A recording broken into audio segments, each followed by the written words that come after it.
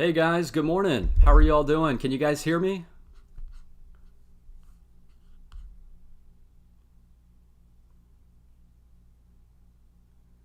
Hey guys, good morning. How are you guys doing? Can you guys hear me okay?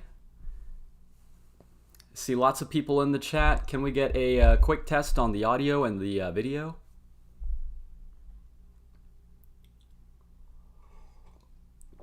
Very cool. Good morning, everyone. How are you guys doing? So I want to quickly go ahead and jump over to the screen here. I guess we're anticipating Charles coming up very soon. Glad to see you all here. Very excited for day 2.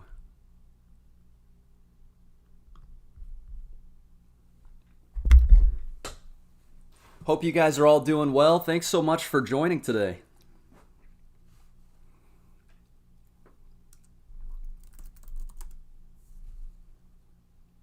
If you guys haven't done so already, please be sure to help support by sharing these links on social media. Go ahead and tweet it out if you can. Let the community know that we're live. So we're listening to Philippe right now. I'm going to go ahead and turn the audio on. Just go ahead and do a quick audio check for me as well. If you could, just let me know down in the chat. Institutional support, we need to make sure that we have solutions which obfuscate some data that needs to be obfuscated, while at the same time providing the immutability effects of blockchain in general. So privacy is one of my top criteria for analyzing blockchain projects in the past and also in the future. We'll be talking about financial contracts in Cardano, the active standard in Marlowe. So Marlowe is that plug and play feature for Cardano. Talking about Cardano and formal methods, and that's going to be interesting. We're going to be talking about CIP process. CIP is sustaining the Cardano improvement proposal, sustaining Cardano through Cardano improvement proposals, which will be great, followed by a network break. After the network break, we're going to hit the science and evidence-based way to build blockchain systems. We're going to be talking about leveraging formal methods for smart contract platforms, research and development. There's going to be a presentation about there is no fork, supporting an ever-evolving blockchain Goguen, and blockchain governance lost in translation. And this is going to be followed by an IOHK and Cardano panel session.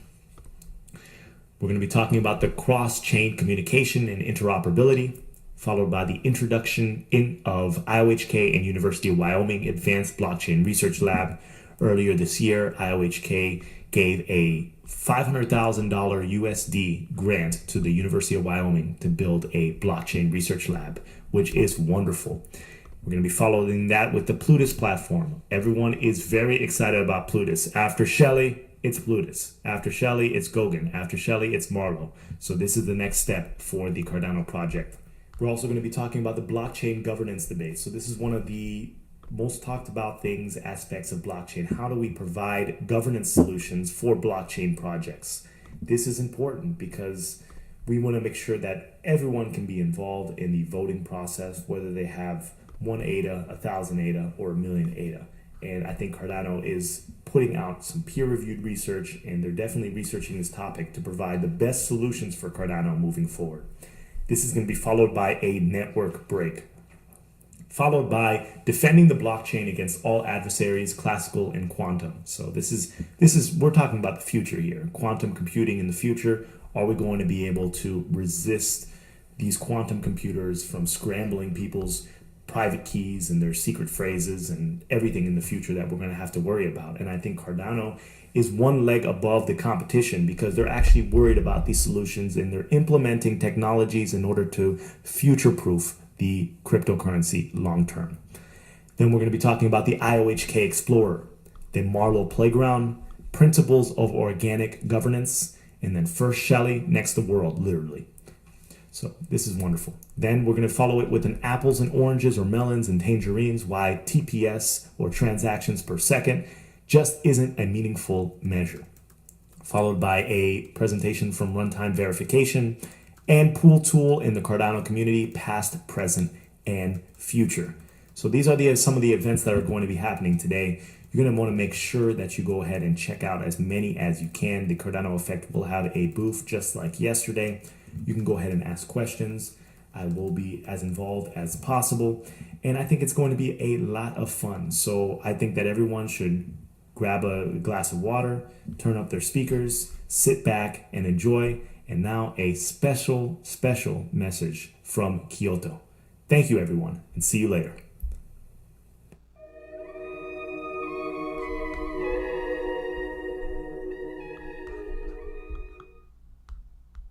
Welcome to the Cardano Virtual Summit!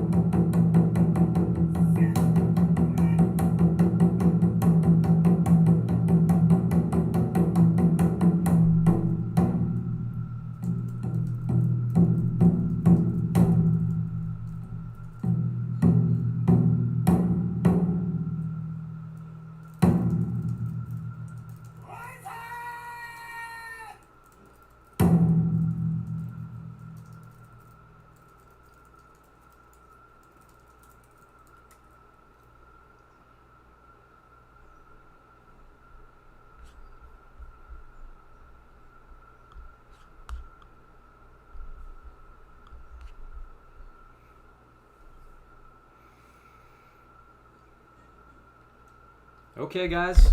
Well, that was pretty exciting. It looks like Charles is going to be coming on here in just a moment.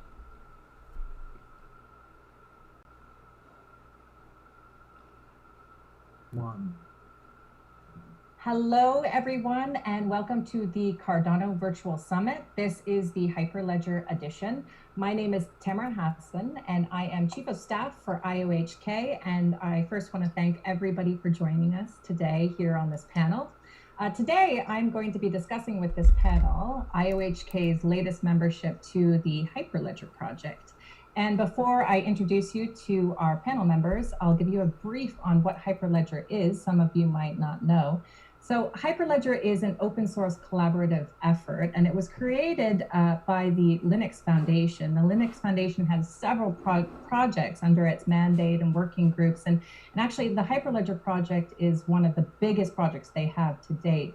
And the group of people that are involved in the Hyperledger project is quite astounding. There's over 150 members of this consortium, people from several different verticals and industries, from the finance world to Internet of Things to banking. People like IBM are part of this. Okay, hold on, guys. So I was looking for Charles. I'm on Twitter right now. It's showing that Charles is actually not in the auditorium where it was supposed to be. We're going to quickly go back to that. They were talking about Hyperledger, so very important, but I want to make sure we get a chance to see Charles if we can. Let's see here.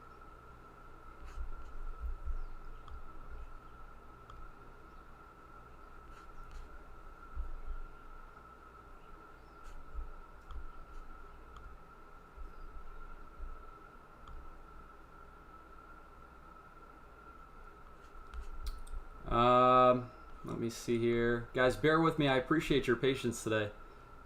Let's see.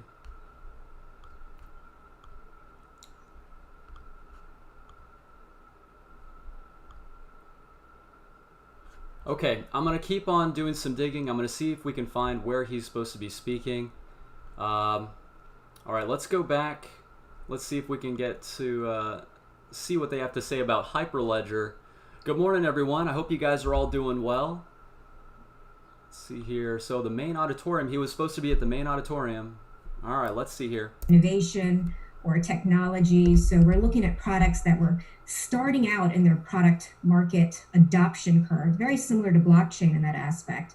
And from a type of vertical market, we're looking at global industrial companies, manufacturing, software, and mostly B2B. So that's a little different from what we're doing today, although you can say us joining Hyperledger is kind of going and looking at that space as well from a B2B perspective. And a lot of the pain points that enterprises face were very similar to what we're doing around with Cardano in terms of applications. So cost optimization, or whether it's profitability, or whether it's user experience. And these applications range from anywhere from IoT to global supply chain logistics, even safety and productivity of people that are in these industries, data security, of course, identity and that kind of thing, and manufacturing throughput, as well as quality. So very similar, but in terms of manufacturing. So thank you once again. I'm very excited to be here. Jerry? Thank you, Aparna. I come from a very similar world as Aparna. I've been in the IT industry for 20 years. I've had the privilege to work on 4 continents, primarily in the business development space. I worked for a company called CSC for about 15 years, which is a big systems integrator. And before joining IOHK, I worked at Dell in their Dell Technology Select space. The 2 biggest verticals that I worked in were primarily manufacturing and aerospace and financial services. And I've had the privilege to be part of probably 3 of the big 4 waves in the IT industry. Before my time was the big mainframe era, started by IBM. So it's quite fitting that Hyperledger has IBM as one of their members. I got into the space basically when it was client server. This is the age of Microsoft and so forth. And before coming to IOHK, I was spending most of my time doing cloud transformations, mobile, big internet plays and so forth. And now it's been a great privilege of mine to be joining IOHK in what looks like is the 4th revolution in the IT industry, which is the Internet of Value or blockchain. And I always felt like I was playing catch up on the previous waves, and for the first time, it feels like I'm at the beginning of one of the big ones. So it's kind of akin to being in the internet phase back in the 90s. When I started working in the IT space, and this is where the big outsourcing wave came in, IT was looked at as a commodity, something to be controlled, a cost to be controlled. Now things are completely different. If IT is not part of the core of your business, you're out of business essentially. And before coming to IOHK, things like chief digital officer are starting to look, as important as CEOs nowadays. So this is an exciting time to be in our industry. It's a unique industry in the sense that it constantly disrupts itself, which is very unique. Every other industry looks to consolidate its place in industry. Our industry just continually disrupts itself, and the big players 5 or 10 years ago are either small players now or don't exist anymore. And it's exciting to be part of one of those disruptors. So on that note, I will pass it to Romain. Thank you. My name is Romain Perrin. I'm the CTO of IOHK, like Tamara presented. I founded 3 startups since 2008. I held both CEO and CTO positions in those.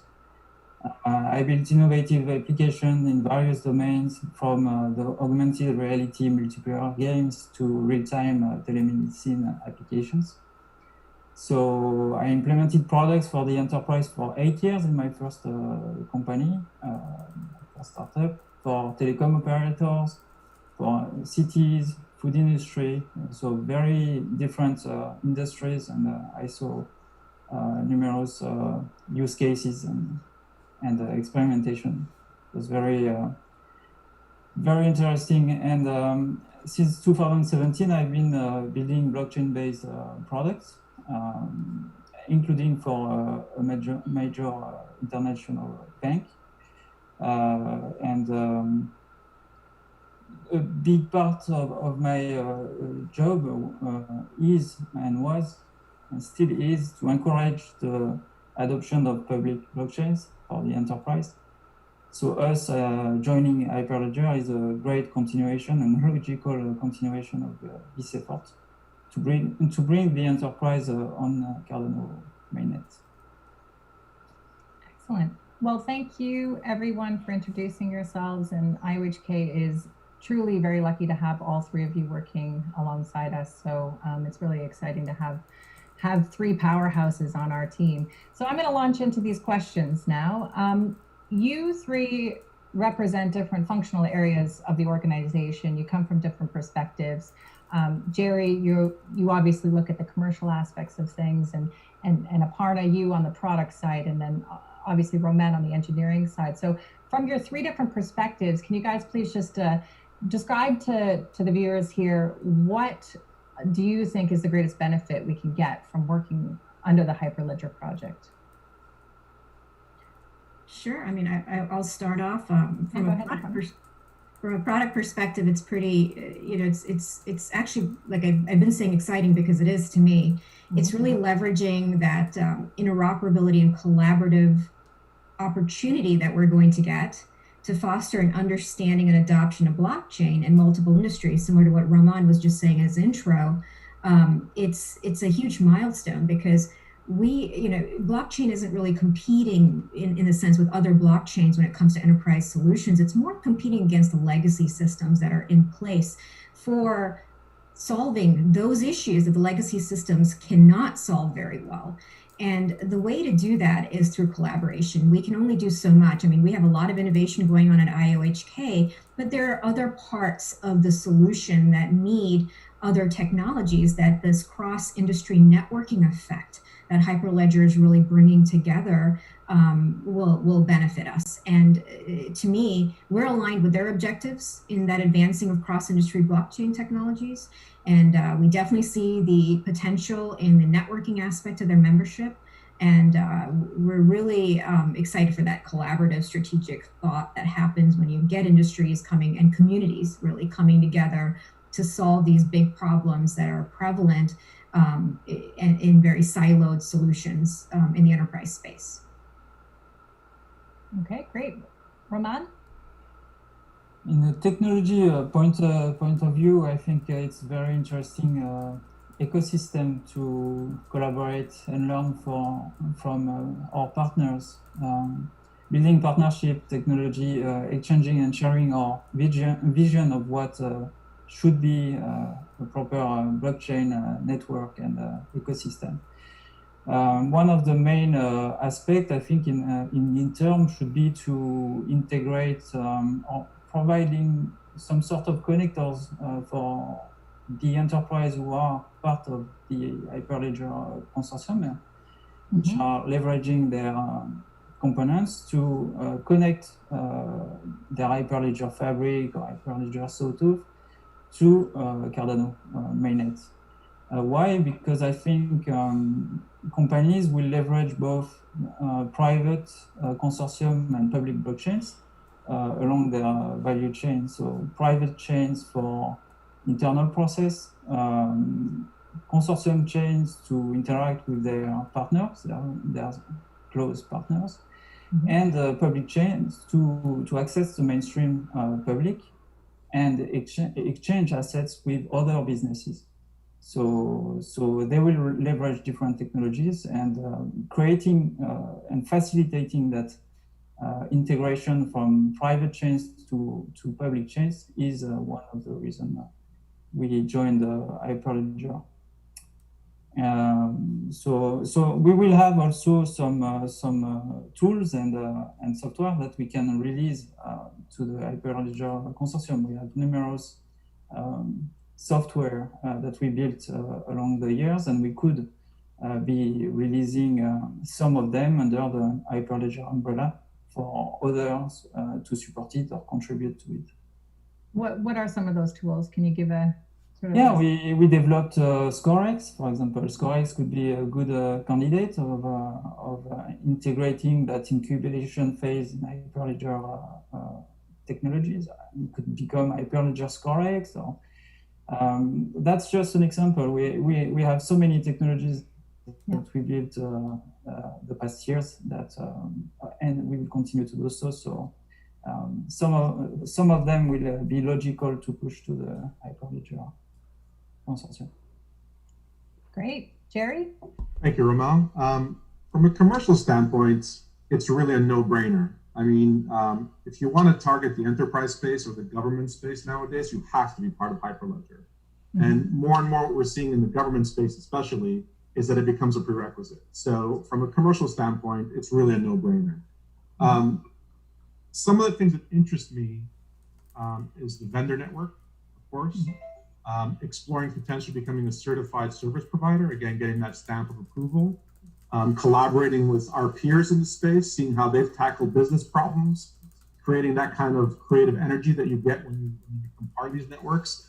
What I'm most interested in is to discover the value that I don't see out of the gate, because it's often what happens when you work with very, very intelligent and creative people in a space that are tackling similar problems are the unknown unknowns, right? The things you discover by becoming part of that. So I'm very excited to see what other value drivers are out there that I've missed out on. And lastly, I think, again, going back to the waves of IT and so forth, history doesn't repeat itself, but it often rhymes. And so coming out of the cloud space, I see very similar trends, right? So what happened in the cloud space is that everybody thought it was going to be AWS, right? This was going to be the killer cloud, and it was going to get swallowed. Everyone else was going to get swallowed by them. What ultimately ended happening was a multi-cloud world, because everybody tackles things in different ways. There's a competition and so forth. And I think in the blockchain world, maybe I'm getting a bit ahead of myself here, but I believe we're going to end up in a multi-chain world, just like we have a multi-cloud world. And being part of consortia like Hyperledger kind of accelerates that process. And I think to Romain's point about connectors interoperability, that's going to be a huge part of the future. And this is why it's such a powerful thing to be part of a consortium like Hyperledger. Okay, thanks, Jerry. Thanks, everybody. That kind of leads us to our next question too. So, what verticals do you guys see as adopting this technology? You talked about a multi-chain blockchain and so forth, but let's get into specifics about verticals here and who will adopt this technology fastest. Or Jerry, maybe you can start us off with that. Yeah, sure. So what I've been seeing, not only from interactions with clients and enterprises, but also from the third-party reports from people like Deloitte and so forth, is that the adoption of blockchain is gaining steam and momentum. Most enterprises have adopted in some respect, and they're looking at adopting it more and more. There are some obstacles to adoption, right? There are things like one of the big ones is replacing legacy systems and legacy organizations. I think that's a massive transformational effort that needs to happen, because basically a lot of the middlemen that existed before no longer need to exist because of blockchain. And any organizational change takes time. So on the big enterprise side, I think that's a hurdle to adoption. I still think, and maybe Roman could comment on this a little bit further, I still hear about security issues, security problems. You know, people think that it's because it's cryptographically secure that it's completely secure, but there does seem to be security concerns that I hear about, and they're still reticent about adopting it until those concerns are resolved. Regulatory clarity and standardization, right? So there's still some regulatory vagueness about our industry, and that makes a lot of enterprises uncomfortable. But I believe that as these problems get resolved, adoption will accelerate. And just to get back to your original questions about verdicts, broadly speaking, I think where blockchain provides the most power is in federating networks, right? So where we've seen the biggest traction is primarily in financial services, right? They have a lot of cross-border issues they need to resolve and so forth. Supply chain is another big one. Again, they have to federate between different networks they don't trust necessarily. So creating that trust ligament, you know, through a blockchain is hugely powerful. That's why we've seen a lot of adoption, early adoption in the supply chain. And then kind of in the segue, healthcare, right? Because they also have massive networks of hospitals and supply chains and pharmaceuticals, and traceability and trust is such a huge component of the healthcare industry. Those seem to be the big verticals that are adopting it right now. But as adoption accelerates, we'll see other verticals come in as well. But those are kind of the big ones that I see. Aparna? Yeah. Yeah, so I echo some of Jerry's thoughts. When I think of adoption, I think of one thing, you know, Fortune 500 and 100s, no matter how fast they believe that they can move when it comes to adoption, they're kind of stuck on inertia a little bit. You know, when systems work, even though it might be antiquated, time-sucking, and it might take up a lot of money from an ecosystem to continually maintain, they're not going to make changes very, very quickly. So adoption happens when they're pushed to adopt. There are a couple of reasons this might happen. The biggest reason that I can think of is usually happens to be compliance or regulation-driven industries, where they don't have much of a choice. They need to think about a privacy situation or a data security situation where immutable information is key, or a government mandate. Like an example of that is the DCSCA. It's the Drug Supply Chain Securities Act, and the FDA. This is the North American USA mandate that every drug is going to be tracked and serialized by 2023, 2024, something around that time frame. That act, and it's going to a couple of different, and Hyperledger is associated with some of these things, but basically building a system of trust there where everything can be serialized and checked is going to require blockchain. And it's actually one of the recommended mandates in that proposal, in that RFQ, where you need to go do that. So it's pushing companies to think outside the box. And at my previous company, I was looking at that and actually evaluating blockchain from the other end. So that's the only way I could have seen that we would have adopted it. And if putting myself in the previous shoes, if there was a way around it, I would have tried to figure out a way around it. So it's really, in my opinion, comes to inertia, and the verticals that I feel are going to adopt it faster are regulation and compliance-driven applications. Something around supply chain, IoT for sure is one of those areas, because it's a lot of information from a lot of disparate locations that needs to move very, very quickly in a secure manner. And of course, DeFi and some of the more decentralized financial applications that are out there. Great. So it's not really, it's not just a solution looking for a problem. There are real problems here that blockchain technology can solve. It sounds like there is a push there that is happening. That's great. Romain, please. Yeah, I mean, first, I think the enterprise doesn't know or understand what is blockchain. They always refer to a database, and it's not a database, it's actually a trust platform. It's decentralized, it's immutable. No one owns it, no one can tamper it, can modify it. Enterprise can transact and interoperate with basically peace of mind.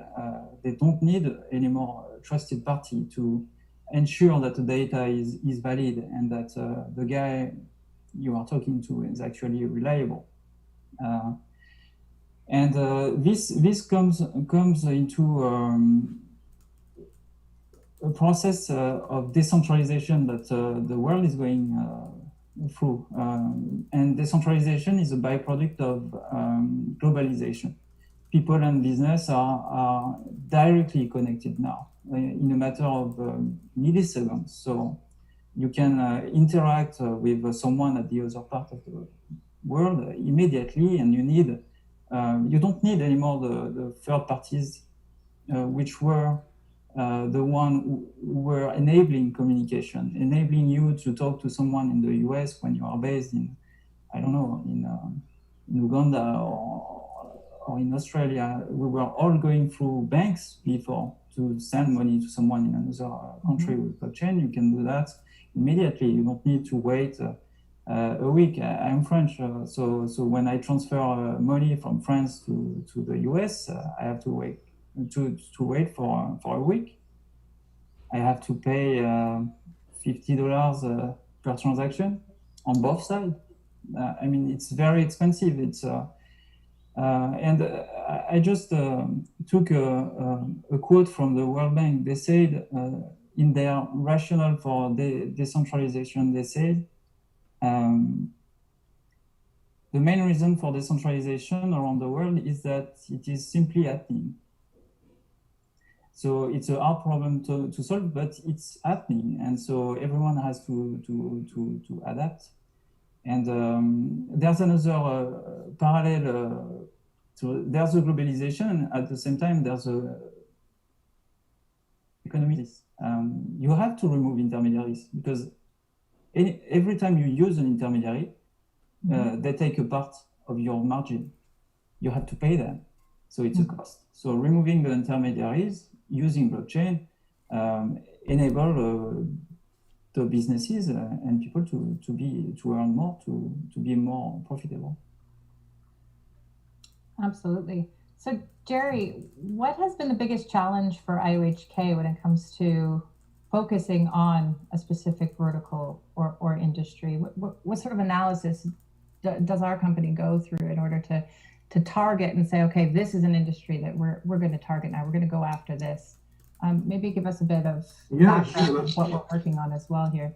Yeah, that's a great question. I mean, our industry has been in experimentation over the past few years, right? So in terms of early adopters and early cases, it's been very opportunistic, I would say, right? In the sense that, early industry, people get part of the industry, and we've kind of latched on to opportunities that became available to us based on the networks that were built, right? Yep. And also based on the availability of product features. So where we primarily started from in terms of a use case perspective. So anytime you think of coverage, right, from a commercial standpoint, you really have to think of it from 3 axes. The first one is what product or offering do you have that you could sell? The second one is what vertical industry are you targeting?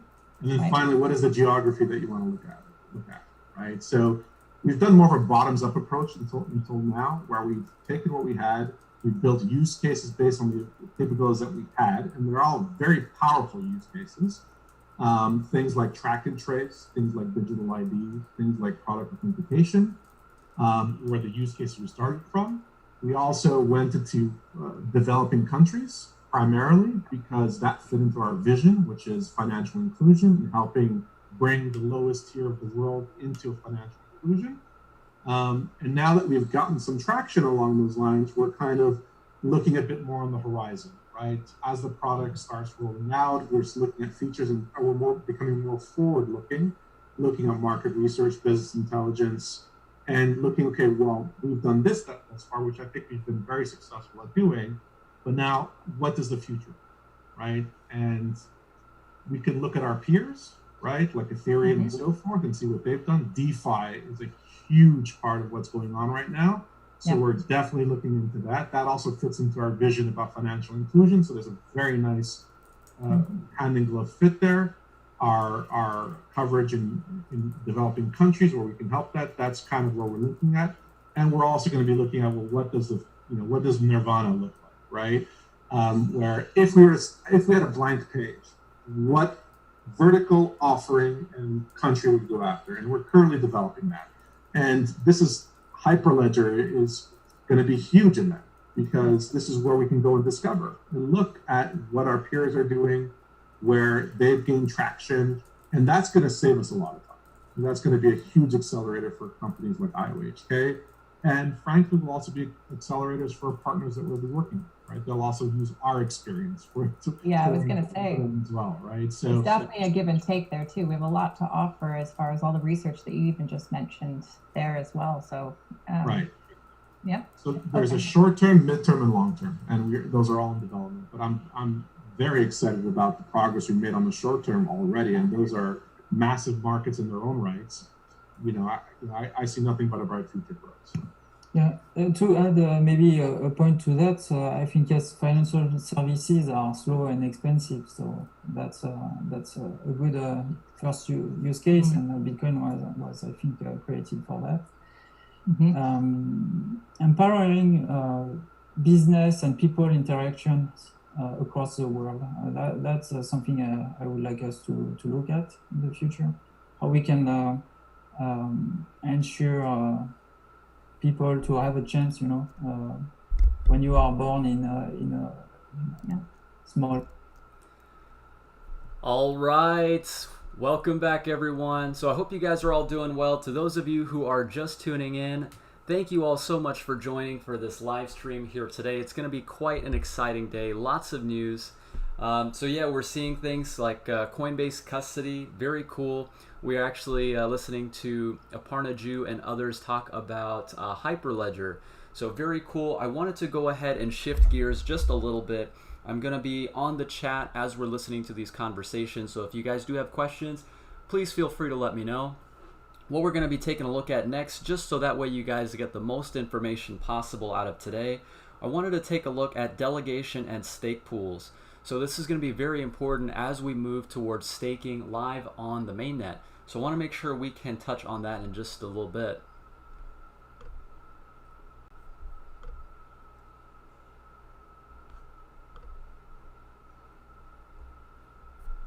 And also, how do we make it publicly verifiable so that everybody can check that, for example, Mario has delegated to stake pool A, whereas I have delegated to stake pool B, without any additional information from the users.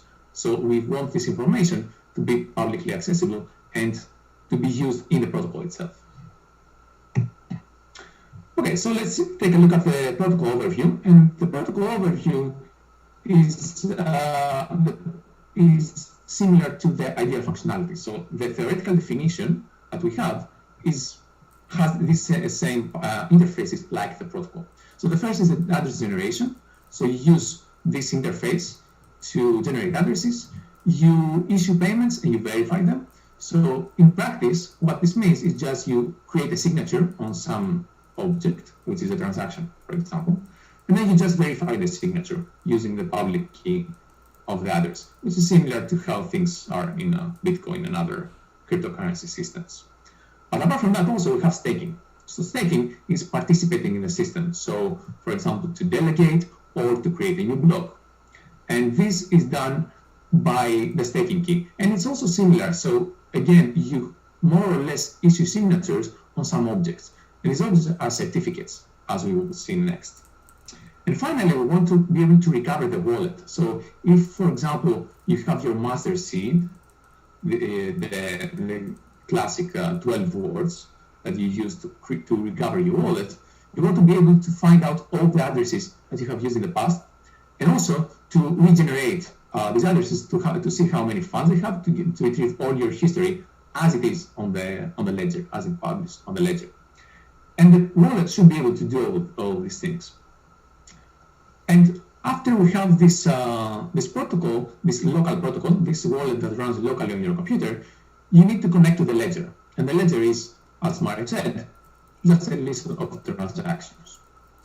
And by connecting the theoretical, this notion of the wallet to the ledger, you practically have a full proof of stake system. So a user, it's an end-to-end system where a user connects to the ledger and can do any operations they want with it. Let's take a deep dive now in the address generation.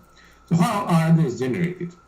So in order to do it, you ask for your wallet to generate the address. And the wallet has a master key. This is the master seed I was saying, the 12 words.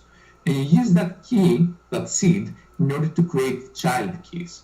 So it's similar to the hierarchical key generation that you have in Bitcoin, where from a single key, you can create multiple other keys, and then you can recreate them. So this is a deterministic process.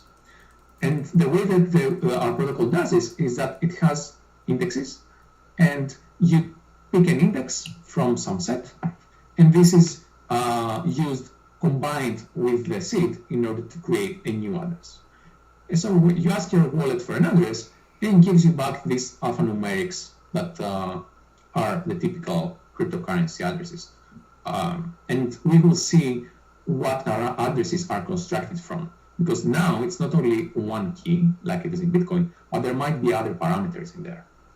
And specifically, there are for sure two keys, the payment and the staking, and there might be some metadata. So what are the various address types? So when we were working on this protocol, we wanted to be able to have flexibility on how to use addresses and how to create addresses. So first of all, you have each address is linked to a single payment key.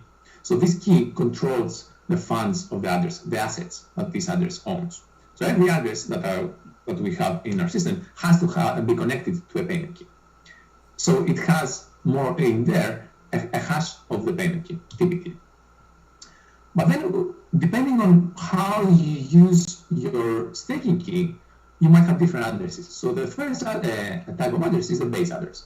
And this is what you can imagine is just the more standard address, where in the same way that you have a payment key, you have a staking key. You have its hash, and the address is practically the concatenation of the hash of the payment key and the hash of the staking key.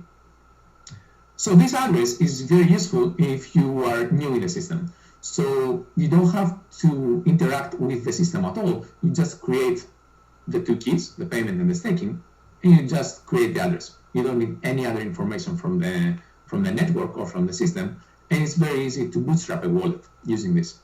The problem, though, is that these are long addresses.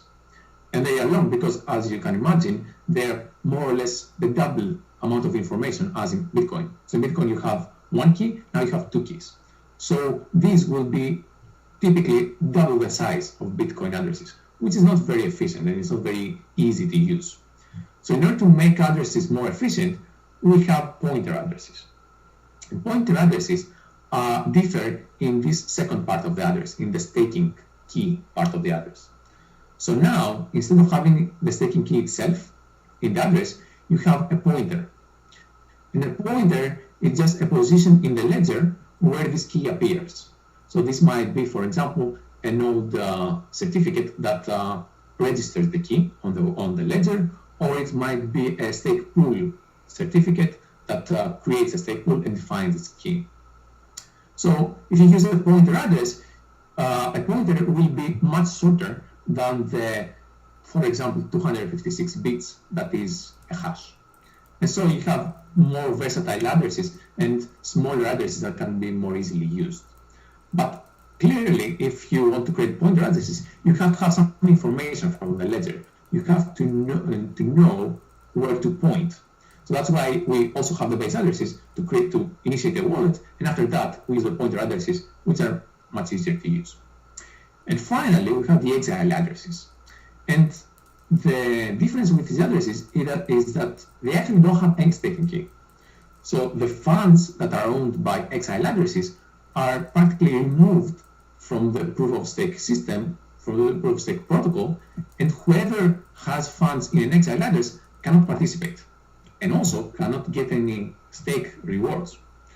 But the reason that we want these addresses, or we might want these addresses, is for the case of exchanges. So an exchange, although in an exchange you usually give the funds, you give the exchange the assets, and they own them. They don't own them legally, but they own them in practice. So they have the keys to control your funds. The problem is that because the exchange does not legally own the assets, it might try to attack the system. And usually, one of the reasons why a user might not want to attack the system is because by doing so, their own funds will lose in value. So if you attack, for example, Cardano, the ADA that you buy in order to do this attack will lose in value. So you will lose on your investment. But the exchanges don't have this problem because the exchanges can try to attack the system using the client's funds. So they don't assume the risk of losing the value of the assets because this risk is pushed to their clients. And that's why it might make sense for users to require from an exchange to use exile addresses in order to make sure that the exchange cannot attack the system in the way that I described. And now let's go to malleability. So malleability is an interesting notion. It's been observed in many cases in cryptography, and actually one of these cases was for Bitcoin, where we had malleability of transactions. All right, guys, very cool. So talking more about the technical things regarding Cardano.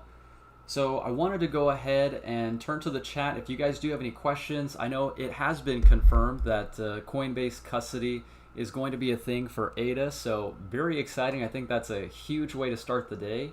I wanted to go ahead and see if we could move on just to get some more variety in our session today. We've actually got a segment with Cardano in Africa. So Cardano is doing incredible things with the African continent and trying to bring adoption for blockchain technology. So I wanted to go ahead and quickly jump in there. We're going to be joining Joshua Akpan.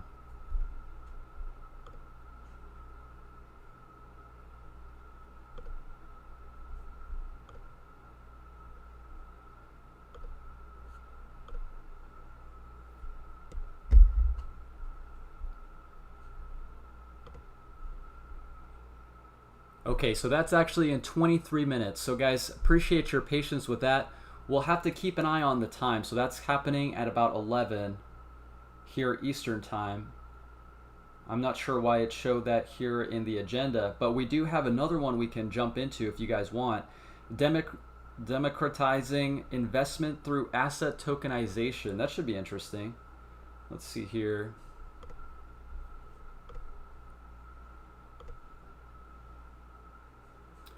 Okay, and that also starts in 22 minutes. So guys, I'm not sure how they've laid out this agenda. They've got the times a little bit different. Let me see here. That may have been the reason why we weren't able to catch Charles at the beginning. If you guys haven't, I did go ahead and retweet that conversation regarding Coinbase. Charles had mentioned more details regarding that. If you guys do want to check it out, you can go ahead and check it out at my Twitter at Kaizen Crypto. So let's go back to the conversation talking about Hyperledger with Aparna Jew. I think the audio quality on that segment is a little bit better, so you might find some more value from there.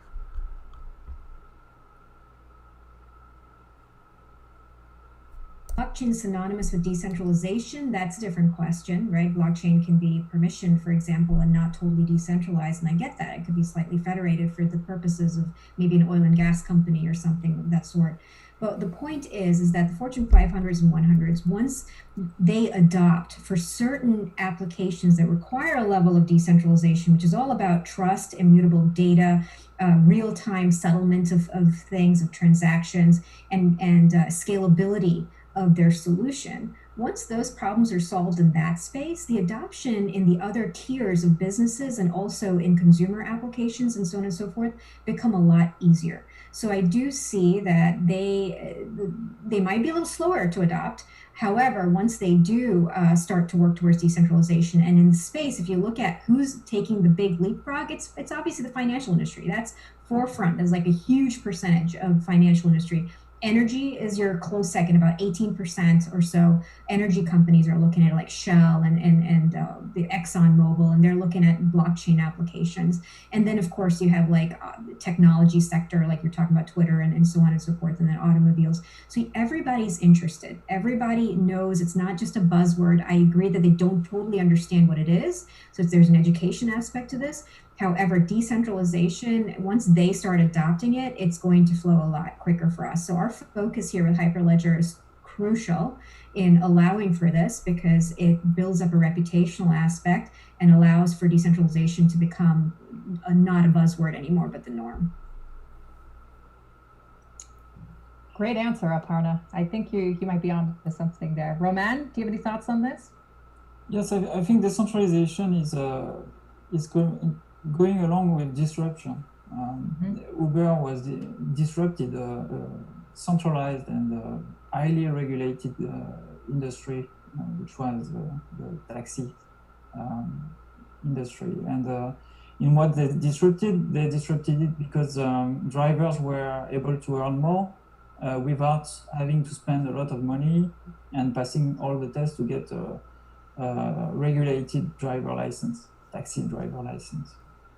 So they disrupted an economy, actually, an industry. And if you look at Facebook, they understood that. They looked at Uber destroying an industry. Facebook is an industry now. So they already know that they are going to be disrupted. So they disrupt themselves. For Libra, what they proposed is actually to go down one layer. They were on the service layer. They went down to the platform layer to allow new service to be created on top of them. And now they are going to the network, to operate the network, to send transaction, to become basically a node operator. Because they know that it's the only way for them to survive. And I think more and more businesses will understand that. If you look at the patents, for example, the top 10 enterprise that are actually owning a blockchain patents, you have 3 banks into that, 3 IT solutions provider. So you in banks, you have Bank of America, Capital One, for example, and IT solutions is IBM, Dell, and Accenture. I mean, if they are already prepared. They already are working on it. So we saw Intel and Walmart depositing a lot of patents recently. So they all understood that, and we are in a strange moment where blockchain has no adoption, but a lot of people are working on it. So I guess the adoption is coming. That would be my guess. Jerry, do you have any closing thoughts here on this? Yeah, I mean, I'll agree to disagree because I think everything that was just stated are acts of centralization, right? Patents is a way of controlling, right? And the idea of blockchains, there are no patents. Facebook is trying to control the network. China is trying to control the network. Uber is trying to control the network. When you have a truly decentralized application, Facebook is gone and Uber is gone. It's controlled by a community. It's not controlled by an enterprise. I think it's fundamentally different. That's so I agree that they're trying to adapt, but ultimately I think it's a different business model. Right? Look at Microsoft, for example. Microsoft was supposed to be disrupted by Google. They are still around.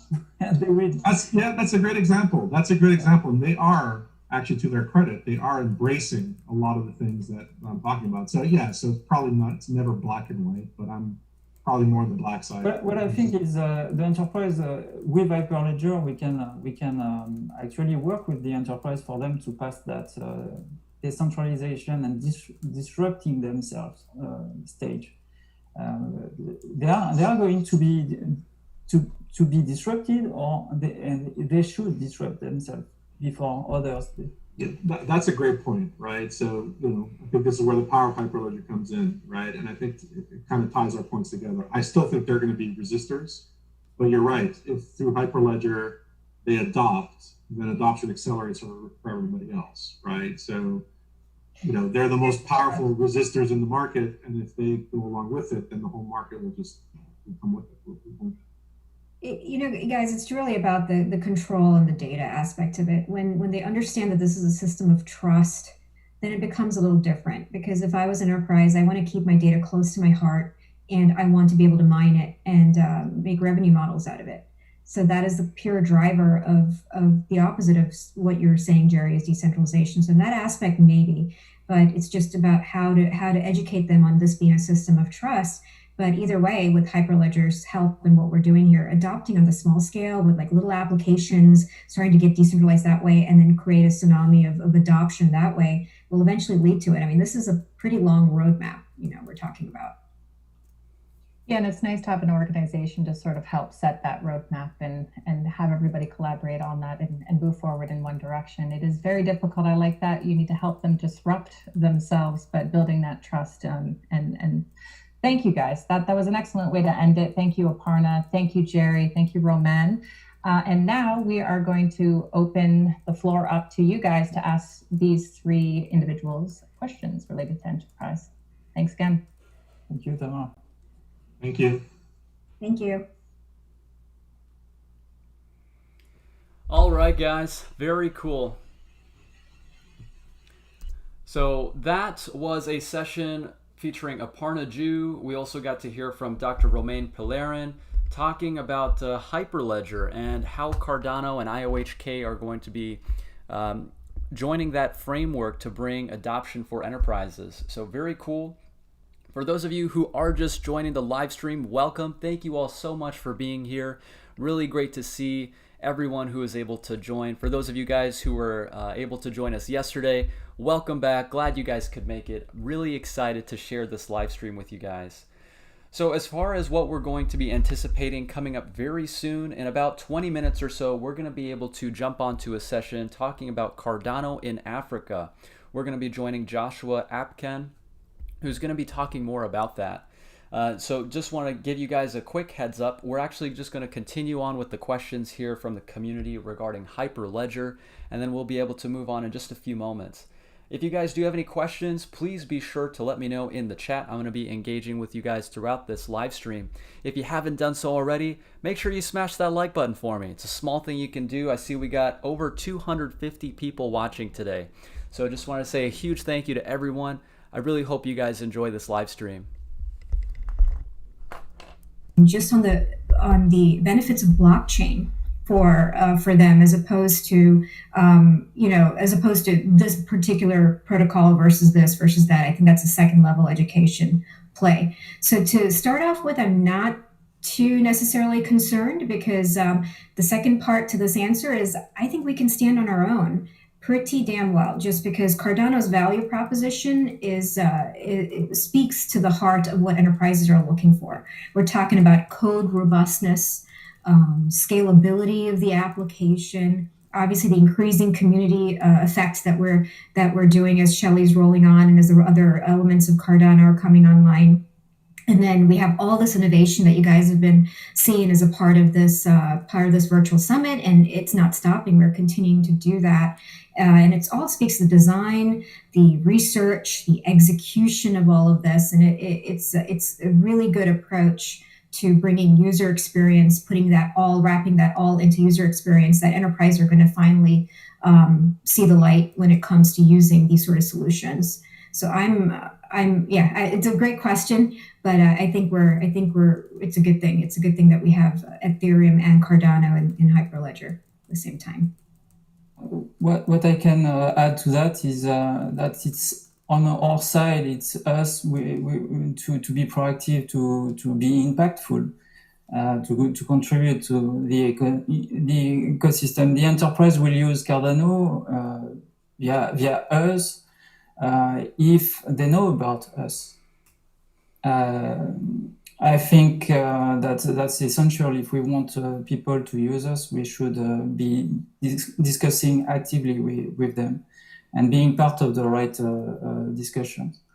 I'm really happy that Ethereum actually opened the way for the public blockchains to be part of Hyperledger. I think it's a great initiative, and we are going to push hard as well for the enterprise to use the public blockchains, because again, I think they will be using a combination of private chains and public chains. We'll work with the Ethereum ecosystem to build bridges between Cardano and Ethereum communities. Through transaction, but also through the smart contract layer. We have different smart contract layer.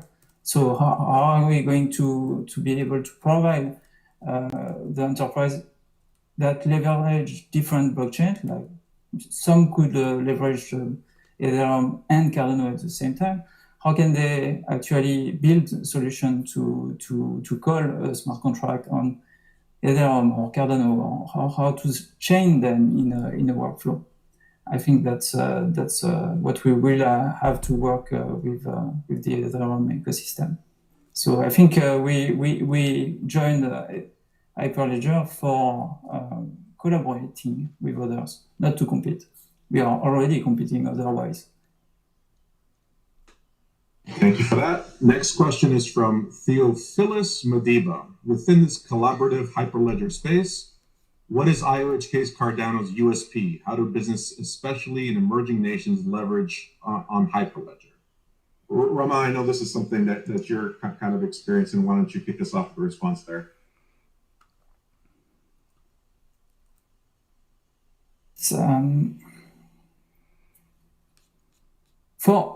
Can you repeat the question? Sorry, I got disconnected a moment.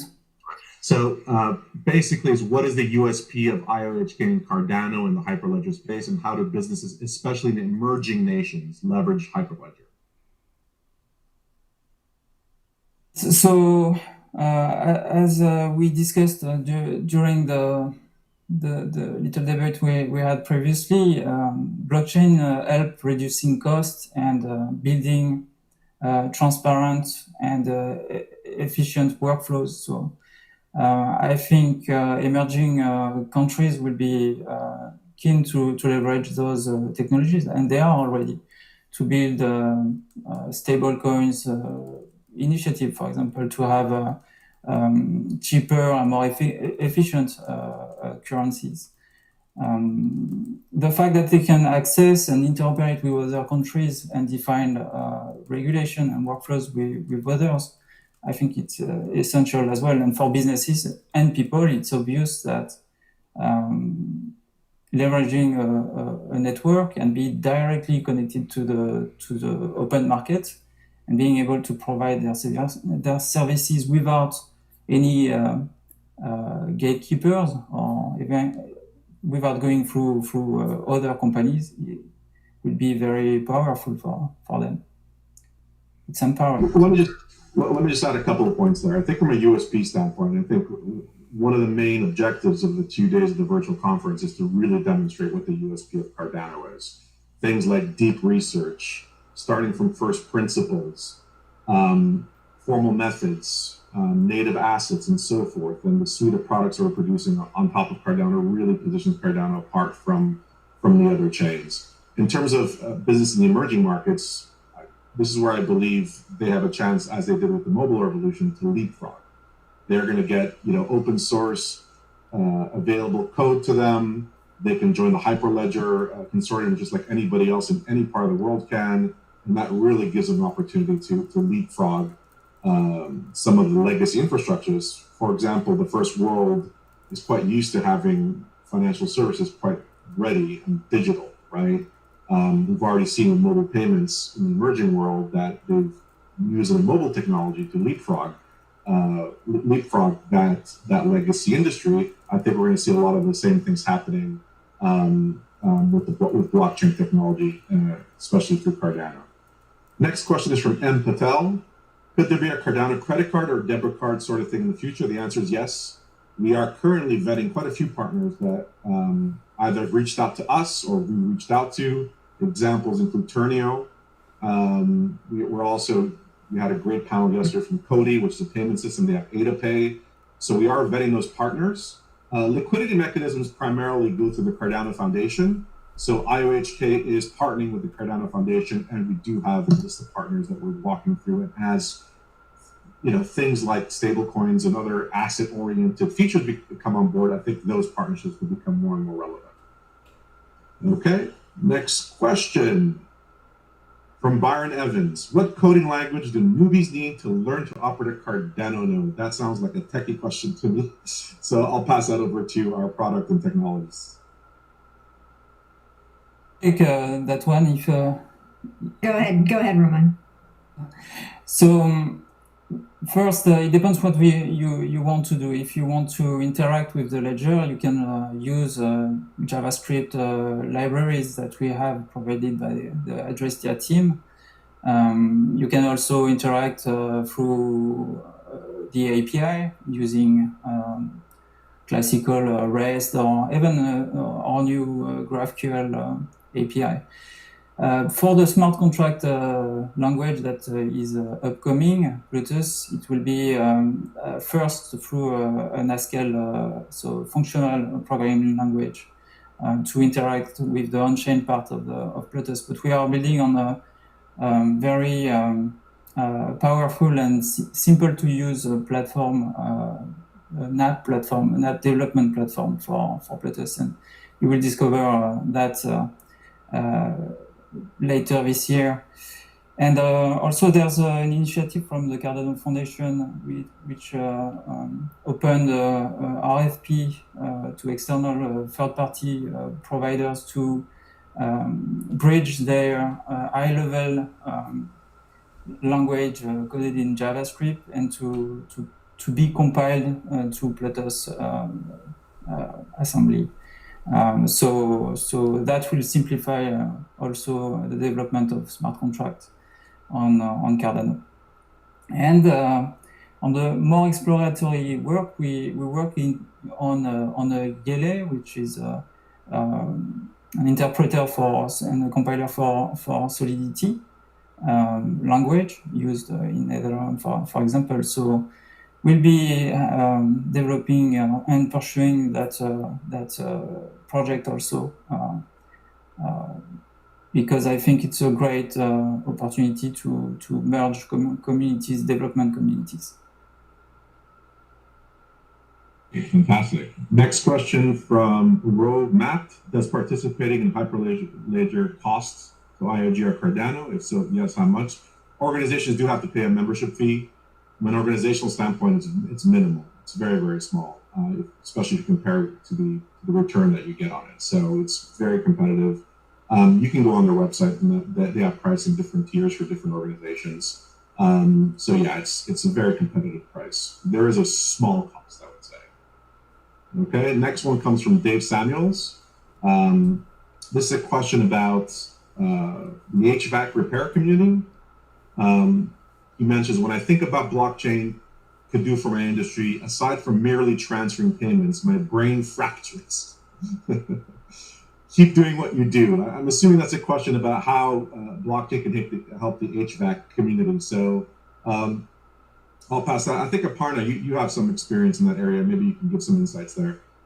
Yeah, it's small to medium businesses. Actually, there's another question that ties in pretty well with this I saw around decentralized unions and worker organizations. I think it's in the same vein. If you are a person with a skill set that you'd like to contract out for payment without belonging to an organization or belonging to a smaller organization, bypassing certain layers, I think blockchain is a wonderful opportunity to do that. It's decentralized on-demand skill set and contracting people to be able to do it. So yes, the payment aspect makes sense, just like David talked about with just transferring payments and so on. But there's also something else around credential verification, as you've seen with the Prism piece on the blockchain, as well as contracting out your services directly peer-to-peer or peer-to-businesses or whatnot. Lots of opportunity there. So would love to continue this conversation, as keep keep coming to some of the other sessions that we have today, and then we will continue to put this out during our product updates monthly because it's a great question. Dave, thank you.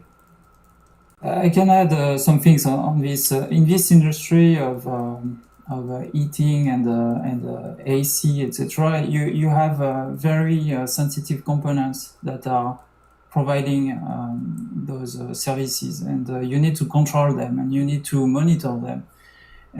Some of them are even tied to regulation and to obligation. For example, in Texas, it's illegal to have your AC down more than, I don't remember exactly the name, but let's say 24 hours, because it's so hot that people could die from it. So being able to trace that and to record those information in a specialized blockchain and having an aggregation of that in the public blockchains can be very interesting to build a regulatory workflow and also monitoring solution to help people. I mean, it's a problem if a system is defective, and we need to be careful, and this is these use cases are life threatening, so important to put on chain. I think that's about the time that we have to answer questions. There was a question from Umed about the World Bank and so forth. We are actively looking at the World Bank. They primarily work with non-profits, so that's primarily a Cardano Foundation activity. We work in partnership with them, and we continue to do that. Umed, I'll reach to you offline. One thing I want to leave it off on, we didn't put in the questions, but somebody said French guy, and Romain's not the only French guy on this call. I'm also from Montreal, and so I think I'll leave it with Vive le Québec, Vive la France, Paris je t'aime, Montréal je t'aime. Exactly. Nice, guys. All right, thank you everybody for watching. Thank you. Merci beaucoup. Okay, very cool. So guys, that was a quick segment talking about Hyperledger. We've got a couple more segments coming up here very soon. It looks like we can go ahead and jump on to Cardano in Africa with Joshua Akpen.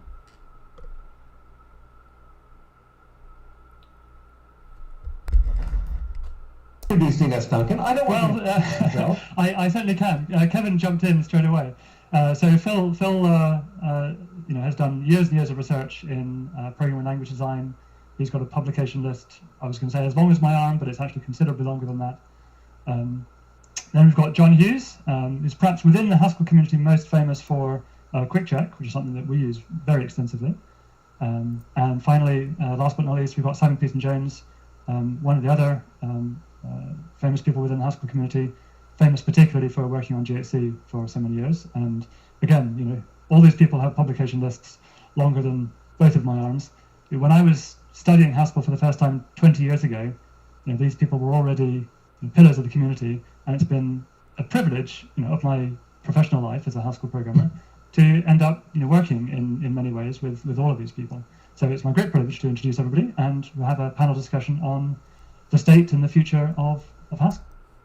Okay guys, my apologies. It looks like the time is different from what we have on the agenda here. So just a quick overview. This is actually going to be a conversation talking about Haskell. So this should be very interesting. We're here with Professor Simon Peyton-Jones. We've got Dr. Kevin Hammond, Duncan Coots. So lots of top minds in terms of the development for the Cardano project. They've got things a little bit different here on the agenda. So bear with me. I'm doing my best to just see if I can facilitate this. If you guys do have questions, go ahead and let me know down in the chat. I'm going to be engaging with you guys here as we're listening to these different sessions. He taught me Haskell. There's several of them. That's great, yeah. I should just point out that apart from the three people circled in red, you can try to guess who they are. I hope people won't guess which one is me, because that's quite embarrassing. But if you look next to Simon on the bottom, just to Simon's left, which I think is your right as you view it, is Paul Hudak. Mm. And Simon, John, and I, and Paul were the four different editors of the Haskell report. And Paul should be in this session, but he died a few years ago of cancer, which we were all very sad about. But Paul made an enormous contribution to functional programming and to Haskell. And I just want to take this moment to remember that he was the 4th editor, because Paul should not be forgotten. Thanks, David. So now you can give us some questions. Move on to the questions then. I think perhaps we can start with that general one. So Simon Thompson asked us, thinking back to how Haskell evolved over the last 30 years, can you think of one thing that you would do differently? It might be a technical issue or something to do with community or process, for example. Who would like to take that one on first?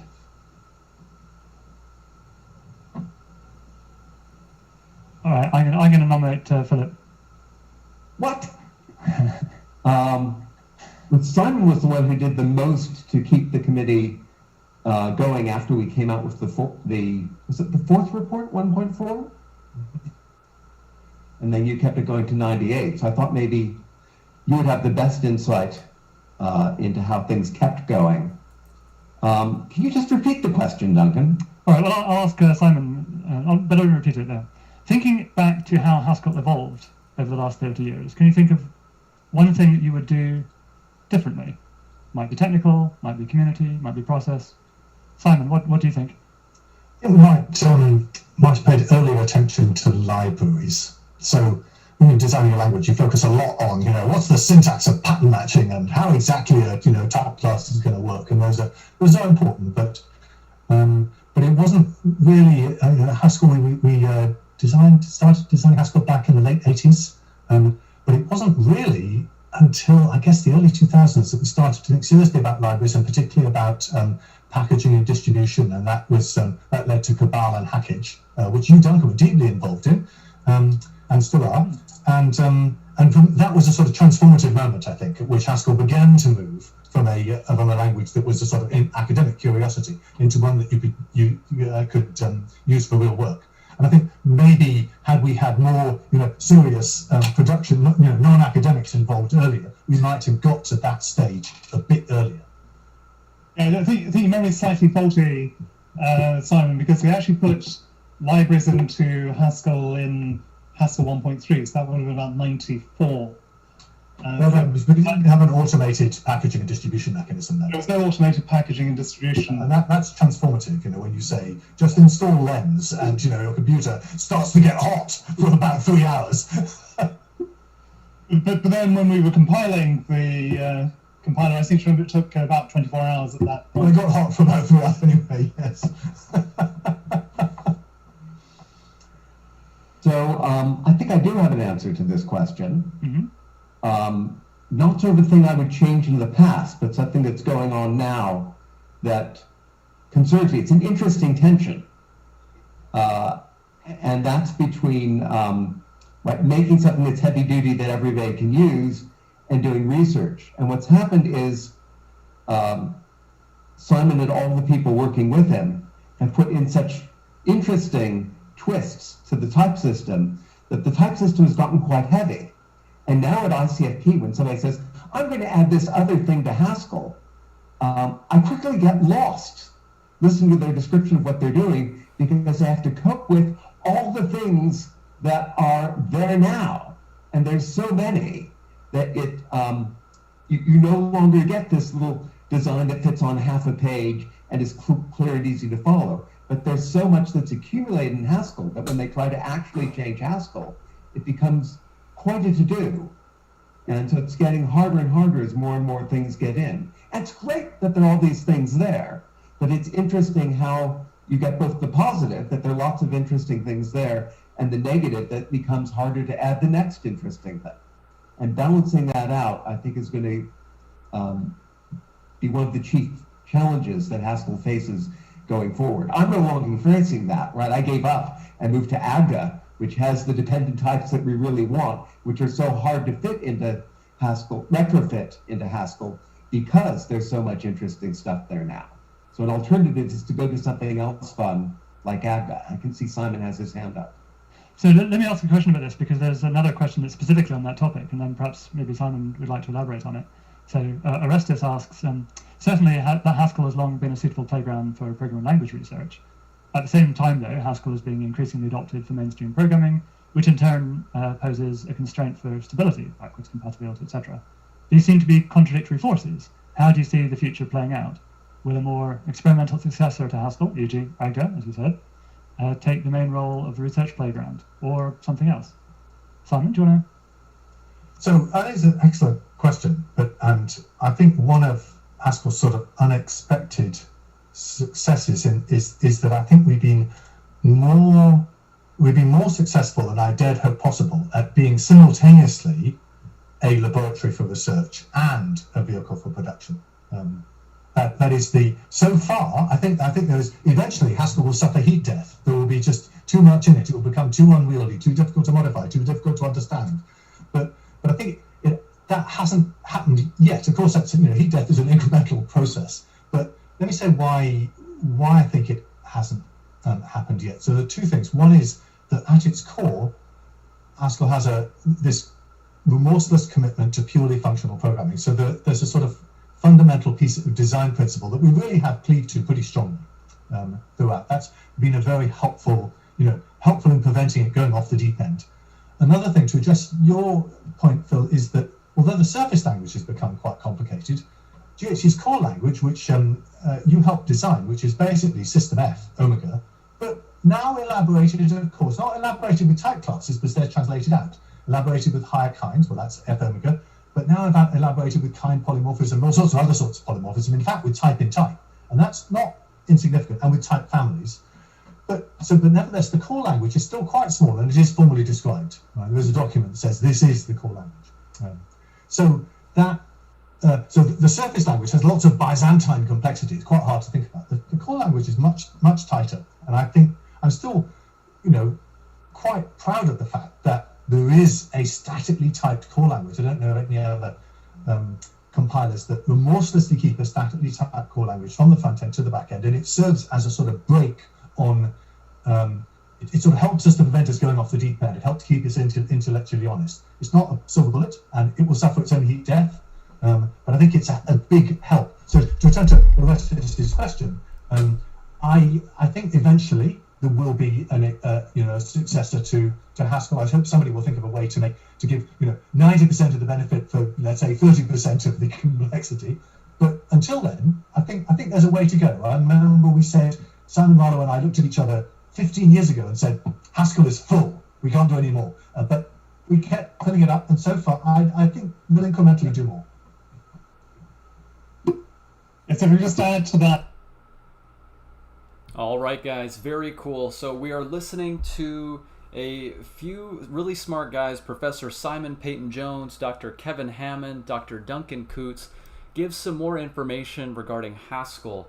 So I wanted to go ahead and jump to a different session just to make sure we can keep things interesting as far as the content that we're viewing here for this live stream today. It looks like there is actually a segment talking more about smart contracts, so I wanted to see if we can go ahead and quickly jump in for that one. Looks like we're going to be joining Alex. Back to the future, smart contracts in the extended UTXO model.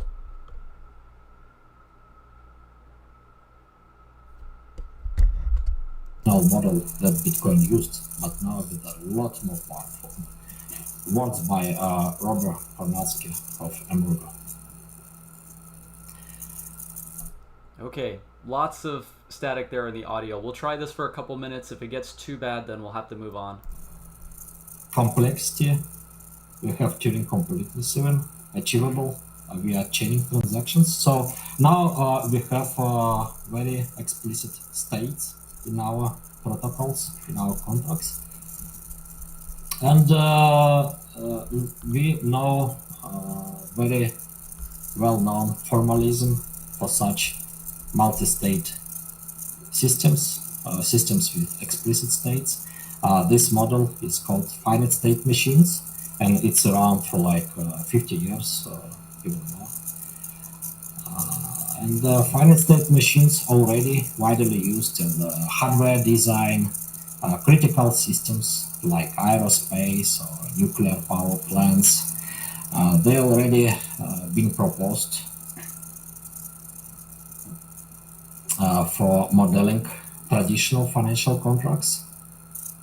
They're also used in software, especially in such non-trivial pieces of software as compilers, parsers, and so on. And recently, there were some proposals about using smart contracts, about using finite state machines, in smart contracts. And finite state machines, as you can see, is a very well established approach where we need to tame complexity. And taming complexity is good to achieve better security. Okay, and not only so, finite state machines are good for simplifications of design. They are good for visualizations. There are many visual languages, diagram languages based on finite state machines. And finite state machines also about very well developed formal verification techniques and tools. So here on the picture you see example of finite state machine for blinded auctions example. Okay, so we have the UTXO model redone with now more capabilities given to the scripts protecting one-time coins. Okay, so we have good formalism, so finite state machines, and not only, by the way, but what's achievable? So what's already done and what will be achievable in future, right? So let's talk about capabilities of the extended UTXO model. So let's start with Ergo, right? So in Ergo, we have UTXOs, right? We have transaction with many inputs and outputs. We have one-time coins, also known as unspent transaction outputs, or in Ergo we also calling them boxes, right? Okay, guys. So as far as what he was talking about, there is just some more details regarding smart contracts with the UTXO model that Cardano supports. The audio quality wasn't the greatest there, so I'm going to go ahead and see if we can continue with a different segment. Let's see, there is another segment talking about IOHK's authentication solution with Carlos Vargas Montera. That should be very interesting. Let's actually see if we can jump in for that. For those of you guys who are just joining us for the live stream today, I hope you guys are all doing well. Thank you so much for joining today. It's going to be an action-packed live stream with tons of announcements and lots of exciting things to talk about. For those of you guys who haven't heard, there is an announcement from Coinbase Custody. I don't believe that there is a listing just yet, but you will be able to stake your ADA using the custody solution from Coinbase. If you're interested in knowing more about the details regarding that, you can check out my Twitter. I retweeted a video from Charles talking more about that. So if you haven't already, be sure to check that out. Let's see if we can jump onto this next segment, IOHK's authentication solution. There's value for the end consumer, and there is value for the brands if we decentralize product authentication. All right, so let's talk a little bit about the specifics of the solution. First, Atala Scan offers traceable products to the consumers. We'll talk a little bit about this. It is made accessible, the process of authenticity is made accessible to the end consumer through a mobile application that can fit seamlessly into the existing process. Obviously, this specific point will change depending on the product, depending on the process, depending on the industry, depending on the geography, depending on regulation.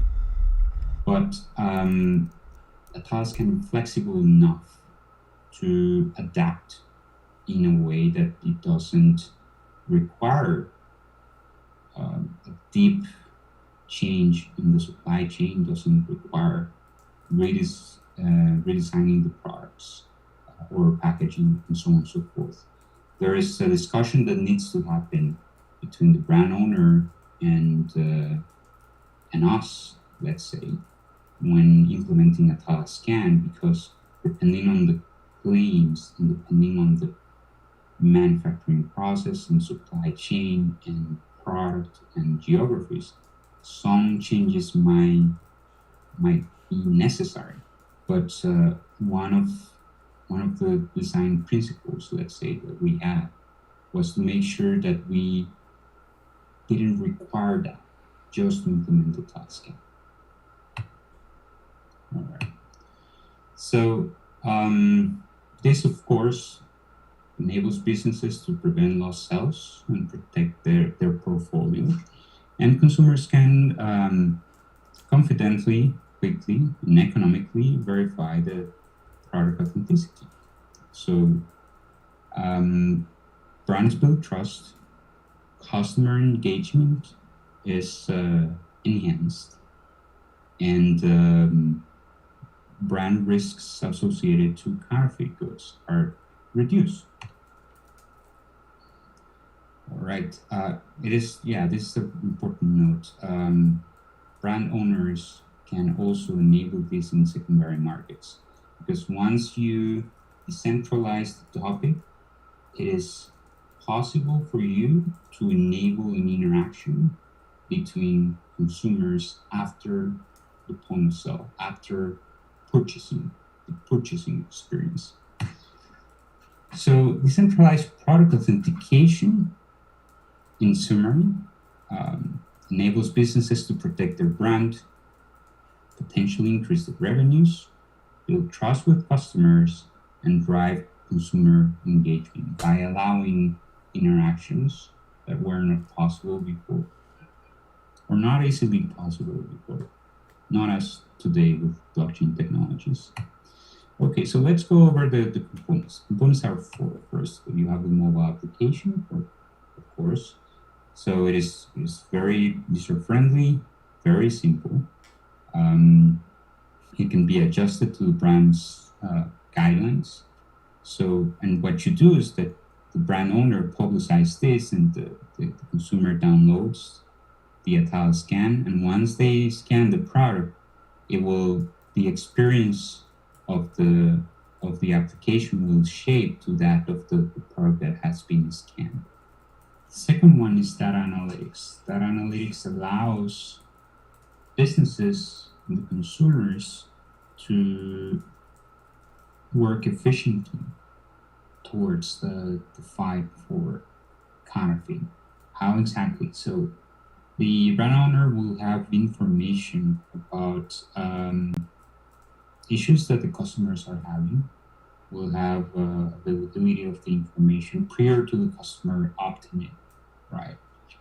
Prior to the customer opting in, they will have information that the customer decides to share about where they scanned, if they scanned a product that could not be authenticated, they can share information. And this information will be anonymized and aggregated, so the brand owner can work towards a more efficient anti-counterfeit effort. So it is a feature that allows the consumer to know a little bit more about what is happening, and also the brand owner to know a little bit more about how, if consumers are having issues, are being exposed to too many fakes, and how, and etc. So the third component is in-app messaging. In-app messaging brokers the relationship or the connection between the the business and the consumer. And this is important because it's not like you let go of an application out there and people would know exactly what's the best way to contribute, or know exactly how to make sure that the authentication was done properly. So we have the mobile application that allows us to bring this set of capabilities to the end consumer. We have data analytics that makes the entire process more efficient for the two participants, brand owner and the end consumer. In-app messaging to broker that connection between these two players. And the hardware integration library is the fourth component that allows Atala scan. It enhances the adaptability of the solution because it allows Atala scan to integrate itself with different hardware components that can be applicable to some products and not others. So there's not a universal hardware solution or a universal solution for authentication, for actually being able to make a claim about a product. We utilize blockchain in the backend. The hardware components are a fundamental part of the solution. And being able to integrate yourself with multiple components with different vendors is key if you want to be adaptable to different types of products and different brands. All right, so let's talk about the core technical features. This is, the Atala scan is one application, yes. But we allow the brand owners to customize the experience once you have scanned the product.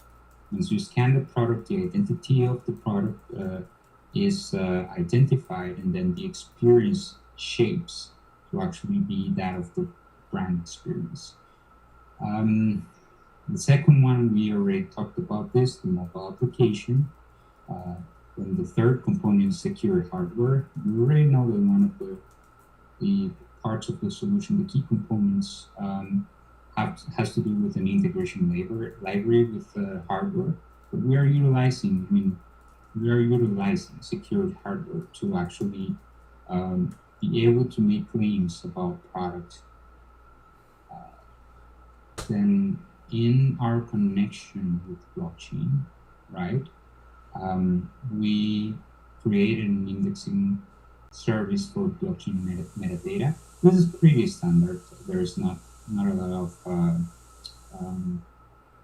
lot of uniqueness about this. We are just utilizing metadata. We are utilizing blockchain. We require an indexing service for us to be able to query the blockchain efficiently. And the core infrastructure is Cardano first, but we are blockchain platform agnostic with business intelligence, data analytics, and alerts. Right. So let's summarize. We already talked about all this. Let's summarize a little bit to move on to the benefits for the business, and then talk a little bit about the use cases and the demo. The little video that I have for you, where I demo or show you how exactly Atala scan works. So in summary, we're offering a lightweight integration. Again, this obviously every supply chain will be different, every product will be different, every audience will be different, the end consumer, the market will be different. But we can be very lightweight if the conditions allow us. We have designed it from the first principle to not require a deep integration with the supply chain. Then there is the fully customizable experience for the brand owners, so you can actually feel that authentication process is part of the brand.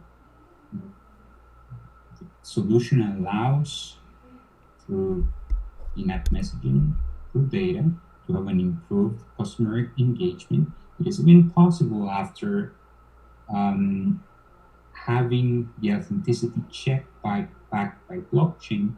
It is possible to allow interaction, peer-to-peer interaction between end consumers in things like the secondary markets. When you want to sell, let's say that you have a collectible, you want to sell it, you would like to be able to demonstrate authenticity, and that connection, that relationship is now possible because the end consumer has the ability to test for it. The analytics tool, and also, it's built on Cardano. Cardano is proof of stake. Cardano is built to be sustainable, to last for a lifetime, based on peer review. So, okay. This slide is a little bit, again, just a summary, but from the perspective of the business. And we need to go back to these 4 ideas about protecting the brand, potentially increasing profits, because there are lost sales that with the customer help will not be lost anymore, potentially. Then build the consumer trust and create new experiences on the secondary market, for instance. It is also possible to do experiences to go over the digital era and start designing experiences between customers. All right. Use cases. All right. So let's talk a little bit about. All right, guys, for those of you just joining us for the live stream here today, just want to say welcome. Thank you all so much for joining. The session that we are talking about right now is IOHK's authentication solution. As we can see from the screen, you guys know that they've partnered with New Balance. So here's some more details about that. The shoe that was endorsed by Kawhi Leonard. And whenever you went to buy a shoe in any of the US retail stores from New Balance, along with the shoe, there was a certificate of authenticity. That certificate of authenticity had an embedded private key. It worked like a hardware wallet that was associated to some transactions and some data in the blockchain.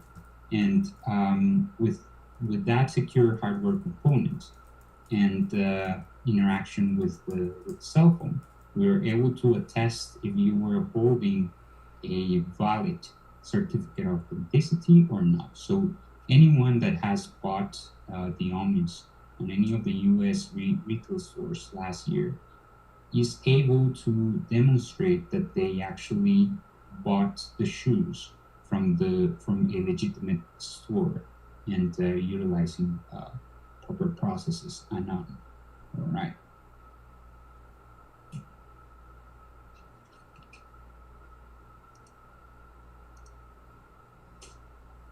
All right, on the left side of the screen, you will see what is happening with the product. On the right side of the screen, you will see a close-up on the cell phone.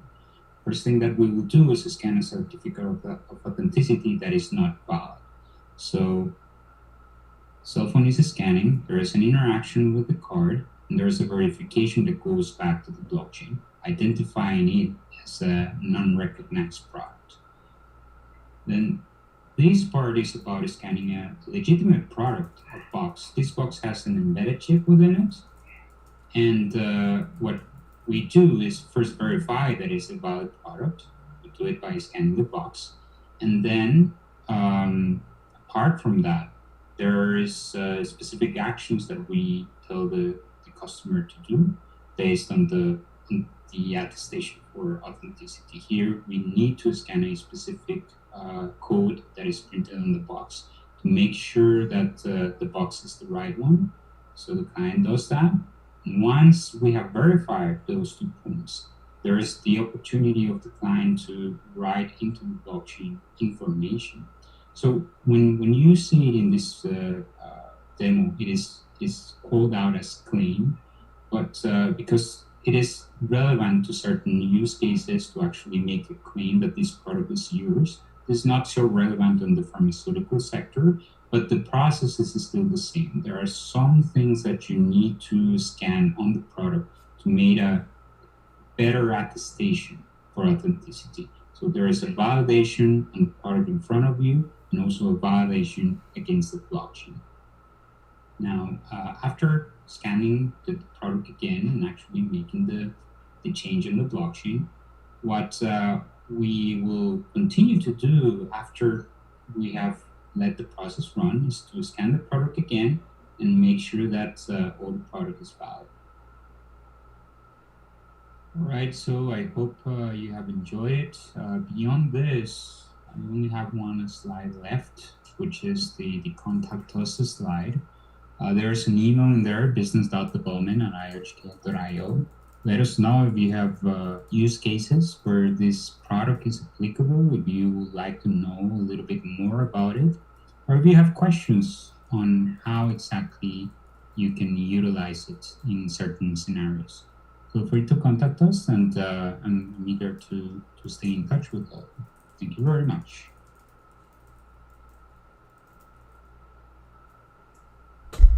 All right, guys, very cool. I hope you all enjoyed that. So very nice to see. That was IOHK's authentication solution. So we got a chance to actually see the New Balance Real Chain being implemented. So really nice that it's able to integrate with an NFC chip. You can scan a QR code, and this is actually going to be used to authenticate goods. So really cool that we got a chance to see that in action. Let's see if we can go back to the talk we were on initially, talking about Haskell. For those of you guys who are just joining us, thank you all so much for joining us for the live stream here today. We are on day 2 of the Cardano Virtual Summit. Lots to talk about, very exciting. We've got quite a few announcements.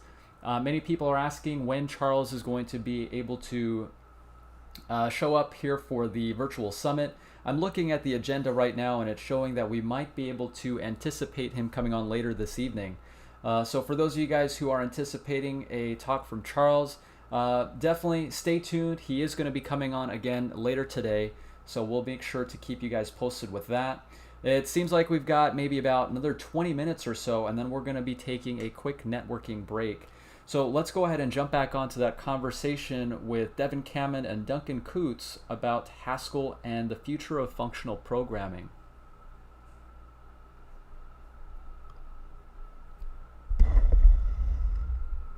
And the Haskell core language, right? The same basic principle, System F, the same one that's used in Haskell. So it's the same basic idea, but then we pick a much smaller subset. Yeah, I do think that's an interesting way that you could imagine evolving, if not Haskell, then at least GHC. So suppose you imagine GHC with its intermediate language ripped out and replaced with Plutus or something Plutus-like, right? A smaller core language. Would that effectively provide access to all the optimizations and transformations that GHC does? Perhaps so, but so the choice of intermediate language is really open, actually, and could be changed without having to change any single line of the zillions of of libraries that exist in Haskell. Right. Do you want to add to that, Philip? Or? No. Okay. I think so. It's a really interesting question, but we can move on. So, but a closely related question from Sam Griffin is, why isn't liquid Haskell and refinement typing more popular? Has fully dependent types won this space? Who wants to comment on that? I think that both are really interesting. Liquid Haskell is fantastic, and we're looking into trying to apply that to the smart contract we write in Plutus.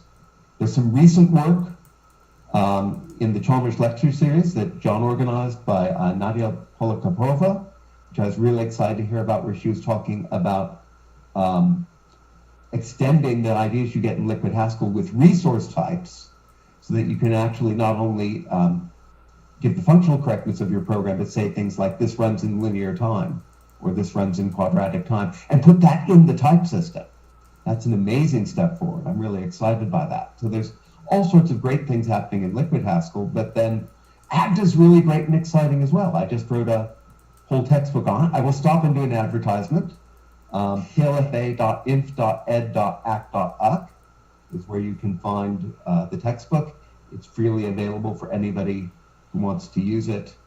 And the most amazing thing I learned by doing it is it's fantastic to write an executable textbook in GitHub, because then everybody finds your typos and corrects them for you, rather than just telling you about them and then you have to correct them yourself. So I'm looking forward to a whole new world where we write everything in GitHub, not just our code, but our explanations as well. So if you want to learn about Agda, there are many resources, and that's one of them. And I think Agda is great as well. So they're both really interesting developments. I look forward to seeing them both continue. Maybe I can add a question of my own here that's related, which is related to the liquid Haskell question. When I was studying as an undergraduate using your textbook, Phil, we did on paper proofs of lots of properties about our Haskell programs. But even to this day, we don't really have a standard machine-checked proof system for Haskell programs. Liquid Haskell is there. There is, types, lots of excellent properties you can prove by types, and we do that all the time. But when it comes to doing a, fully formal machine-checked proof, we seem to be a little bit lacking. There's Isabelle, there's other theorem provers, but they don't exactly do Haskell. They don't do Haskell syntax. Well, there's HS2COC now as well. So yeah, so my question is, what is the, that was the academic view on these things. Let's prove stuff. But what do we do when it comes to actually proving something, in a real program? How close is liquid Haskell to that? Close to what? To the goal that Duncan described of making formal proofs about liquid Haskell does let you make formal proofs about Haskell programs. Right. So there's this standard trick of encoding logic into a programming language called propositions as types, which underlines how things like Hawk and Agda work. And you can do the same trick in liquid Haskell. I wrote a paper about that with the liquid Haskell people, which appeared in Popl a couple of years ago. I think you can prove anything you want in liquid Haskell. So the answer to Duncan's question is use liquid Haskell. Is that right? Well, you can do that, or you can use HS2COC. My guess is it would probably be easier to do serious work using HS2COC. But HS2COC is not an entirely faithful translation. If you remember from the talk, there were a number of places where it was necessary to cheat a little bit in order to make things work. One thing you're really not supposed to do when you're doing formal verification. Well, is that right? I mean, it may still give you more confidence than you would have otherwise. But yes, if you are... The kind of cheating that you have in fast and loose reasoning is morally correct? Or is this morally incorrect, fast and loose reasoning? If I remember right, there's a bit more cheating than that, here and there. Right, so you end up proving something that turned out just not to be true. I think everything they tried to prove turned out to be true already. That was another thing that I thought was quite fun about that paper, that they didn't find any bugs. And one of the conclusions is that property-based testing would work very well for eliminating those. But still, it's not an absolutely formal proof about the behavior of your Haskell program. So if you're trying to address a domain where you really want a machine-check formal proof of correctness, then it's not quite there. Right, well, that's exactly why we invented Plutus Core, which is even simpler than Haskell Core, so that we could have something really solid for doing those proofs around. We haven't gotten around to doing the proofs yet. We've got a really good basis for doing them, I think. But isn't that the tooling is the critical thing there, isn't it? To be able to, write proofs and check them. We've always had this promise of, Haskell is a mathematically based language. We can reason about it mathematically. But then if you don't have those tools there, you don't get the full benefit of it. Right, so there's something to be said for let's do something just like Haskell, but where you can actually do the proofs. And that's what Agda is. Agda is beginning to explore that very interesting space that you just described. Mm-hmm. So just a comment on liquid Haskell. A colleague of mine tried to use liquid Haskell to prove a slightly deeper property in a piece of serious code, And he did make it work, but he has experience of comparing that with a theorem prover, and he said that the difficulty of it is that, you know, basically you're asking a solver to prove something for you, and when the solver can't find a solution, it just says, I give up. Whereas with a proof assistant, you know, you can see it says, look, you can't get from here to there. You need, you know, here's this proposition or this remaining goal that is still unanswered. It helps you with the structure of complicated proofs. Whereas a solver is brilliant for catching off by one errors, but not so much for these. But maybe the technique you were talking about, Phil, would address entirely that, you know, that kind of structured proof scenario. Well, it does a bit, but there's more to do, because what you were referring to is the features and things like Hawk and Isabel or Lean that let you do proof search. And Agda doesn't have those yet. It's got reflection, which lets you write programs that manipulate active programs, which can be used to build those sorts of things. But we're just at the beginning of building those. It's going to be interesting to see what happens in that space. I'm looking forward to having these great ideas from Hawk and Lehman's on migrate into Agda without getting all the mess that you get in things like Hawk. I moved from Hawk to Agda because I spent 5 years teaching Hawk. I decided, no, I want to do something nicer. So I moved to Agda. Yeah, I think what this is coming down to, in some sense, Duncan, is that you need to choose the right domain of discourse for the proofs that you want to do.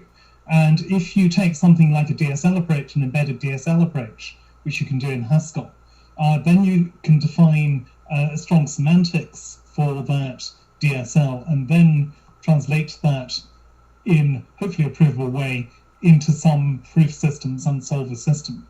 So that, I think, is what a lot of people are doing, rather than using these very general purpose proof mechanisms directly in the programming language. I mean, obviously, Agda and Idris are examples of doing things with dependent types, but there are many other situations where you think, actually, what I should be doing is simplifying the domain down, restricting what I can do, and then the proofs become much simpler. So there's an alternative take on your question. Use a DSL.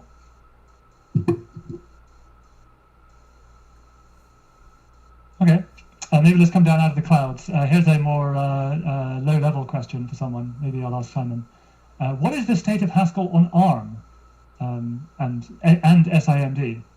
I think people are concerned that Apple is going to make their Macs run on ARM or something. This is a question from Raymond. So embarrassing. I don't think I really know. Doesn't GHC work on ARM reasonably well? No, Simon. No. Oh, okay. Well, somebody should fix that. I mean, I say that quite seriously because this is, GHC is an open source project. It thrives on dozens and dozens of people who contribute to it. So if there's a need for it to run on ARM, then some ARM interested people need to step up and make that happen. But don't just wait for some magic Deus ex machina in the sky to make it happen for you. It's an open source project. It all happens because we together, the Haskell community, make it happen. There is no corporate sponsor for Haskell in the same way that there is for Swift or Go or any number of other languages. It's our language together.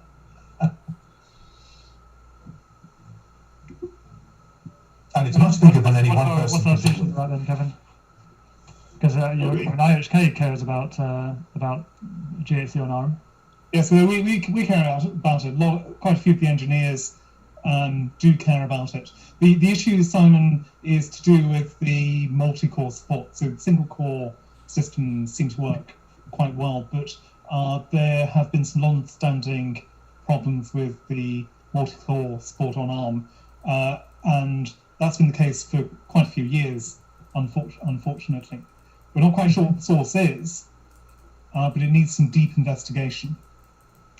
So maybe IOHK can step up and provide some time and effort and funding.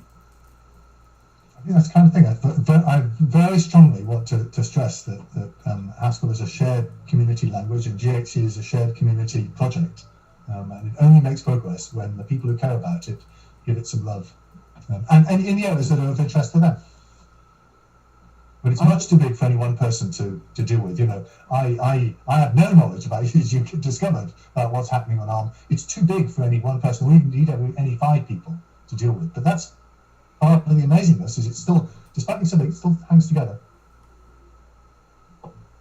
IOHK has been pretty good about recognizing that it benefits from Haskell and feeding back into the Haskell.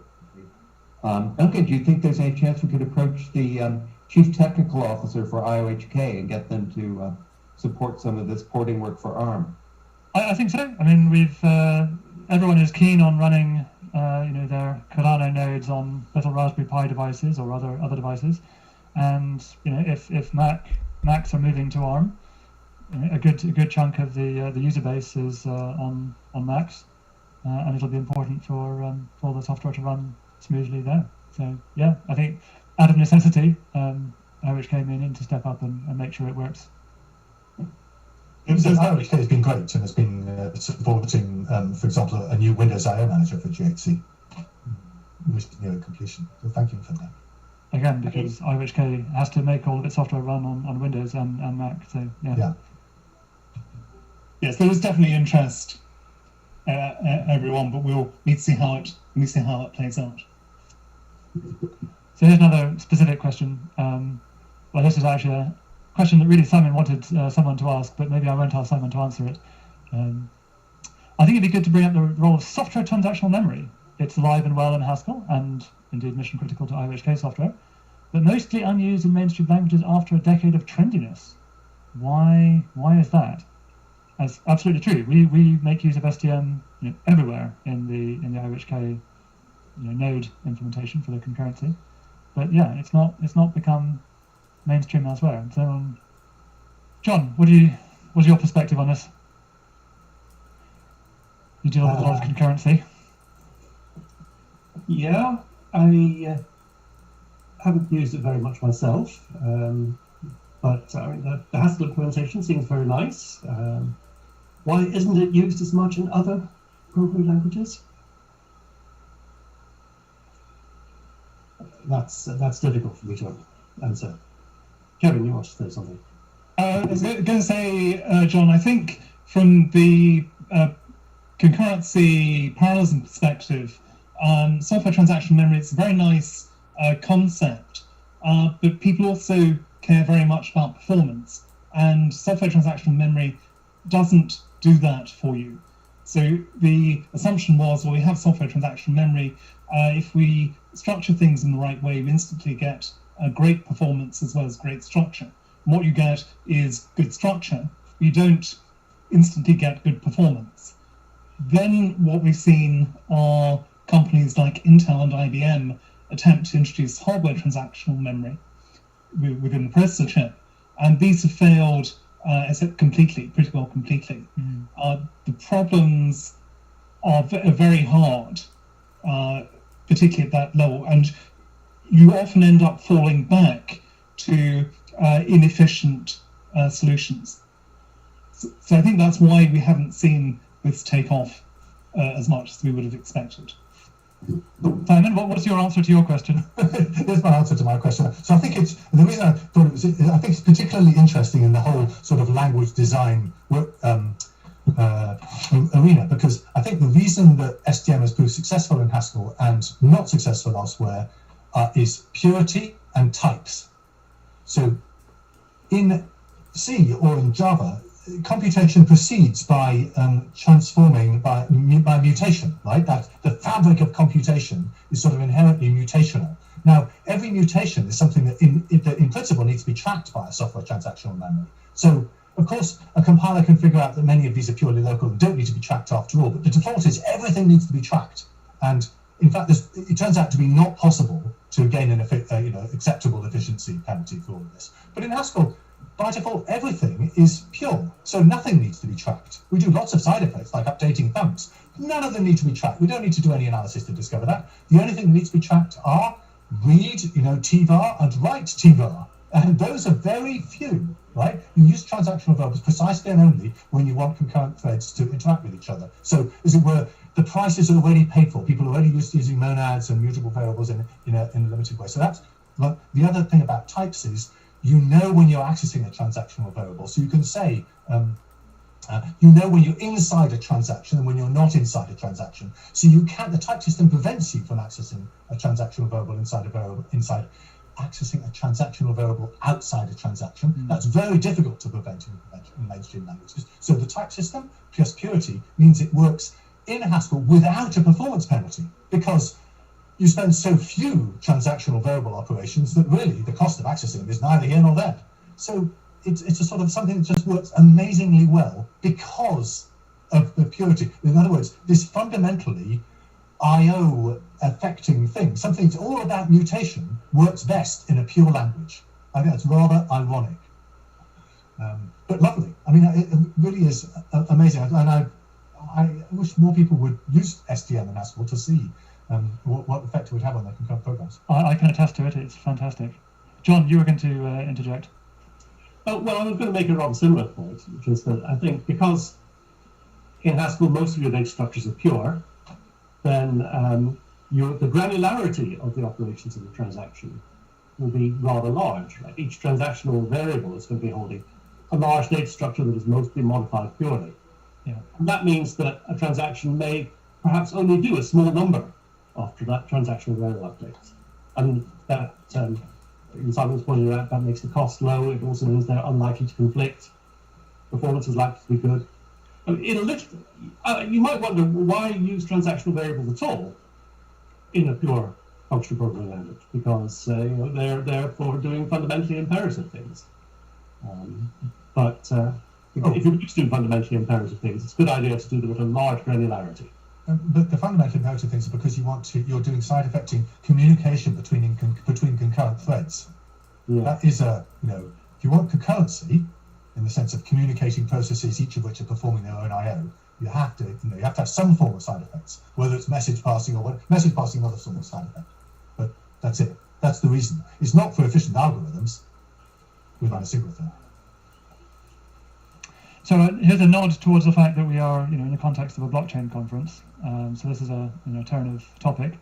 So Robert Artino asks, my reaction to Vince's speech yesterday is that he is a blockchain skeptic. And I'll summarize the rest of the question by asking, what is your opinion on all this blockchain tomfoolery? Maybe I'll start with the people who are not working for IOHK. How about that?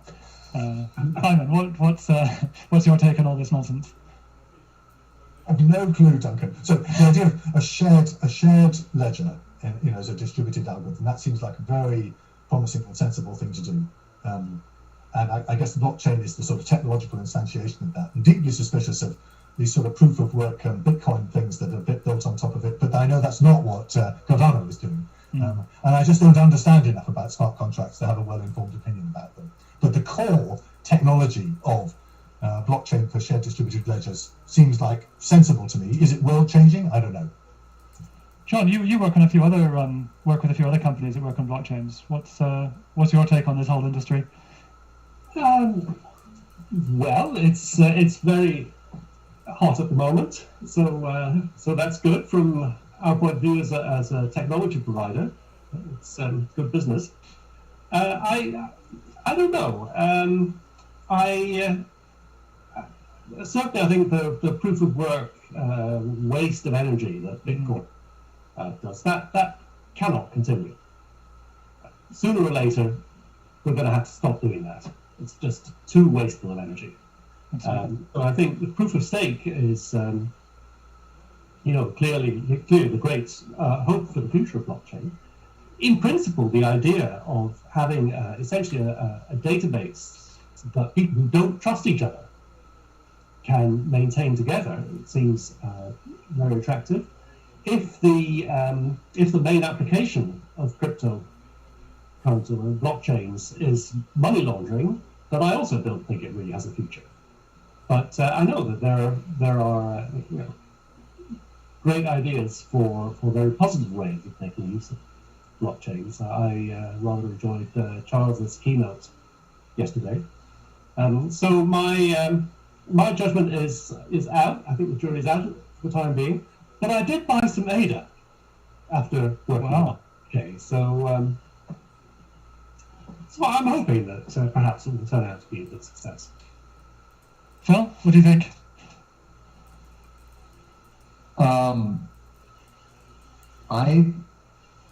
I pretty much agree with what was said, right? It's a wonderful technology. It can achieve some amazing things that can be really valuable.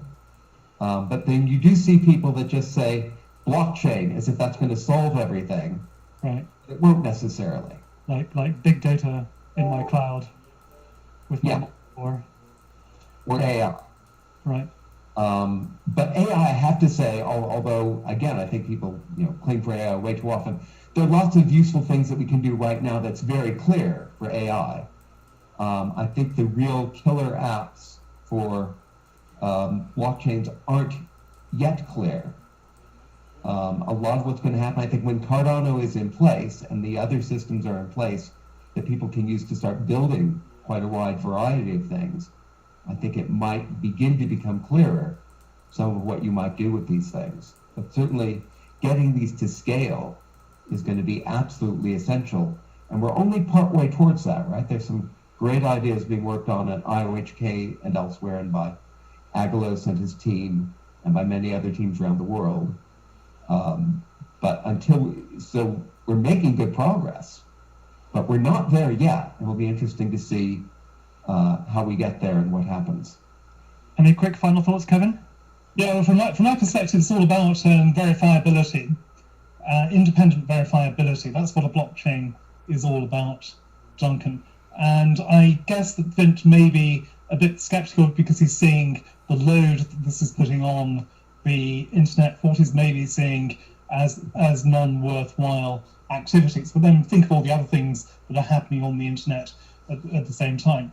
And the potential, as Charles and John have hinted at, is immense, because here you have a system which will allow you to establish truth in a worldwide setting using the techniques that you and Neil, for example, have been working on to establish a global and effective but distributed system for verifying and establishing truth. So I think that's what I would see it as. I think it's a huge amount of potential. Okay, well, we are at time, so thank you everyone for taking part. Thanks everybody for listening, and that's it for now. Okay. Bye. Thank you, everybody, and thank you, Duncan, for moderating this. Yep.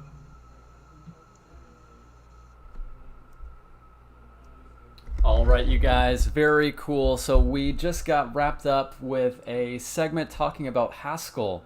What is the future for functional programming languages? So lots of information there.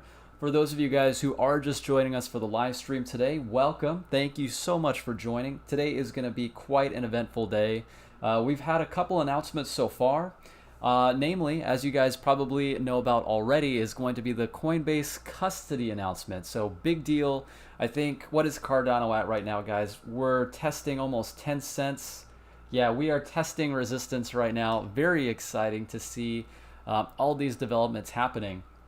So right now, just to give you guys a bit of an update as to what we can expect here very soon. So right now, we are currently on a brief networking break.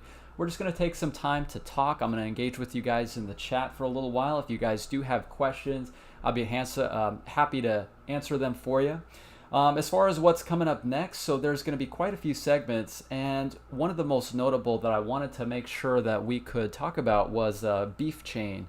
So food traceability, you know, they're doing lots of things with supply chains and logistics. So I wanted to see what type of solution that they had for something like this. You know, even in the United States, you know, the meat industry, as far as cattle, pork, chickens, all that kind of stuff, it's a big deal. Huge industry. So how can we see blockchain being integrated into stuff like that? So we'll be able to jump in on one of those sessions. We've also got some interesting things coming up regarding Cardano architecture with Duncan Coots. And we've got another very cool one talking about stake pools and decentralization with Laros Brunez. So lots of cool things happening here, guys. What have you guys thought about the live stream so far? Have you guys been able to have any key takeaways from this session so far? I know me personally, I was really excited to know more about the Haskell support for the ARM platforms. As you guys know, we tried to get the Rock Pi running the Haskell node, but right now Haskell isn't quite ready for Rock Pi. In fact, I actually have my Rock Pi right here if you guys want to check this out. So for those of you guys who were delegating to Kaizen stake pool on the ITN, check it out. So this right here, this is what we were using for the stake pool on the ITN. So this is the Rock Pi. This is what we were trying to use to get the Haskell node running. If we do end up getting it running, it'll be pretty exciting. This is what we'll end up using. So this is a single board computer, and this was running on the ITN. This is what was minting those blocks, this small little computer here.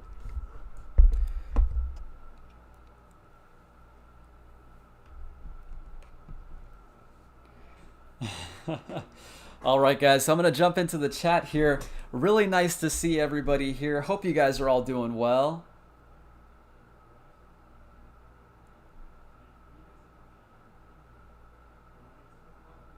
Marco Santiago, yes, I hope you're doing well, man. Thanks for all the questions. Yes, can you get into Beef Chain? Awesome, very cool.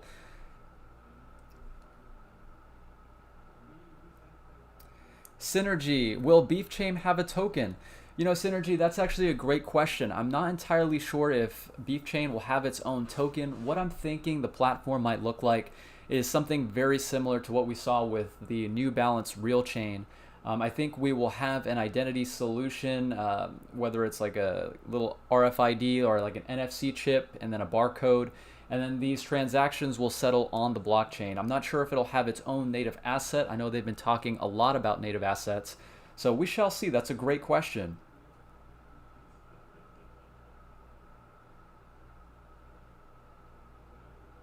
Ravi May, what's up, man? Hope you're doing well. How do I make sure I don't miss that video? Love to use your friends in the circle who will be staking like Duck and Pay ADA. Ravi, that is a good point. So you want to make sure that you subscribe to the channel. That's probably the best way that you can stay up to date with all these developments happening. There is so much to talk about with all these developments. As far as who I would recommend you guys check out if you're interested in staying up to date, Pay ADA, Big Pay, shout out to him. He and I have been doing a live stream, so he and I both went for, I believe, like 9 or 10 hours yesterday to cover the entire summit. So we're going to be doing the same thing today. It's going to be awesome. Really glad to see you guys here. And my friend Duckpool, shout out to Duckpool, an incredible guy, really having lots of fun working with him. He's actually helping me throughout the process of setting up my stake pool. Really learning a lot from him, and I couldn't recommend him enough. If you're looking for a reliable stake pool operator that you can trust, definitely check out the Duck Pool. All right, so guys, great questions. Really enjoying chatting with you guys. I want to make sure that we are prepared for the next segment before it happens. So let's go ahead and start with the Beef Chain food traceability segment. So that's going to be coming up here in just a moment. Looks like we've got about another few minutes before that happens.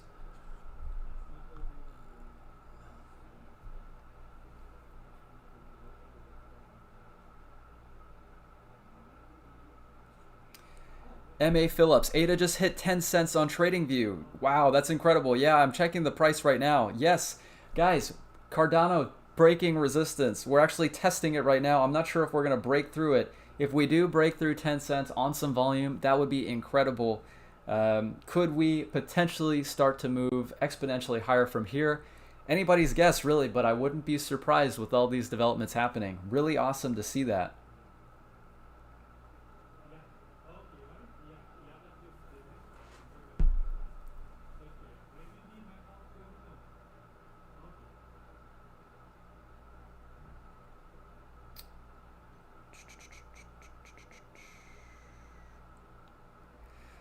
Brian Hopper, hey Kaizen, can you briefly talk about Prism and the use of that? Hey Brian, thanks so much for the question, man. Glad you could jump onto the live stream. Yeah, so Prism, they talked about that yesterday briefly, and I'll just go ahead and share with you guys some of my thoughts. So Prism is going to be used as an identity solution, and they actually had a really clean user interface. There was an app that showed, how you'd be able to use the blockchain to integrate things like your medical records, your voting or your driver's license, your passports, protected documents, stuff like that.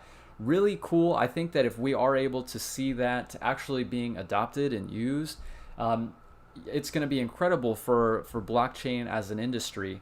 Now, consider the amount of things that are involved with keeping your medical records and your birth certificate, your passports, all that kind of stuff. If you're able to have that integrated in a digital platform with all those things interconnected, really incredible use case there. Tim B, thoughts on polymath? Hey Tim, thanks for the question. You know what, to be totally honest with you, man, I don't really know a whole lot about polymath. As you guys know, this is a Cardano YouTube channel mostly. I don't really have any opinions on polymath. I just don't follow the project. So sorry about that, man.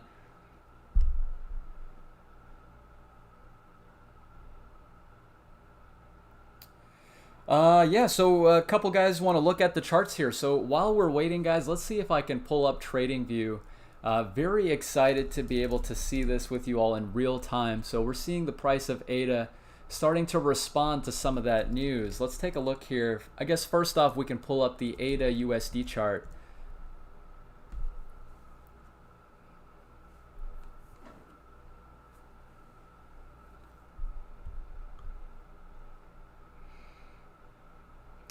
Yeah, we just got to 10 cents. Yep. So we are breaking out for sure.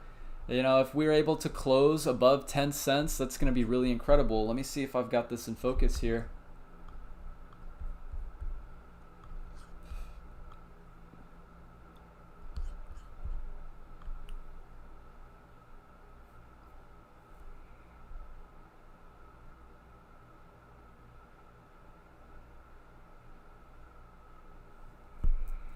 Hey, Vincero, thank you so much for the super chat, man. I really appreciate that. Saying, keep doing what you're doing. Keep us, the Cardano, quality content coming as usual. This is a long-term game. Here is my fair share of my gains. Dude, you're awesome. I appreciate that. That really means a lot to me, man. Thank you so much. All right, so guys, we're taking a look at the chart. It looks like you guys can see what I'm looking at. So I've got a couple things as far as indicators pulled up, really trying to keep it as simple as possible.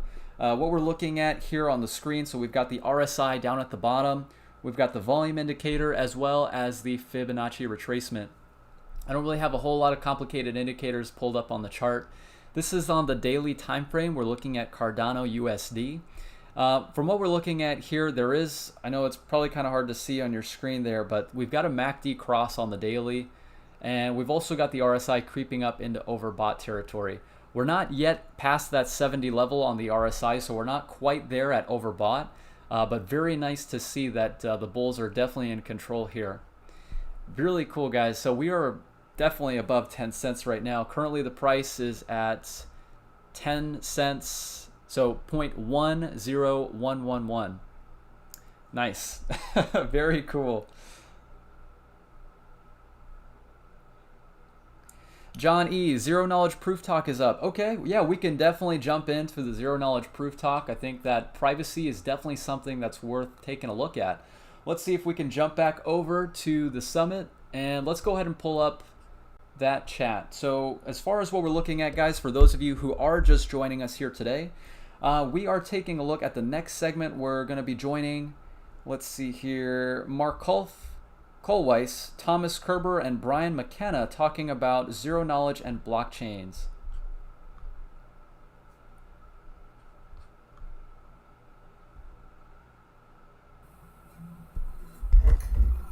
Hello, welcome everyone to the first part of the privacy session of the IOHK Virtual Summit. So I want to talk about blockchains, which I guess has been part of the summit already, and zero knowledge proofs and their interconnection.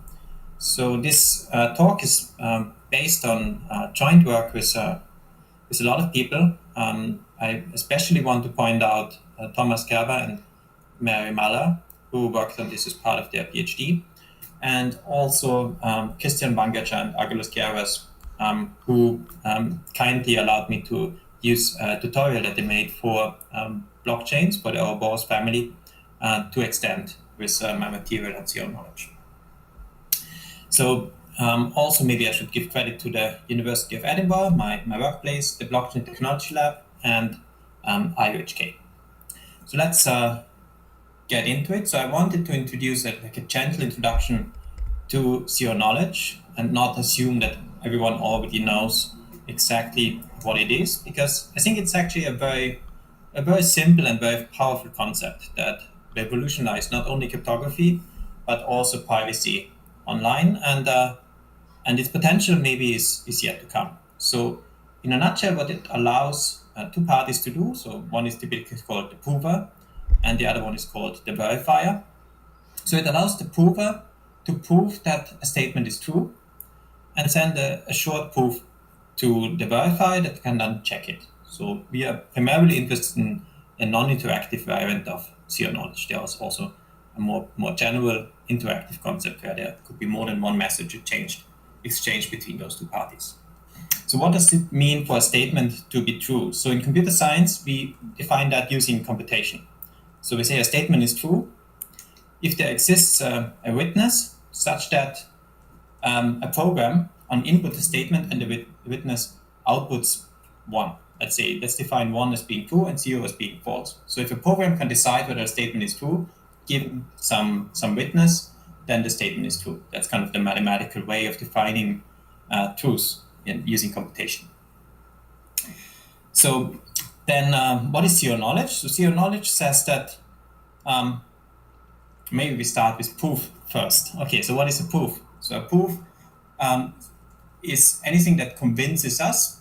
That's kind of one way. And so I'm convinced that this kind of a statement based on that definition is true if there exists a witness. And a bit more strong, I'm convinced that the prover knows that witness. So then I'm convinced that kind of there's that this is valid. So this is a slightly stronger statement where I actually know that the prover is in possession of that witness value, which would allow anyone to check it efficiently. So then Zero Knowledge. So Zero Knowledge says that nothing but this witness is revealed. So more precisely, nothing but the truth of the statement is revealed about the witness. Okay, that was already a little bit of a confusing mix-up here. Okay. So this may sound quite a bit like magic, the two requirements of saying he knows it and nothing is revealed. How can this be reconciled? And as often in cryptography, there's some subtle trick, something that helps us achieve something magical. And in the case of non-interactive Zero Knowledge, this is a common reference string that both parties have access to. You can think of that as some shared secret string, some shared public string, in fact, and we'll get back to that. So the assumption that this string is correctly distributed is quite important for the definition of Zero Knowledge. And it has been generated correctly. It's kind of one of the trust assumptions. So now let's talk about distributed ledgers and Zero Knowledge. So my claim is that these two concepts, equally revolutionary, seemingly quite different, nevertheless share some kind of common goal. And that goal I want to call inclusive accountability. So the property here is that everyone can check the validity of actions being performed. So this is kind of true for Bitcoin, where I have a common view, a global view of who owns which Bitcoin. And equally for non-interactive Zero Knowledge, everyone can verify the validity that the statement is true. And the typical integration of those two things is to commit to some secret on the ledger and then prove properties about those secrets in the commitments, so they are hidden in the commitments using non-interactive Zero Knowledge. And many kind of powerful applications, blockchain applications such as Zcash for anonymous cryptocurrencies, but also proofs of liabilities in DAPL or proofs of kind of one-time actions, as in Semaphore, build on that. So these are just three applications that appeared in the Zero Knowledge Standardization workshop earlier this year, but there are many more that are currently being developed.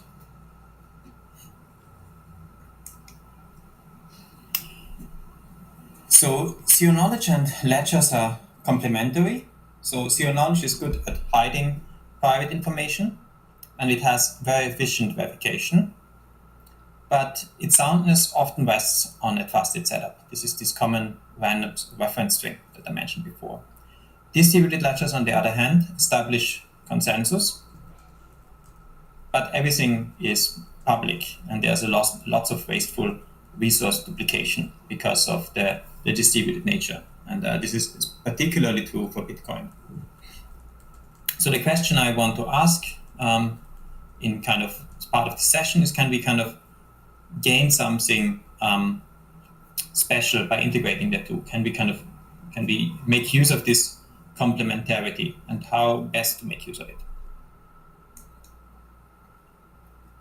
So this was already kind of the high-level goal that I want to, kind of high-level question that I want to look into. Here's an overview of my presentation. So as the first step, I want to revisit the way ledgers are built. So I discuss a little bit how Bitcoin works and how, which is a proof of work protocol, works, and then how Ouroboros, proof of stake protocol, works. This is more like a recap, but it gives us a good basis for building on in the rest of the session. So next, I investigate privacy. So this is related. This is kind of I'll present Zcash and Crypsinos. So again, these are kind of, you can see them as more private variants of Bitcoin and Ouroboros, where parties can keep their private information, for instance, how much money they hold or how much stake they have in a proof of stake system, private. So this adds, so in order to achieve that, we need this additional zero knowledge functionality here in red. And once we have a zero knowledge functionality, we can do more things. So we can also do private smart contracts, which is kind of the equivalent of Ethereum in the non-private world. And the second session will be specifically targeting this very interesting application field, which is kind of programmable ledgers with very flexible privacy and authenticity guarantees. So what I want to address here is this kind of synergy between blockchains and zero knowledge. So we can use zero knowledge to improve blockchain guarantees. But what I want to do next is to use blockchain to create a trusted setup for zero knowledge. So this here is a universal structured reference string, which is a special variant of this common reference string, which using proof systems that we developed, such as Sonic, Mali, and Blanc, which are state-of-the-art snarks, allow us to realize all these nice privacy-enhancing features. In addition to that, there's also a UC transformation. This comes from universal composition. So I will not go a lot into that, but this is kind of the gold standard of how to define security in a way that it can be reused. So last but not least, another application which is not privacy related, but which can make blockchains themselves even more efficient and easy to use, for instance, in light clients, is to do recursive proof composition. And there are several projects like Coda and Plumo, but also the light client for Cardano that make use of succinct proofs there.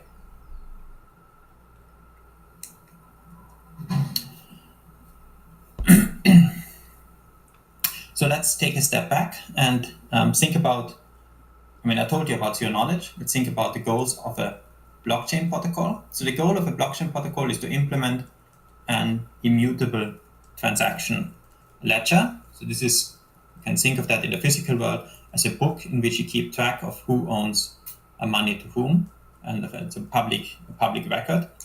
The properties we want from such a ledger is, but that we want from such a ledger is that we do not rely on a central trusted entity. Parties can come and leave dynamically. And we want to be permissionless and accessible to anyone. So everyone should be able to read and write into that ledger.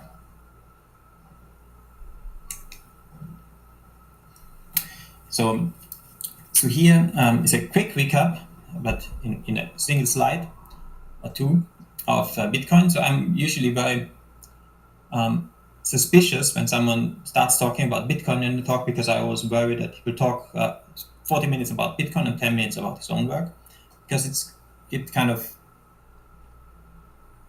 there's a lot happening and people were quite excited. So in early talks, there were like these long talks about Bitcoin with a little mention of something new, in fact.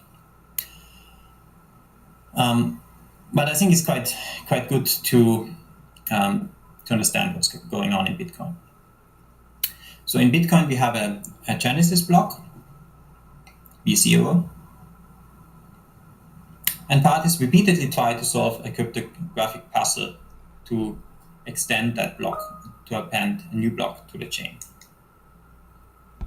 So this works by hashing the value of the previous block, the hash value of the previous block, together with the transactions and the nonce n, and adapting the nonce until it is smaller than a difficulty value t.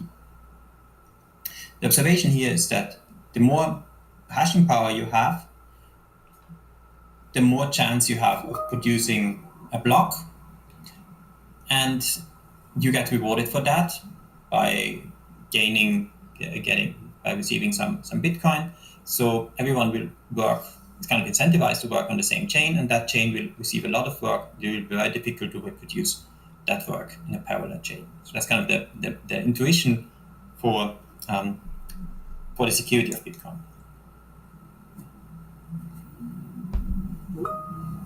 So forks are possible, but long forks are very expensive. The downside of this approach is that Bitcoin is not very energy efficient. So this consumes a lot of energy to ensure the protocol security. So this is quite problematic, especially in times where we want to be sustainable. So I claim that proof of stake is really the solution there. For anything that is widely deployed, widely scalable, we should not rely on proof of work. There may be some niche applications, but it shouldn't be the default solution for this. So the formal argument for how this works is a bit more complicated. And luckily, this was formalized by people at IOHK. So Gary, Kiaras, and Leonidas defined three formal properties: common prefix, which says that honest miners share consistent common prefix; chain growth, which says that the blockchain will be growing; and chain quality, which says that some of the blocks at least will be from honest miners, as long as there's an honest mining power majority.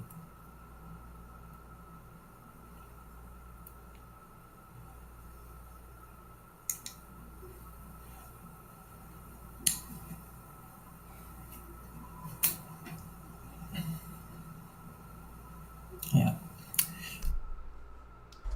All right, guys. So for those of you who are just joining us today, thank you all so much for joining us for this live stream. It's been a great time so far. Hope you guys are all having fun. So what we just got a chance to talk about a little bit was privacy with zero knowledge and blockchains. So he was going on to talk about the difference between something like Bitcoin versus something like a proof of stake blockchain like we have with Cardano. So I wanted to go ahead and just briefly touch on some of the news and the announcements that were talked about today. I know we've got quite a few new people in the chat, so I just want to go ahead and briefly give you guys a bit of an update before we move on to our next segment. So next up, we're going to be talking about food traceability with BeefChain. So let's go ahead and move over to that auditorium before we get started with the questions. That's going to be for business and enterprises. Let's see here.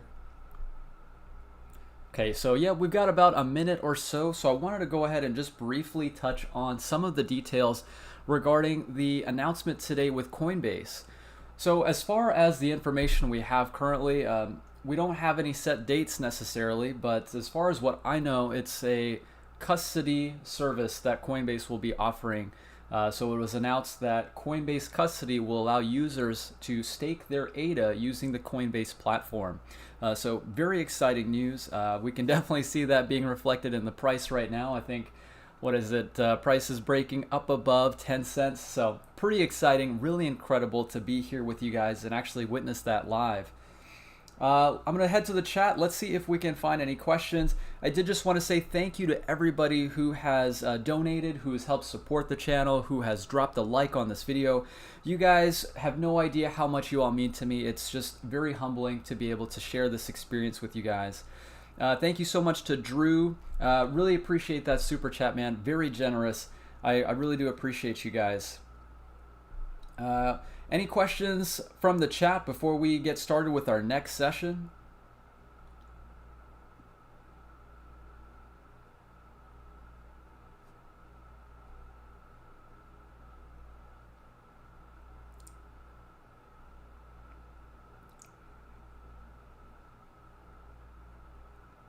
Sassy boy, so good enough to stake on Coinbase, but not good enough to be listed. I'm pretty sure there's going to be a Coinbase listing here pretty soon, guys, so lots to look forward to. All right, so let's go ahead and take a look at the beef chain solution for Cardano. My name is Jerry Francescatos, and I am Chief Commercial Officer at IOHK. I hope you've had the chance to catch all the great panels over the couple of days of the conference. We are very excited about the future of Cardano and IOHK, and look forward to giving the world access to the capabilities that Cardano offers us as a next-generation blockchain platform. Leveraging our Atala suite of solutions, in this case, Atala Trace, we seek to solve many of the vexing problems the world faces today. We will now be sharing with you our partnership with BeefChain, a Wyoming-based solution that empowers ranchers and helps tackle issues of food security and within the broader beef supply chain.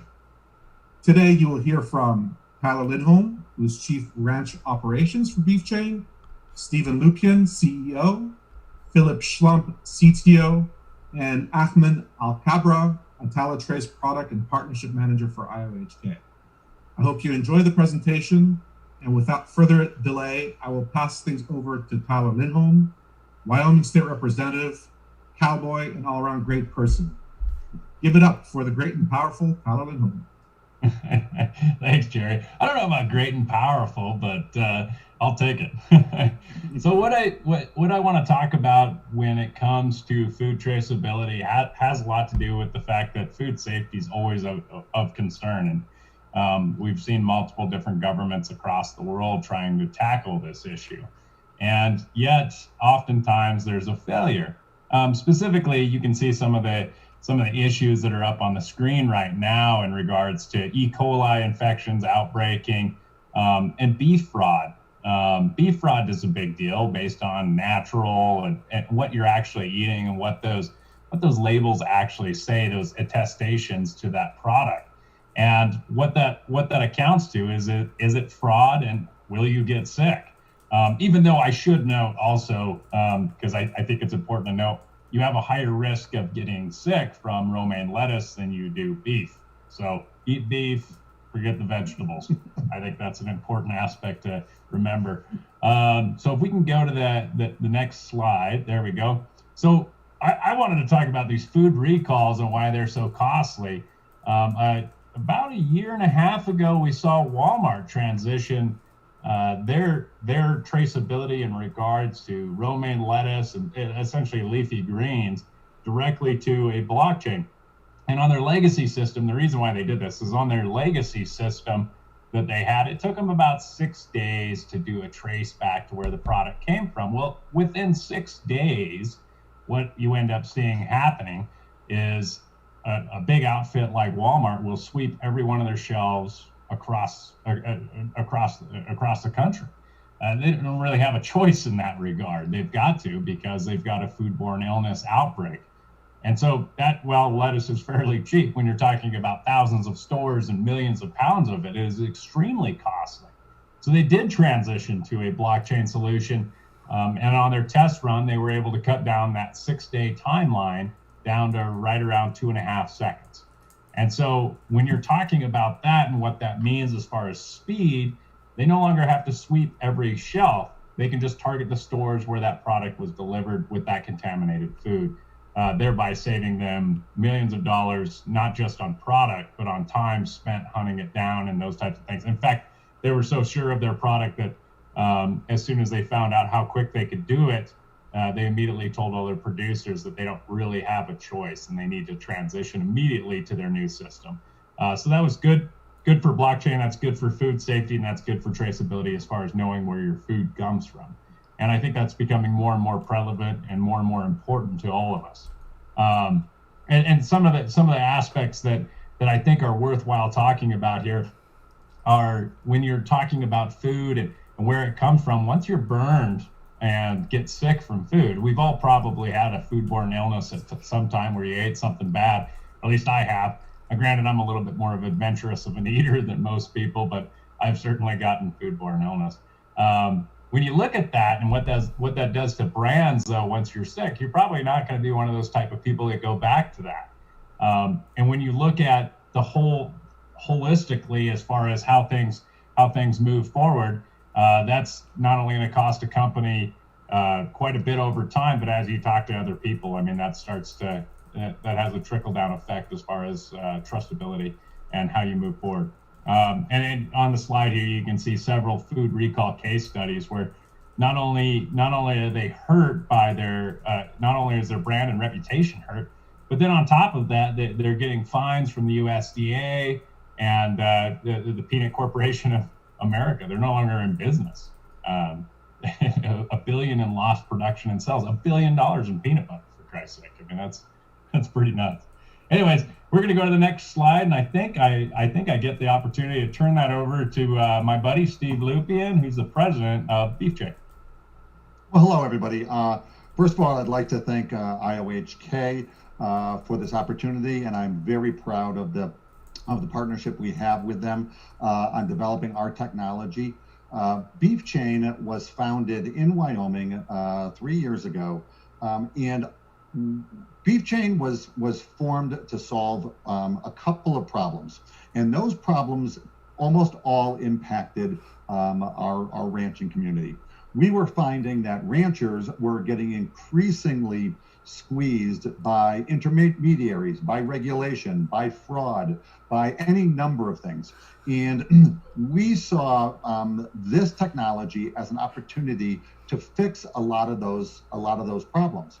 Additionally, data is data, and when we have this data that we collect for BeefChain, for our consumer, our retail, and our food service programs, we also have data that we could share with our ranchers and provide some ranch management solutions to them in the future as well too. So the world is changing. Blockchain certainly in situations like food safety, in situations like supply chain, blockchain is really the only way to go because of the attributes of blockchain. Its immutability, its transparency, its distributed nature. And this is equally important when you have this type of data on the blockchain. The encryption and security is important to our ranchers as well too. So our partnership with IOHK allows us to create a rancher-centric suite of products and provide benefits to our consumers, be they at a restaurant, a retail store, or quite frankly, in this new world, we're finding a lot more opportunity for direct-to-consumer from producers. Blockchain and our partnership with IOHK is going to make that possible. Can I ask the next slide, please? Size of the market. The beef market, as you can imagine, is absolutely astronomical, and it's incredibly important to the state of Wyoming. As you look at the statistics, and I won't read through them, a lot of these ranches are small, family-owned, or individually owned, and they're producing a bulk of the product that's out there. So the more we can do to help these family ranches, I think will also help ensure the safety of our supply chain. Too many big intermediaries can create problems. So blockchain again gives us the ability to work with our member ranchers, provide them the benefits that they need, and more importantly, it allows us to provide information to our consumers about the quality of the beef that they're eating. As Representative Lindholm, who is a cattle rancher himself, can attest to, a lot of fraud happens in the beef market where people are claiming that their product isn't what it truly is. And in this world today, more and more people are seeking out products that are, grass-fed, hormone-free, any number of other attributes. And our system ensures that consumers are getting the product that they're paying for. And more importantly for us, because we are so rancher-centric, we also want to ensure that the ranchers get what they deserve for investing more time and effort in creating a quality, safer product. Next slide, please. Our strategic partnership, where IOHK and Beef Chain, we have put together essentially not only a partnership among ourselves, but partnerships with other organizations that provide meaningful and tangible benefits to what we're doing. I'm very proud, and this is through the efforts of Tyler Lindholm. We are the first company to receive USDA certification for our quality systems and how we work with our ranchers. I can't compliment Tyler enough on the amount of work that was involved in doing that. But as a result, people who are doing business with Beef Chain now do have the assurance that the product that they're dealing with is audited and certified by the USDA through Beef Chain auditors. Additionally, we've partnered with the state of Wyoming and the University of Wyoming, and through those partnerships, we can work with the regulatory authorities to make sure that one, we meet all the standards, and number two, that our consumers can be assured that the products that we're producing and delivering meet those standards. And lastly, our partnership with IOHK and the Atala trace product brings state-of-the-art technology to, quite frankly, a bunch of ranchers. We're not technologists, so we are absolutely delighted by our partnership with IOHK. IOHK is providing the backbone to our system. It is secured, it is transparent, it is scalable. IOHK has provided everything that we've needed and more. They've also just been an absolutely unbelievable business partner to us. And we've been solving our complete company problems together, not just them saying, here's what we should do from a technology standpoint. So I can't tell you how much our business has improved and grown as a result of our relationship with the folks at IOHK. Next slide, please. Use cases are always a challenge in the blockchain space. Most of us, I'm sure, that are listening to this podcast are in this business and have read many white papers. And often you read a white paper and you say, you know what, this doesn't really need a blockchain solution. This solution is just using blockchain and window dressing. You know what? In our business, that is absolutely not the case. Supply chain is one of, I think, the very natural extensions or natural use cases for this technology because of those things that we've talked about earlier. So what are the use cases that the Beef Chain is using blockchain technology through our partnership with IOHK? Well, first of all, as I mentioned, we provide what's called a PVP program for our ranchers. That's a process verified program, and that's run by Tyler Lindholm, who's our chief of rancher operations. Tyler and his auditors, who are also ranchers, go out and work with our ranchers to improve their processes and to ensure that the product that they're supplying meets certain standards. And the standards we audit against are a natural program, a non-hormone treated program, a source and age verification, which is especially important when you export product, and a Wyoming Plus program. So that is a natural use of blockchain technology, because we want to be able to maintain immutable records of what happens on the ranch. You know, how each cow, because we do track each cow via an ear tag, you know, and can verify you know, exactly, you know, what's going on in that cow's life. And through the USDA, you know, we have trained auditors that go out and verify that. So I'd like to ask Tyler Lindholm, who knows this process much better than I do, to just give us a very, very quick rundown on this particular use case. Right. Well, and I think this is kind of one of the funner parts of what BeefChain has been able to do in a short amount of time. Is the big question that we ask ourselves. We want to do this traceability. We want to prove where your food comes from. But how do we convince ranchers to put tags in their animals' ears? I mean, where's the return on investment for ranchers?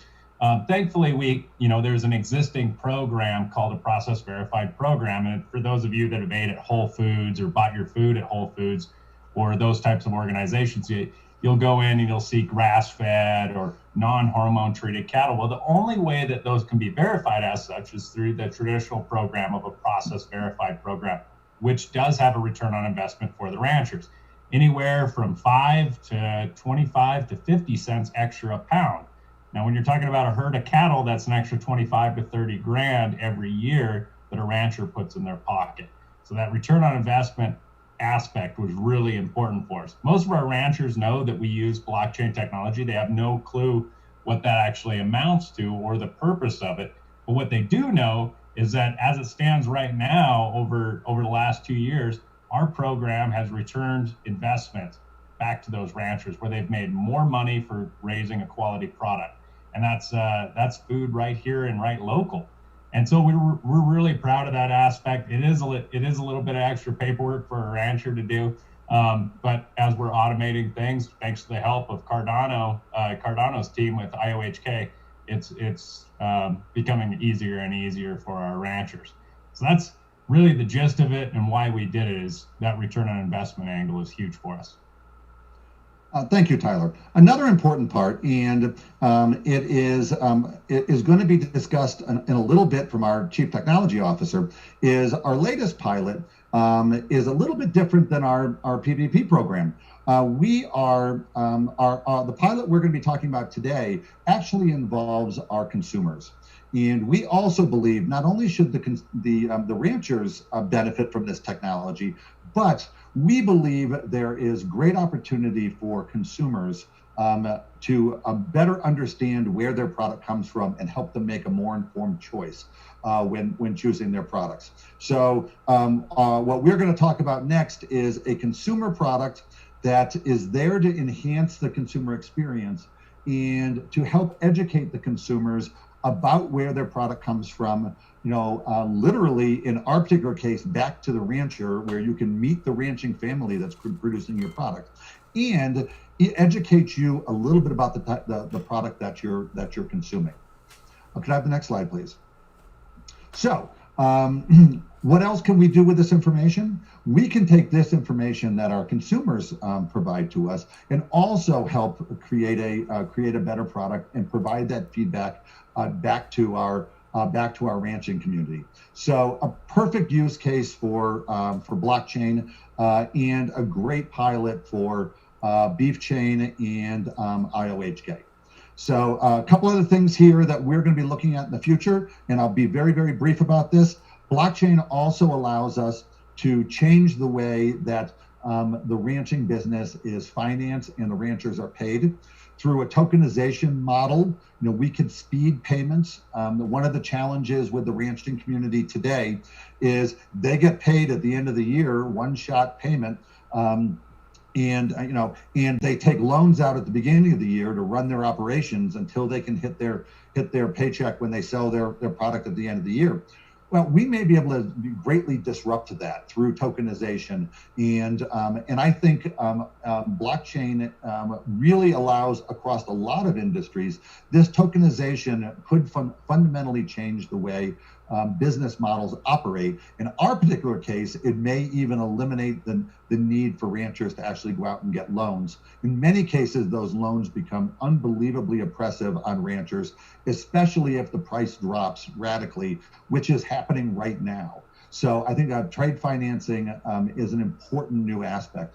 And the import-export market is incredibly important, especially with what's happening in the world today. The amount of information that you need to have on your product, beyond just age and source, can be oppressive to ranchers. So our system will allow our member ranchers to take better advantage of the export market. Would you like to add anything to that, our resident rancher? No, I think that we've got the opportunity to go really leaps and bounds in lots of different directions, and as Steve said, disrupt this whole food supply chain. And the goal is to make that supply chain, the long-term goal is to make that supply chain a lot shorter, so that you as a consumer know your rancher. Even though they might be across the world, you know who your rancher is, you know how that animal was raised, and you can prove it immutably with blockchain technology. And with IOHK's help, that's going to become a reality pretty quick, I think. Next slide, please.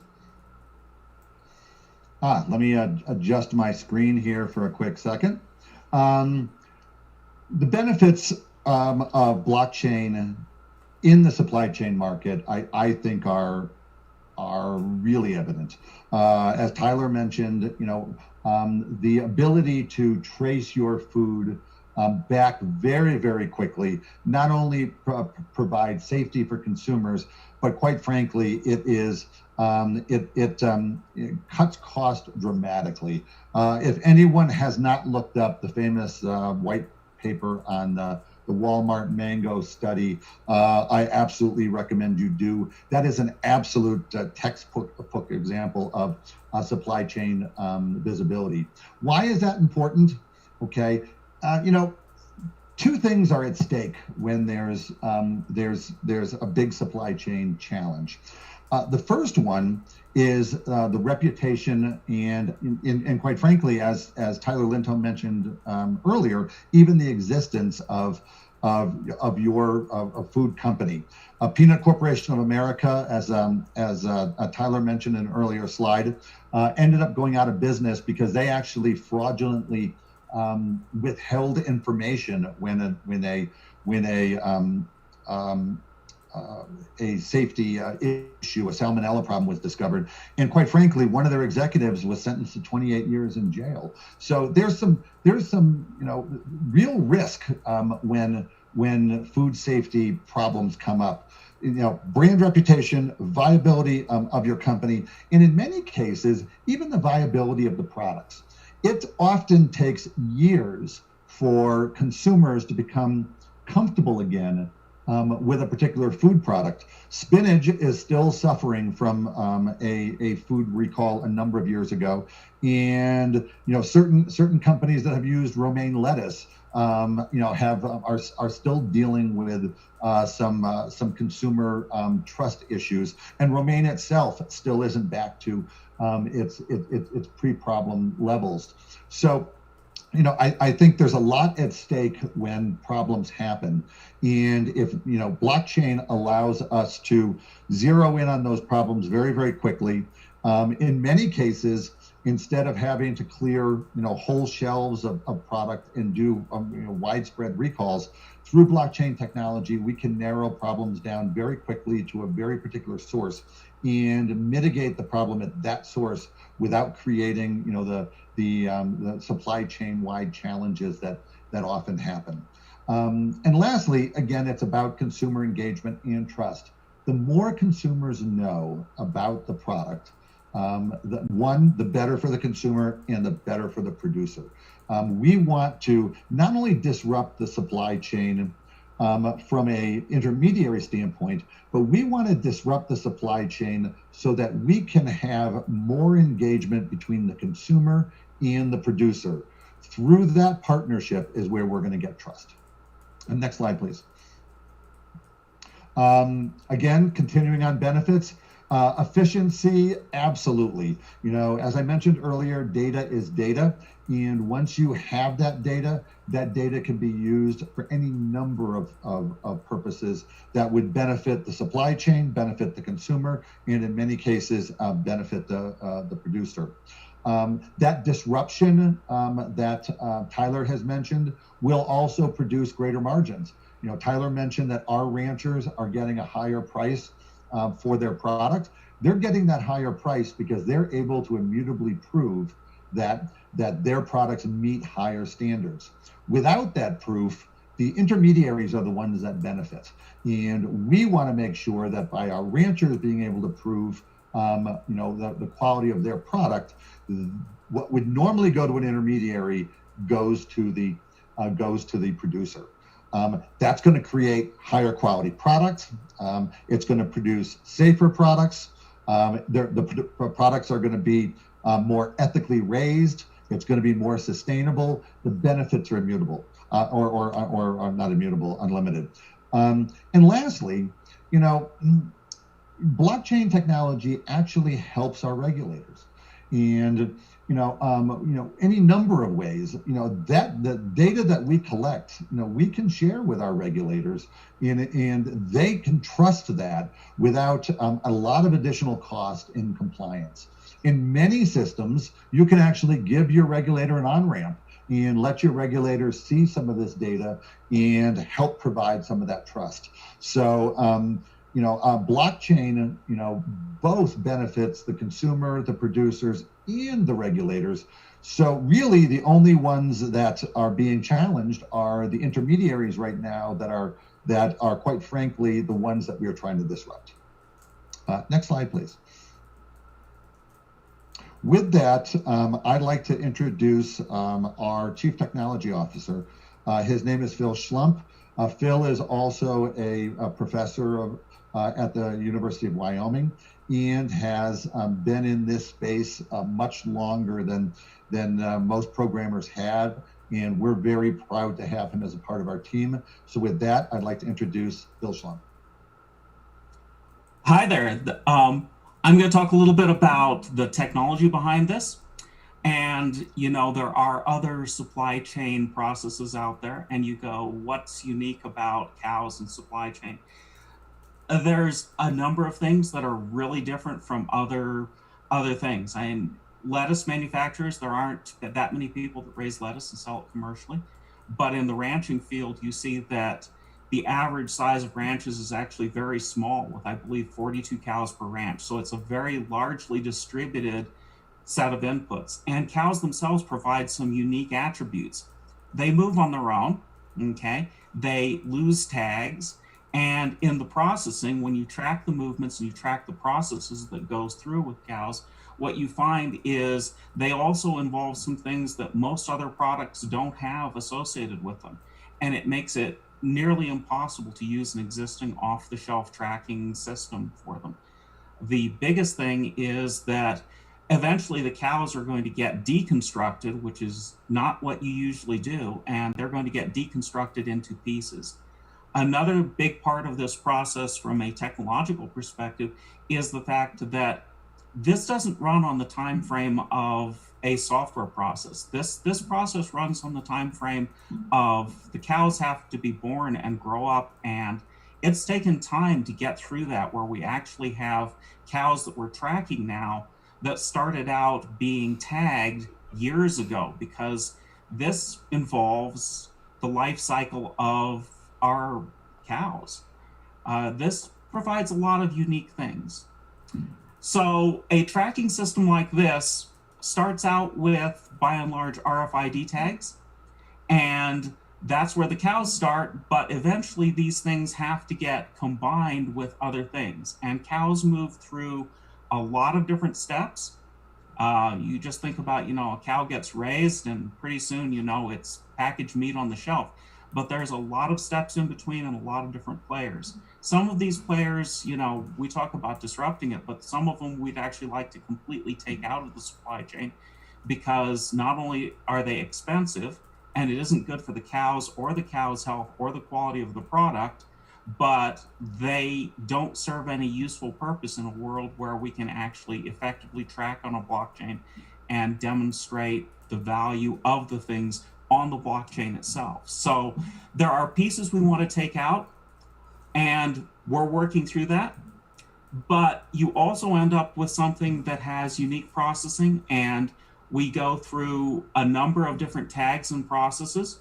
Eventually, we end up with where we'd like to be able to prove at the end that, yes, this is a real product that people are eating, that it meets these criteria, that it has these particular proof of provenance things, that these are the things that are the qualities that we want the consumer to end up seeing at the end. And right now, that visibility isn't there. That visibility is an important piece of why we're using a blockchain to do this, because the immutable data and the blockchain guarantees that the data is real, that this is what really happened in the past. And guaranteeing that reality of the data is hugely important in the end process.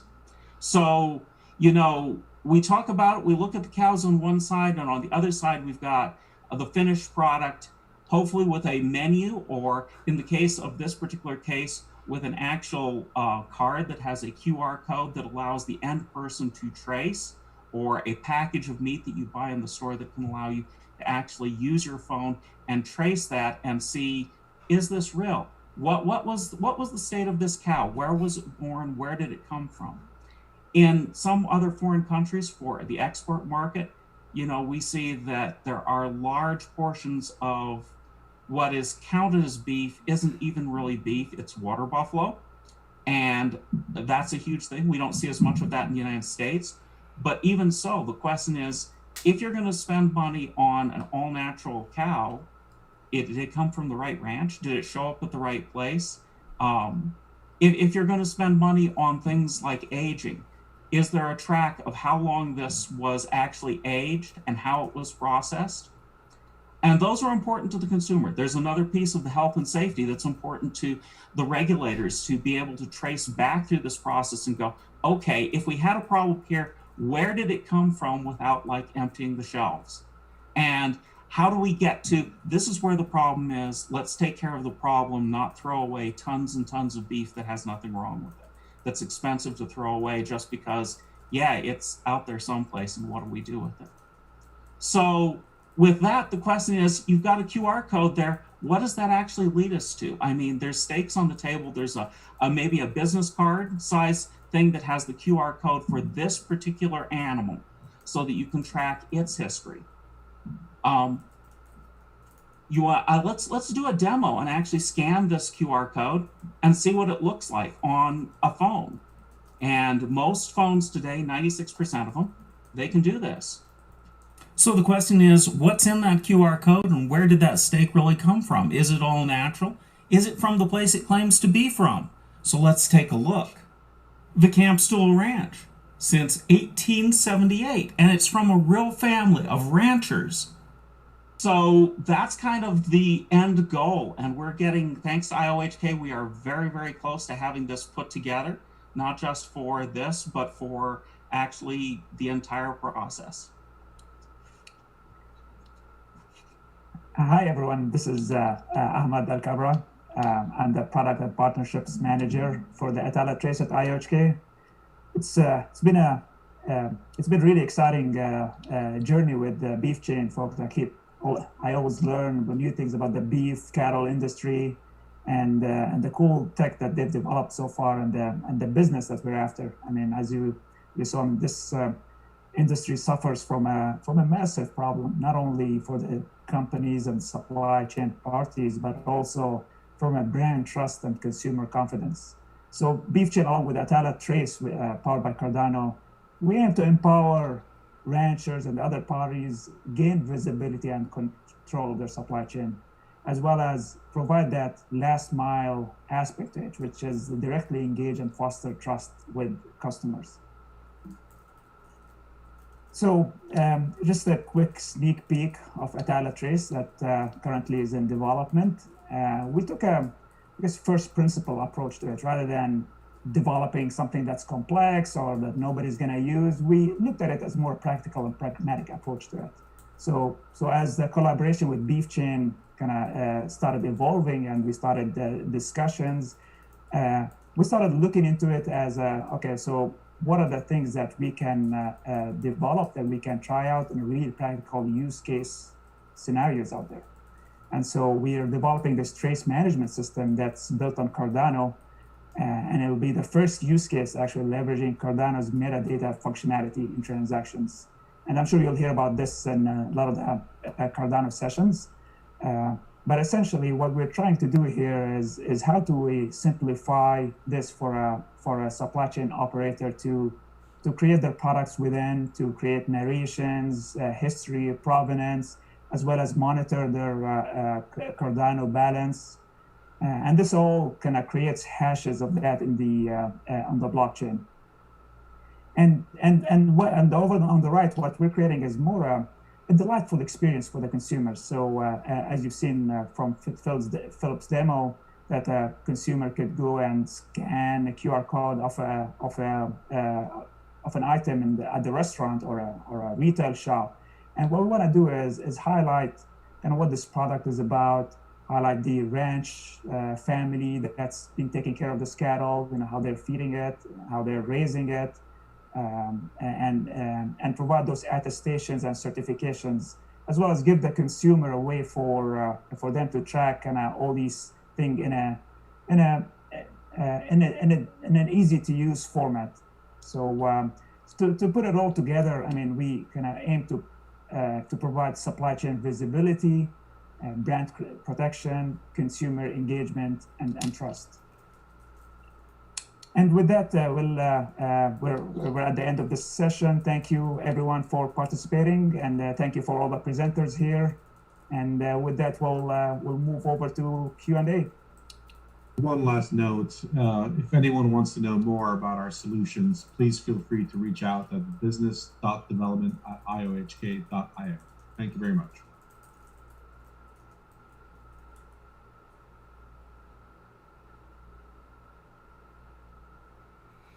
All right, guys, very cool. So lots of cool things happening there with BeefChain. I saw quite a few funny chats. You guys are pretty hilarious talking about cow chain. We had top hat chain. That was pretty funny. So yeah, very cool, guys. As far as those of you who are just joining us, thank you all so much for being able to catch part of the live stream here today. We're going to be streaming pretty much all day to help bring you guys all the information related to the Cardano Virtual Summit. So let's go ahead and take a look and see if we can find any other interesting panels. I'm taking a look at the agenda here. Let's see here. So I think that we could potentially catch Duncan Coutts talking about Cardano architecture. I know Duncan Coutts is incredibly smart. I mean, he's got a lot to bring to the table when it comes to building Cardano. Let's see if we can join for some of that.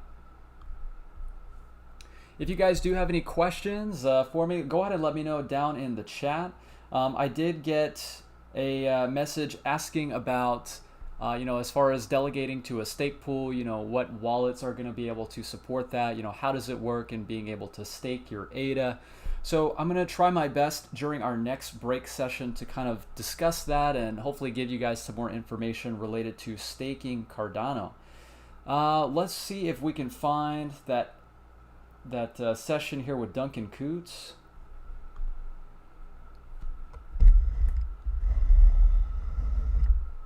And there's relatively complicated logic in there as to do with timing and networking as to which peers we actually end up choosing when there are, because there are often many choices. So we'll try to choose the one that's best, quickest, fastest. And then that gives us that we then instruct the threads that are running the block fetch protocol to go and actually use the application level protocol to go and ask the other peers for, give me that block. And as and when those blocks are fetched and downloaded, they are presented to the chain database. And that's the chain database that really makes all the final decisions. So it sees all of these blocks have been downloaded, and it looks at them and says, okay, let's run the Ouroboros chain selection algorithm on those and decide which ones, if any, to adopt. And that's where we do the full block validation, running all of the ledger rules on all the transactions within those blocks, and picking which blocks are we going to adopt into our own chain. And then that's what it does. It adopts, if they're valid and according to the Ouroboros chain selection rules, it picks those blocks and adds it to its current chain state. Then the blue circles on the right hand side, those are now the same protocols, but the other side of them, the server side of those protocols. So in here we are serving downstream peers, and we're giving them chain sync protocol, we're giving them headers, and we're also interacting in the block fetch protocol to be able to serve up blocks to our downstream peers. Up at the top, we have all the things to do with transaction submission, both the client side and the server side of that protocol. And in the middle, we have the mempools. The mempool is where transactions that are coming from our upstream peers, well, I suppose technically they're downstream peers, but the client side of the protocol, we receive transactions from them and we validate them and put them into the mempool. And then similarly, we serve up the contents of our own mempool via the transaction submission protocol, but now the server side of that protocol. And then the relation between the mempool and the chain database is we have the mempool is continuously, on appropriate changes, is revalidated when the chain database changes. So we will delete from the mempool transactions that have now made it into the chain database. And then in the other direction, information flows from the mempool to the chain database by block forging. So if we're running a node that produces blocks, then that's what happens with block forging. When it turns out to be our turn, we take the current contents of the mempool and pack as many transactions as we can into a block and present that to the chain database. And then everything else follows through out the other side using chain sync and block fetch. So that's the kind of key internal architecture of the consensus and network and how they all interact with each other. So this leads us to this kind of interesting style of architecture, which is actually an existing, relatively well-known style, which is called in the industry event sourcing. And people choose this style for different reasons. We come to it here because we're kind of forced into it by the way, by all these design decisions and the need to, this chain following protocol leads us to this event sourcing style. So what is it? What is this style of application, the style of information data management? So I'll do it by contrasting it with another standard style, which is basically kind of database style. So that's state query. So in event sourcing, what we do is we maintain a log of all the changes, which of course is the blockchain. Right? The blockchain is that record, that log of all the changes to the state of the system.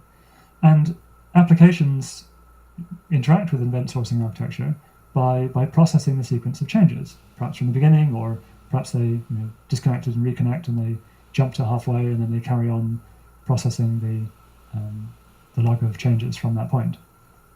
And so applications that are in this style often make use of message queues, things like Kafka and other. So some message queue systems are kind of ephemeral, and others are more persistent, where you do have a persistent log of all the transactions or changes from the beginning. Whereas the sort of more traditional style of IT application, data processing application, is this sort of state query database style, where there is one current state, typically maintained in a database of some sort, and that state simply changes as the world changes, as it interacts with the world. So that's the key contrast, right? In the state query style, you have one state, one current state that changes live as things happen, and you can only really generally ask questions about the current state. Whereas the event sourcing style says it doesn't actually anywhere maintain the current state. It simply maintains the log of all the things that have ever happened, and applications maintain the bits that are interesting to them about a current state. and they may maintain other indexes or additional information, but the ultimate source of data is just the list of all the changes. And so that fits the blockchain style extremely well. But there are many applications that would like to work in that state query style. In the state query style, the interaction is, if it fits your application, it's quite simple. The application simply queries the current state. And the obvious examples of that are SQL databases, REST APIs, GraphQL APIs. You simply ask the question, gives you the answer based on the current state of the world. So both styles are useful. The event sourcing style is kind of pretty natural for blockchain itself, but many applications would like to see the world as if it were in a state query style. And the way to deal with that is to turn one into the other. So in some sense, the event sourcing style is fundamentally more flexible because you can go from event sourcing to state query, but not really the other way around. And that's what we do with our DB sync client. We reflect the state of the world into an SQL database. Now let's see, I'm taking a little longer than I was expecting, so I may decide to cut some of my later slides and go to questions. Let me just see what we've got coming up. Yeah, I think I will take questions now, and then if we have time after immediate questions, I have a bunch of sort of extra slides where we can look at some of the areas. So I will skip Kevin's question for a second, now that he's kindly fed to me. Okay, Kabir asks, can you explain a little more about how this affects the requirements for relays and separate block producing nodes? Will these nodes need to be on separate machines? The answer is yes. Relays and block producing nodes really ought to be on separate machines, but that's really primarily for the purpose of security. Your relays are public-facing nodes, and you don't want to have your private block signing keys being on those nodes. I mean, we do operate a hot-cold key mechanism, so if your hotkey does get compromised, it's not the end of the world. You can replace it, but you'd rather not. So for that reason alone, I mean, it makes a lot of sense to protect your block producing node with relays. It's also important for the system as a whole to have enough relays to support all of the users of the system, and it's also important to have these relays so that you become the system is a harder DDoS attack. But if you want to DDoS, DDoS is a very primitive but quite effective method of attacking the system, and you can resist DDoS attacks much more easily if you're a bigger, wider, fatter target. So by not making your block producing node be exposed on the internet and only exposing one or several, well, it has to be several, not just one, otherwise you haven't increased the size at all, but exposing several relays, combined with the fact that Preos means that you don't know who's going to be producing the next block, it means that now you present a much bigger target for a DDoS attack. You really have to take down kind of a significant majority of the public relays to be able to DDoS the whole system.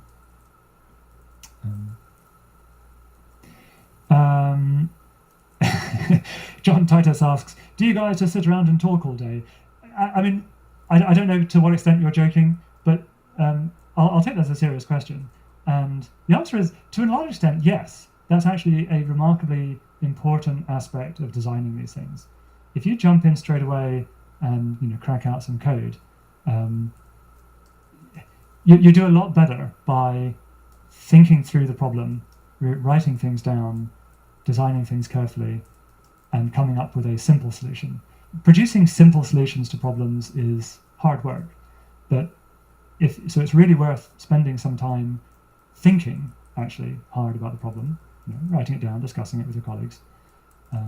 That can often lead you into simpler, better solutions, which are then end up being quicker to implement, easier to test, much more reliable. So that upfront investment, in my view, for difficult problems like the ones we face with blockchain implementations, is really worth it. So perhaps you meant it as a joke, but yeah, no, sitting around and talking is actually a remarkably effective way of producing quality code. Here's a nice question. Why have you decided to go with TCP and not UDP connections? So, okay, I think there's two answers to this one. One is what I said about stateful protocols. So, we actually really rely on that at the application level, our protocols need to be stateful for the reasons that I discussed earlier. That you get the asymptotic analysis, you get the ability to associate, what did they do earlier with what they did later, and you can cut them off, and they have to go back to step one. So there's various things where at the application level you really want a stateful protocol. Now that doesn't mean that you can't use UDP. You can build application level stateful protocols on top of UDP. But nevertheless, it's really a whole lot easier to do it on top of TCP. TCP really does buy you a great deal. It gives you, automatically that control flow, that retries, it adapts to the available bandwidth so that you don't try to overdrive the system and produce too much packet loss. It solves a whole raft of problems that you would otherwise have to re-implement yourself. Now, that's not to say that you should never ever do that.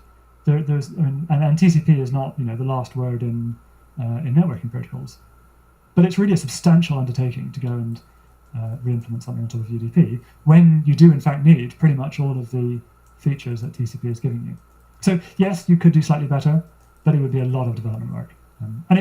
So it could still be worth it. But you'd probably still need TCP as a fallback, simply for getting through all of the firewalls and legacy equipment that's out there on the internet. It's actually very hard to deploy a genuinely new protocol, and to some extent even ones that are built on top of TCP. Built on top of UDP. So I'm not saying that we would never do something on top of UDP, but it's a substantial engineering effort, and it's not something that we would want to be doing before the shallow release. We wanted to go for something that's reliable and that we know would work on the real internet.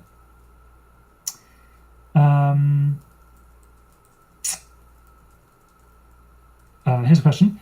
In this architecture, where do sidechains fit? So at the moment, they really don't. They're not in our current implementation.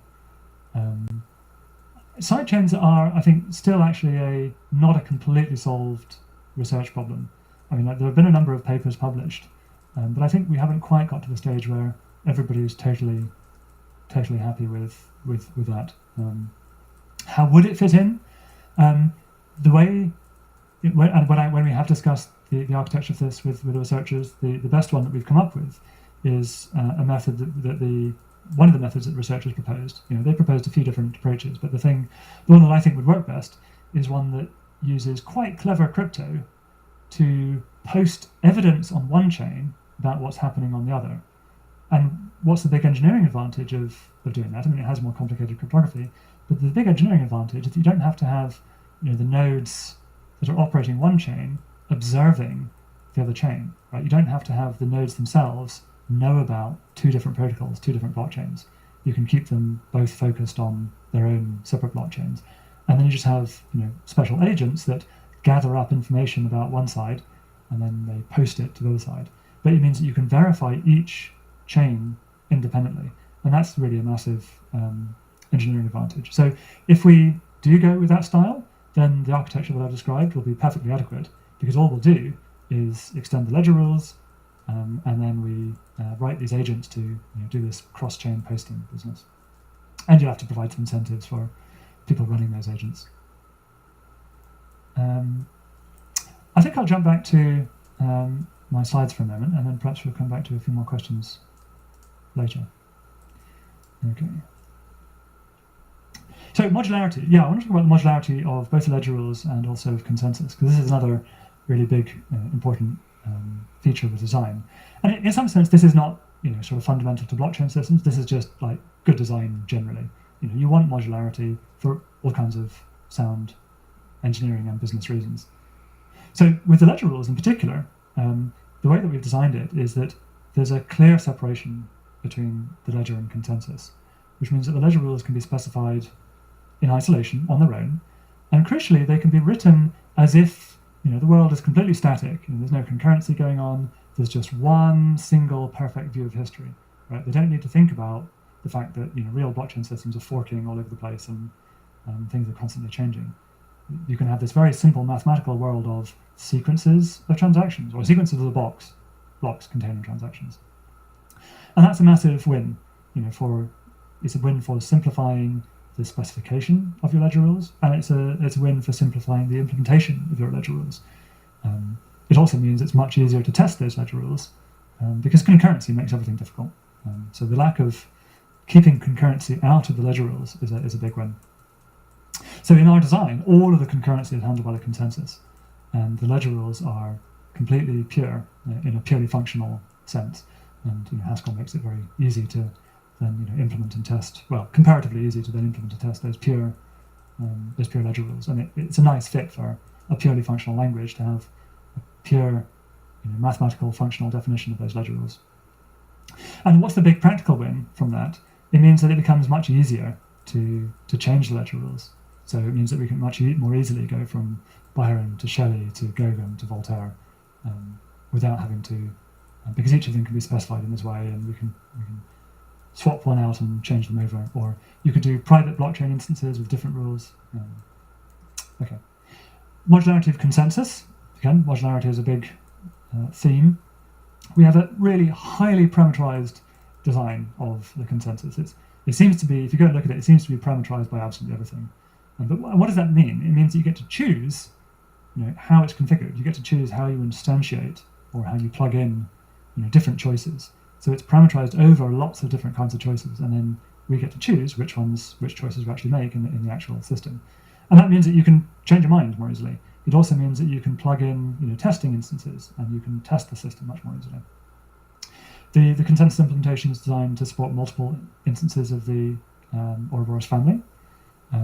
And it has a relatively narrow interface with ledger rules, and that again makes it not too hard to write new ledger rules, because the sort of surface area of them is not too big. And if you go and listen to Edgar's talk later, where he will go into a lot more detail about the consensus implementation, he'll tell you again, generalization, solving a more general problem than you strictly had to, is really a big win. This is slightly counterintuitive. You solve the smallest problem you can, but it turns out that if you generalize and abstract over specific details, you can get to what are the crucial bits of information, what's the crucial design decisions, and sort of ignore the bits that are not so important. So generalization really, particularly in this area, leads to better design, and it makes it much easier to test. And because this thing is highly concurrent, testing is a challenge. And also, the modularity here gives us the ability to compose protocols. And Esker will talk about that particularly more in his talk. So I won't go into details. I'll just advertise his talk for later. All right, you guys, lots of interesting things there happening. Duncan Coutts did a great job of talking more about Ouroboros and different things regarding the consensus algorithm for Cardano. Very cool. So guys, for those of you who are just tuning in, thank you all so much for joining us here today. We are on day 2 of the Cardano Virtual Summit live stream. Very exciting, lots of updates happening here today. I just want to go ahead and give you guys a brief rundown of what we can expect coming up here in the next segment. So by popular request, we're going to be attending the cryptocurrency exchanges panel, where we're going to have speakers from Binance and Coinbase being able to shed some more details on the current and future challenges of cryptocurrency exchanges. So really cool, looking forward to that. Also, there's going to be some other panels talking about privacy and smart contracts. Also, financial contracts on Cardano with Professor Simon Thompson. He's going to be giving us a rundown of Marlowe. And also, there is a panel from Frederick Johnson of the Cardano Foundation talking more about the Cardano improvement proposal. I'm looking forward to those. I think that the community will find lots of value. I know we were talking about yesterday, there's a fund that's been allocated for developments with blockchain. So interesting to see the developments with that, with the Cardano improvement proposals. I did want to go ahead and answer a couple questions from the chat before we went over to our next segment. I'm going to quickly go ahead and make sure that we're ready for that so that it can show up as soon as it starts. As far as one of the questions that I noticed, talking about staking and delegating. So to answer that very briefly, as far as staking and delegating ADA, you will be able to start staking your ADA on the mainnet here coming up very soon in August.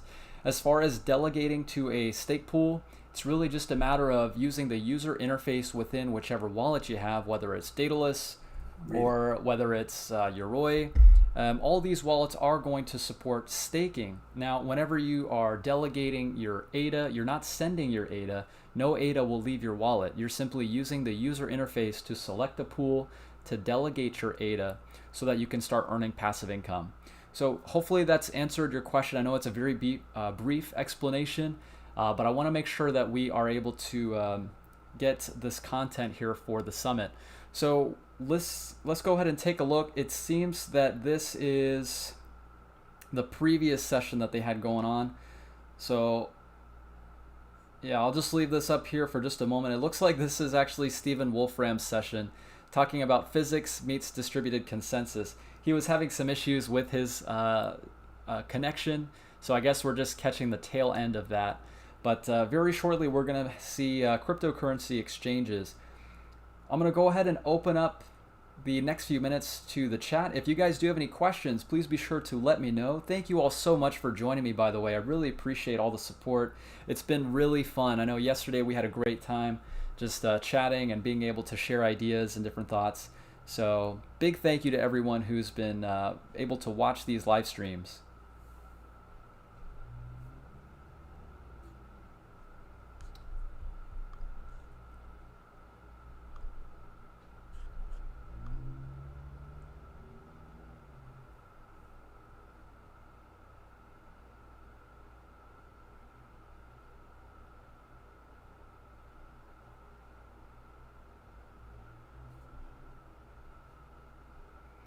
All right, guys, so video starting here in just a moment. I didn't see a whole lot of questions in the chat, so I'm going to just go ahead and let the video roll. So here is cryptocurrency exchanges, current and future challenges.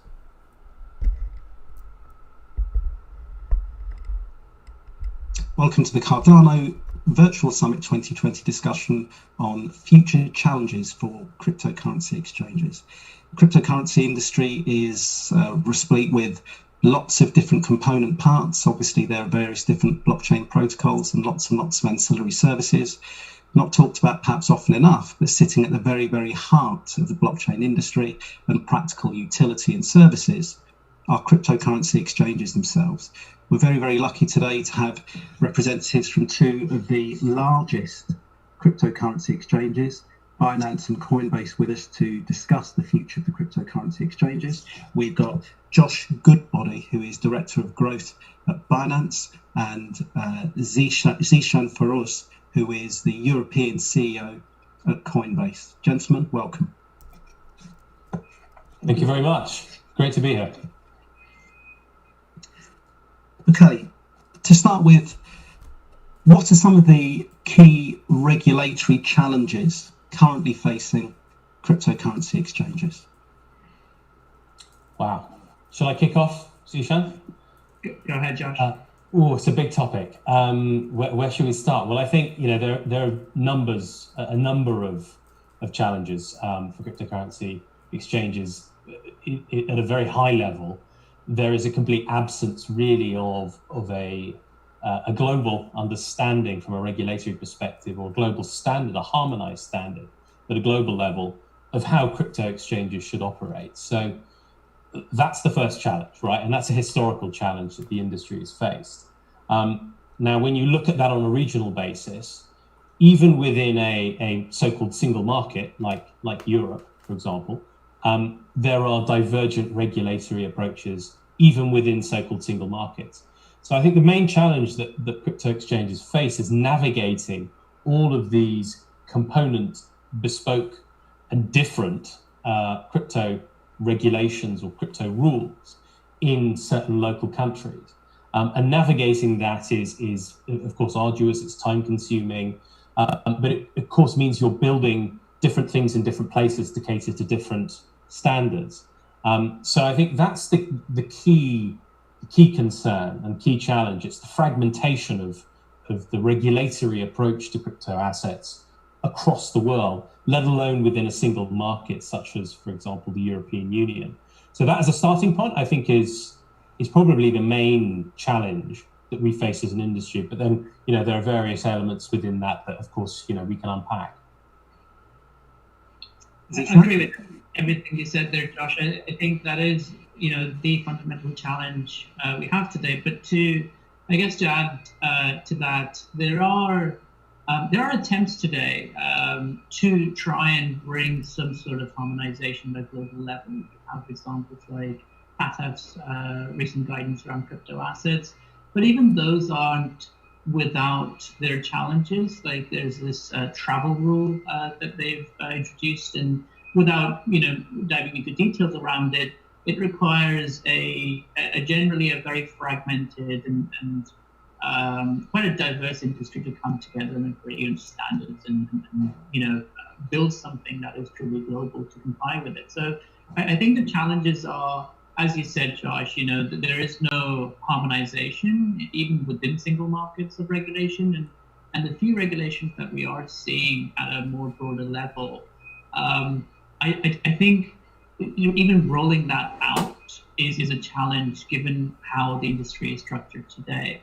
And frankly, I do think personally, from a practical perspective, I feel that having a single global harmonized regulatory framework is something that Finance 1.0 didn't ever manage as well. And I doubt we'll ever manage, but it would be great for there to be some sort of convergence on, some good practices that can carry over across borders. Yeah, I fully agree with that. And I think, we're seeing a lot of efforts out of things like, for example, voluntary member associations, local, kind of lobbying groups, which are super helpful in channeling the ecosystem's feedback to regulators and to different policy actors to steer people in the right direction. But as Ishan said, it's still super fragmented. To give you one really material divergence within Europe itself, the majority of Europe looks at cryptocurrencies not within the definition of a financial instrument, right? And that's important for various reasons, because if crypto assets did fall into the definition of a financial instrument, they're caught by a swathe of European regulation that is quite onerous and wasn't really bought for these kind of crypto spot instruments, right? Spot FX falls outside of it, so why should crypto spot instruments fall within it? However, the largest economy within the European Union, Germany, has taken the view that the majority of crypto assets, mainstream crypto assets, fall within the financial instrument category.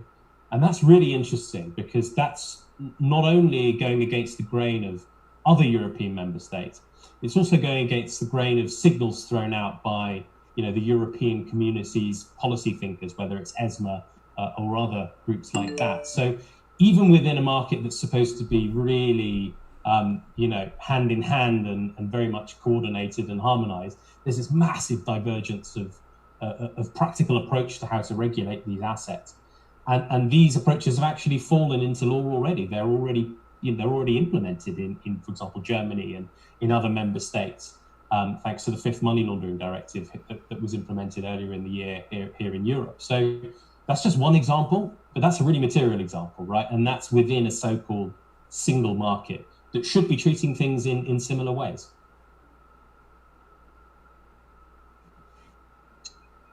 Okay.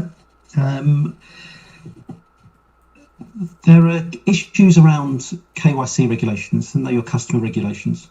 On a global scale, then the way in which KYC and AML regulations are interpreted have essentially meant that lots of the big international finance houses and banks and providers of finance have arguably abandoned many areas of the developing world on the basis that it's not really possible to prove identity and records of potential individual consumer level customers.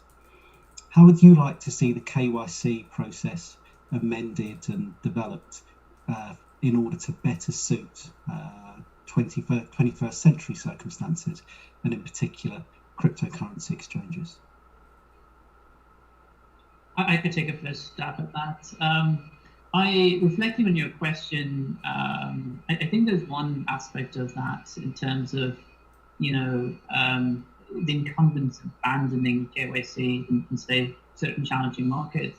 I think there's more to it than the challenges around KYC alone. I think it also comes down to what's the ROI on KYCing somebody who may not have a lot of money. Like as a commercial business, you would I imagine any business with the right kind of profitability would look at KYCing anyone, regardless of what the challenges are. So I think some of it comes down to a cost-benefit analysis as well, and that's the kind of thing that we're trying to solve.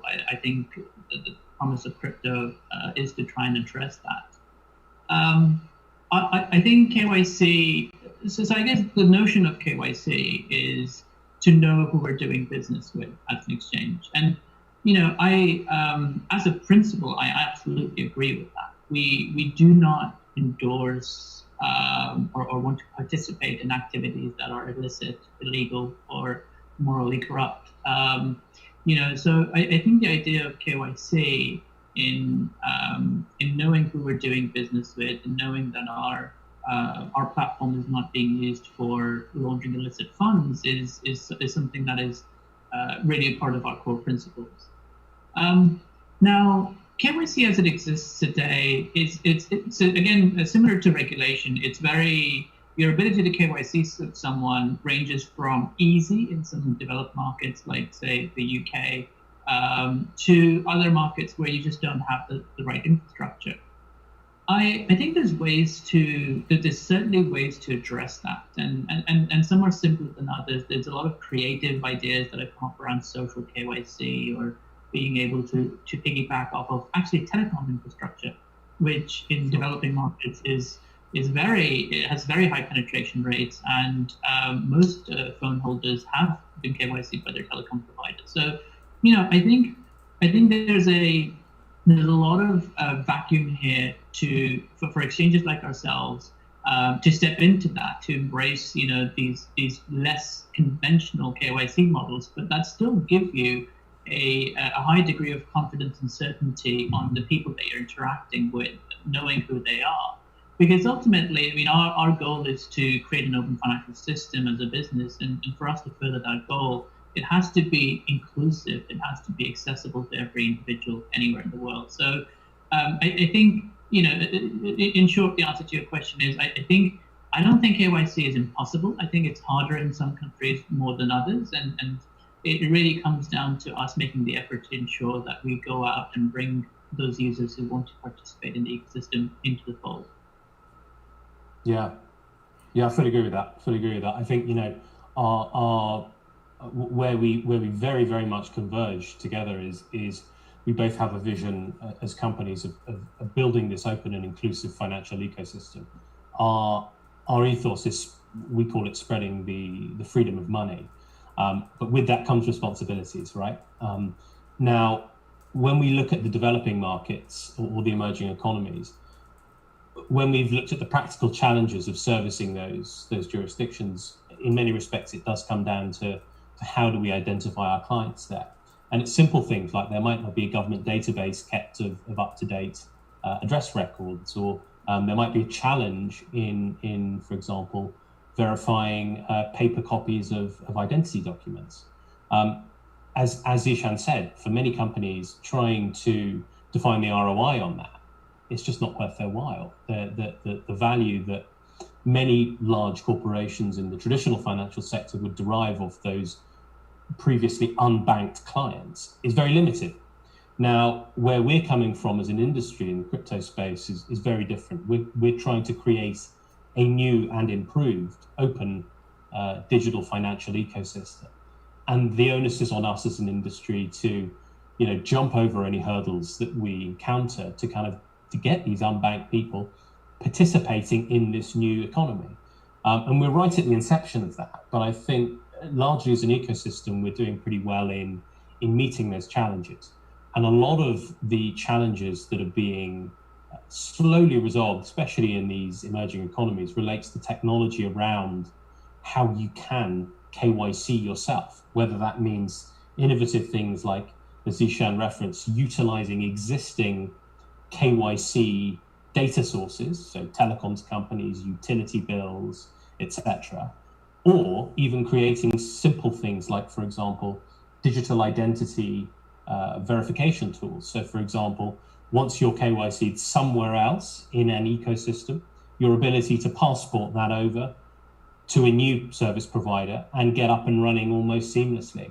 I think with the emergence of technology being able to store very, very sensitive information, confidential, sensitive personal information in more robust ways, utilizing that in almost kind of a safe and secure way, leveraging blockchain technology, allows us as an industry to start offering services to people that previously wouldn't have been catered to. So we very much see that as one of our core missions. It's making sure our services are accessible to as much of the unbanked population as we possibly can. That's a challenge because they're already unbanked at this moment in time. Getting them to utilize a service that is so new, that is so complex in many respects, the onus is on us to make that journey easy. But it all starts with our ability to offer them that service. So from a Binance perspective, we very much see KYC as the beginning and the start of someone's journey. If we can find a way to get comfortable with them as a client or a user, well, then we can offer them a wealth of services. So for us, it's a core priority, always keeping an eye on emerging technology that's coming to market that allows us to do this better, quicker, and in more places. And that's really the key, because if we can do that, we can keep expanding our business and keep offering this suite of services to more and more people. Great. And adding to it, so to pick on one of the points Josh raised, I think the idea of decentralized identity is an extraordinary shift in how we operate today, because when you think about it, KYC today is again fragmented. You every time you open an account, you have to go through the same KYC process again as an individual, and to be able to imagine a world where you have a single decentralized identity, and that's an identity you carry with yourself from one place to another. I think that's incredibly powerful, because it means, even from simple thing, from a simple angle like data protection. Now, a copy of your passport is not held by 10 institutions. It's available in a single decentralized identity. I think that has the promise of making financial services or services that are gated behind identity much more accessible, and making users' data safer in the future. So that's certainly a world that we want to push towards, and we hope we get to. Yeah, same on this side. I think the inherent benefits of having that as the new model or an accessible model to people are transformative in many respects for a number of kind of segments of the economy, whether that's banking, cryptocurrencies, getting people kind of set up within, for example, local financial ecosystems. Even if they can connect that to, for example, government bodies, government registers, suddenly people can start getting set up with their local doctor's surgery much easier, or whatever it might be. So we're really keen to see that kind of technology develop over time. And even pivoting the conversation a little bit away from the unbanked, this solution will be very, very relevant for them, because it means they can get up and running in a much more seamless way with everyone else that has perhaps previously neglected them.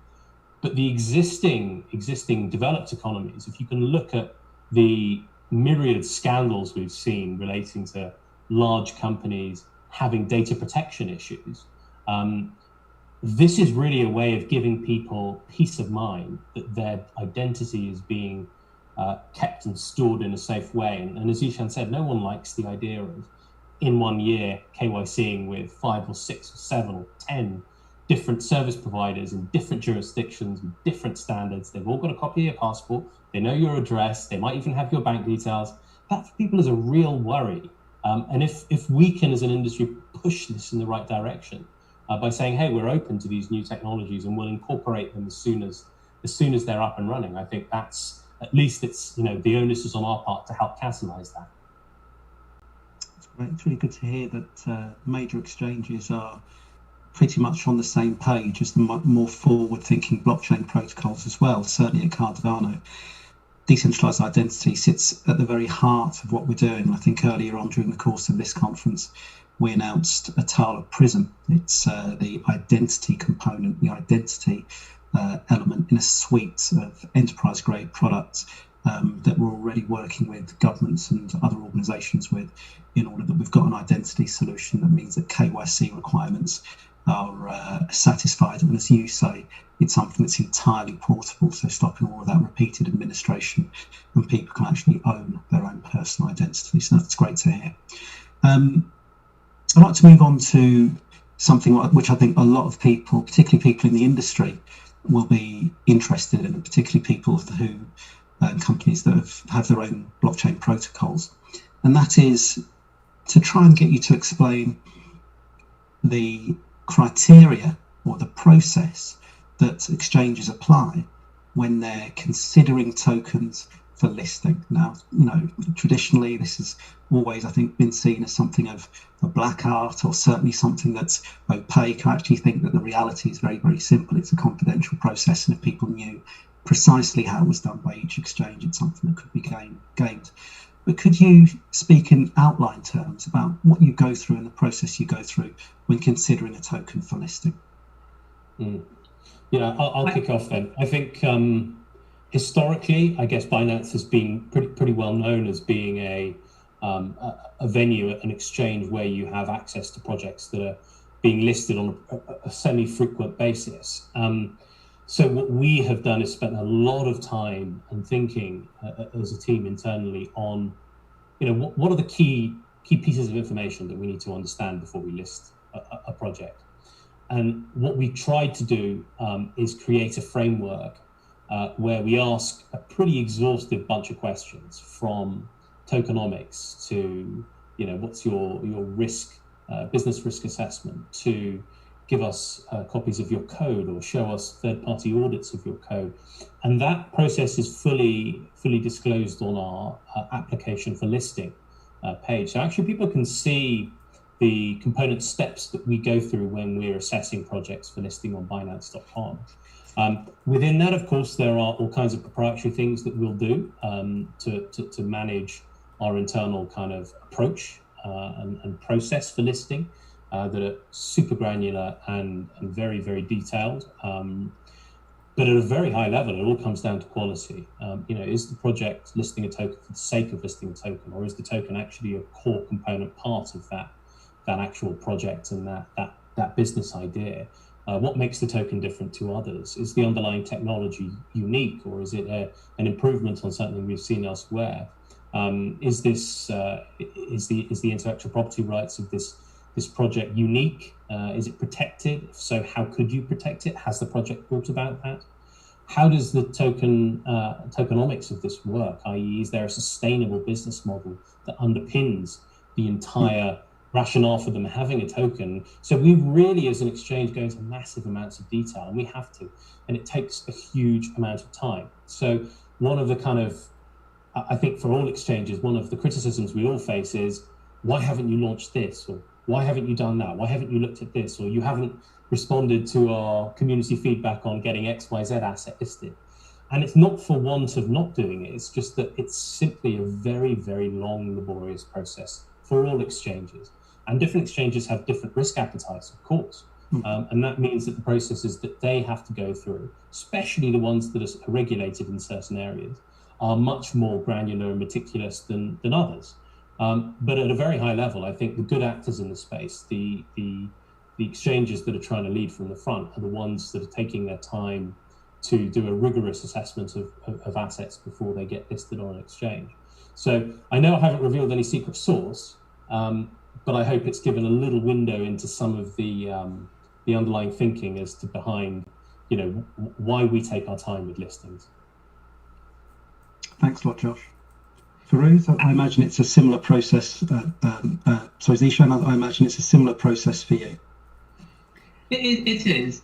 So, and I think Josh touched on it slightly at the end of that comment there. I think there's another half of this story as well, which is regulation and the partner management that comes with it. So, and actually, to start off with, I'd say there's not a lot of secret sauce here, if any at all, to be honest. We actually, a couple of years ago, published publicly our asset evaluation framework. It should be out there if you look it up, which listed all the many factors that we would consider when we're listing an asset. And I think we probably have been more conservative than other exchanges in terms of our due diligence and when we look at an asset, the types of markers that we're looking for. But the principle is the same. It's about ensuring that we have done our due diligence in the project. They are strong, legitimate projects. I have to be careful here, though, because I don't think, at least from our point of view, our role isn't to be kingmaker, over here. Our role is to just make sure we have a responsibility to our customers to expose them to assets that we feel meet a certain standard. Now, the other half of this is, so on the one side, you're assessing the asset, but on the other side, you have an ecosystem of partners, which include your regulators, your banking partners, your payments providers, who all have varying appetites and interpretations of different assets. So it very much is an exercise in positioning those assets with the right regulators, with the NYDFS, with our state regulators in the US, within the frameworks we have here in Europe, to make sure that the assets don't fall foul of any applicable law. We're in compliance with our licensing regimes.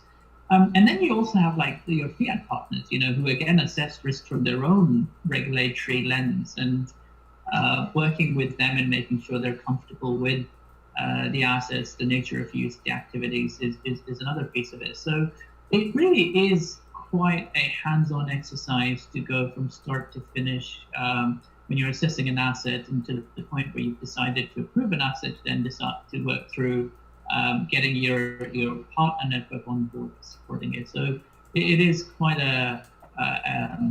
quite an exercise, is what I'd say. Yeah, no, absolutely. And I think over time we've seen the kind of underlying frameworks and information and kind of transparency of projects increasing over the last few years. So projects will often go to third-party, I guess you could call them auditors, really. Not talking about the technological side, I'm talking about the business side. They go to a third party that will review their underlying business case and their rationale. And they're looking at this as if you would look at any business, right? So going through all the component parts of the token and its associated use cases and the value proposition. And they're being able to produce these third-party reports. And so actually there's an ecosystem that's been built around the issuing or the token creation economy that now provides services to those projects or issuers, and gives them tools that they can use to be able to take those to exchanges like ours and say, hey, look, we've audited our code, we've done a risk report using a third-party auditor on X, Y, and Z. So it's been quite fascinating to see the emergence of these service providers coming to market. And it really makes the whole process of launching an exchange much more meticulous than it previously was. So we're launching a token, and it makes our lives as an exchange a little bit easier, in that we can look to a wider range of information that's publicly disclosed. And that really helps. It helps us in our thought process as well. And that's something. One thing I will add to that is that's something that we can do more broadly as well, in terms of, again, going back to the secret source. It's something we can do more broadly by helping regulators and other folks that work with assets understand the types of frameworks that are needed to assess a good quality asset. We started a group called Crypto Ratings Council in the US, which was designed to do an assessment on assets to, from a securities point of view, and create like a unified industry view on whether it's something we deem is a security or not. So I think there's also room for these processes as this space matures. As Josh said, you can now get audit reports, and there should also be more widespread opinions that are shared and shared with regulators around how we see an asset, and therefore create a uniform view across the space. Right.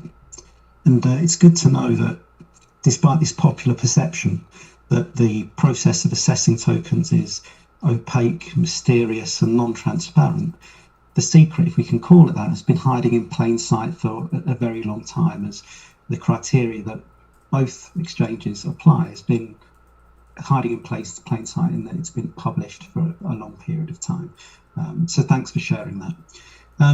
I'd like to move on to the idea of staking as a service. Increasingly, there are proof of stake protocols and blockchains coming onto the market with their associated tokens. And the largest company, Ethereum, are of course themselves famously now moving across to a proof of stake protocol. More broadly, I think that in a societal sense, there is immense pressure on proof of work protocols to migrate across to proof of stake based protocols for pure and straightforward environmental reasons. I mean, internally, we often use the phrase that Bitcoin, for example, Bitcoin is Belgium in terms of the amount of annual electricity usage that's required to maintain that protocol with the large mining farms that are around globally. Where do you stand on staking as a service, and what do you think the future will look like? Are we likely to see significant growth in that area over the next 5-year time horizon? I can take a first pass at that. I think staking is promising as a way to secure a network. I think it's still relatively compared to proof of work. I think it's relatively nascent in the sense that you have Ethereum that is only beginning that transition. I know Cardano has a staking mechanism as well. I think it is quite ingenious in how it creates and balances the incentive models without having to incur an expenses similar to how you do in proof of work. So there certainly is a future for it, a more environmental friendly alternative to proof of work. I think staking as a service, so speaking about it from an exchange point of view, it's interesting because there could be different perspectives on this. The whole point of staking is for you to be able to participate in the network and have a stake in it. But when you're delegating that to an exchange, is that in the spirit of what staking is, and is it supposed to be like that? When I look at these questions, and when I look at the ambitions for some of these projects, let's say, you're ultimately looking at going out to quite a broad set of retail users eventually that will be interacting with these networks. And the reality of it is, most people don't care if something's decentralized or not. Most people don't care if it's staking or proof of work. They care about the value that's delivered to them. So I think staking as a service caters to a user base that, frankly, is getting value from the network or from that ecosystem in another way, and staking is something they're happy to delegate to an exchange. I think there'll always be a subset of users who simply don't want to actively participate in the network, and that's where an exchange, and this is, you can have the same conversation about custodial versus non-custodial. There will be, and this may not just even be exchanges, this may be more dedicated staking services, but I think there'll always be a place for exchanges and other providers to fill that gap, to provide a delegated staking service, and really to capture that value for the individuals that hold those tokens and return it back to them. Yeah, absolutely agree. I mean, staking, as you say, I guess philosophically, the jury's out in terms of, is it to the core fundamental ethos of staking that someone could do it on your behalf? Well, for example, in the EOS network, the kind of pooling of staking rewards has been something that's been happening for a long, long time. So there's an inherent philosophical view that you could derive from it. But at the same time, if we look from an exchange perspective at different segments of clients, there are some that are super hands-on and savvy and understand what proof of stake means, are happy to hold them in certain wallets that have a staking functionality, or actually happy to do the staking themselves, do the heavy lifting associated with that. But there's a really large portion of clients that exchanges serve that simply are not interested in going out there and participating actively in these kind of things. So where people are taking the view to hold their crypto assets on an exchange for an indefinite period or just for a temporary period, whatever it might be, I think it's kind of a positive thing that exchanges are stepping up to the plate and going, right, well, what we'll do is we'll give you a delegated staking service, and you'll be able to hold your proof of stake assets with us and derive the network rewards from your participation. So passing that through, I think is very positive. If an exchange isn't passing them through, that's, I think, where consumers need to start thinking wisely, a little bit like, when you give your money to the bank, do you know what the bank is doing behind the scenes with your money? What are they doing? Are they rehypothecating it? Are they lending it? Yeah, of course they are. But at least with staking, you know exactly what's going on with your asset, how, and what rewards you're getting from it. So I think the more people that we can offer this staking service to as an industry, the better, because it engages people a little bit more in the kind of journey of understanding what these different assets are. And if we're really saying as an industry that we want people to start thinking of crypto assets as either a substitute in some cases, very niche cases, or an addition, supplementing their existing, for example, financial banking frameworks or whatever it might be. If we're saying that to people, we also have to give them the ability to learn about it, and in learning about it, you kind of need to be, involved in it. So giving people choice, I think, is really the key here, and then they will learn a little bit more about the ecosystem bit by experimenting and trying new things out. I think the flip side to this is, and we're talking about this from an exchange point of view, but I think the flip side to this is it concentrates power in an exchange. It concentrates influence within the network, within an exchange. And when it comes to things like controversial decisions around, say, development of the protocol or something in the network, then that raises questions about the influence that an exchange yields, which may be driven by their motives rather than be representative of their constituents, their users. And I think that is a real risk. That is a challenge that will need to be solved. I mean, you could simply, a very simplistic solution to that would be that people do kind of vote via who they stake their assets with, so which exchange they hold their assets at, and that might become a position where, for decision X, Binance is voting with option A and Coinbase is voting with option B, and that might become a way of people deciding who and where their assets are staked. So it may ultimately become a choice for consumers make in terms of who they're aligned with when it comes to participation in the network. But there are unanswered questions over here in terms of concentration of power and how that can be used for political motives. Yeah, I'd agree with that. I think there's, an inherent risk for the industry in concentrating power in the hands of a very small handful of operators, for example. That's, I guess, fundamentally not in line with this decentralized ethos that we're all, pushing or believing in. So it's a balancing act, absolutely. And I think as long as exchanges are transparent and communicative about what they're doing, I think that's really the key. If you're telling your consumers, when you're staking with us, this is how we will operate in X and Y scenario.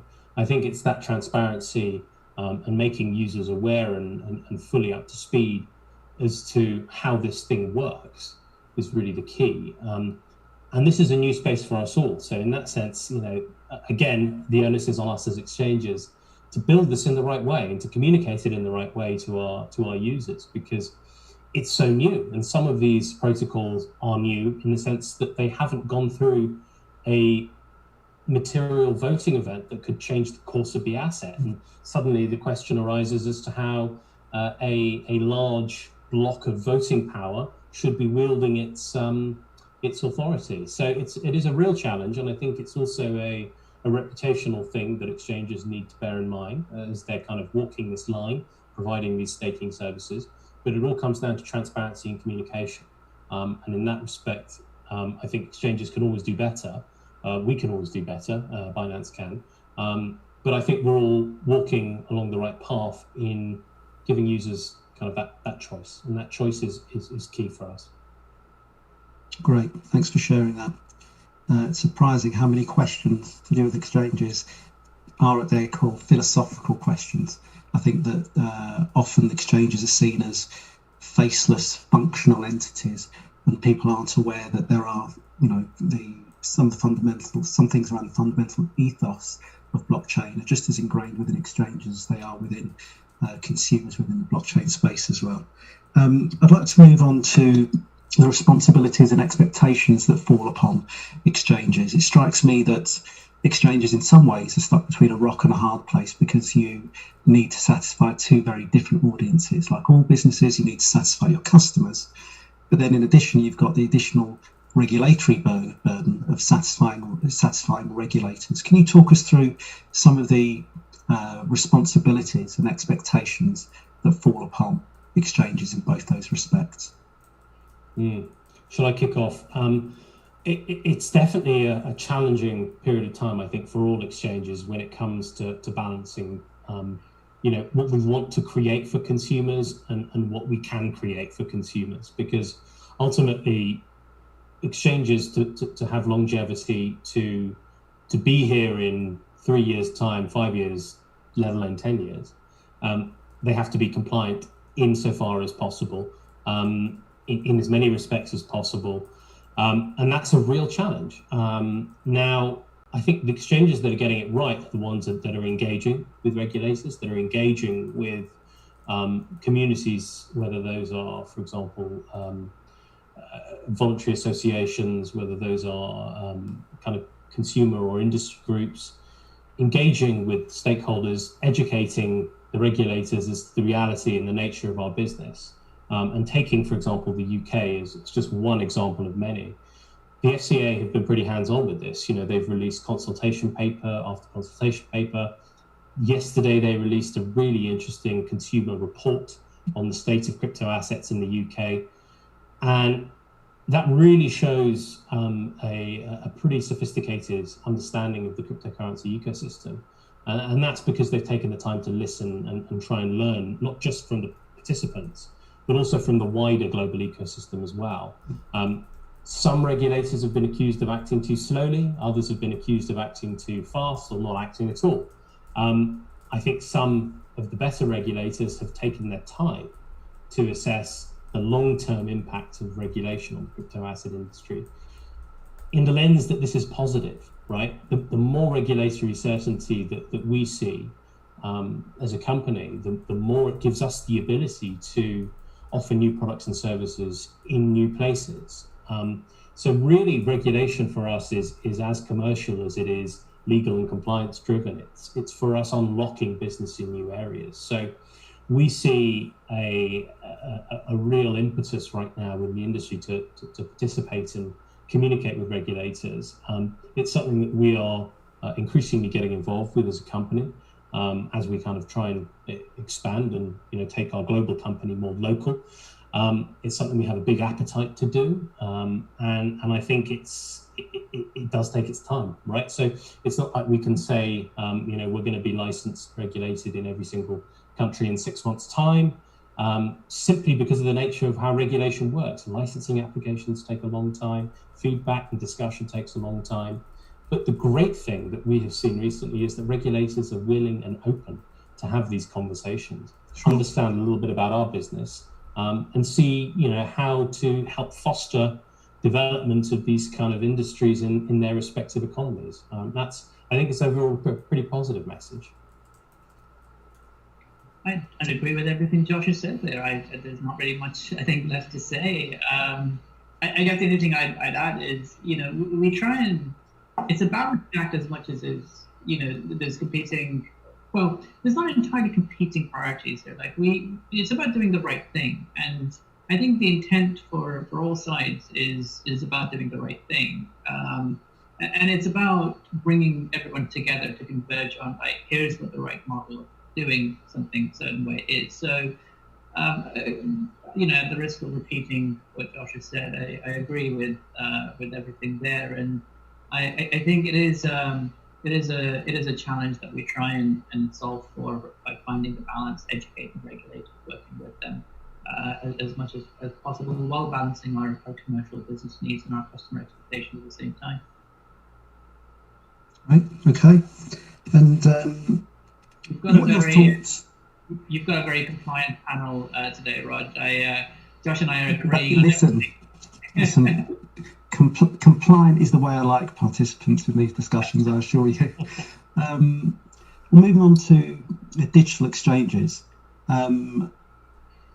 Again, this is largely a philosophical question, really. The idea of a digital exchange, it could be argued, is more attuned to the philosophical origins and ethos of blockchain and the idea of direct peer-to-peer exchange. Does that conflict with the traditional model of crypto exchanges? As things stand, both Coinbase and Binance have managed to navigate a path where you've essentially got feet in both camps. What's your view on DEXs, and what's the future likely to look like? Yeah, I can. So from our point of view, as you say, it's a great sort of philosophical challenge. You have us, a relatively centralized big exchange in a decentralized world, and that to some extent can be an oxymoron. I think the reality, the practical reality of where we are today is decentralized exchanges have promise, but there is a journey to get to a world where they exist. So they fulfill the decentralized. I think they're great at concentrating liquidity across different places. I think they certainly have use cases, and I can run through several of them, where I think a decentralized exchange could be better than a centralized exchange. But I think a lot of those use cases are in a world which has largely transitioned over to cryptocurrencies, to digital currencies, simply because a big part, and we've talked about this in this conversation earlier, a big part of our job today as an exchange is to act as this bridge between Finance 1.0. As for us, in our case, it's very much acting as an on and off ramp from the existing financial system into crypto. And what that requires is it requires a lot of compliance with regulation. It requires a lot of engagement with the right partners. And that's something that, it requires oversight, it requires controls, it requires fraud management. There's a lot of things that are baked into that for a centralized, that a centralized exchange does today, which don't translate very well or can't be translated to a decentralized exchange. So in my view, I think, in order for you to maintain those touch points with the existing ecosystem, existing financial system, you need centralized exchanges to act as the bridge between the two. In a world where all money is digital, I can certainly see there being decentralized exchanges that have real use cases and that act as the central hubs for where trade happens. But until that stage, let's say that's step 10 of 10 of 10. We're probably at step 2 or step 3 in that journey at this point. So I think there's a few stages for us to go through before we get to a place where decentralized exchanges can serve as as the core heart of the trading that happens in the centralized world. Yeah, I think it's great that we it's funny, we're talking about, open financial ecosystems, but again, we come back to philosophy, and it's inevitable with blockchain, right? It's inevitable that we have these discussions around, is what we are doing, is what they are doing, in keeping with the philosophical origins of Bitcoin and blockchain technology. But it is a question that we get asked a lot. Binance is a centralized exchange in many respects. Yes, it lists a bunch of decentralized assets, but the fundamental nature of the Binance.com core offering, where we came from, was from a relatively centralized offering. And that is, as Zishan said, that's because we need to create as an industry a bridge that works well. And that's the first step. You can't get people engaged in this industry if it's not cheap, easy to use, and reliable, right? And that really is where centralized exchanges come in. They work, they're scalable, they are easy to integrate with different fiat on and off ramps, card payment solutions, banking, deposit and withdrawal channels. That's quite simple to do now in a more centralized environment. Now, saying that, we as an organization are massively supportive of DEXs. So the idea of a decentralized exchange for us is philosophically exciting, especially for our founder who really lives and breathes this kind of stuff. He really adheres to the kind of core tenets of blockchain technology philosophically. And a DEX really does that. It gives people the ability to hold their own keys, manage and control their own assets, and interact with other people in the ecosystem in a decentralized peer-to-peer way. Now, saying that, yes, we do support DEXs, a DEX, the Binance DEX. It's taken time for the liquidity to ramp up on that. It's taken time for people to get comfortable interacting and trading on that decentralized exchange, simply because DEX user journeys are not as smooth yet, or as easy, or as simple as the centralized exchanges that we have right now are. So looking at different segments of the crypto ecosystem, if you look at your average retail user that really wants to buy a couple of different crypto assets, maybe that's Bitcoin, maybe sell it now and then, but hold it for a good period of time, start experimenting in that cryptocurrency space, it's unlikely that as an ecosystem we'll be able right now to encourage them to hold their own keys, to fully understand what that really means, what they need to put in place to do that in a safe and secure way, and then trade it over a DEX, linking their wallet with a DEX. That's a challenge, and that will come with time, as Zishan said. Where things start to move into the digital space in a wholesale manner, and everyone is used to using a wallet in their day-to-day life, and that wallet can be linked to different services. There may very well be a world where DEXs become more and more important. In many respects, that might be quite positive, because you do reduce the systemic risk that we tend to see concentrating within larger exchanges. So, we'll see less of those big kind of reputational issues where an exchange in a country is hacked, for example. That has less of an impact if people are holding their own keys. So there are benefits and there are cons on both sides of the argument, but I think, we're in the exception stage of seeing DEXs roll out, and all the associated functionality that you would expect to see with a DEX is just starting to be built. And it's nascent technology. So I think until one, there's more adoption, and two, DEXs are slightly easier to use for your average retail user. At least we think that the majority of our activity will continue within our centralized infrastructure. But again, education, right? If you tell people about it, they'll learn about it and they'll give it a go and play with it. So, we're a young industry, we've got a long way to go, but I think we're all making pretty good strides in the right direction. So the picture you seem to be painting, both of you, is one where DEXs will come into their own, or may come into their own, but perhaps ultimately only at a time when all national economies, all national banks have their own central bank digital currency, and there's a really broad brush approach to digitalization of currency and assets, and at that time maybe we could see digital exchanges starting to dominate. But at this stage, we're at a point where we're trying to get people to migrate, or at least to start to experiment, as the word you use, Josh, with digital assets and using exchanges of any sort.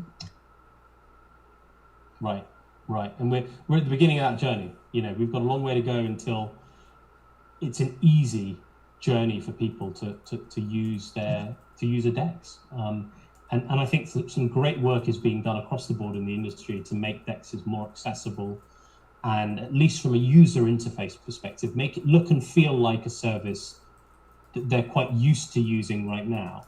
But we're right at the beginning of that journey. And there's also other sort of parallel challenges to solve and philosophical perhaps to address as well. One thing that I think is particularly interesting is self-custody, which is closely tied to DEXs, in the sense that I don't think most people would want to self-custody their assets simply because of the lack of user-friendliness of forgetting a password to, say, your finance account or your Coinbase account. So I think there's more philosophical challenges there in terms of, figuring out what are the other parameters around a decentralized exchange, and how do we get people accustomed to that? Sure. Well, we've had what I think is a surprisingly philosophical discussion. Certainly not something I expected, and something I don't think viewers would have expected.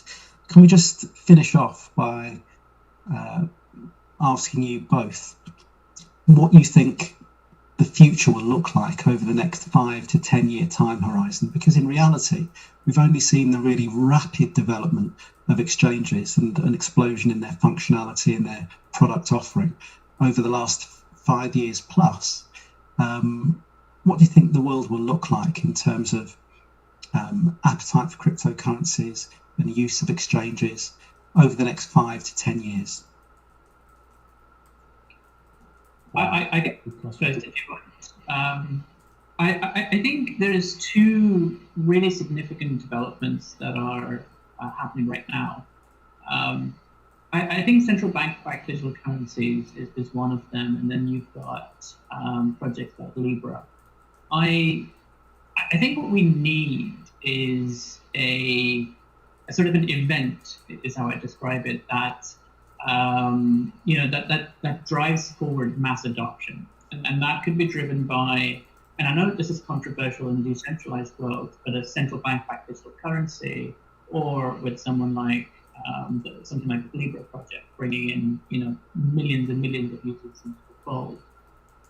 Depending on the timing of either of these, I think what that will usher in is a golden era for digital currencies, because I think as projects they might succeed, they might not succeed, but what they'll create is interest and a lot of infrastructure investment and development, which will impact and which will benefit decentralized currencies as well. So in a way, the way I think about it is central bank-backed digital currencies are great for Bitcoin, because it helps people. One of the biggest mental leaps to make is from your traditional concept of money to, let's say, a Bitcoin. But if you're halfway, you will be halfway there with a digital form of your pound or euro or dollar. It's a smaller leap to make towards other digital currencies. So I think depending on the timing of one of these major events in the next few years, that would usher a accelerated scale of development and infrastructure investment on digital currencies themselves, as well as native ecosystems with tokens that start to emerge. So I hopefully that happens in the next 5 years, and in 10 years, it'll be. I mean, it's unlikely, but I think in 10 years, if the best case scenario is that the traditional cash, traditional money would start to fade. Yeah, I like that. Traditional cash starts becoming digital. I mean, if that happens in 10 years, that would be pretty remarkable. But it's very possible in some economies, I think, absolutely. So to go back to your question, so we're celebrating our 3rd birthday on the 14th of July, right? So for us as a company to think 10 years down the line is challenging. But if I can put my kind of my stargazing hat on and try and think about where we might be in 5 years' time, as Ishan said, we're going to see these events that catalyze mass market awareness of digital assets. And if a company like Facebook, if and when a company like Facebook opens up its entire user base to the Novi wallet, which will accommodate the Libra currency, suddenly you have hundreds of millions of people around the world transacting in a wallet environment with each other. So the leap, to go to what Zishan said, the leap between using that asset, which I'm sure exchanges like ours would be very interested in listing, for example, the leap between an asset like that and Bitcoin and other crypto assets is very small. So that mass event, that mass kind of catalyst event is coming. We know it's coming. It's happening in Brazil, with Facebook as one example. Central bank digital currencies are growing, in terms of the list of countries that are looking to implement them day by day.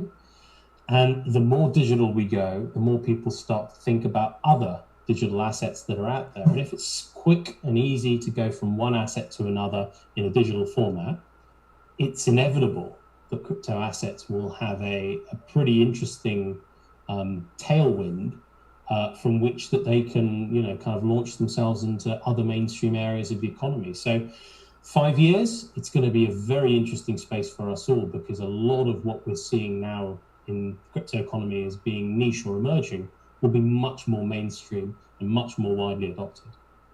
Sure. Great. Well, gents, thanks for treating us all to a surprisingly largely philosophical discussion. It's been great to have you both being a part of the Cardano Virtual Summit 2020. I hope very, very much that both Binance and Coinbase will be involved with us in future events that we run. Thanks very, very much for taking part. All right, you guys, very cool. So for those of you guys who are just joining us, welcome so much to the live stream. Thank you all for being here today. So what we just got a chance to hear about was actually some things regarding exchanges. So very relevant, especially now we're hearing a big announcement from Coinbase Custody. So very cool. We got a chance to hear about regulations, DEXs, all that kind of stuff, staking as a service. One thing I did want to go ahead and let you guys know, we're going to be taking a look at the announcement that Charles made earlier this morning. For those of you guys who may not have had a chance to view that when he went live, I want to go ahead and play that for you guys. So right now we're on a quick break. Coming up after that, you guys want to definitely make sure you stay tuned. We're going to be taking a look at a few different things. So just reading here the agenda that we have coming up. The science and evidence-based way to build blockchain systems with Professor Aggelos Kiais. We could also even take a look at some things regarding Goguen. So they're talking about tokens, dApps, and more. Very cool. So guys, let's go ahead and jump right into the chat that Charles gave earlier this morning. Let's see if I can pull this up here.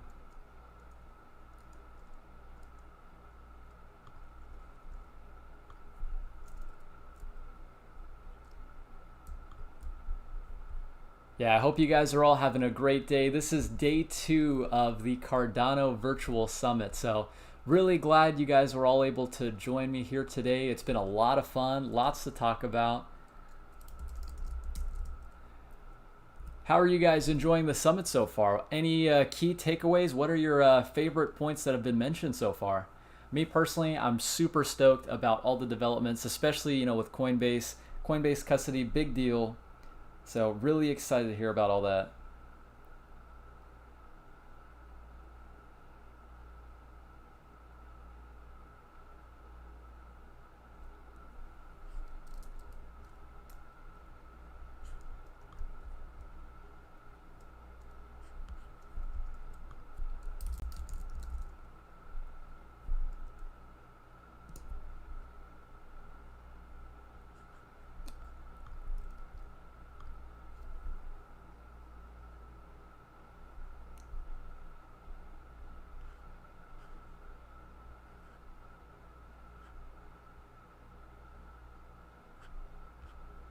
Yeah, it looks like Charles has been pretty busy on his Twitter. Wow, pretty incredible. Okay, so I found the chat. Are you guys ready? Let's jump right in.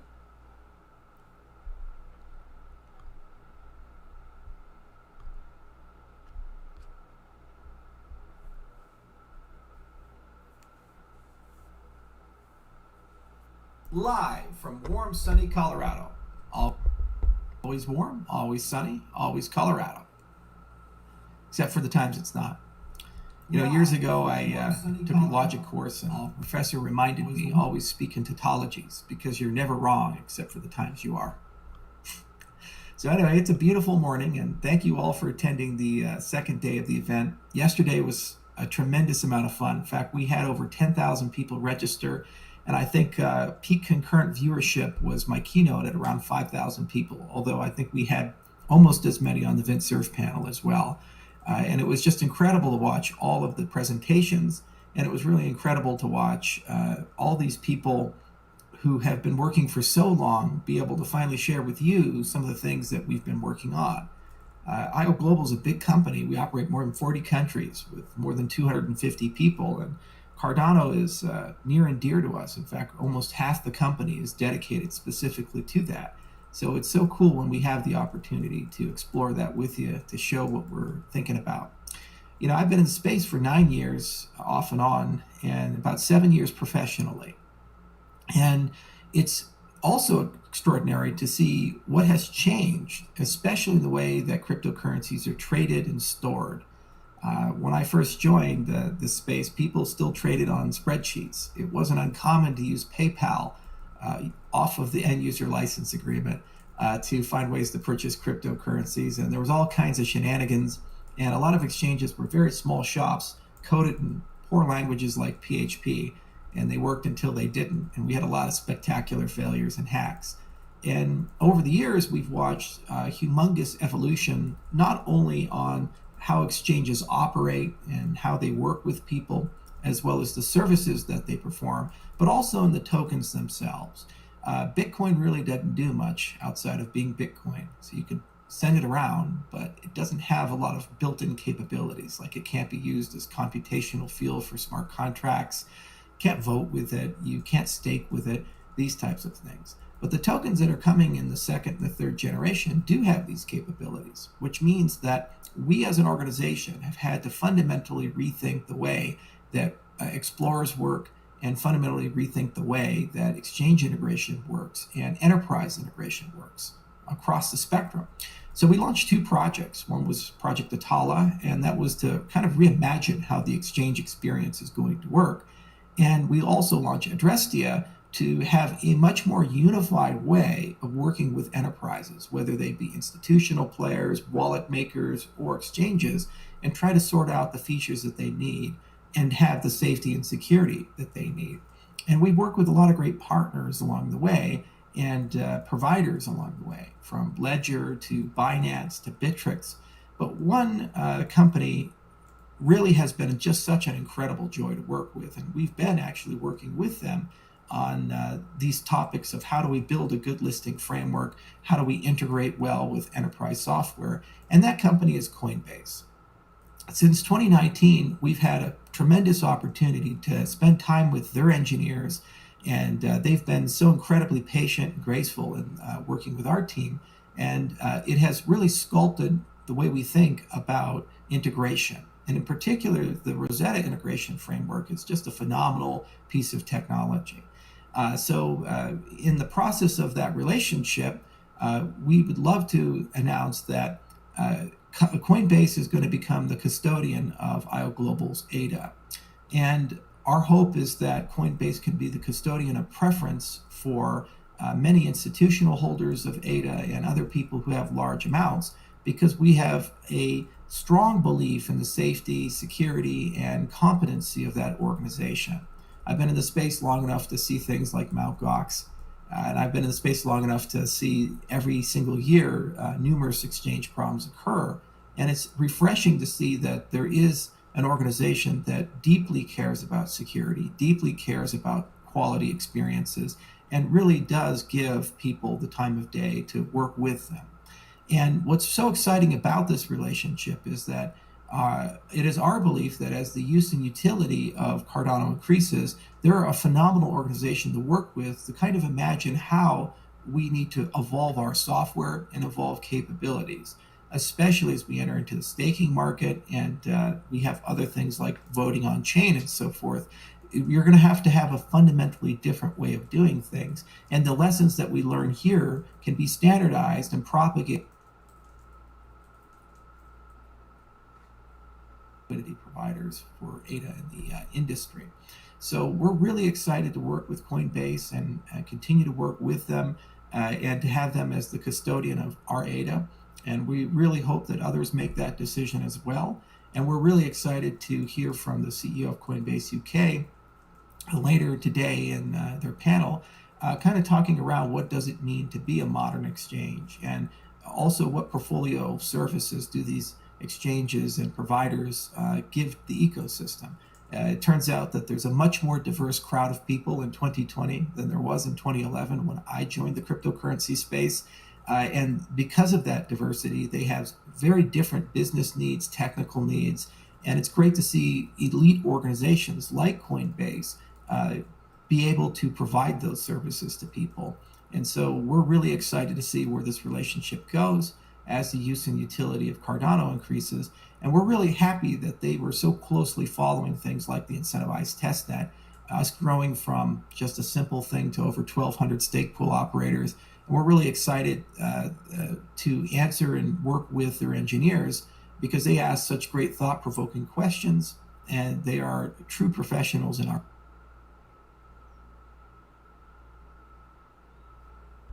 my last announcement I'm going to make. There's plenty more this day to talk about, some more great presentations today, but I felt it would be really important to say that we've been working with them for a while, and I'm really glad that Coinbase has chosen to come to our conference, as have others.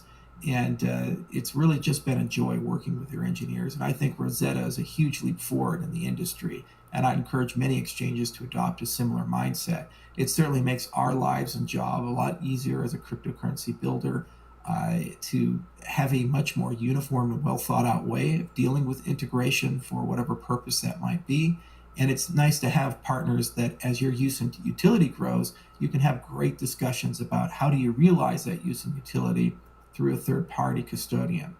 So thank you all for coming, and this is going to be a super exciting day. Cheers. All right, guys, very cool. That was an interesting conversation from Charles, sharing more details about the announcement. This was from this morning. Looks like I'm going to have some issues with somebody from the chat, so let me just quickly deal with that.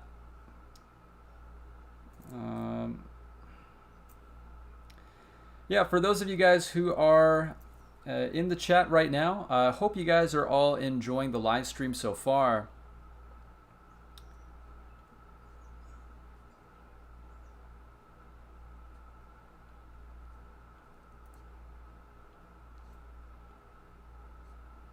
Okay, so taking care of that. All right, so guys, I want to go ahead and jump back to the Cardano Summit. We right now are currently on a break, so just a chance to be able to do some networking, just chat and really just share our thoughts about what's happening. So what we just watched, that was the chat this morning from Charles Hoskinson giving details about the announcement for Coinbase custody. So still more details to come. We don't necessarily have a concrete date on when we will see a Coinbase listing for Cardano. Most likely it's going to be after the hard fork. I'm anticipating sometime after July 29th. That's my best guess, but don't hold me to that. Could be anything, I'm not sure. So very cool to see all these things happening here. The Cardano Virtual Summit is going very well. We're here on day 2. Thank you guys so much for joining. For everybody who has liked the video, for everybody who's engaging in the chat, thank you all so much. I really appreciate you guys. It's been a really fun time so far. As far as what we have coming up, so let's take a look here.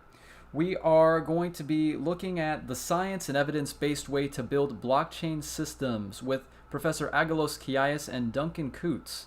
These guys are really the smartest people when it comes to building these types of technologies, really just geniuses to listen to. Incredible to have their thoughts. We can also take a look at the panel for Goguen, tokens, dApps, and more. That should be very interesting. We are anticipating Goguen here very soon, so that should be exciting. Lots of value from that chat, I'm sure.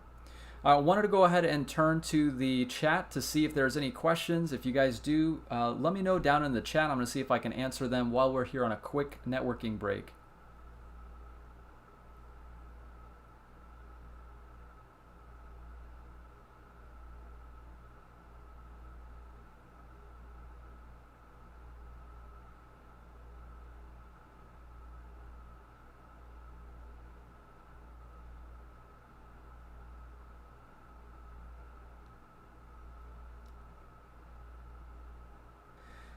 Timothy Castleberry, so we delegate out to the stake pool, so you delegate from your wallet.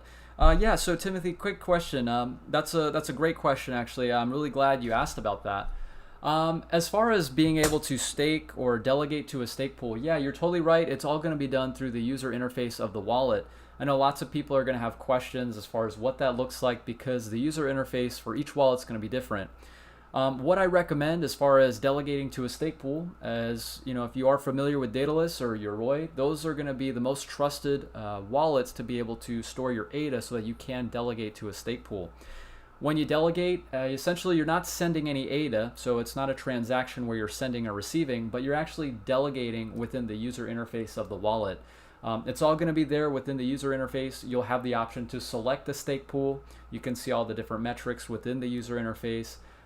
Be sure to stay tuned. If you guys haven't already, make sure you subscribe for more Cardano content. I'm going to be going into more detail as we see those developments actually happening on the platform. But yeah, you would actually go inside the user interface for whichever wallet. You click the option to delegate after you've chosen your stake pool, and that's it. There's a quick transaction fee just to make sure that it's legit. You'll type in your spending password, and then you will have delegated your ADA. So great question. I appreciate that.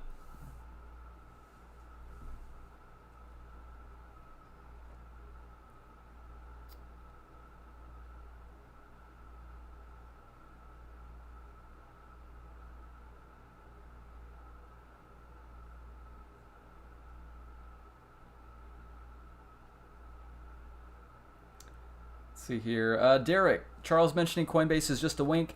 Yeah, I think that you know, he got the ball rolling in the right direction, so to speak. You know, this is definitely an exciting announcement. I think that more developments are definitely to come.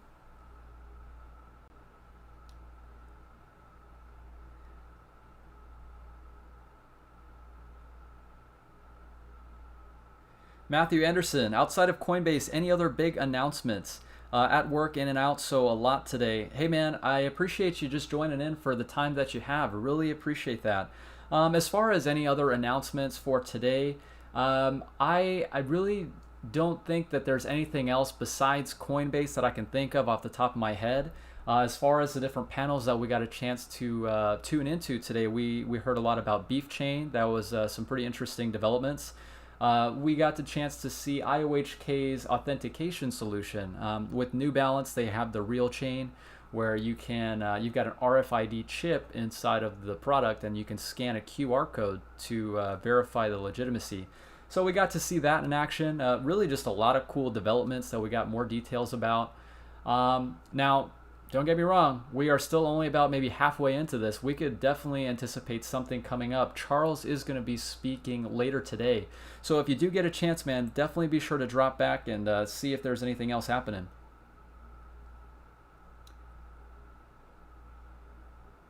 Marco Santiago, yes, Charles is planning to speak again today. We will be sure to tune into that conversation. It should be very interesting.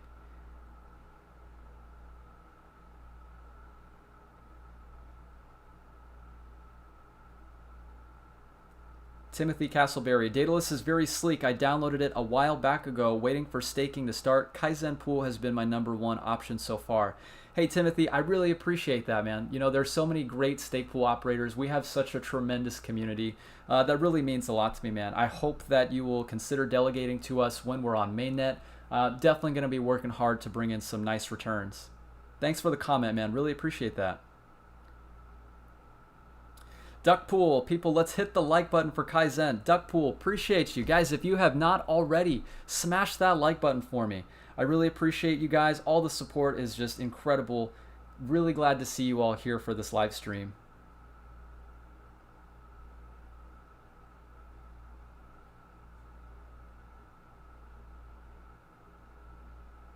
All right, you guys, very cool. Thank you all so much for the great questions. Let's see if we can go ahead and jump into the next panel. We want to make sure that we get there early so that we can catch it as soon as it starts. So let's see here. We've got the science and evidence-based way to build blockchain systems. So that's going to be pretty technical with Professor Agalos Kiais and Duncan Coots. I get a lot of value just from listening to those two guys. They really know a lot about this type of technology. So I think that should be a very valuable conversation. And then if you guys want to, we can actually go ahead and transition maybe a few minutes after that, after we've got a chance to figure out what exactly they're talking about. And then they're also going to be discussing Goguen, so we can jump into that. Tokens, dApps, and more. That should be very interesting.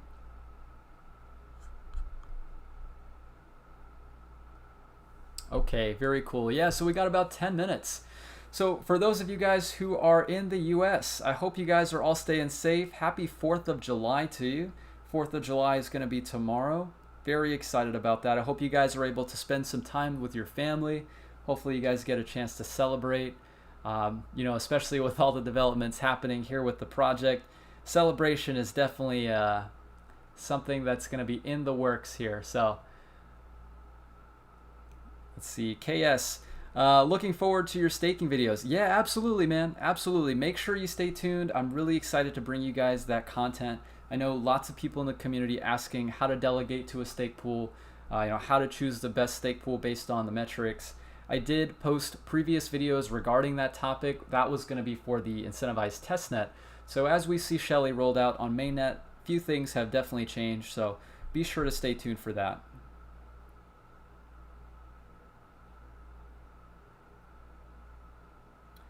Roof coating supply. Computer getting hacked is probably #1 reason for financial loss in crypto. Self-education is key. Yeah, absolutely, man. I couldn't agree more.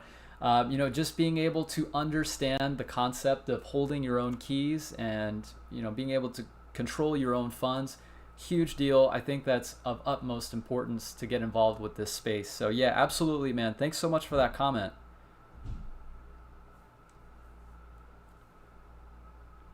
Marco Santiago, just for a moment, the world feels normal again. Thanks, Kaizen. Marco Santiago, thank you, man. Really enjoying being in the chat with you. It's been a great time to just be able to have a conversation. I know things are a little bit different in the world right now, but you know, as long as we're all together, this format, it'll work just fine. So thanks for the comment, man. Appreciate you being here. Cardano Dan, what's up, man? How's it going? Thanks so much for joining us today. What's your big takeaway today so far?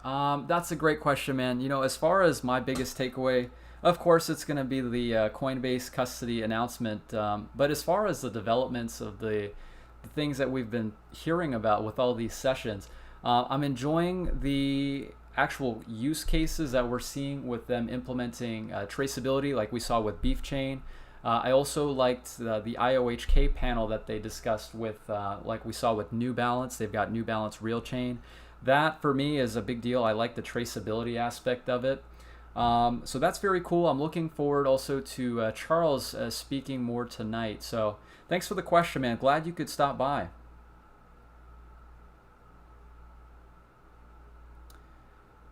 Timothy Castleberry says, tell everyone that missed the other stream where you got the name Kaizen from. I thought that was awesome.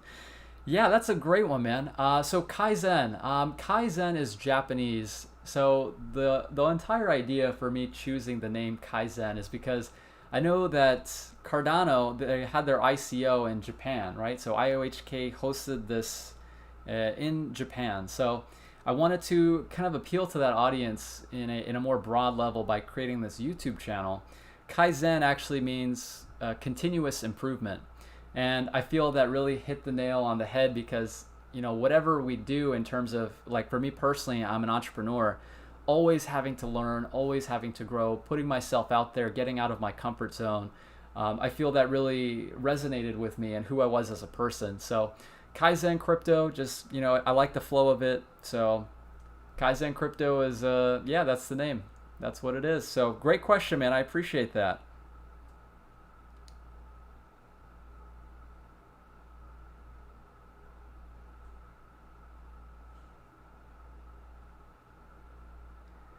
Roof coating supply. Anyone know if Prism will be talked about?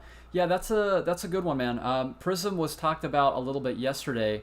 So for those of you guys who weren't able to catch the live stream yesterday, Prism is actually an identity solution. So we actually got to see that in real time. They showed an explainer video, and it's a really, really clean user interface. I think that if they can get adoption with enterprises, with corporations, it's going to be big for things like decentralized IDs. You know, we'll be able to put things like medical records, birth certificates, all that. So, you know, huge use case there. It's just a matter of being able to market that to gain adoption. So, yes. Darren, hey Darren, I appreciate you, man. That was a really generous tip. I appreciate that. Well done for your support of Cardano, registered with the summit, but better watching on your live stream. Hey, you know what, man? I'm so glad that you could join us. This has been a lot of fun. This was actually my first experience live streaming on the channel. Yesterday was actually the first live stream, and we went for over 10 hours. So it's just been great. It's been a lot of fun. Thank you so much for the donation, man. That really means a lot. Super healthy. Kaizen, are you into MMA? I'm not into MMA, but when I was younger, I took Taekwondo. So I do like martial arts, but that's yeah, MMA, I don't know. I never really got into the whole mixed martial arts thing. I do respect the people that do that, though. I know it can be, you know, pretty grueling as far as the training that's involved to get in that type of physical condition. As far as sports, I did play lacrosse in high school for a little bit, played basketball. I enjoy watching soccer matches. My dad's a big Liverpool fan. If you guys are Liverpool fans, any Liverpool fans in the audience, it's been a great season. So congratulations to you Liverpool fans. Thanks for the question, though. Super Healthy 71. Appreciate you watching. Vishal, from your millionaire strategy video, can you please tell what percentage of your ADA is pledged? You know, that's actually a great question. In order to protect my privacy, I would prefer not to have that disclosed here on this live stream. What I can tell you, though, is that I'm very committed to the long-term success of running the stake pool as a business. So I appreciate that. Great question. I'm going to be trying to keep that confidential as possible. It is going to be public, so you will be able to see the pledge when it's actually there on mainnet. But I'd just like to keep the percentage of my entire portfolio private, if that's okay. But thanks for the question. KS, what? You're not Japanese? Get out. I know, man. I'm not Japanese. I'm Indian. Born in America, born and raised in the US, but yeah, not Japanese. A lot of respect for the Japanese culture, though. Roof coating supply, do you have a video up of day one? Yes, I do. You can check it out on the channel. One thing to note with that is that it might not be the entire video. I think YouTube has a time limit of what will be uploaded. We went for over 10 hours yesterday, and I think it only got maybe the last 2 hours. So just want to let you know about that, but I think you will find some value from it if you'd like to check it out.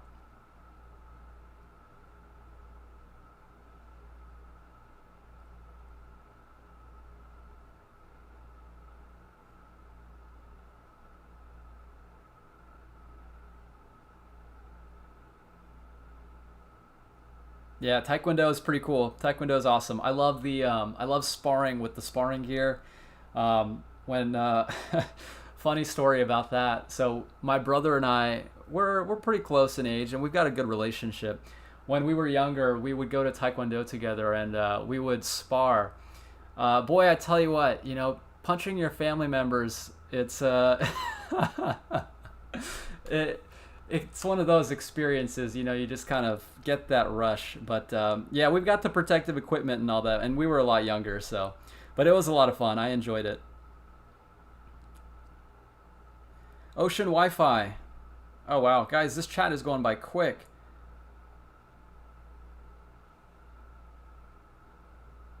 Ocean Wi-Fi. Wow, Kaizen, you're rocking it. Yeah, this is a treat to have you streaming and promoting the summit at the same time.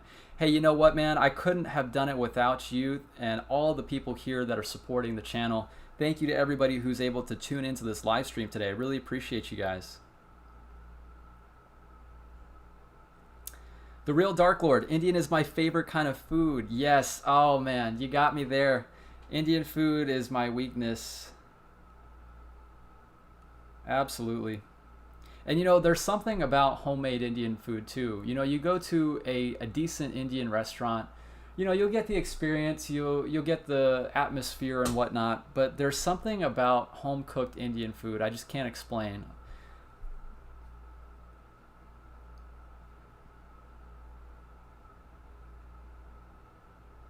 Oh, Liverpool fan. Yeah. Hey, cheers to you, man. Congratulations on Premier League champions. That's pretty exciting.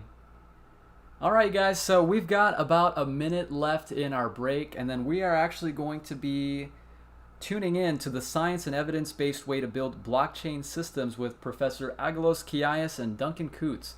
So that should be an exciting one. It's going to be a bit more technical. So I will be keeping engaged with you guys in the chat. Really nice to be able to have a conversation with you guys. Thank you all so much for staying with the live stream today. If you guys are just joining us, please be sure to drop a like. It definitely does help out the channel. We're going to be getting started here very shortly.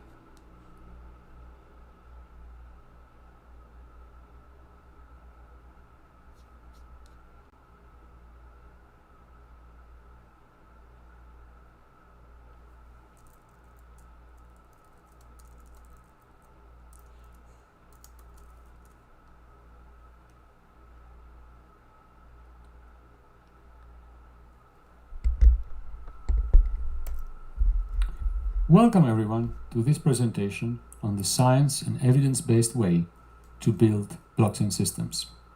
It is the 3rd of July and we are on the second day of the Cardano Virtual Summit. I'm Aggelos Kiais, professor at the University of Edinburgh and chief scientist of IOHK. In this talk, we will discuss what are the methodological tools that computer science offers to support the type of development for computer systems that we advocate here for. We will also discuss what can go wrong when this strategy is not followed, presenting examples from real-world blockchain systems where things did not go as expected. In order to begin, let's start with discussing what is problem-solving in computer science. At its core, computer science is about the methodical and principled solution of computational problems of interest. For a certain problem at hand, we always have a high-level understanding of what is the problem about. Now, from this understanding, we have to extract a precise specification of what is to be solved. This is essential if we are to produce a succinct solution strategy that solves the problem. To illustrate this with an example, let's focus on the classical problem in computer science, sorting. This is the problem that you'll find in most algorithms textbooks when you start studying computer science. The problem intuitively is quite simple. Sort a given array of numbers following some order, for example in a non-decreasing order. Formally, to define this, we have to write the set of conditions that are required for the output to satisfy based on the input. So what you see on the right of this slide is a formal rendering of that problem. It says, for all possible inputs, we're looking for a rearrangement of the input array so that elements in the output respect the inequality conditions that you see on the lower right. These define a non-decreasing order. Now, a solution to this problem will come in the form of an algorithm, or actually more simply said, a program, let's call it P, that will define this succinct sequence of steps that is to be followed to solve sorting. So how do we come up with this program P? And assuming that a certain proposal is made, how do we judge whether it's a correct and satisfactory solution to the problem at hand? So we can start, as usually it happens, with a high-level idea. So here is one for sorting. Find the largest element among the first n elements and swap it for the one in the last position. Then repeat the same thing for the remaining n-1 elements and do the same. And then continue in the same way until n equals 1. Now you can see from this simple description that what we do at every step is that All right, you guys, so quick pivot. By popular demand, we're going to see if we can hop onto the Gauguin session. It looks like lots of people interested in that, and fairly so. We've got Gauguin coming up very soon after Shelley. So let's see if we can go ahead and make our way over to that segment. So that's going to be over here. A lot of different applications within peer-to-peer and traditional finance, payment systems, and much more. Since it's we are building it as a service platform, in order for it to be successful as a service platform, we need to think of the utility and experience for the end users. So it needs to be useful, and it needs to be easy to use for those users, whether they be local communities, established businesses and startups, or local and national governments. All of them should be able to use that platform for a number of business and application domains. So how are we planning to deliver this?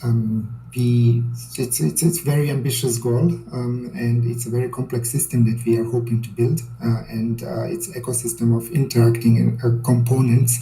And so we are not building it in isolation. We want also that it integrates seamlessly with the existing applications and infrastructure, whether they are off-chain systems or with other blockchain solution providers out there.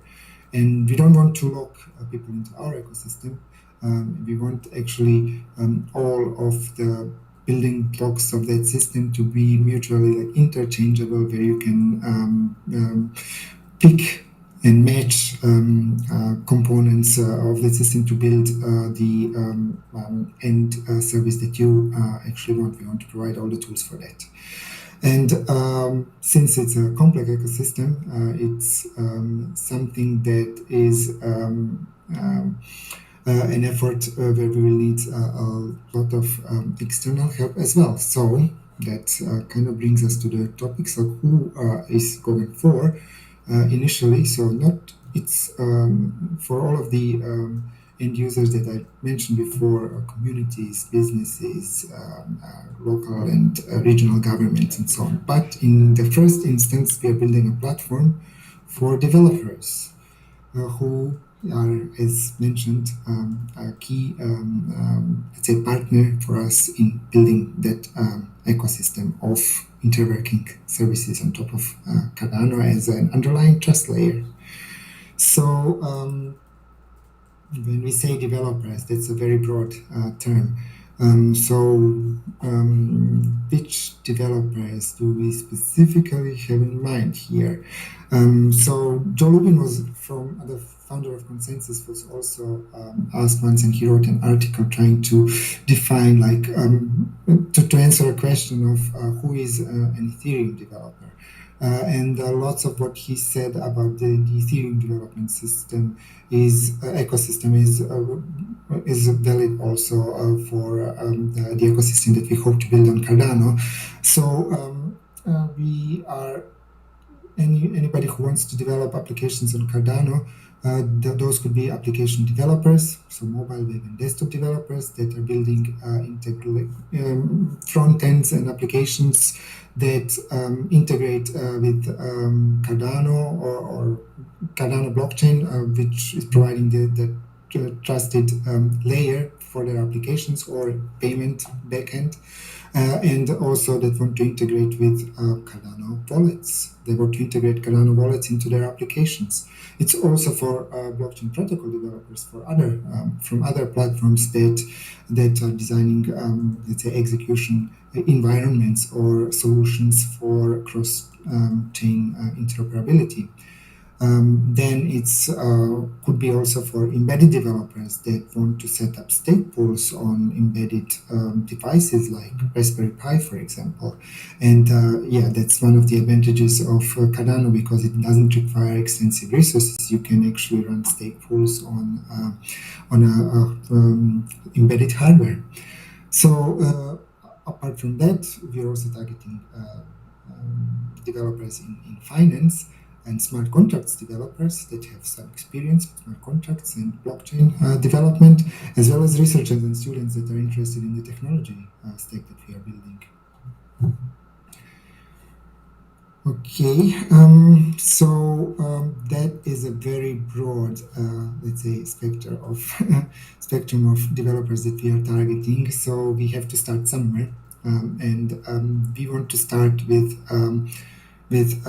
Haskell developers, skilled Haskell developers that will help us build really great, superior developer experience, which will allow then application developers coming on board at a later stage to build great products by using those tools and the infrastructure that we've prepared for them. So if the developer experience is great, then we can really use it to generate early adoption, and that would then pave the way for growing the developer community on Cardano. So how do we want to then move beyond that initial stage where we are building all the tools and infrastructure for to make it easy for developers to write applications for Cardano? We will, beyond that, also use that platform as a stepping stone to enable a number of domain-specific languages which simplify the entry for developers into the smart contracts and blockchain software development, because they can then use the expertise from any application or business domain, like let's say insurance or finance or supply chain, or actually from the legal sector. We could bring experts that and tailor the domain-specific language that is customized to describe problems that they want to solve in their business sector. So without them requiring extensive software development or blockchain smart contracts background.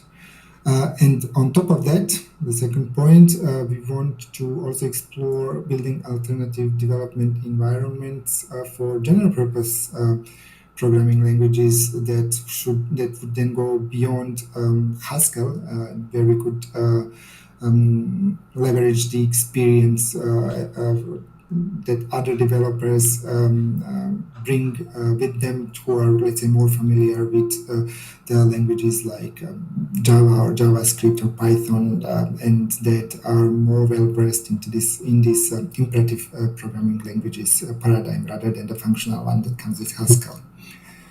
So we are. That does not mean actually that there's nothing that you can do before we deliver the Bluetooth platform, before we extend Cardano to be a programmable platform for smart contracts. You can already do a number of things with Cardano right now, and especially once Shelley is rolled out, you can already write code that submits transactions to the Cardano blockchain that queries wallet and ledger state. You can monitor the health of the Cardano network, and you can attach metadata to transactions from your applications, and then use your applications to inspect that metadata and make decisions based on its content at a later point of time. So what can you do with that functionality? You can already build quite cool applications with that. You can build web and mobile frontends that integrate with Cardano, for example, as a payment backend, and you could also integrate with the Cardano wallets. You can build any type of applications that transact with the Cardano blockchain. For example, like in-app or in-game payments. This is already possible right now. So what does Gaugen then deliver on top of that? So there are two main things that you get with Gaugen. First is the multi-asset ledger, and we'll talk in a bit more detail about that in the next slides.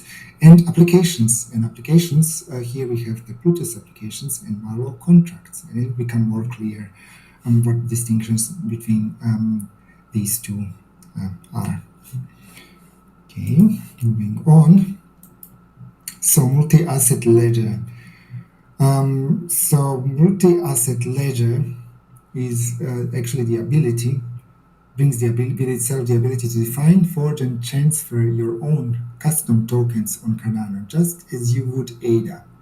And then to manipulate those tokens, transfer, view them, view the balance in any of these tokens from your Cardano wallet, and check and inspect transactions in any currency issued on the Cardano network from the Cardano Explorer.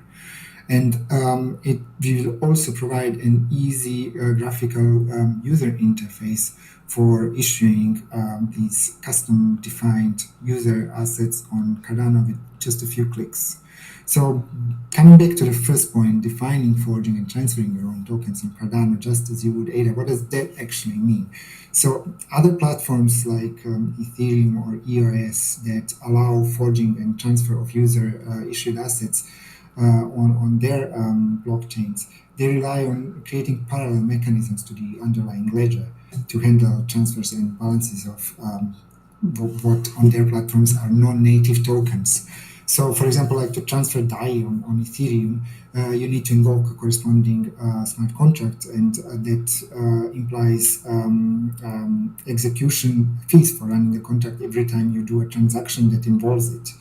And that contract then also needs to maintain all the balances for all the account balances in DAI on top of the Ethereum blockchain. And the difference is that on Cardano, all user-issued assets use the Cardano ledger for these basic operations in the same way that ADA uses them. So the same way you transfer ADA, you would transfer any user-issued token on Cardano. And that does not require you to run a smart contract to do the transfers or to maintain those balances. And so not only that there are no cost or performance penalties for handling custom tokens, but you also inherit the security model of the underlying Cardano blockchain when you do that. And we've actually made sure that the security is one of the advantages that we feel that we have compared to other existing solutions out there. And if you define your own tokens, you inherit that same security that is built in for ADA. And for example, if you want to list the custom user-issued tokens on Cardano on exchanges that are already listing ADA, ideally there should be no additional overhead for making that possible. So, for multi-asset ledger, what are the kind of things that you could do with that So even before we add the smart contracts functionality to Cardano, you can already do quite a few things just by using this native multi-asset ledger on Cardano. You could do simple utility tokens and branding currencies such as those used in gaming, and simple things like loyalty and reward programs. Then once we start adding smart contracts functionality, then you could do more stuff like payment channels, collectibles, wrapped tokens, and then we can also manage like auctions and crowdfunding type of events and tokens on top of the multi-asset ledger. So moving on to Bluetooth applications. So Bluetooth applications will be built on top of the Bluetooth, what we call the Bluetooth platform.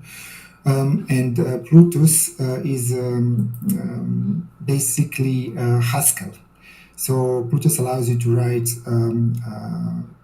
Bluetooth applications in Haskell, and then compiling them to Bluetooth Core, which then in turn allows you to execute those applications on chain. So, and Haskell basically allows you to write more secure, concise, and reusable code. And because it's more concise, it's also more readable. And it allows you to reason much better about the security and other properties of that code, and that allows you to build better developer tools. We could, for example, integrate formal methods into the full smart contracts development stack, so we could automate things that are done manually today, for example, like code audits for decentralized applications. We could automate quite a great deal of that by applying, for example, formal verification to smart contracts. And that's made possible by the choice of Haskell as the programming language for Bluetooth applications. And that's also, as mentioned earlier, a key tool to engage the developer community to help us build Cardano into a versatile platform and service platform and application ecosystem, which then also makes Cardano pluggable into the existing applications and infrastructure. Yeah, as mentioned. Okay. That's killing me, guys. The chat is hilarious. It is absolutely hilarious. That was actually really difficult to listen to. He's talking about Plutus. He's talking about smart contracts on Cardano. I do want to keep the topic related to smart contracts since we're talking about this. There is actually another segment talking about leveraging formal methods for smart contract platforms. So let's see if we can take a look at that.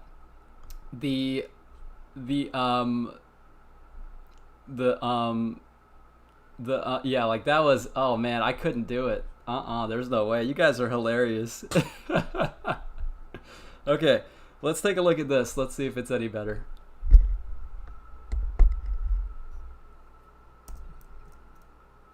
Bitcoin uses a UTXO style system. In such a system, a validator script controls whether an input can consume an output.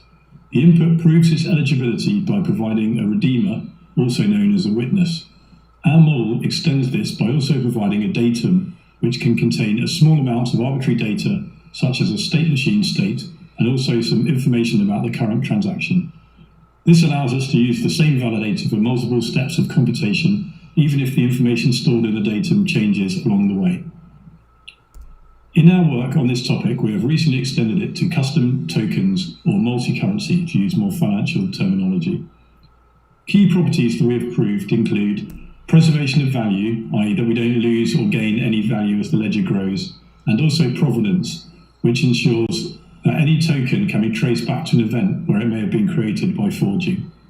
We model contracts as state machines. We verify meta properties about state machine style smart contracts, such as they continue to behave properly after being translated into validators that run on the chain.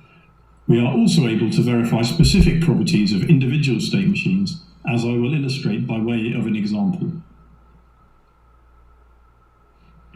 Let's look at the definition of the model before moving on to a state machine example. The model abstracts away from lots of details of a real ledger and focuses on only those that are relevant. In the model, a ledger consists of a sequence of valid transactions, so we do not consider blocks which are not relevant here. A transaction is valid if a series of conditions hold. I will highlight a few. They include: all inputs refer to unspent outputs. This condition is quite powerful as only valid outputs are in the UTXO set. So this means that our inputs refer to actual outputs from valid transactions that are present on the ledger. No inputs can be double spent in a single transaction. We only update the UTXO set after processing the whole transaction. So it is necessary to have this condition here, and it doesn't follow from the previous one. Value is preserved. This is the simplest form of the model without fees or forging of custom tokens, so it's as simple as saying that the sum of the inputs is equal to the sum of the outputs. All inputs validate. This means that the validator function, which may be a simple transfer or a sophisticated contract, successfully validates, i.e., for any transaction input, its validator returns true when it is applied to the datum, the redeemer, and the information about this transaction. The validator and the datum are actually fixed by the output the input is spending, but the redeemer is provided with the input and the transaction info comes from this transaction. Here is an example of a multi-signature state machine contract where we require n of m signatures drawn from a predetermined list of m signatories to approve a payment. There are two states represented as two grey circles on the diagram. Either the contract is in the holding state, which means that not much is happening, or it is in the collecting signatures state. The state transitions are represented by arrows. If you're in the holding state, then the only thing we can do is to propose a payment of value V to recipient P by deadline D. This action transitions us to the collecting state. We can then add signatures provided that they are valid and loop back to the collecting state. Note that the list of signatures is stored in the state. If we have enough signatures greater than or equal to n, then we can make a payment, or we can cancel if the deadline has expired. Some properties we might want to prove of this machine are that we can only cancel after the deadline, or we can only make a payment if we have enough signatures and the signatures are valid, or if a payment is made, then the recipient is the one proposed in the proposal. Let's look at another application of formal methods in the Unraveling Recursion paper. The aim here is to use Agda as a prototyping tool for a challenging and novel aspect of the design of the Plutus compiler. The reason to use Agda here is that it makes things easier. It would be harder, slower, and more error-prone to do this work without it. The problem concerns how to compile mutually defined Haskell data types into the recursive types of Plutus core. Recursive types are well studied in isolation, or when combined with simply typed lambda calculus or basic System F. They are less well studied in the full system of System F omega and also as a compilation target. Using Agda to work out how to do this is useful, as Agda's rich type system gives more information to the programmer and supports developing programs interactively with rich contextual information available. Trying to do this on paper or in Haskell directly is like flying blind in comparison. Haskell allows custom data definitions and is in this sense open, as we can define new types. Plutus core is closed and we cannot define any data definitions. So how do we compile Plutus contracts written in Haskell to Plutus core? Well, even in pure System F, which is also closed, it is possible to encode a large variety of data types via a so-called church encoding. The trick is to define the type not by its constructors or introduction rules, but instead to identify the type with its elimination rules or induction principle. To put it another way, we do not define types by what they are made of, instead we define them by what you can do with them. It turns out that church encodings can have performance penalties, so in Plutus core we use the related Scott encodings instead. Nevertheless, in this talk we will restrict ourselves to church encodings as it is sufficient to get the idea. Here is the ordinary definition of lists in Agda notation. We define a new type list of A for any type A. The list has two constructors, nil for empty list, which takes no arguments, and cons, which takes an element of type A for the head of the list, and a list of A for the tail, and constructs a new list of A. Well, what can we do with this list? It's an inductive type, so we can perform induction over it, which is also known as primitive recursion, or in the case of lists, this is called fold. This is exactly what the church encoding is. It says that the type list of A can be defined to be, for any arbitrary type B, we provide an element of B for the nil case, and a function for the cons case, which takes the head of a list of A and an intermediate result of type B, which is the result of the recursive call, and produces a result of type B. Given these two things which tell us how to produce a B for nil and cons, we can always produce a B. Having looked at various aspects of Plutus and also the extended UTXO model, I want to round off this talk by discussing Marlow, IOHK's financial contract-specific smart contract language, from the point of view of formal methods. The aim of the Marlow team's use of formal methods is as follows. Number one, to verify the meta-theory of Marlow, essentially verifying the specification. Number two, to use property-based testing of production against the formal model, essentially verifying the implementation. And three, to provide static analysis for programs to improve the development experience of the contract writer and to help improve contract quality. Formal verification for Marlow refers to verifying properties of the semantics of Marlow. It is formalized in the theorem prover Isabel. Properties include showing that accounts never go into the red, and also verifying that without loss of generality, each transaction has at most one input. This property is important for static analysis. The formal model of Marlow can be extracted from Isabel and used for testing in conjunction with QuickCheck to show behavioral equivalence of the model and the implementation. Automated static analysis for Marlow provides semantic checking of Marlow contracts beyond simple syntactic checks. The key question is whether or not a payment can fail. This is not something a contract author wants to happen unexpectedly.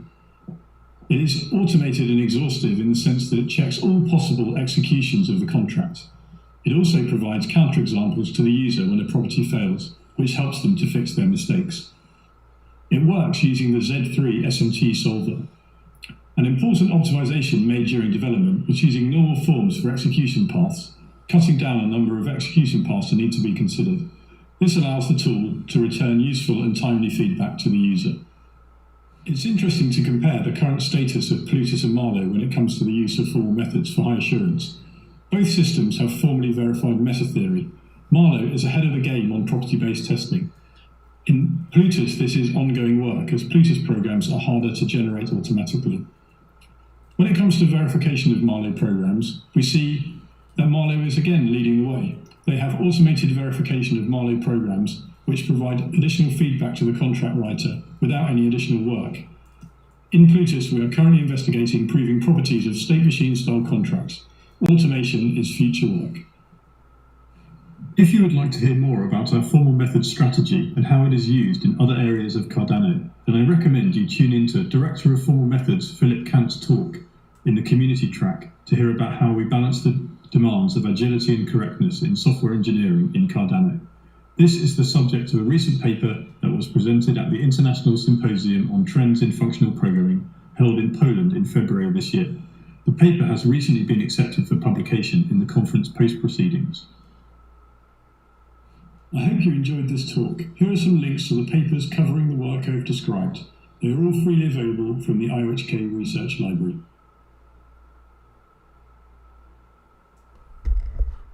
All right, you guys, very cool. So that was an interesting conversation with leveraging formal methods for smart contract platforms.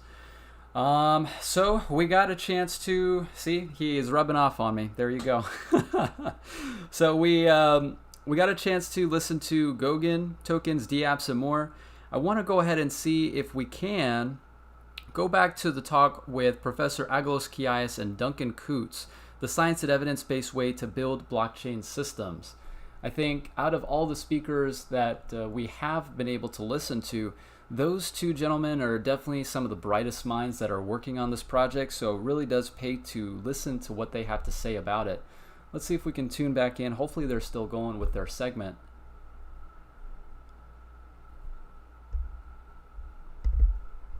was at the core of the DAO attack that occurred in Ethereum in 2016. The bug and its exploitation led to the draining of more than 3.6 million Ether and a wide and rifting debate within the Ethereum community.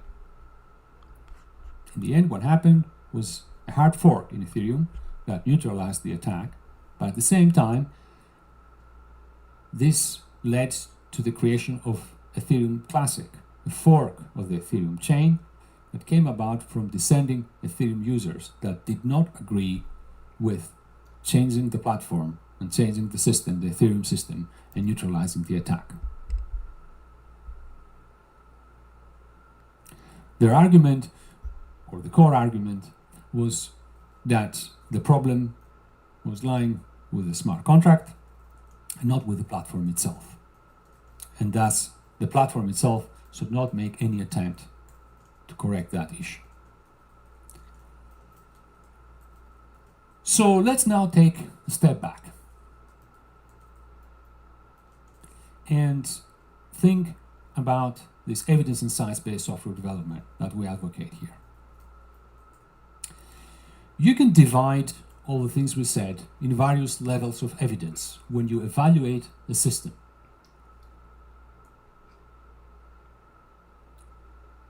This will assist us in classifying the material we have when we're trying to evaluate whether a piece of code is suitable to be incorporated in a system that we are developing or we're considering extending.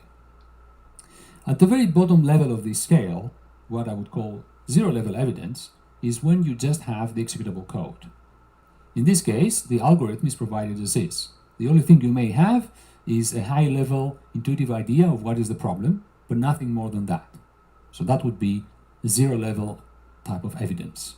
The program is provided as is without any guarantees whatsoever, and if you want, you can incorporate it, but you have no other evidence to assist you in making that decision. Now, with first-level evidence, going one level up, the algorithm description is provided at a high level. So there is a description that says, here is what this code tries to do.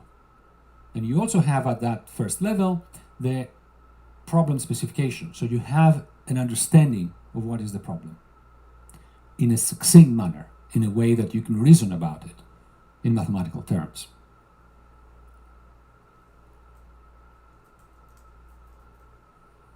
Going further up, level 2 evidence at the second level, we will have a proof that the algorithm solves the problem in a certain model. And finally, level 4, the third level, will include the arguments that are establishing the equivalence between the algorithmic specification and the executable code.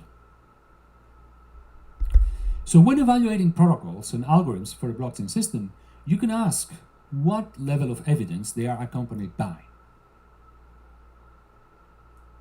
And when the evidence is provided, you can scrutinize the quality of evidence, how it was collected, how it was produced, how it was verified, who looked at it and validated it. We next present some additional techniques from our arsenal that we can use to support the objective of science and evidence-based design for computer systems. One important technique that can improve the quality of evidence is to use mechanized verification. In this setting, using mechanizing techniques such as satisfiability and satisfiability modular theory solvers, we can formally verify security and correctness properties with the assistance of a computer system.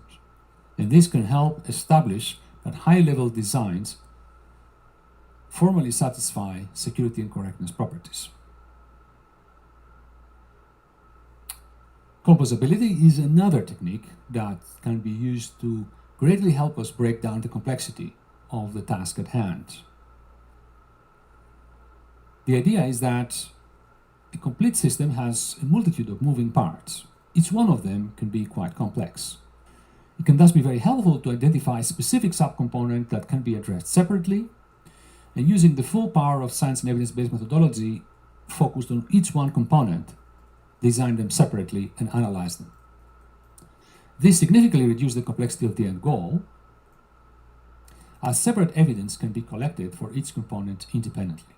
Then, to put things safely together, we need to develop general composition techniques that facilitate the assembly of those moving parts into the operational system. And such composition should be done in a safe manner so that no individual properties that have been established for the components break down when the system comes together.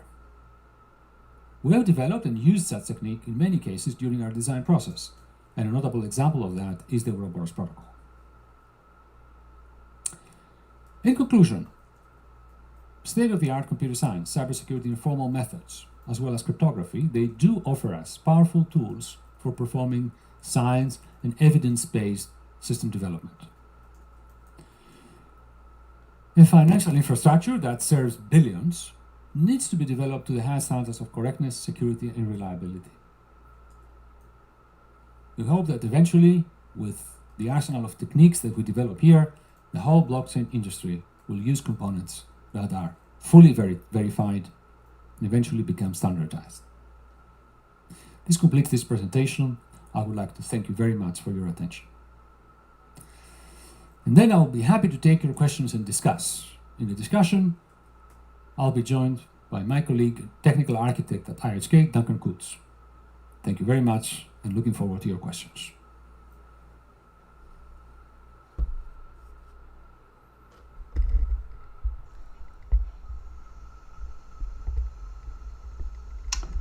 All right, so welcome everyone now to the Q&A session for the science and evidence-based way to build blockchain systems.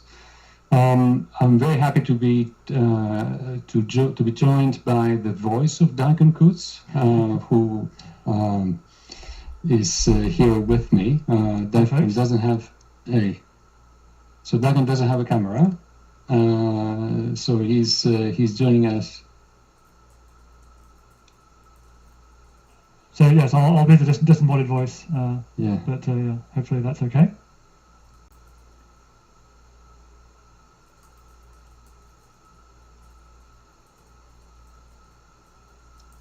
All right. So let's see some of the questions that we have lined up. Let's see some of the questions that you're asking. What is the level of verification that takes place right now in your development? Is Shelley verified in the way you describe?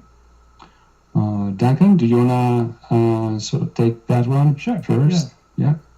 So, I mean, the key point here is that we prioritize different bits. We apply different levels of formality to different parts of the system. It wouldn't be practical to formally verify every single part of the system. It would just take too long, and it's also not necessary. You have to sort of look at the risks and then say, okay, we will focus our attention on the most important parts of the system, the ones that have the ones that are the hardest to do, the ones where you're most likely to have made mistakes and where those mistakes could have the greatest consequences. So we apply different ranges of techniques from less formal to more formal, and we focus the most resource intensive techniques on the hardest parts of the system.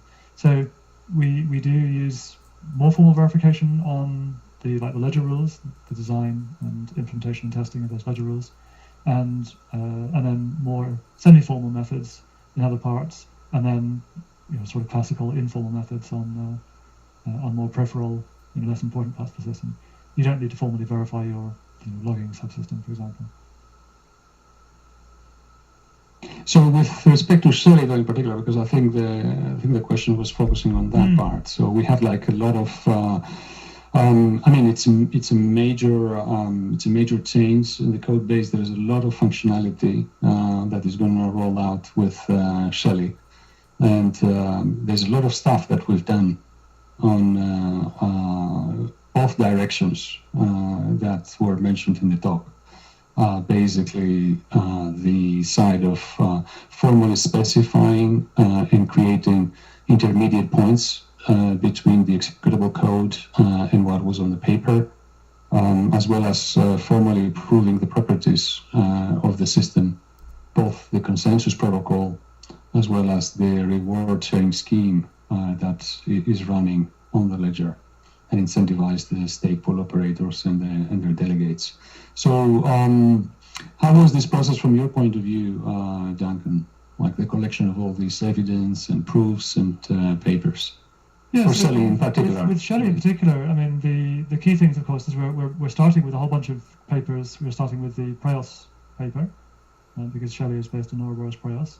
So we're taking that design as our initial specification. It's your output, but it's my input for my team. Then, as you mentioned, there's the reward sharing scheme. So we published a paper about the design of the reward scheme. And there was another paper also about the delegation scheme. So those are kind of the those peer-reviewed initial design parts. And then the other bit that we did, that is not published as a peer review, but what we have published. We have published to the not in the journal, but we published it to the world. Was the design of our ledger rules. So we've put out a technical report specification, the formal mathematical description of all the ledger rules, and some bits of those. I mean, we've done a lot of testing of the properties of those, so that's a semi-formal method, and we also have formal proofs of a couple of the key properties, which we've done using a theorem prover. So it's a fully mechanically checked, and that's, from my point of view, the gold standard. And so we have applied that, albeit quite selectively, and then more widely, we've done this very thorough, systematic random testing of properties, like the property that money is not created or destroyed, that kind of property. All right, let's move to another question. Do you need all the functional specifications set at the beginning to solve the problem? It certainly helps, but it's not strictly essential.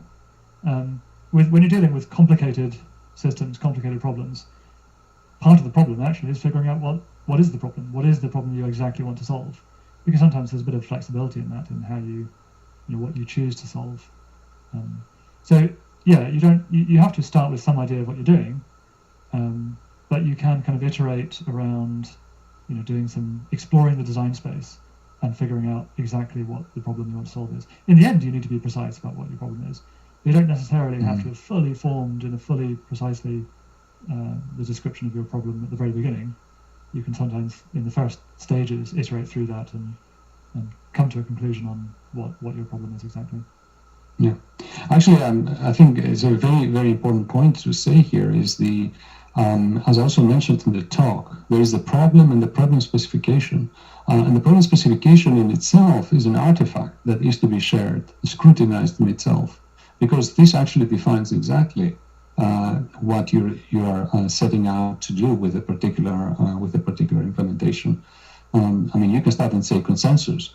And if I say consensus, then all of us will have or present an agreement, like it was in the presentation, right? So we have an understanding. We may have an understanding of what this means, but unless we have a formal, precise specification of exactly what is the problem, then we are in danger, actually, of talking about different things. And actually, when we try to compare implementations that solve the problem, then we may not be able to understand whether they're doing the same thing or whether they're correct. All right, let me move to another talk. As a developer, making tableized and dynamically generated test data can still not prove the function to be flawless. Even if you prove a function on multiple levels, it still doesn't rule out human-made flaws that no one saw. How do you prevent that? So this really is a kind of core of Aglas's talk about the evidence. What is the quality of evidence that you want to be assured that there are no flaws, or that the flaws are sufficiently unlikely. And this is where you have to choose how important is it what you're doing, what quality of evidence is required. what level of assurance do you require for using some piece of software for what you want to use it for. So in the case of cryptocurrency, that may well be that you require a very high standard. Although, I mean, look at the rest of the industry, the level of quality of evidence is typically not that good, and yet people use these systems. Personally, I think that's crazy, but I'm perhaps more risk averse than some other people.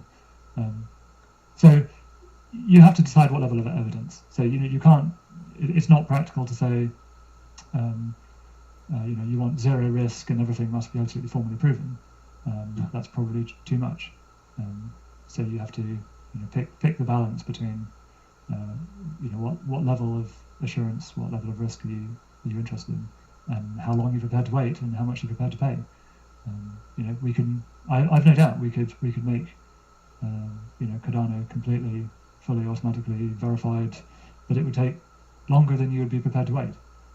So we have to pick. We have to pick a trade-off, and as I said in the earlier question, target our most target the parts of the problem that we're most likely to make mistakes and where it's most likely to be problematic, and those are the areas that you target for.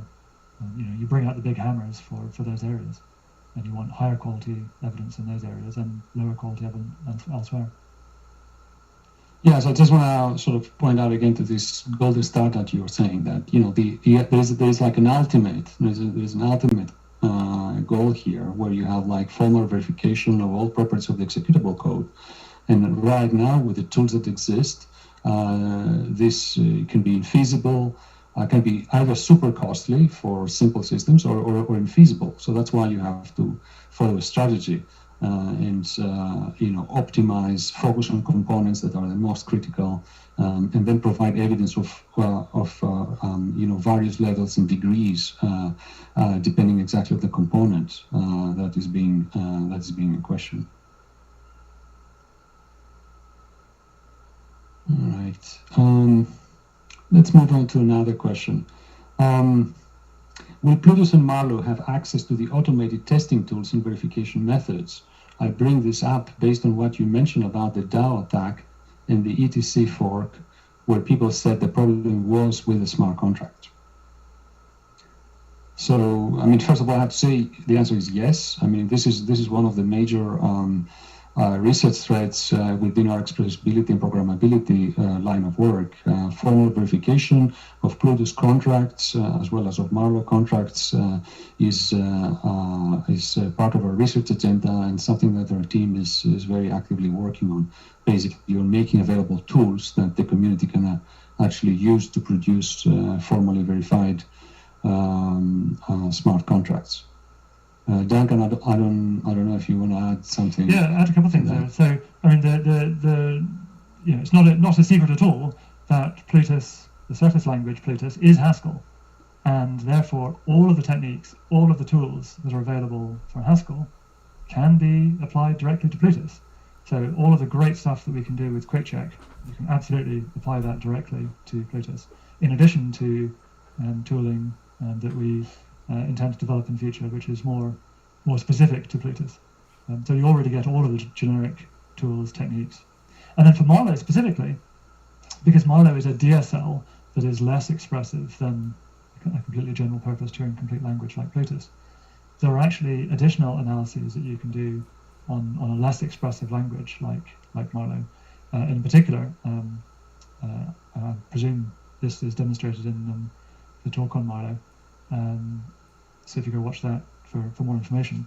But there's an analysis that they can do to check that for all possible paths of execution, you can never end up in a situation where the contract is supposed to pay out to someone and yet there's no money available to pay them. So properties like that, sort of sanity properties, can be fully automatically checked in Marlowe, precisely because Marlowe is a less expressive language, and that allows it to be analyzed. Yeah. Well, I guess part of your answer, Dagan, there was also related to another question about how Haskell provides an advantage, let's say, because this is one of the unique features of the Cardano ecosystem, and I guess part of the answer here is what you just said. I don't know if you have something else to add to that. Yeah, I mean, So I mean, Haskell is a good language for taking mathematical specifications and turning them into code, because very often mathematical specifications are in this mathematical functional style, and that is the style of Haskell as well, so that the gap between code and specifications is just that much less, because the notation, the ideas, the ability to do abstraction is there. So that's a major advantage. Primarily, that's a productivity advantage. It means it's just quicker to go from a paper and ideas into that kind of code. I mean, I suppose that's the major advantage. And then there's simply, Haskell is a excellent language with lots of good tools for writing code and applying good computer science ideas, and developing code that's easy to test and easier to verify. Even without doing things in a completely formal manner, there are lots and lots of just very effective techniques for eliminating classes of bugs and testing for problems in a very systematic and effective way. Right. Let me move on to another question. How do you compartmentalize the code to prevent a function from being exploited, I guess? There's no way to prove perfect reliability of code. Hackers might always find some super low-level bit shifting or memory manipulating exploit in a part of the operational code. So, question about compartmentalization. Well, I would dispute part of your question, actually. There's no way to prove perfect reliability of code, all the way down to the low-level bits. I mean, okay, that's not, I'm not claiming that we're trying to do that within Cardano, but that is actually possible to prove things all the way down to, the level of a ARM CPU. And that is done, that has been done, for example, with the L4 microkernel running on specific bits of ARM hardware, where they do have a model that goes all the way down to the ARM assembly, the operational semantics of the ARM assembly code, and formally checked that these particular CPU implementations do implement that correctly. And that's proved in Isabelle, that the properties, the high-level properties of the L4 microkernel, an operating system kernel, which has all this stuff about bit shifting and memory and protection, all the rest of it, and that is formally proven in Isabelle, all the way down to the level of an operational model of the CPU. So you can do that. It's extremely expensive to do that, exactly. All the way down to that level. So it's exactly a matter of economics again, right? Yeah. So exactly like how so do you manage the resources? So the question is, how do you compartmentalize? Sometimes you do have to compartmentalize.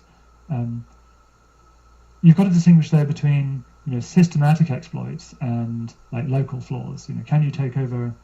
For example, we don't assume that you can't hack into any one particular stake pool, but we kind of assume that you can't hack into all of them all at once. And the system is designed to be resilient to someone hacking into some stake pools.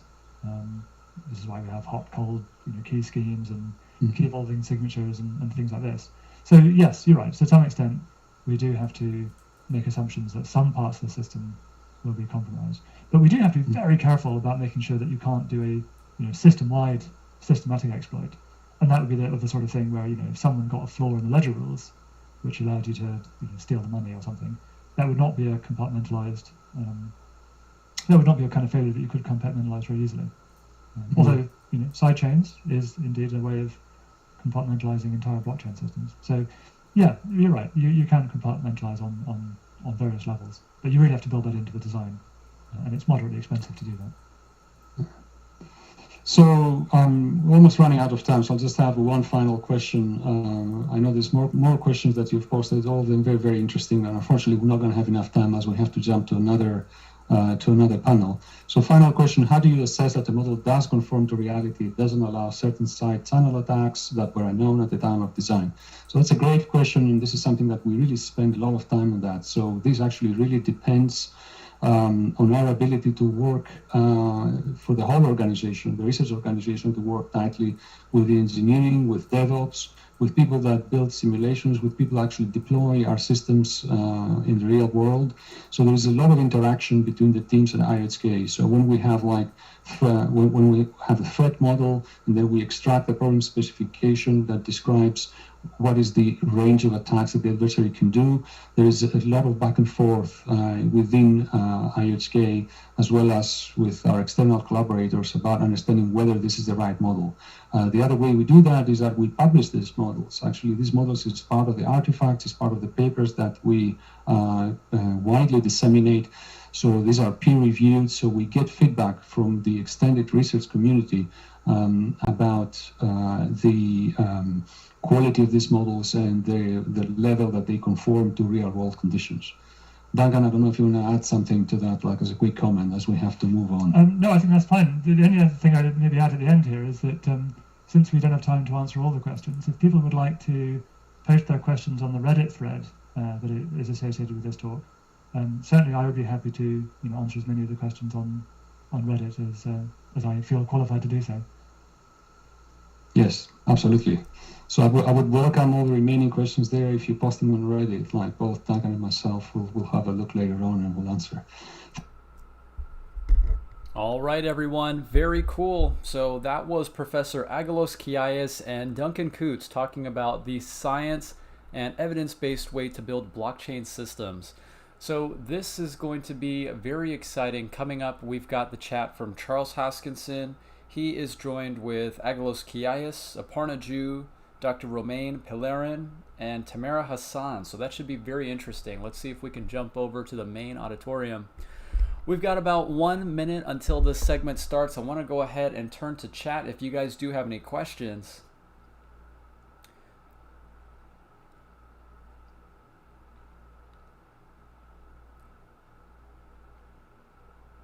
Mr. Adesla, buying Cardano right now is like buying Bitcoin back when it was cents. Yeah, I think so too, man. I think so too. Could it take 10 years to get to the price potential that Bitcoin has reached? Absolutely. I mean, if you're here for the long haul, worrying about the price right now, I don't know if it's worth worrying. But those are just my 2 cents. All right, so let's take a look. It looks like this segment has started.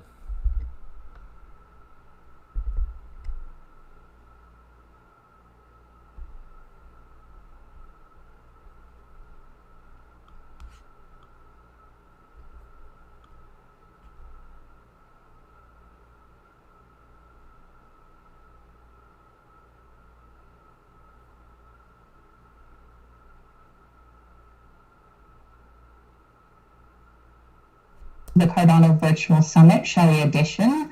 It has certainly been a long journey to get to the summit, and I want to thank everybody again for being here. Thank you for all your support and for supporting Cardano.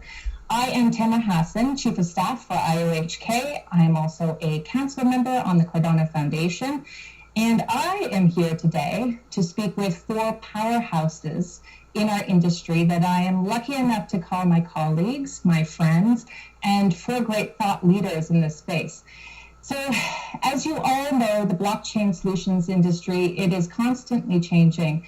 And I have to say that we at IOHK, we have built a world-class team to keep up with this change.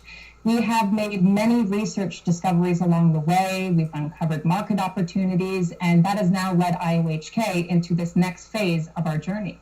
So today on the panel, we are going to reflect on IOHK's successes, and we're also going to look forward what we're going to be doing as a company. I'm not sure if Aggelos has joined here yet, but first on the panel, I'm going to introduce Aggelos Kiais. Aggelos is the chair in cybersecurity and privacy, and he is the director of the Blockchain Technology Labs at the University of Edinburgh. He's also known as our chief scientist here at IOHK. So Aggelos has built the research division at IOHK that you see today, comprised of some of the best and brightest minds in cryptography and all aspects of blockchain science. IOHK has over 25 researchers and funds another 25 researchers at varying levels. And under Aggelos' guidance, we have over 55 papers published, co-authored by IOHK researchers, plus 18 papers submitted and currently under review, peer review. The BTL network has 4 member institutions, including the University of Edinburgh, University of Athens, Wyoming, and of course, Tokyo Tech. So thank you, Agalos, if you are here, for joining us today. Next on the panel is the man, the myth, and the legend, Mr. Charles Hoskinson. Charles is an American entrepreneur and cryptocurrency specialist, better known as the founder and CEO of Input Output. Charles is a true polymath and one of the greatest leaders of our time. He is an entrepreneur, a mathematician, a computer scientist, a lover of philosophy, music, and all things in between. Charles, thank you for being on this panel today. Next, we have Mr. Roman. I'm not going to try to pronounce his last name. I always butcher French names, but Roman, he is our CTO at IOHK, and we're very lucky to have him. Roman has a PhD in distributed computing and has founded 3 startups since 2008 and built innovative applications in various domains, from AR multiplayer games to real-time telemedicine applications for the enterprise. Since 2017, Roman has built blockchain-based products for clients, including a major international bank, and has released open-source projects to help developers create durable blockchain systems. Roman, thank you for joining today. And last but not least, Ms. Aparna Jew. Aparna is IOHK's Cardano product director. Aparna is passionate about product management and has an eye for detailed differentiation. She has worked in product, marketing, and business development in various capacities, exploring, conceptualizing, and managing strategy, product vision, and market roadmaps. Since gaining her degree in electrical and computer engineering from Georgia Tech, she has created and led product management programs at global companies and agile startups, all with an innovation and technology mindset. Aparna, thank you very much for being on this panel. All right, so I'm going to jump into questions for this panel first, but please click on that blue button, I believe it is, and ask any questions you'd like as well, and I will take those questions at the end and ask them of the panel. So first, Charles, let's start with you, and let's start at the beginning with IOHK. So IOHK is now your 3rd company in the blockchain space. Tell the viewers here, why is Input Output so special to you, and what sets it apart from your previous ventures? Yeah, my time in the blockchain industry has been pretty unique and interesting. I started 3 companies. The first one was Invictus Innovations, and that was a project called BitShares. And Dan and I, we really didn't get along too well, so I took a buyout. And then I did Ethereum, and they decided to go in a slightly different direction. And so then I decided, man, what should I do? Should I just go and try to be a pretend mathematician again, or do I go do something else with my life, or what do I do?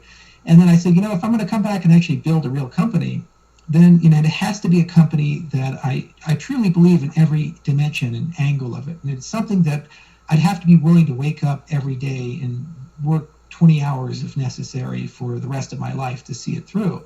And what gets me up in the morning, makes me really excited, is this idea of having a firm that can take very complicated things, complicated concepts, very nebulous, ill-defined things, like how do you change the way voting works in a country?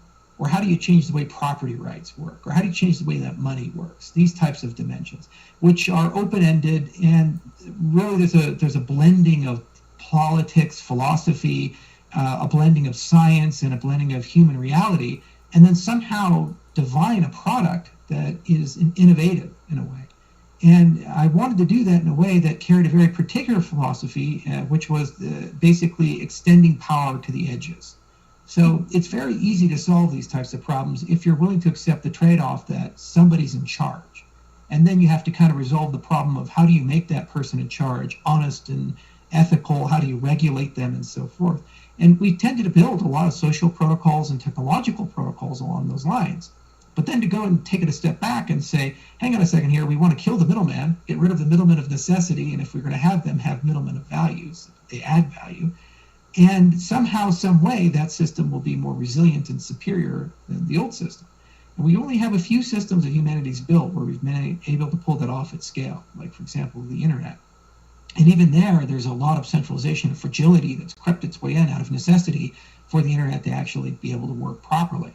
So Input-Output is really a company that reflects that almost Don Quixote-like quest of chasing the windmills of decentralization. And what we've done is we've managed to marry not only an entrepreneurial spirit, but also rigor behind that. Rigor in our software process, so evidence-based software where we say it's not good enough just to write code and hope it works. There has to be some mathematics behind that allow us to get some degree of certainty above and beyond our competitors. And we see this in the aerospace industry, like when SpaceX lands on that pad, or the astronauts are able to successfully dock with the space station. That's because they're writing code in a very particular way, and that's why people are willing to trust systems like that. So we borrowed from 40 years of history there and brought that evidence-based approach into our software process, and we see it here in the summit. And then second, we borrowed from an even older system, 400 years of the scientific method and the modern peer review process. And we said, can we find a way to take the best there, which is you get quality and certainty that you're moving in the right direction, as well as the creativity of the scientific community, and somehow speed it up a little bit, because historically that hasn't exactly been the fastest thing. But it can be sped up. Like, for example, the whole world right now is waiting on a vaccine and for COVID, and that's a great example of fast science. We're probably going to deliver that to market faster than it's ever been before. So you can actually do both. So it's what makes us different as a company, this blending of science and creativity with the rigor of evidence-based software, with this kind of QTX quest to go ahead and chase systems where everyday people are put in control of their identity, their privacy, their money, for the greater good of society, and for us to globalize without having to accept another empire or something like that. And it's been 5 years. We've grown from 2 people when we were founded to over 250. I believe we're in over 40 countries now. And it's just really remarkable to see how much success we've had and how much passion we have in this organization. And this summit's a great reflection of that. Indeed, it is. Agalos, Aparna, Roman, you have all worked for other companies before in your careers. So what's it like working at IOHK? Maybe each of you give us a little bit of insight into your experience working with IO. So I guess I'll go first, Tam.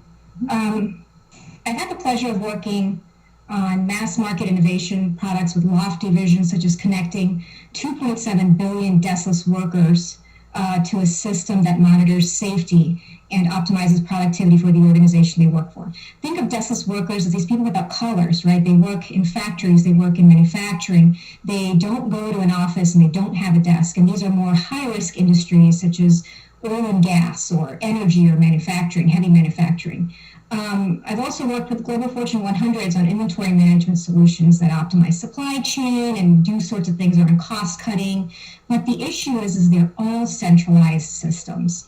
And what I've heard time and again around this is it's 2 things. It's one is the cost of the infrastructure, because these are huge IT projects. So there are IT department costs, there's cloud costs, there's servers, there's maintenance, and then there's the data security aspect. You're storing information around sensors, critical information around processes, and controlling assets, and of course identity. Right? So yes, at Input-Output, we are tackling that in a completely different way. However, that's a long tail, because there are still market encryption products out there that can do data privacy, and there are centralized systems out there that aren't really blockchain that can still cut it in today's world. So here's what I think is the beauty of what we're doing. Think of like on-demand, inclusive, open source technology that could disrupt traditional systems, such as, I'll take the manufacturing example again. Manufacturing, footprint of resources. There's physical, you've got the factory space, you've got people that are commuting into a job, you've got locally sourced talent pools, you've got processes and software that you have to buy for predicting supply and demand, warehouses, so that you can store all the stuff that you're overproducing, for example. And I can go on with that. But what if we created a true pull model with an on-demand system? So say I want to purchase a toy. It triggers some kind of an algorithmic way to the nearest closest manufacturing skill pool that could be totally community-based. Designs for that toy could be open sourced if I was a designer, or I could trademark it if it was a little more complex and get paid for that. If I was a test or QA engineer, for example, I could maybe tokenize my time and contract it out. And then finally, the delivery aspect could be done via ride sharing or some sort of method. And the reason I'm saying all this is, in order for all of this to happen, what we're missing is an operating system. It's one that connects people, communities to commerce in a robust, scalable, and a more secure system. And in my opinion, that's our specialty here at Input Output. Excellent. Thank you, Aparna. Agalos, Roman, do you have any thoughts on that? Sure. I can go next. So 4 years in IOHK now, and there's of course a lot of things to say, but I'll choose to focus on one. IOHK is committed to open research that made it feasible these years to practice our science and evidence-based way of building blockchains. Intellectual property and dissemination research is always a difficult point when you work in the industry, and IOHK is a shining beacon in this respect. Now, personally, I'm fundamentally driven by understanding computer systems in a deep manner, especially, of course, from a security perspective. Now, being able to share research results and collaborate widely is very essential for progress, for true progress in this domain. Now, IOHK has a vision of transforming the whole blockchain industry with its design and development process. So doing open research is an essential part of the strategy. So when we started, no other company was doing this, and today most still do not, but it is direly needed, because you cannot seriously build a new IT infrastructure for the world without rock-solid foundations. And this can only be the outcome of a deep understanding of the field, as well as a principled development process, which is rooted to basic research. And IOHK is truly unique in this respect in the industry right now. Thank you, Agalos. Roman, any thoughts? Yes, I will focus on the team because we have very great, excellent people in this company. It's impressive. It's even always humbling. In every meeting, you have very intelligent people around the table, and it's an amazing experience. One side of the company that is really interesting is the ethical approach. We want to change the world, and humbly, and we want to explore new technologies to bring new tools for the world to remove the third party, the gatekeepers, let's say, and give a chance to everyone. So having the opportunity to work with Charles every day.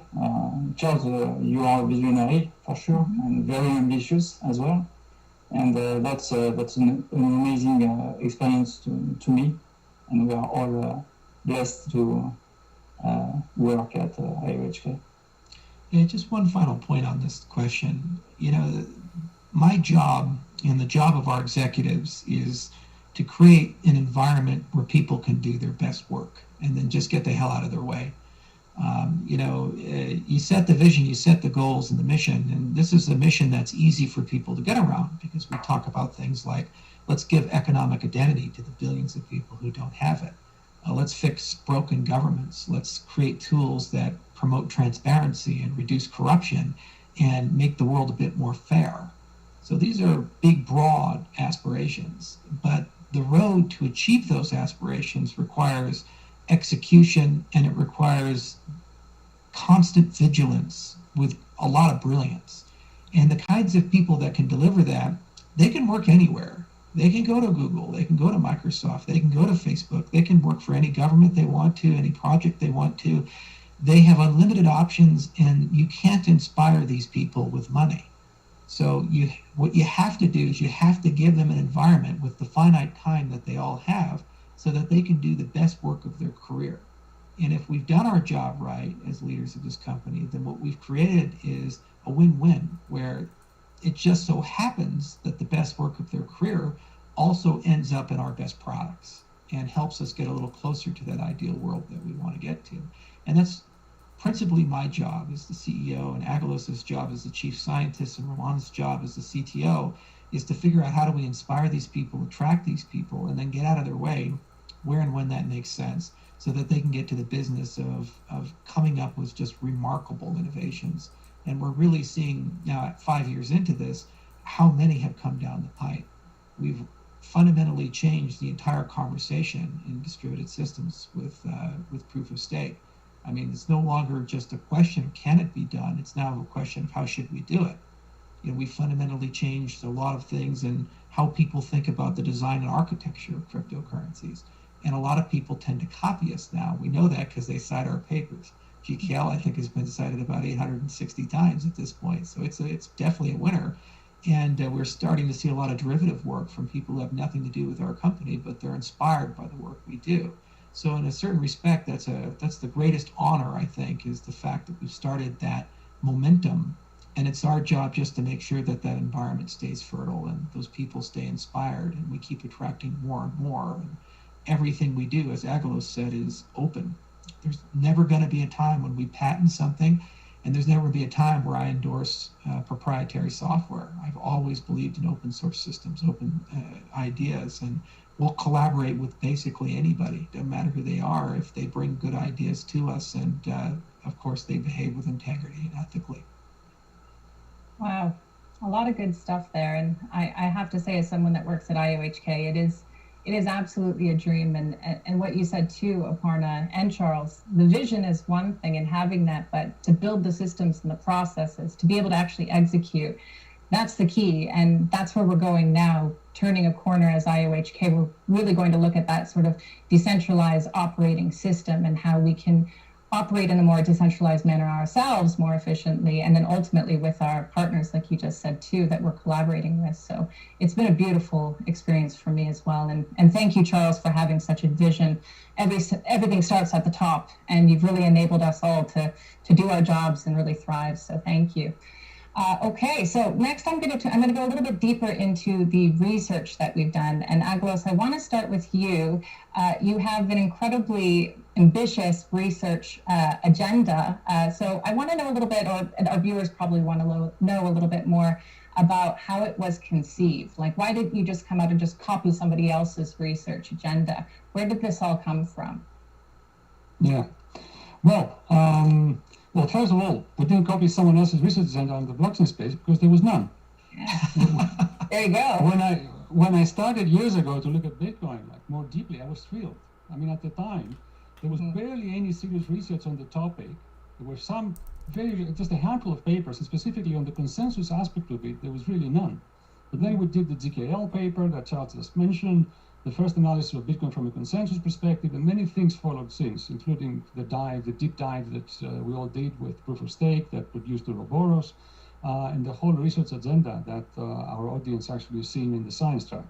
But to answer the bigger question here, why we should do research as a company, there are many, many good reasons. So first of all, research helps us build systems that are more resilient to attacks. And that's critical because the blockchain space is about building a resilient infrastructure. Now, second, it allows nuanced and principled comparisons to alternative approaches. You can understand why you do one thing and why not something else, with evidence and justifications, not because it sounds good or because it was proposed by Charles or Aggelos or anyone else. In research, we challenge each other all the time. There's no higher authority except functionality, efficiency, security, and elegance. And this is what drives the whole design and development process. Now, the third reason is that you can do better allocation of development resources. You minimize backtracking. You minimize going back to the drawing board. We have been to the drawing board. We are on the drawing board all the time. We looked at everything. There's no need for us to go back in panic when something happens. Now, fourth, as a company, with research, you can easily adapt to changing conditions. When a crucial parameter of the development of the deployment landscape changes, then you're not some scrambling. You know what you need to do to change it, and you know how to do it. You open your notes, you open these papers. We have examined the design space, we understand what's going on. When we see that something changes, we're able to adapt. And fifth and final point, why research is important, is basic research in this space can create completely new products and markets. You come up with things and ways to do things that were entirely new and can open up opportunities that were undreamed of. going back to what Charles said at the beginning, we can rethink many of the procedures that we think as standards, like how, for example, like the democracy runs, or how do you do budgeting in a large-scale society. We can rethink of all these questions, and we can find new ways of doing it. So, yeah, and just to add to that, we live in a situation where our industry was created by a foundational idea, so Bitcoin. And under the hood of Bitcoin, there's hundreds of assumptions, trade-offs, and design decisions that were made, which were unspoken or explicit. And it's not necessarily clear that all of those are relevant for every use and utility and context. The point of research, especially open research, is to basically try to get a better understanding of your trade-off profile, a much better understanding of what your options are, and what things are safe to throw away and which things are sacred cows, especially as you try to evolve these protocols beyond an experiment to something that's useful and has utility to billions of people. You see, the reality is no current cryptocurrency will scale to 1 billion users and have reasonable trade-offs. So the road to get to something like that, where it does many things, like run a national election, or provide privacy to millions of users, or run an exchange with billions of transactions, you have to understand what to give up and what to gain.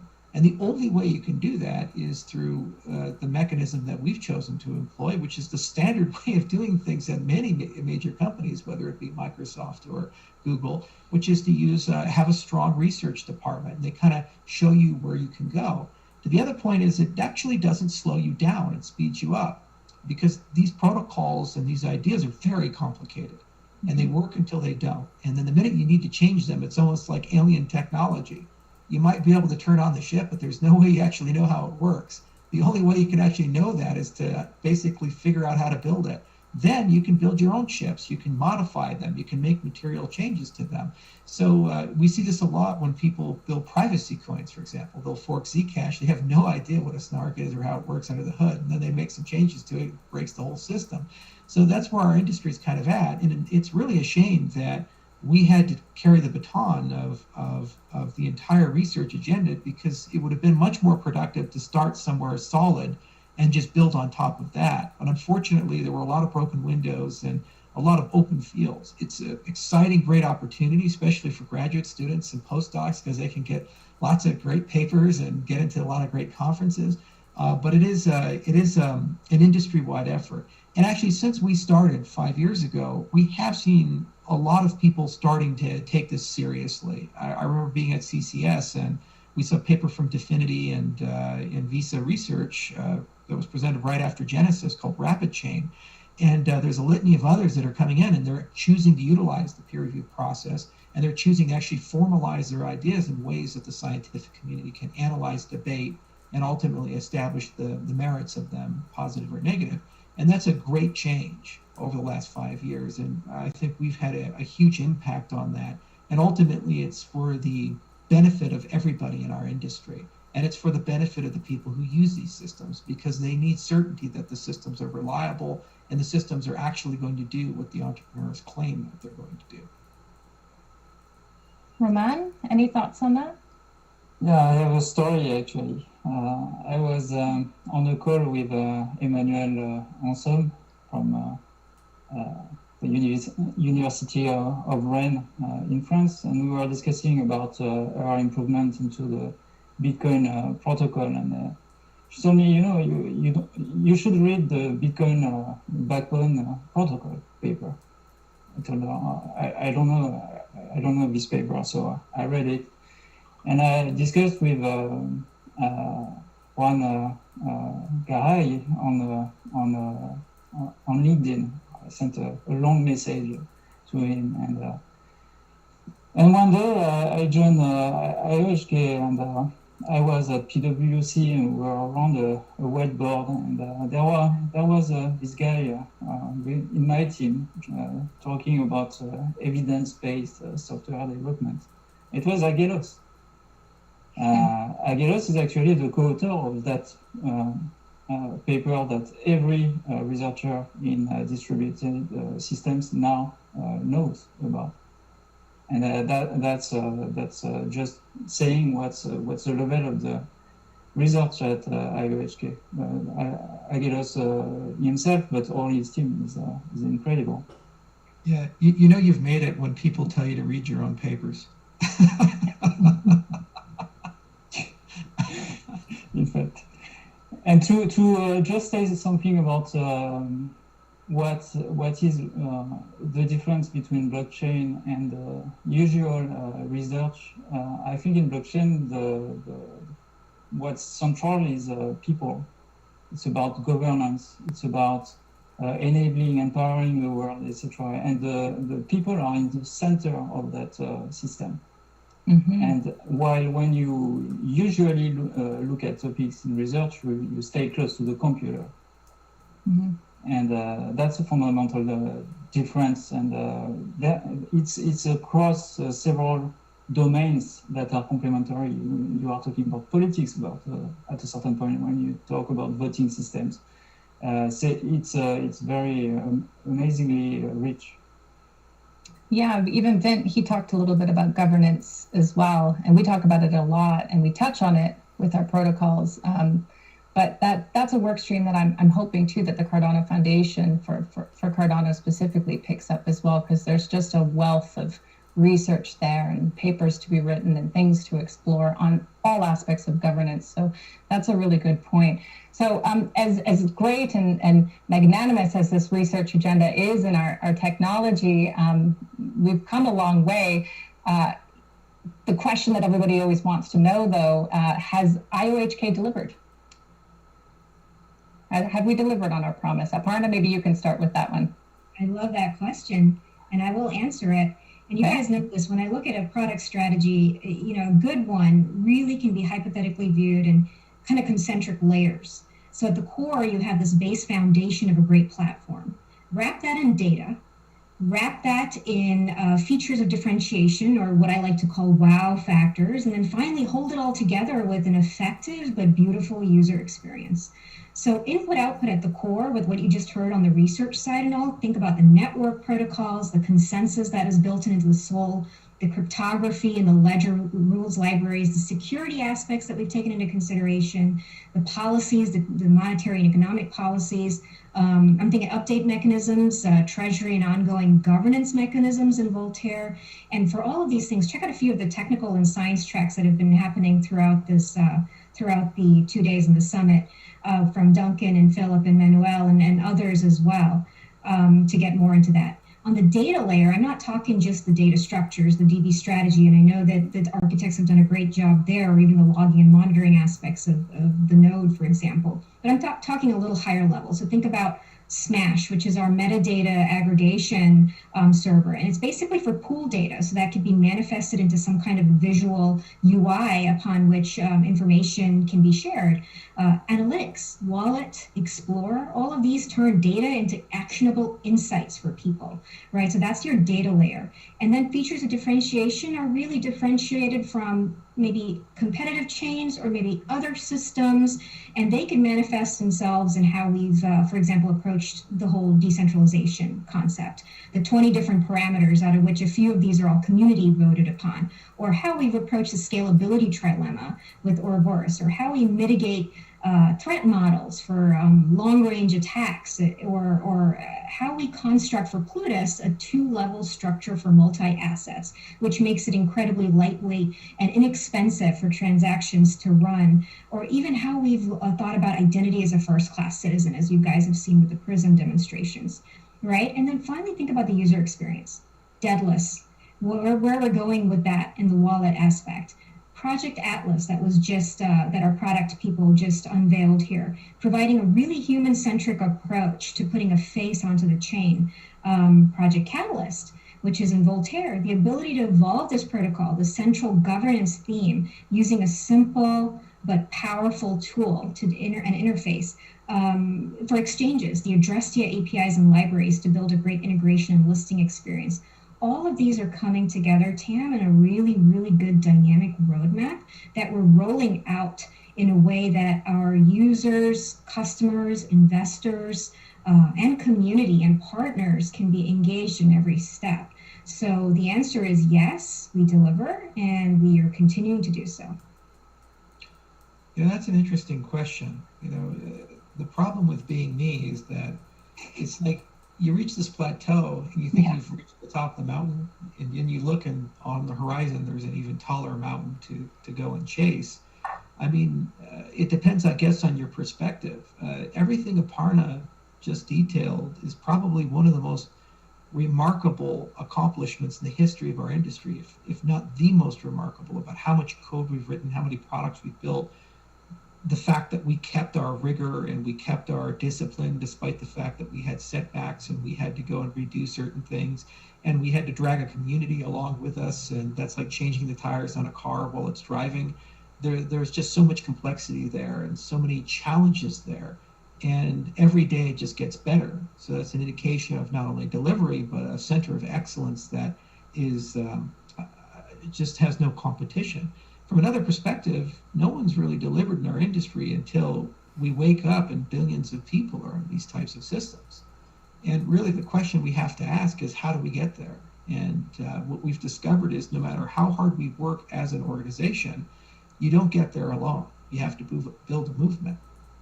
So the real question of delivery is pivoting from what can we unilaterally do, as magical and great as that is, and we'll continue to do that, to what can we do as an ecosystem, and ultimately what can we do as an entire world.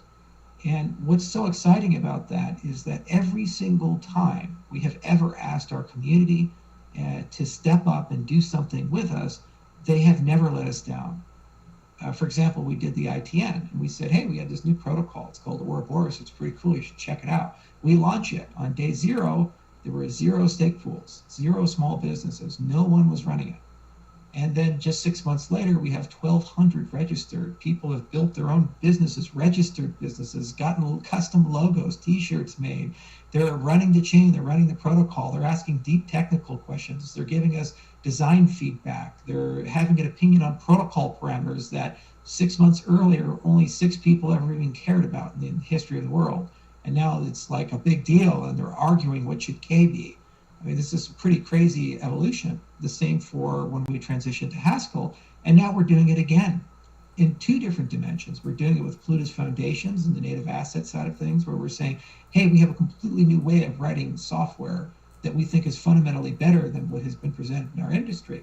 That only works if people show up and do it, and our community's not letting us down. There's already tons of people that are lining up and getting very excited to go and beat that model up, which will ultimately evolve those protocols very rapidly. And then on the governance side with Voltaire, we're saying, hey, we have this big pool of capital that will be made available, and you, the community, now get to spend it. And you're going to go use all these voting protocols that we've been designing for years out of Lancaster and with the European Union and other sources. And we get to see basically where that road goes. So in a sense, you never truly deliver because it's a moving target. But yet every single day as you walk that road, you get closer and closer to that shining city on a hill of having billions of people in a system with principles that actually empowers each and every one of those users. And along the way, you leave a legacy. You leave all this infrastructure that's open, all these ideas failed and succeeded that are in the open domain, and they're available to every other person. And in a sense, those problems that you can't solve, even if you can't solve them, you've passed to the next generation to pick up. You know, when Vince Cerf came here to speak, you know, Vince did amazing work throughout his entire career, and he continues to do pretty good work at Google, but he has all these big challenges that are self-evident with the internet, and it's clear that they're not going to be resolved with the old thinking. So in a way, he's passed that baton to projects like ours and others in our industry to fix. And similarly, the exact same thing is going to happen to us, where we'll get a little older, and what matters most is, can we actually pass that baton to those who come after us, and they can keep working on these things. Only when we've accomplished that do I think that we've fully delivered, because then there's an inevitability that the philosophy will not only survive and sustain itself, but eventually it will win, and it will become the dominant way of doing things across the world, both at the organizational, the governance, and the economic level. It's a really nice way of looking at it. Roman Agalos, any thoughts on that? I can add something to what Charles and Aparna said. So I totally agree with the community and the ultimate goals. I mean, ultimately, what IOHK delivered is something for the community to judge, and something actually for the whole world to judge about the impact that our work will have. But what I do know now, and I can say, is that absolutely no other company in the space worked so hard, so openly and transparently in delivering such a highly sophisticated system as Cardano. So a lot of people talk about proof of stake. We produced the Ouroboros. A lot of people talk about incentives. We came up with reward sharing schemes for stake pools that promote decentralizations, and we'll go to show you. A lot of people talk about reliable smart contracts. We produce Plutos that will go into Goguen. A lot of people talk about fair governance of blockchain systems. And we produced a sophisticated privacy-preserving treasury management system that will be the basis of Voltaire. A lot of people talk about scalability, interoperability. We produced sidechains, Hydra, and all the other work that is coming up now. And you've seen in the research, in the science track, and all the performance improvements that will go into the Basel update of Cardano.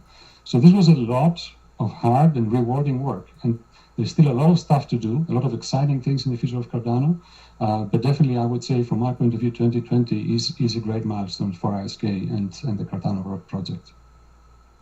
I agree, Agalos. Roman, do you want to add anything to that? Yes, I think for sure we are delivering and we will continue to do so.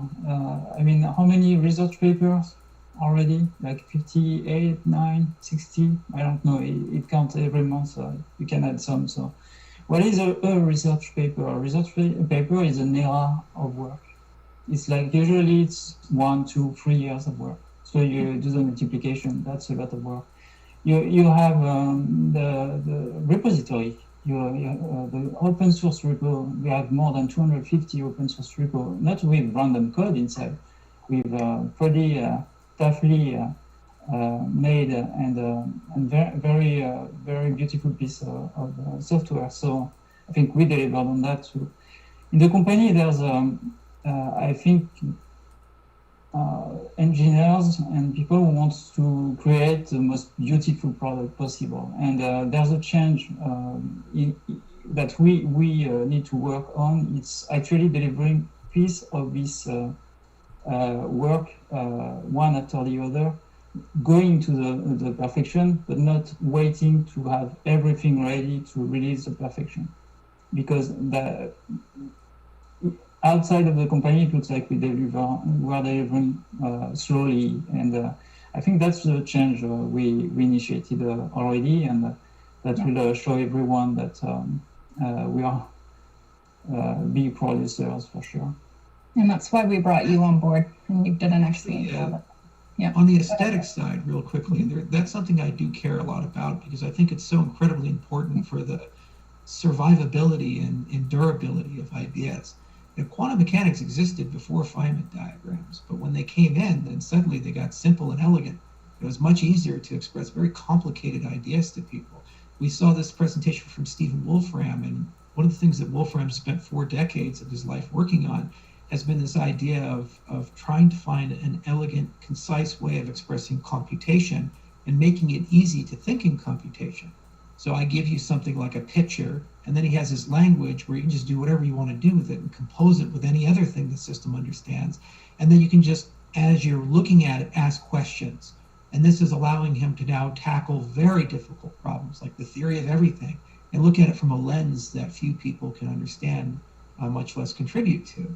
So another thing this organization really does care about is simplicity and elegance and understandability. And that's another rare concept. What often happens is academics in particular tend to fall in love with their ideas, and after they get too invested in them, they don't particularly care if other people understand them at their level or that they're easy to propagate. In mathematics, this happens a lot. For Sunichi is an example of that with the ABC conjecture. He claims he's solved a major problem in number theory, and he's written 250 pages of papers to this effect, and it's almost completely unassailable. And he hasn't really made an effort to simplify these things. So even if he's solved it, we have to ask, well, what's the point? He'll die one day, and if it dies with him, then it's lost to the community. So we have a moral obligation to make sure that these concepts are not just understandable at the level of scientists, but also percolate their way to the mainstream. And then people can start thinking about formally arcane concepts like, hang on a second here, what is an ideal voting system? What should a ballot look like? You know, what does privacy mean to you? Where are you okay to share? Where are you not? And do you actually fully appreciate and understand these things that are going on? And the game is never done until we've got to a point where these ideas have become very mainstream. So that's another dimension of the effort of IO Global is how do we evolve and grow in that particular direction, above and beyond just striving for scientific excellence and above and beyond striving for excellence with code.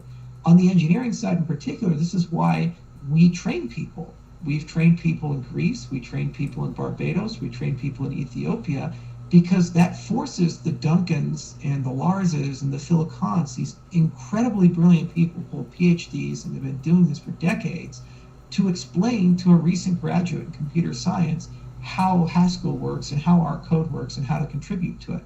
And if we were to go too far off on the reservation, too far off on the arcane ideas, it would be physically impossible for those people who are so young in their career to be able to meaningfully contribute.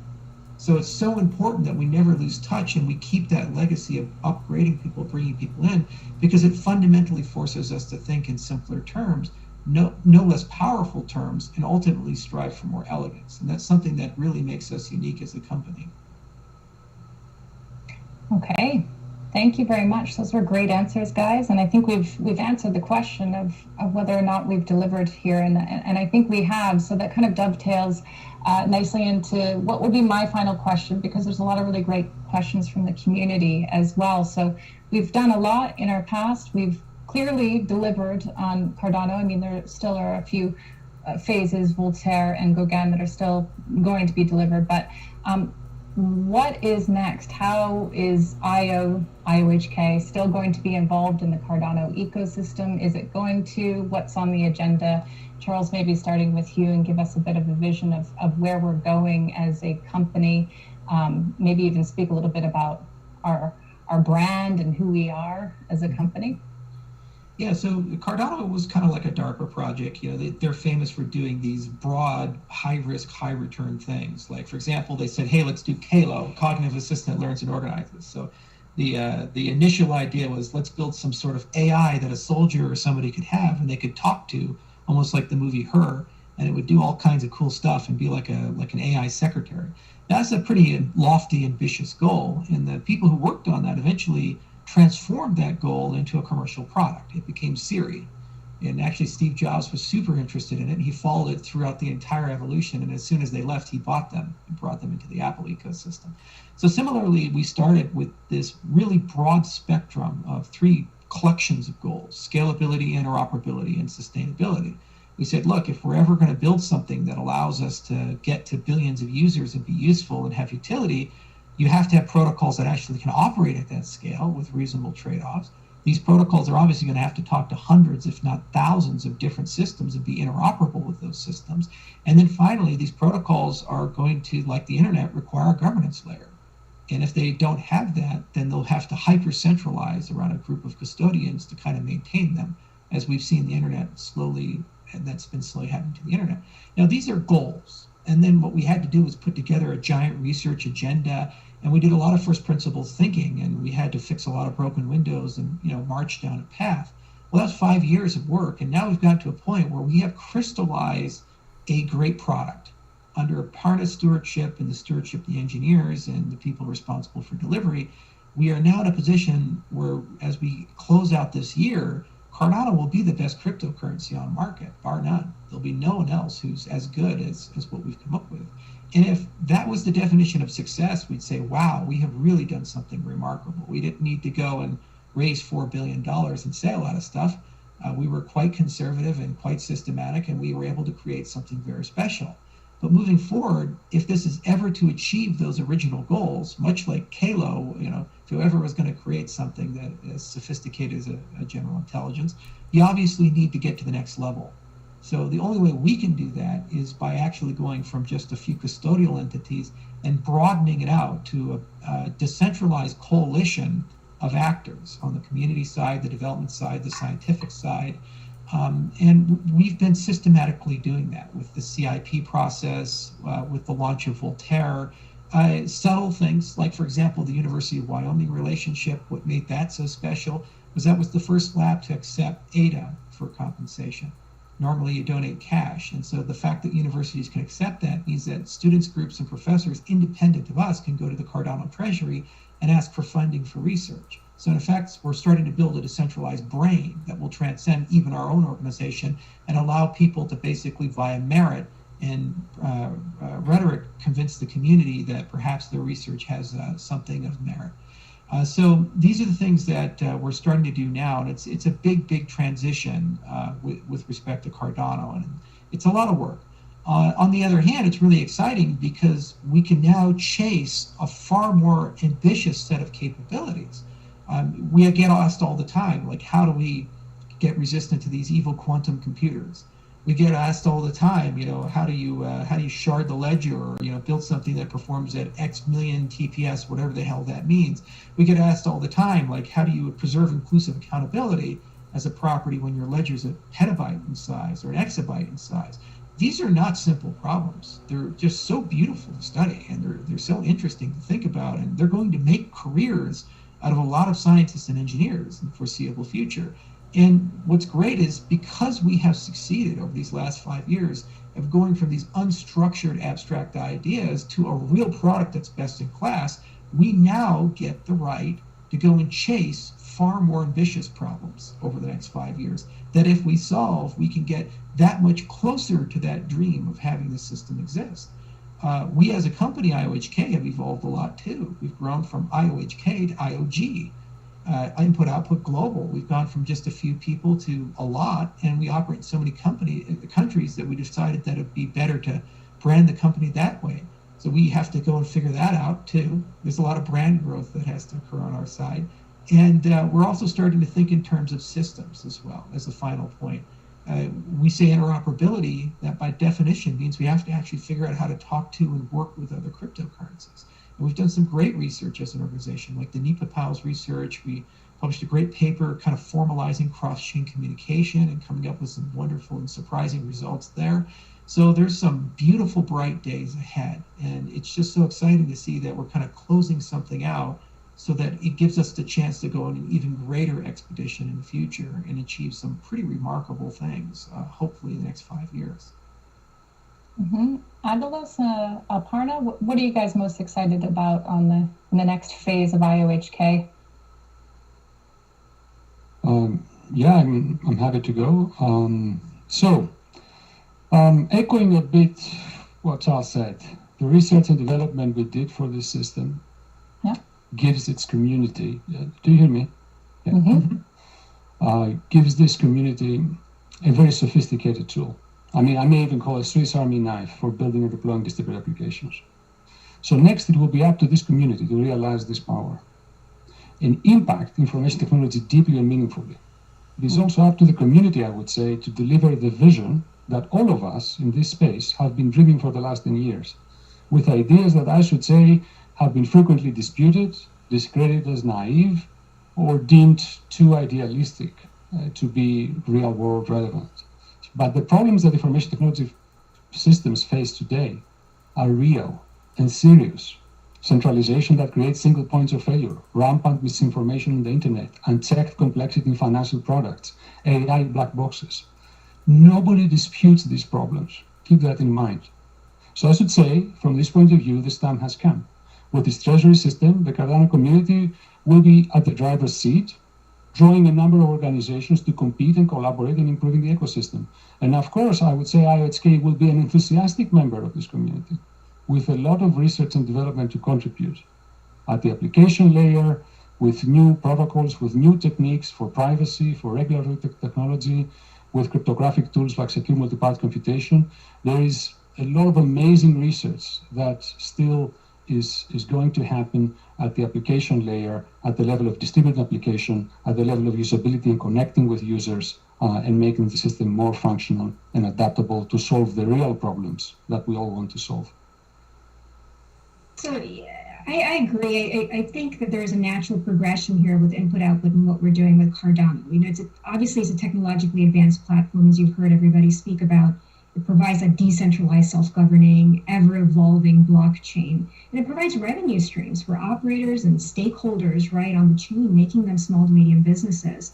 But this chain also has the foresight. We have the foresight to build applications on top of it to enable mass market adoption, because what is the definition of success? We build a great piece of technology, but it's only as good as how much it's used in the market for real world problems that include both businesses as well as consumers and users and so on and so forth.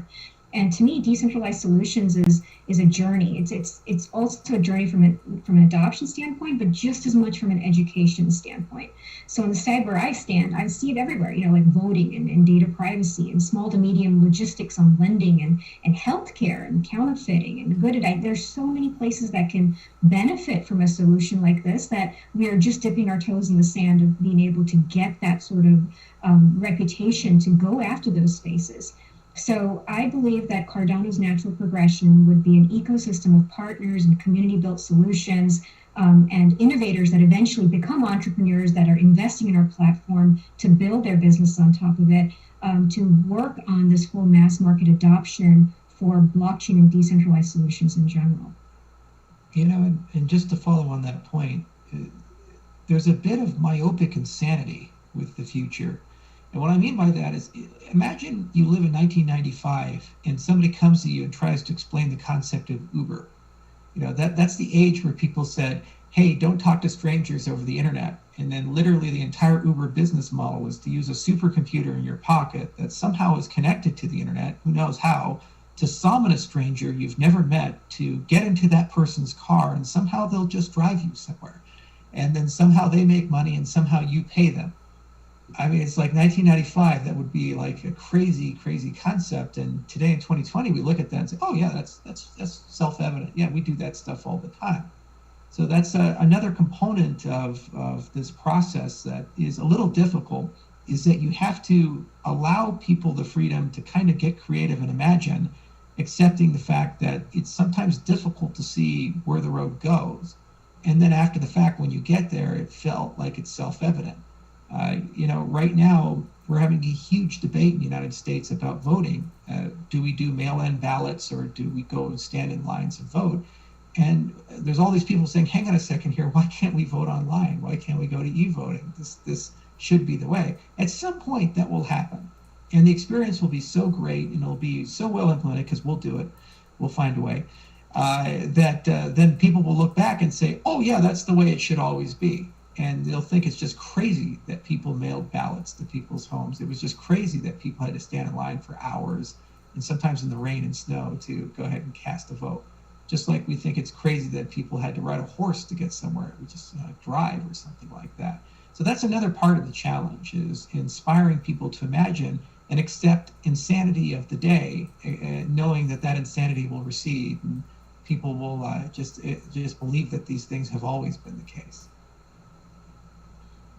Okay, thank you, Charles. We have 5 minutes left, it looks like here, so I'm just pouring through. We have a lot of questions. I just want to say now we'll probably have another one of these panels for the community, maybe in a month's time, so people can ask us more questions. We can answer a lot of these questions. Let's see here.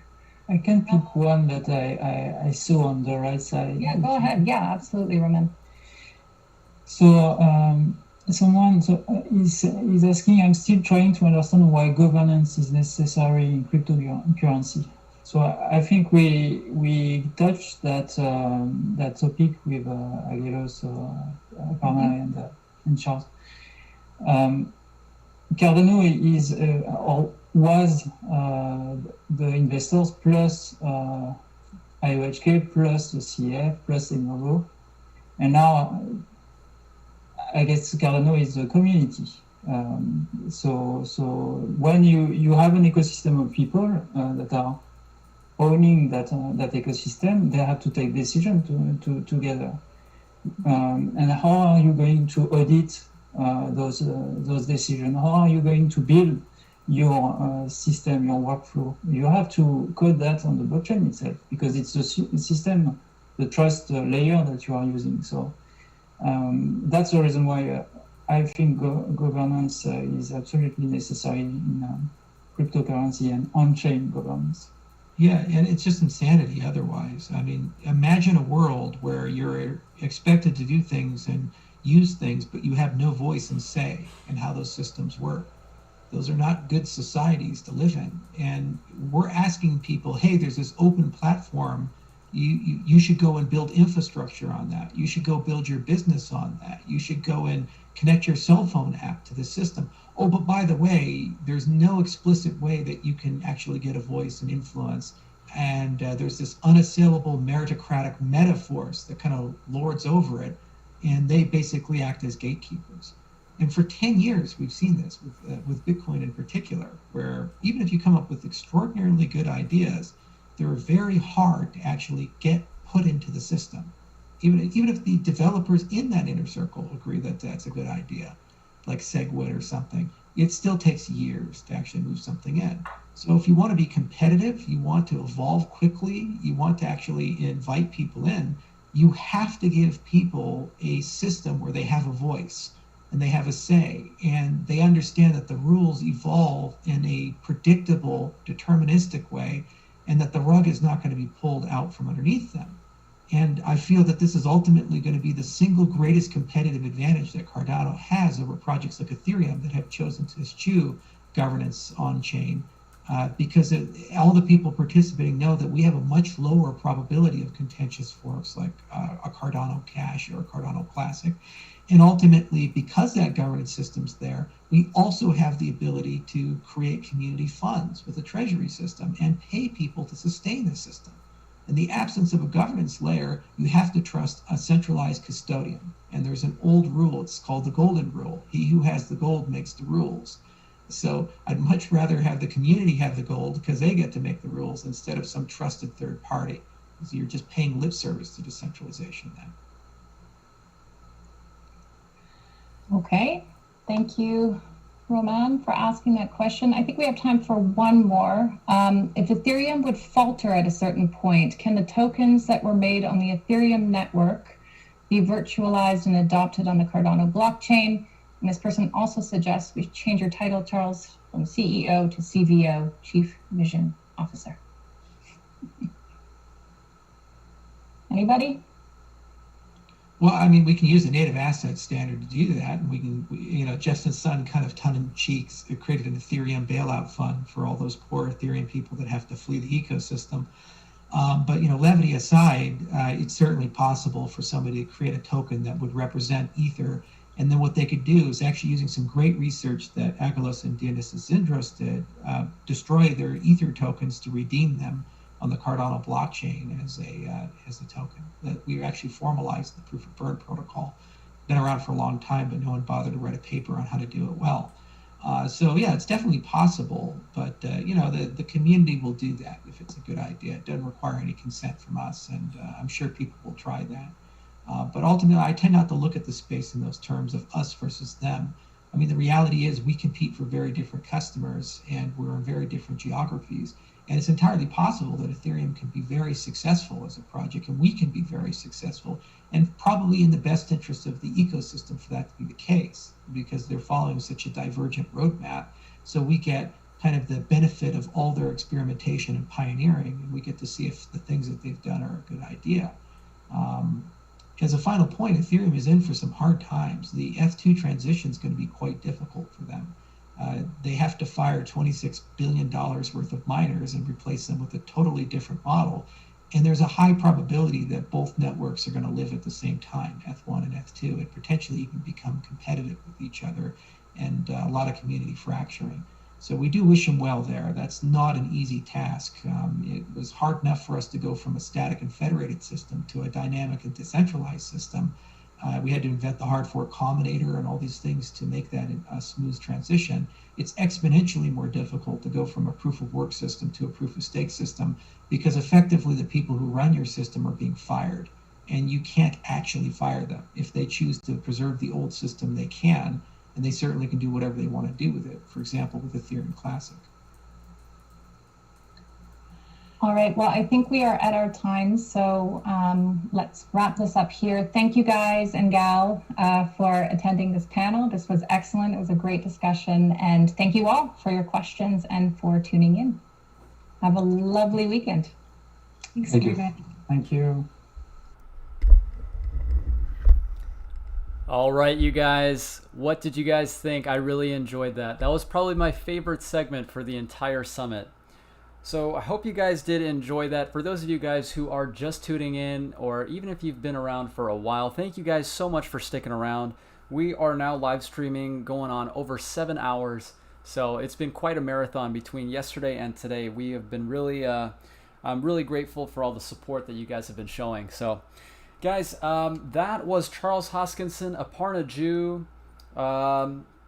Let's see, we've got Dr. Romain Pelerin, Tamara Hassan, and Agalos Kiais. They were talking about the broader picture for what's next for IOHK and Cardano. Right now, we've got a quick networking break. I'm going to do my best to kind of recap, give you guys some details. For those of you guys who are just tuning in, maybe you missed some sections. I'm going to do my best to kind of explain what was some of the key highlights for the event today. And then next, we're going to be taking a look at a few different segments. I've got defending the blockchain against all adversaries, classical and quantum. So I know lots of people are asking about quantum resistance. So we're going to get some details regarding that. There's also some other cool segments that we could potentially jump into, talking about navigating blockchains with Alex Appledorn. We've got Marlowe Playground. Professor Simon Thompson has been doing a great job of explaining Marlowe and programming when we see Gauguin and smart contracts. So lots of cool things. Guys, I hope you all are enjoying the Cardano Virtual Summit. I know I'm having a great time. It's really nice to see you guys here. So I wanted to go ahead and open up this time to the chat. If you guys do have any questions, please be sure to let me know.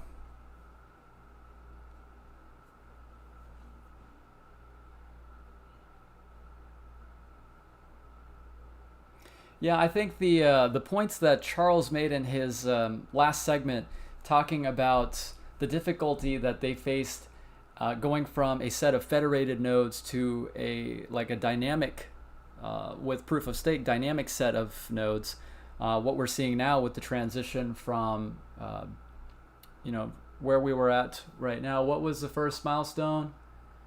Guys, going on 7 hours. I can feel it now. We're going into Shelly. Yep. So that's where I'm at right now, guys. We're not even talking about it. Exactly. Kaizen, eat something, bro. Yeah, that's how I feel. Exactly. Guys, come on. What's the name of it? What's the name of the current milestone that we're at? I'll have to look this up.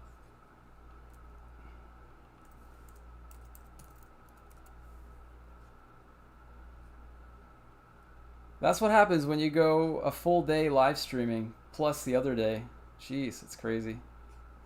All right, but anyway, so we're going from a set of federated nodes to dynamic nodes, transitioning over into Shelly. So the concern was with Ethereum, we're going to experience them trying to transition from a proof of work system over to proof of stake. So very interesting to see how they're going to be able to manage that. Byron, yes, thank you guys. I appreciate it. See, brain's not working. There we go. Appreciate you guys. So we're going from Byron to Shelly.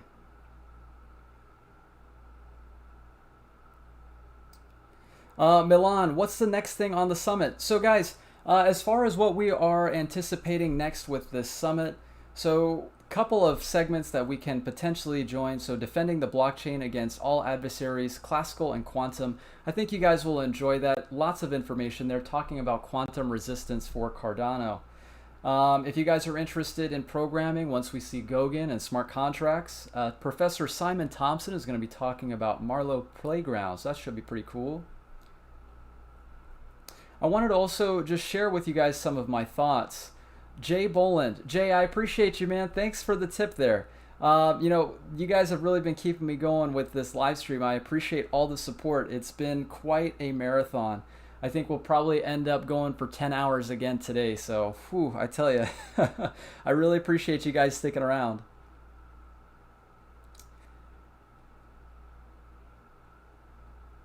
Yeah, I had a bit of a brain fart there, guys. Thank you, I appreciate it. Yeah, so I just wanted to briefly share some of my thoughts about the summit so far. So yesterday was pretty eventful. I feel like a lot of the conversation related to Prism was pretty nice. Prism was the identity solution that they're going to be bringing for enterprise. That was very cool. We got to see that in action with an app that they used. And that's going to facilitate things like decentralized IDs. We're talking about voting, medical records, all that kind of stuff. I thought that was very cool. Another thing yesterday we saw was Kadi. So Kadi is going to allow for ADA Pay. So ADA Pay is going to facilitate merchant adoption of cryptocurrency payments. And they're going to be partnering with Cardano to bring out payments for these merchants so they can start accepting Cardano. I thought that was very cool. I think today what I found most valuable was Beef Chain. I think Beef Chain is pretty cool. They are actually integrating RFID chips into cattle, into livestock, and they're using very similar instances. Like if you guys know about VeChain, basically it's going to facilitate traceability and origin tracking using blockchain technology. So I thought that was pretty cool. I really did enjoy the little segment there that we just watched with Charles and Aparna Ju and Romain Pelerin, all those guys. We did go ahead and check out the video that Charles actually spoke about regarding the Cardano custody announcement, or the Coinbase custody announcement. I think that is probably the biggest news of the entire summit. Very exciting. Of course, we don't have any concrete days as to when we're going to see Cardano listed on Coinbase.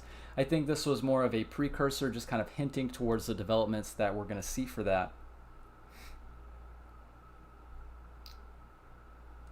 Minister see politics. Yes, I know, exactly. See, this is what happens, man. Like I can cite these things off the top of my head, but boy, when I'm going for this long, whew, I can feel it. So guys, I want to say thank you all so much for joining. We've got almost 250 people here. If you guys have not already, please be sure to kill that like button for me. I really appreciate all the support that we've been getting. This has been an awesome live stream.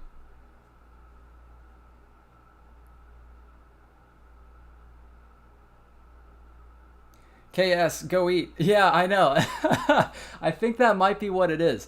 I want to make sure that I'm here with you guys. I did have my smoothie today.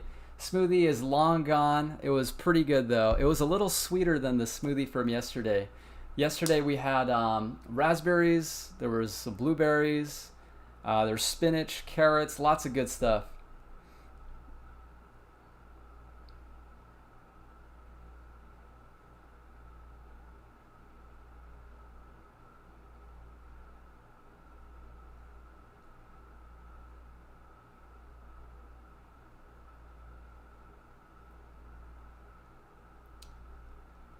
Professor G saying, I'm predicting that Charles will talk about Goguen in the closing keynotes and maybe a little bit about Basho. You know, I hope he does. So Basho is going to be in regards to scalability. So hopefully we'll have some details regarding Hydra. I know Hydra is going to be their scaling solution. We did actually get to hear a little bit about Voltaire and how they plan on rolling that out. I thought this was pretty cool. So Charles was actually mentioning that Voltaire is something we could anticipate very close after Shelley. As far as voting and governance, you know, we're seeing that right now with what's happening with the ITN. Yeah, I think that would be incredible to be able to actually see something implemented so that in the future we don't necessarily have the same type of experiences that we did with the ITN.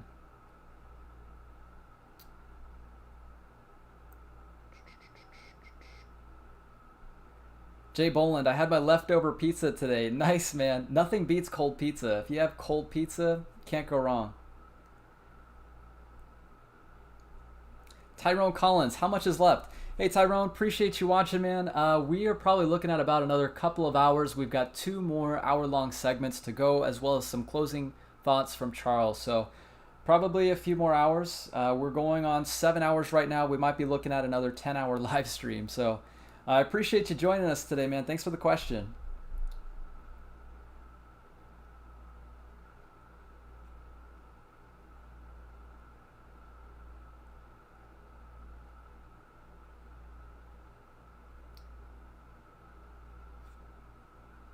Okay, so guys, I'm going to keep an eye on the chat. If you guys do have questions, I'll be sure to make sure I answer them as quick as I can. I did just want to give you all a quick update regarding our stake pool while we're here at a break right now.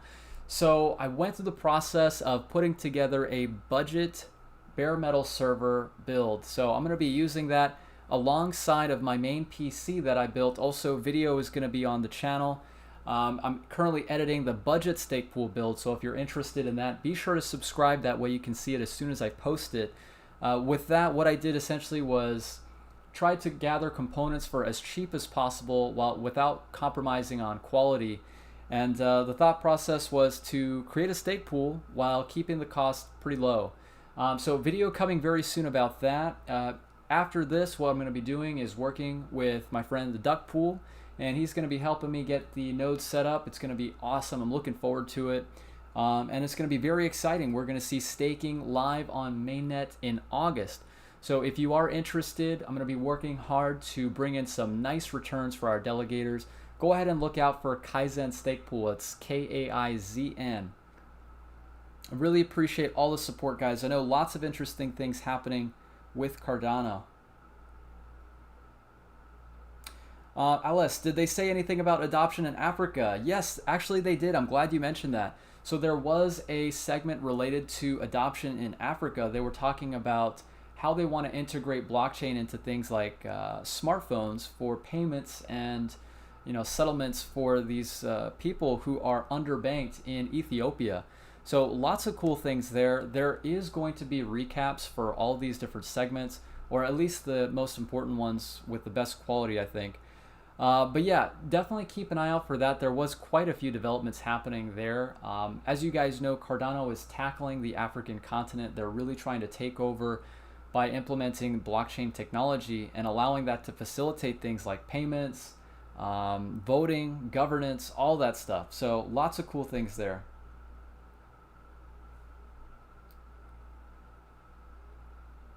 KS, I know I'm hungry because my charts are looking like pizza slices.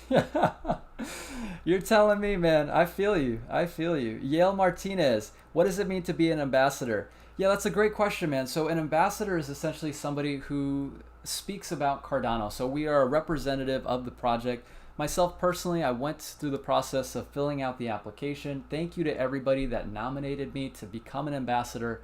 Right now, we're just waiting on the Cardano Foundation to give us the thumbs up. And definitely looking forward to bringing you guys more Cardano content. I really appreciate all the support. You guys really mean a lot to me. Simon Jones, Kaizen, how much testnet ADA did you have delegated to your pool on the incentivized testnet? And what was the average rate of return? That's a great question, Simon. So as far as the ITN, we were running using a Rock Pi. For those of you guys that didn't see in the earlier part of the live stream. So this is what we were using on the incentivized testnet. This right here is a Rock Pi. It's a single board computer. We actually got to hear some details from some of the developers here for Cardano, and they were talking about the compatibility with Haskell running on a Rock Pi. So because it is open source, hopefully we do see the support for Rock Pi very soon. Unfortunately, Rock Pi isn't compatible with Haskell just yet, which is the reason for us upgrading to a more sophisticated setup. But yeah, as far as the amount of ADA that was delegated, I believe it was an average of around about 20 million ADA. And the average rate of return, it was around 10%. So definitely some pretty nice returns. I'm really happy with the rewards that we were able to bring out for our delegators. You guys are asking great questions. This is awesome. KS, Kaizen doesn't sell, he is ADA for life. Yep, you already know it. Guys, check out this shirt. I mean, what do you guys think? So we got the ADA logo, and then we got Ouroboros around the edges. So, pretty cool. I like it.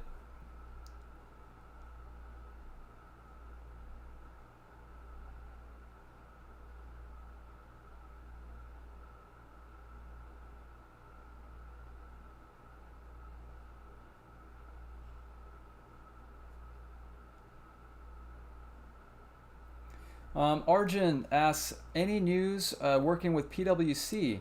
You know, I'm glad you mentioned that. I actually didn't catch any segment that mentioned PwC. I know that they have ramped up their marketing efforts and their partnership with McCann. If you guys haven't done so already, definitely check out their updated website at cardano.org. So there's a complete brand refresh. The website's totally changed. I think it looks okay. You know, people are sharing mixed feelings about the website, but I think it's fine. So yeah, I haven't heard anything about PwC. That's a great question.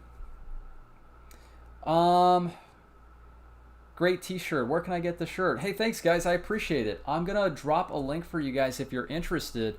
If you do want to help support the channel, I do have merchandise, so feel free to check it out. It's not necessary to purchase anything, but if you guys do enjoy it, I would greatly appreciate it.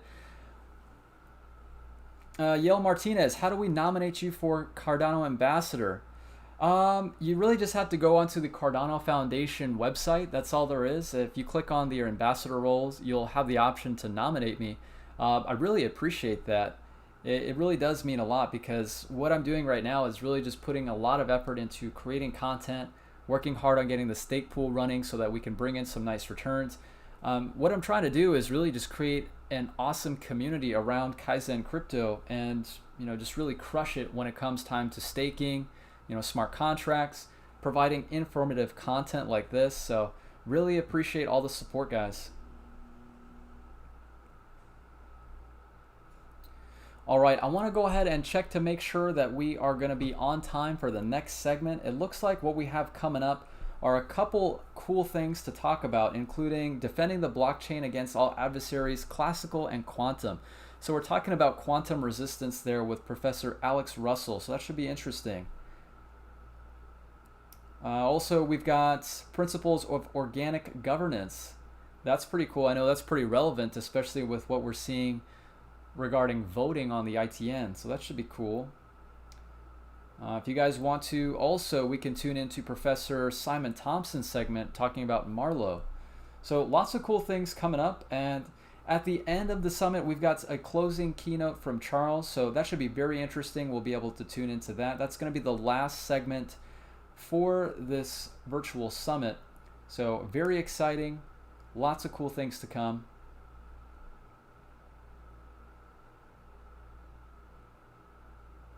Jim Lee, did you say Cardano is adopting a VeChain tech? So Jim, great question. Cardano is using blockchain technology to facilitate origin tracking and traceability, similar to VeChain. With VeChain, they've got huge partnerships in China. What is it? DNVGL, Walmart China, like huge names. When it comes to supply chains and origin tracking, Cardano is doing something very similar. What they're doing is using NFC and RFID chips and QR codes to be able to track the origins of certain things.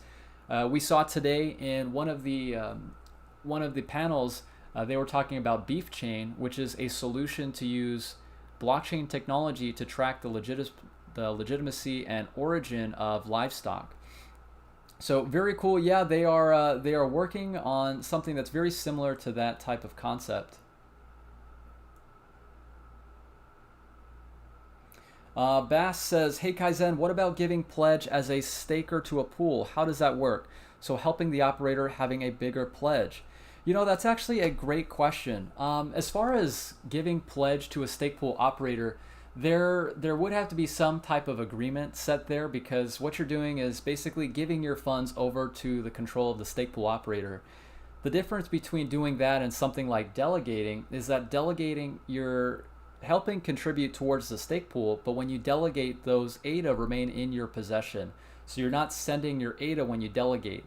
So to answer your question, as far as giving pledge as a staker to a pool, there would have to be some type of written agreement there, man. I wouldn't say you need to send ADA to a stake pool operator to help them with their pledge. It would probably be in both parties' best interest if you were just to delegate to that stake pool. But that's an interesting question.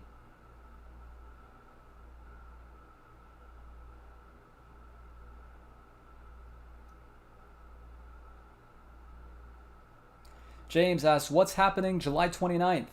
James, we are going to go through the Shelley hard fork. Basically what that means is you can now stake on mainnet. you should be able to start delegating to a stake pool, probably not on the 29th. It's most likely going to be the middle of August, and you'll be able to start receiving your returns in about 5 days after. So each epoch on the mainnet will last for 5 days. Rewards will be paid out after each epoch.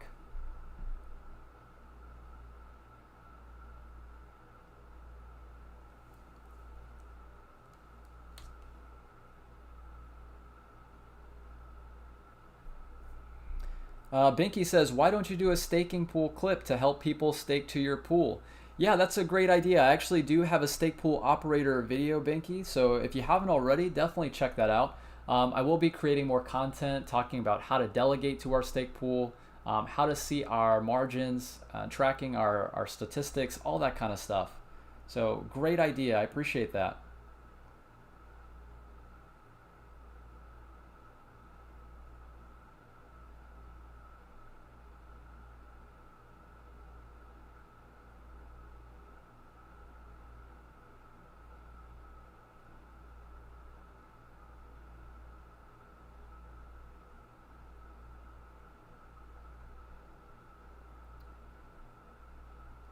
Capricious Jones says, can you make a video talking about how to keep track of staking rewards for tax purposes? Ooh, that's a good one. So guys, you know that I don't give financial advice on the channel, but there is definitely going to be content related to tax and how that's involved with staking. As far as my suggestion for you guys, the best thing what I would do, and again, not financial advice, when it comes to setting up taxes to keep account for your returns, each epoch will last 5 days. What I would do is have some type of spreadsheet so that you can keep track of the rewards that you have earned for each epoch, and then maybe go ahead and set up where you have the price of ADA next to that amount that you've earned after each epoch. That'll really help make life simple. I will create a tool for you guys that's similar to that to help you keep track of that, but that's a really great question, man. Binky Beowulf, sweet, help us help support you. Yeah, man, I appreciate you guys. All you guys have been very supportive. I really appreciate each and every one of you guys. That really means a lot to me, man. KS says Kaizen needs to get 1 billion ADA in his pool to crush other pools. Yeah, guys, I'll tell you what, if we can get into that 150K parameter, that'd be pretty awesome. Get into those top pools, bringing in some nice returns for our delegators.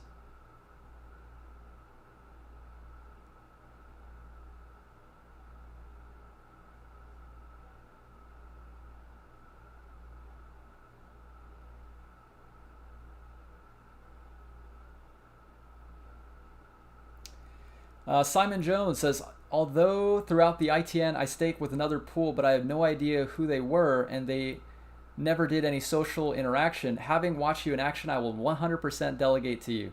Simon, I appreciate that, man. There's a lot of work that's gone into building up Kaizen Crypto and building the community. You guys are awesome. I really appreciate all the support. Jay Boland, or if you need any free marketing or advertising consultant help. Jay, I appreciate you, man. I'm a big marketing guy, so that really means a lot. Duckpool, hold on, Kaizen, marathon going well. Hey, Duckpool, you are right there with me, man. I'm so glad that you were able to join. You know, you've been here pretty much since we started, so really glad that you were able to join. We're almost there, man. We're almost there. I think we got a couple more segments, and then that's going to wrap it up, so. C says, delegating to you, Big Pay, Philippe. Yeah, great guys to delegate to. We appreciate all the support. If you guys have not done so already, be sure to check out the Duck Pool. An incredible guy, a really knowledgeable stake pool operator. I think you guys are going to find some great returns from his stake pool as well.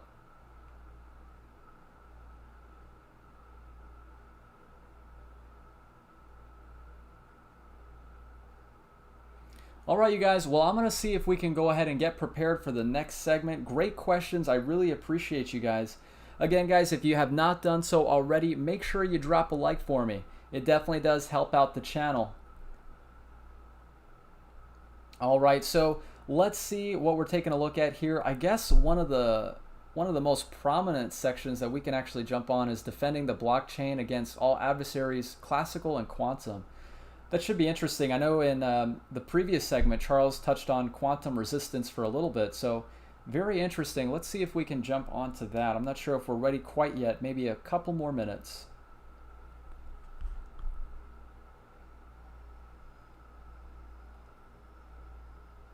So for those of you guys who are just joining, I hope you guys are all going to have a great weekend. Do you guys have any plans for the 4th of July? Do we have anybody from the US over here in the house?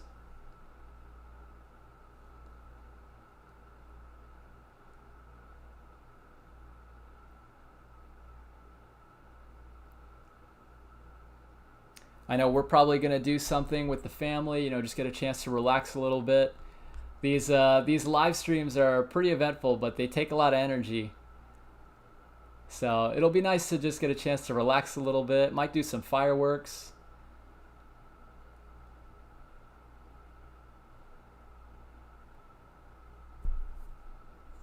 Blue collar crypto. Canada here, but we're just like the Americans. Yeah, man.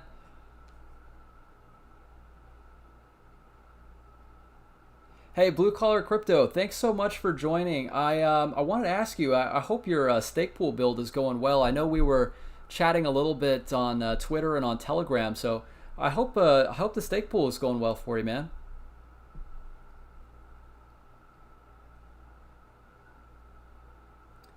S. Walker, what state are you in, Kaizen?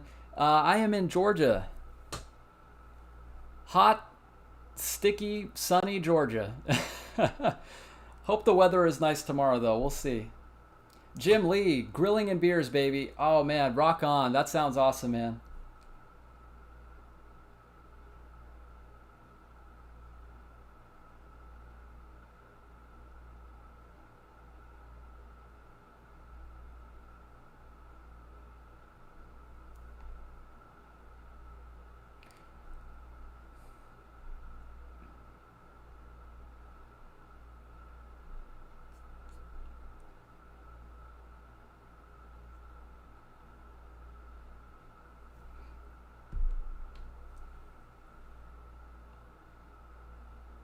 I see we got a lot of people from UK. Very cool. Cheers. UK South Wales. Nice. Pentalemon. I'm from Georgia too. Hey man, rock on. That's awesome.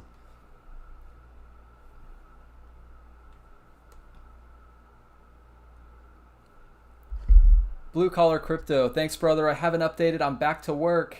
Sitting down tonight to upgrade to 1.14.2. That's awesome, man. I hope it goes well for you.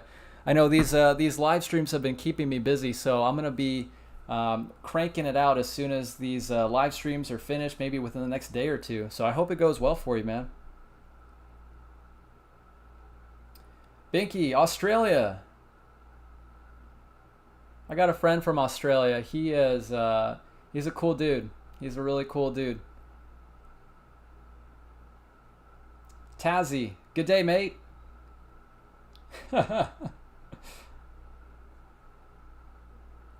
All right, guys, it looks like the next segment has started. All right, let's join in. So this is defending the blockchain against all adversaries, classical and quantum. Blockchain against all adversaries, classical and quantum. So today's talk will be a joint effort between myself and my longtime friend and collaborator, Chris Moore at the Santa Fe Institute. We'll take turns presenting slides to give you a hint about who's talking. I will always present from your upper left, whereas Chris will always present from your upper right. So today we're going to talk about the security of the Ouroboros family of blockchains against two powerful adversaries. The first adversary of interest is the familiar classical adversary, but merely scaled to reflect, for example, the combined computational power of the Bitcoin mining pool. So this is a classical adversary with computational power consistent with, say, 2 to the 65 hashes per second, and an adversary that we have to imagine might be attacking the Ouroboros system over its entire lifetime. So it may come as a bit of a surprise to you to see such an adversary highlighted on this slide, since after all, this is precisely the adversary that was considered in the original security analysis of these protocols. And indeed, it's a quite straightforward matter to tune standard cryptographic primitives to achieve security against an adversary at this scale. However, today I want to focus our attention on the security of a particular component of the Ouroboros blockchains, that is the leader election component. And so, as it happens, against this component there exists a family of non-cryptographic attacks. These are combinatorial look-ahead attacks, you might say, often called grinding attacks in the literature. And attacks like this have to be given special consideration against a long-lived and powerful classical adversary. So we'll then switch gears and talk about the impending threat of scalable quantum computation. It's widely appreciated, of course, that the advent of a scalable quantum computer would rather spectacularly break currently deployed public key cryptography. And for this reason, understanding the security of a system like Ouroboros in a setting with a quantum attacker requires considerations of alternate cryptographic primitives and alternate techniques for establishing security. I should say also that the setting with a quantum attacker further complicates the question of security against grinding attacks. So we'll also revisit grinding attacks today in light of quantum attackers. So a summary of what's to come. After this introduction, I will pass the baton to Chris, who will provide a brief introduction to quantum computing, focusing on the model, state of the art, and in particular, the threat to cryptography. I'll then take over the steering wheel and provide a high-level survey of the Ouroboros Genesis protocol. Here, the goal is not so much to describe the protocol in full, but rather to highlight the specific portions of the protocol that will be relevant for our security analysis. In particular, both the underlying cryptographic elements and the leader election component that is subject to grinding attacks. I'll then switch gears and talk about the security of the cryptographic elements in the setting with a quantum adversary, and also talk about grinding attacks in both the classical and the quantum setting. And then finally, to conclude the talk, Chris will take over again and discuss a new leader election mechanism that can provide rigorous security guarantees, even in the face of an adversary with unbounded grinding power. This, together with the standard machinery from Ouroboros Genesis, provides a new blockchain protocol, Ouroboros Thos, which is ungrindable in this sense. Great, with that introduction behind us, let's transition to hear Chris's introduction to quantum computing. Okay, I'm going to give you a just beyond the cocktail party level introduction to quantum computation. First, I have to tell you about classical randomized computation.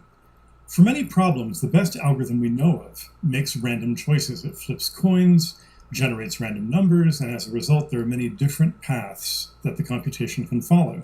Some of these paths lead to the right answer, some lead to a wrong answer. Now, the probability that it travels along a given path is just a real number, and these probabilities add. And so the job of the designer of this kind of algorithm is to maximize the total probability of all the paths that lead to the right answer. In quantum computation, on the other hand, it's been known for a long time that many things, including light waves, but even individual particles or molecules, like this buckyball molecule, when they have more than one path by which they can get somewhere, these paths can add up or they can cancel out, like in this classic two-slit experiment, where there are two ways for the particle to arrive at each location at the screen on the right, and depending on the relative length of these paths, they might add up or cancel out, producing those interference bands. Mathematically, this means that in quantum computers, rather than probabilities, we have complex valued amplitudes. These have both a length but also a direction in the complex plane, and thus they can add up in phase, like these light waves adding up to produce a laser, or they can cancel out of phase, like the sound waves produced by these noise-canceling headphones. The job of the algorithm designer now is to try to arrange the paths that arrive at the right answer to all add up in phase, and for the paths that arrive at wrong answers to cancel each other out. Now, one thing that quantum computers are very good at is doing the Fourier transform. So as you may know, the Fourier transform, which is ubiquitous in signal processing, takes some function, like a time-varying signal, and decomposes it into a sum of oscillations at different frequencies. And this also involves that constructive and destructive interference that we were talking about before. In 1994, Peter Shor realized that we can use a quantum version of the Fourier transform to factor large integers, and therefore, in particular, to break RSA public key encryption. How does this work? Well, suppose you want to factor some large number, which I'll call capital N. You should think of this as a 1024 or 2048-bit number. It's exponentially large. What we do is we choose some other number, x. It turns out that we can do that randomly, and we look at its powers modulo n. So for instance, suppose you want to factor the number 15. Let's look at the powers of 2 mod 15. 2 to the t, when t is 0, is 1. When t is 1, it's 2. 2 to the 2 is 4. 2 to the 3 is 8. But 2 to the 4 is 16, which mod 15 is 1. Well, what does that mean? It means that 2 to the 4 is some multiple of 15, in this case 15, plus 1. Now, 2 to the 4 is also 4 squared, and 1 is 1 squared. So this also means, if we subtract 1 from both sides, that the difference of 2 squares, 4 squared and 1 squared, is a multiple of 15. But now we recall our high school algebra, that the difference of 2 squares can be factored as the difference of those numbers and the sum of those numbers. And that gives us 4 minus 1, which is 3, times 4 plus 1, which is 5, and lo and behold, 3 and 5 are the factors of 15 that we wanted to discover. So the lesson here is that if you can find the periodicity of a sequence of numbers that come out of a certain function, you can factor large integers. Now, if it were that simple, then even classical computers could factor integers. But the problem is that even the classical fast Fourier transform, which is what we use in signal processing all the time, if you apply it to a list of capital N things, it takes n times log n time. And if n is exponentially large because it's a 1,000 or 2,000 bit integer, then this is an exponential amount of time. The quantum Fourier transform, on the other hand, takes time which grows only quadratically, polynomially, in log of big N, which I'll call little n. This is the number of digits or bits in big N.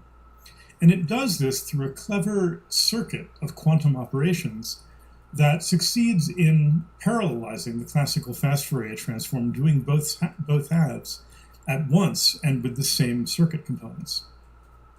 So the upshot of this is that if you're trying to break, say, 1,000-bit RSA, you can do this in time which grows roughly quadratically in 1,000, as opposed to growing more like 2 to the 1,000. So it's in polynomial time as a function of the number of bits. Now, where does this leave us? We would like to have some form of cryptography which even quantum computers cannot break. And the problem is that Shor's algorithm and its variants break many of our favorites, not just RSA, but also Diffie-Hellman key exchange, elliptic curve cryptography, and so on. There is something called quantum cryptography, although it's better to call it quantum key distribution. This is being rolled out now with satellites and lasers. It's great, but it requires quantum infrastructure because the signal you're sending is itself a quantum signal. We want a cryptocurrency protocol where the adversary might possess a quantum computer, but he's interacting with the protocol in a classical way. So we want classical cryptography that even quantum computers can't break. There are some candidates for this, including based on lattice problems and something called learning with errors, and that's an area of active research. The good news is, though, that some of the things the adversary would need to do to attack our protocol are things like finding collisions in hash functions. Now, if a hash function is random, this is a very unstructured problem, And we believe that the only times quantum computers can achieve an exponential speedup, as it did in factoring with Shor's algorithm, is for highly structured problems, problems with a special mathematical structure like factoring, where we can use something like the Fourier transform. As long as the structure of our hash functions is sufficiently generic so that they're effectively random, then we can appeal to theorems in quantum computation showing that if there are capital N possibilities, even a quantum computer would need to try n to the 1/3 of them, which, if capital N is 2 to the little n, is still exponential in little n, so it still requires exponential time. What we want even more than that is information theoretic security. This is the gold standard in cryptography. With information theoretic security, it doesn't matter how powerful the adversary is, whether he is a quantum computer, a classical computer, or what, he just doesn't have the information he needs to break the code. The classical example of this is a one-time pad, like this one-time pad from the Cold War, I'm not sure which side, which was found rolled up inside a walnut.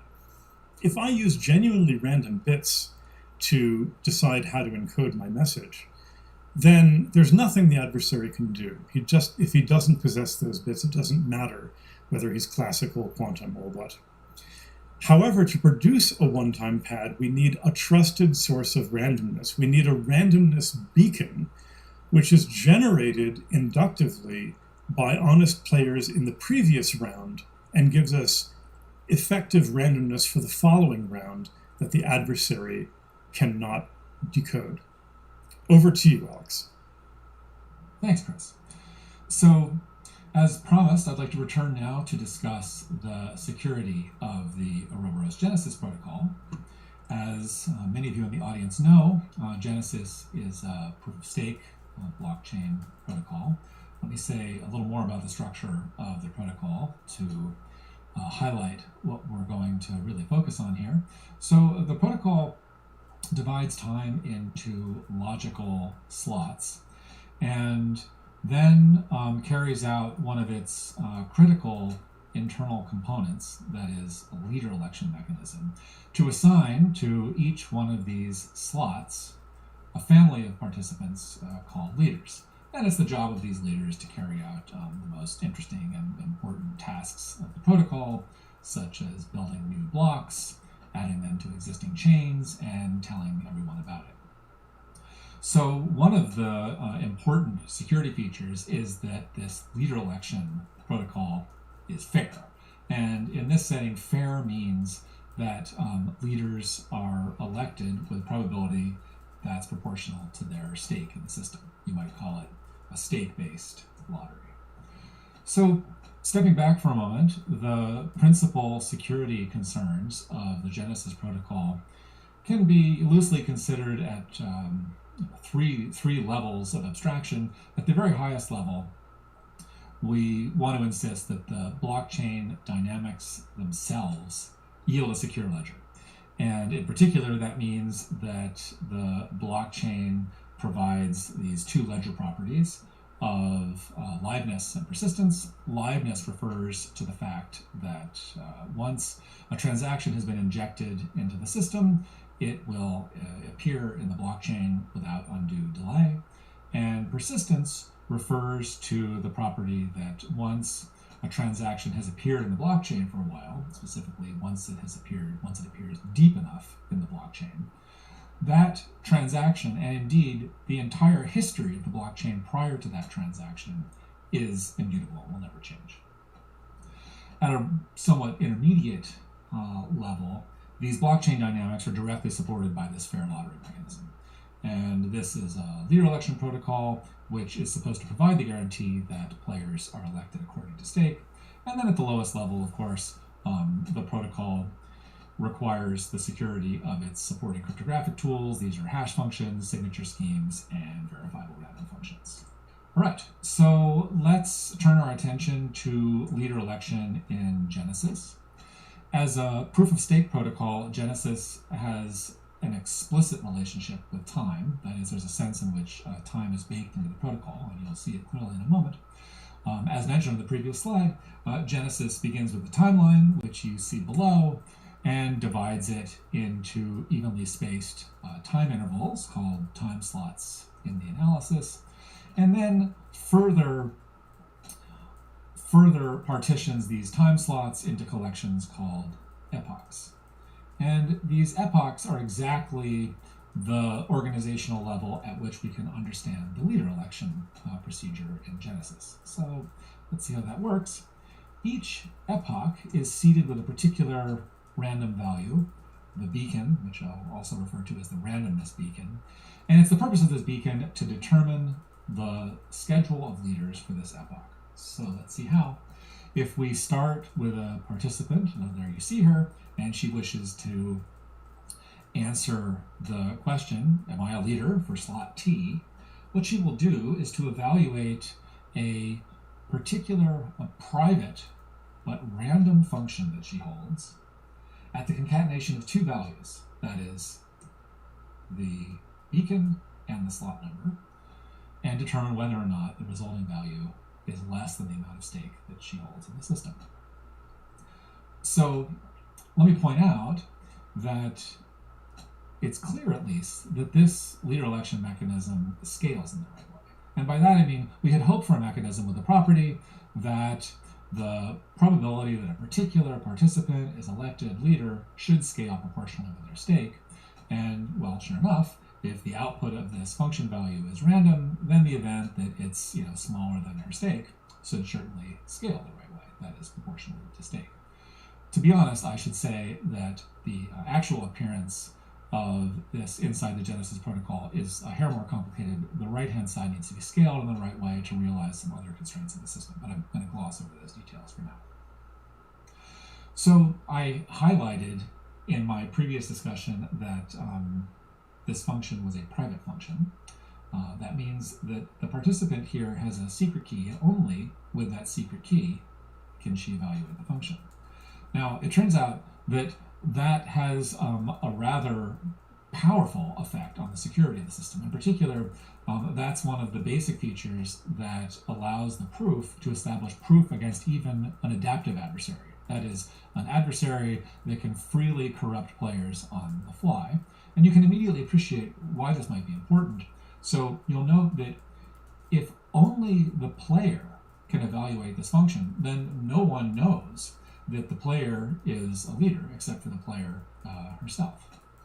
On the other hand, this appears to be a bit of a double bind because, of course, the whole purpose of this was to elect a player or a set of players as leaders, and in order for that to be useful for the protocol, the player needs a way of advertising or claiming victory in this slot. And so this brings us to the second property that these functions have. So once she has been elected as a leader, which you can now tell because she's wearing a crown, there is a further property of this function, which is that it permits her to write down a proof that can be checked by anybody in the public, that indeed, if you evaluate the function at this particular value, you end up with a value less than the stake. So these two somewhat contradictory properties, that is, that the function can only be evaluated privately, but there's a way holding the private key to write down a proof of the value that the function took. These are exactly the two properties that form the essential ingredients in a verifiable random function, which is the first of the three cryptographic elements we want to discuss. Now, before I transition to discuss signature schemes, I want to say one more word about this leader election mechanism. So far, we've described how leaders are elected in a particular epoch, and we did this by assuming that the epoch was seeded with this beacon. Well, of course, we would now like a way for the leaders in this epoch to pay forward this luxury they had, that is, the beacon. And the way this is done is by using these functions again, but now for another purpose. That is, the leaders all apply their function again to produce a collection of random values, which we will call nonces. And these random leader nonces are all then hashed together. This produces the beacon value for the next epoch, which allows these leaders to pay forward this beacon and so produce the beacon for the next epoch. Okay, so this highlights the first critical tool, verifiable random functions. Let's transition now and talk about digital signature schemes. So we have just seen that our participant here was elected leader in a slot. What happens next? Well, it is, after all, a blockchain algorithm. So by looking over her shoulder, she can see a whole forest of blockchains. And she then applies the chain selection rule, which in the case of Genesis is the Genesis rule, but for the purposes of this talk, you can just as well think about it as the longest chain rule, to select the best chain onto which she adds her new block. So I'd like to have a look inside this new block and just identify the major components here. So the block has a hash of the previous block. I'll discuss that in just a second. Has the transaction payload of all the transactions she has chosen to add to the system. And then finally, two proofs, which are best considered together. So the first is the leadership proof that we just talked about. That is the proof that she is indeed a leader for this slot. The second is a digital signature of the entire block. And these two proofs, if you will, together allow an external observer to be sure that the person who produced this block was indeed someone who was entitled to by the leader mechanism. So this identifies the second critical cryptographic tool, that is a digital signature scheme. And finally, I'll just briefly identify the third tool, that is cryptographic hash functions. I already mentioned that in every block of the system appears a cryptographic hash of the previous block. This has the value that it determines implicitly, at least, a unique blockchain that stretches all the way back into time to the original Genesis block. So to recap, the protocol relies on three cryptographic primitives: hash functions, which tether blocks to history; digital signature schemes, which ensure that only leaders can post blocks; and finally, verifiable random functions, which enabled this private leader election lottery, but one that further permitted leaders to publicly claim victory. So let's consider the security of these primitives in a setting with a quantum attacker. Of course, the first order of business is to be precise about exactly what this setting is. And as it happens, when one considers quantum attacks on primitives such as these, the question about what the setting is one of somewhat amplified complexity. For example, one has to answer new sorts of questions like, is the quantum adversary allowed to make queries to the signing oracle of superposition? In any case, in our particular setting, the situation is somewhat simplified by the fact that we treat the blockchain itself as an indelibly classical object. And by that I mean we're interested in considering attackers with quantum computers, but the idea is that these attackers with their may have a private quantum computer locked away in a closet somewhere, but their interactions with the blockchain are classical interactions. In particular, this means that the adversary's quantum computer is not allowed to interact with the blockchain in superposition. So let's first turn our attention to hash functions. So the security of hash functions, specifically when they're modeled as random oracles, are quite well understood in the quantum setting.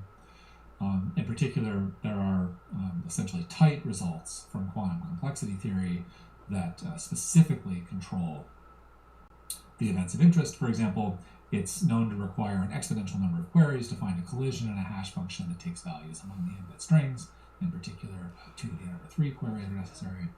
And if you ask related questions such as how many queries does it take for a quantum attacker to find a value that hashes into a particular small set of interest, it turns out that the number of queries this takes is related directly, quadratically, to the number of queries it takes in the classical setting.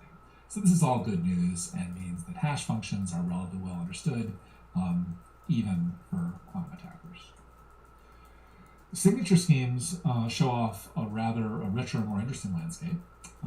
Many classical signature schemes are based on group theory, and these are, of course, broken by quantum attacks. On the other hand, there is a rich and quite beautiful family of signature schemes based only on hash functions.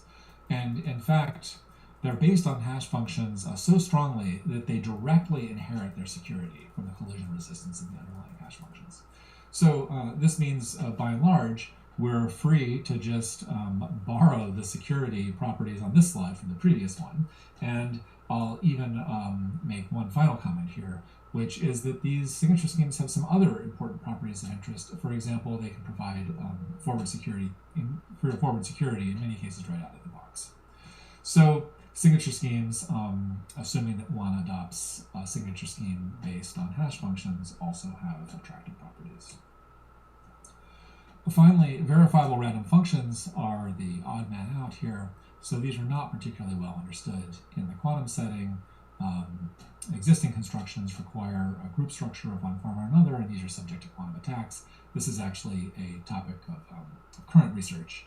In particular, our current goal is to construct verifiable random functions based on the learning of theirs. All right, guys. So talking about quantum security and quantum resistance with blockchain, very cool. Learned a lot from that. It looks like Charles is live. Let's see if we can actually grab him as he's live on YouTube.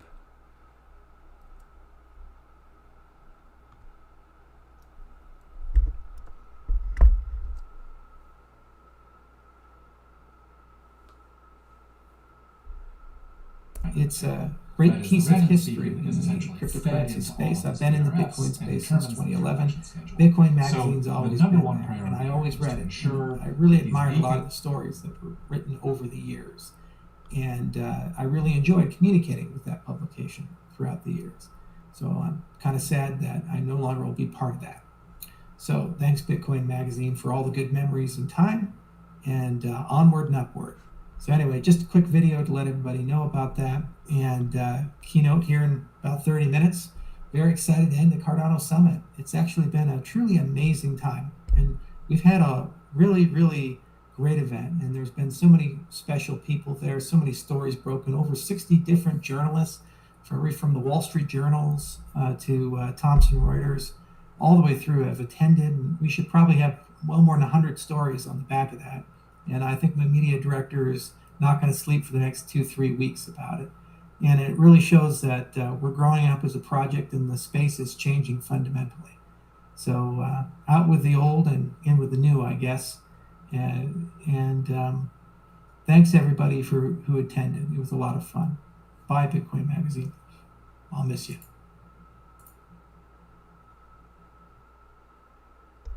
Wow. Okay.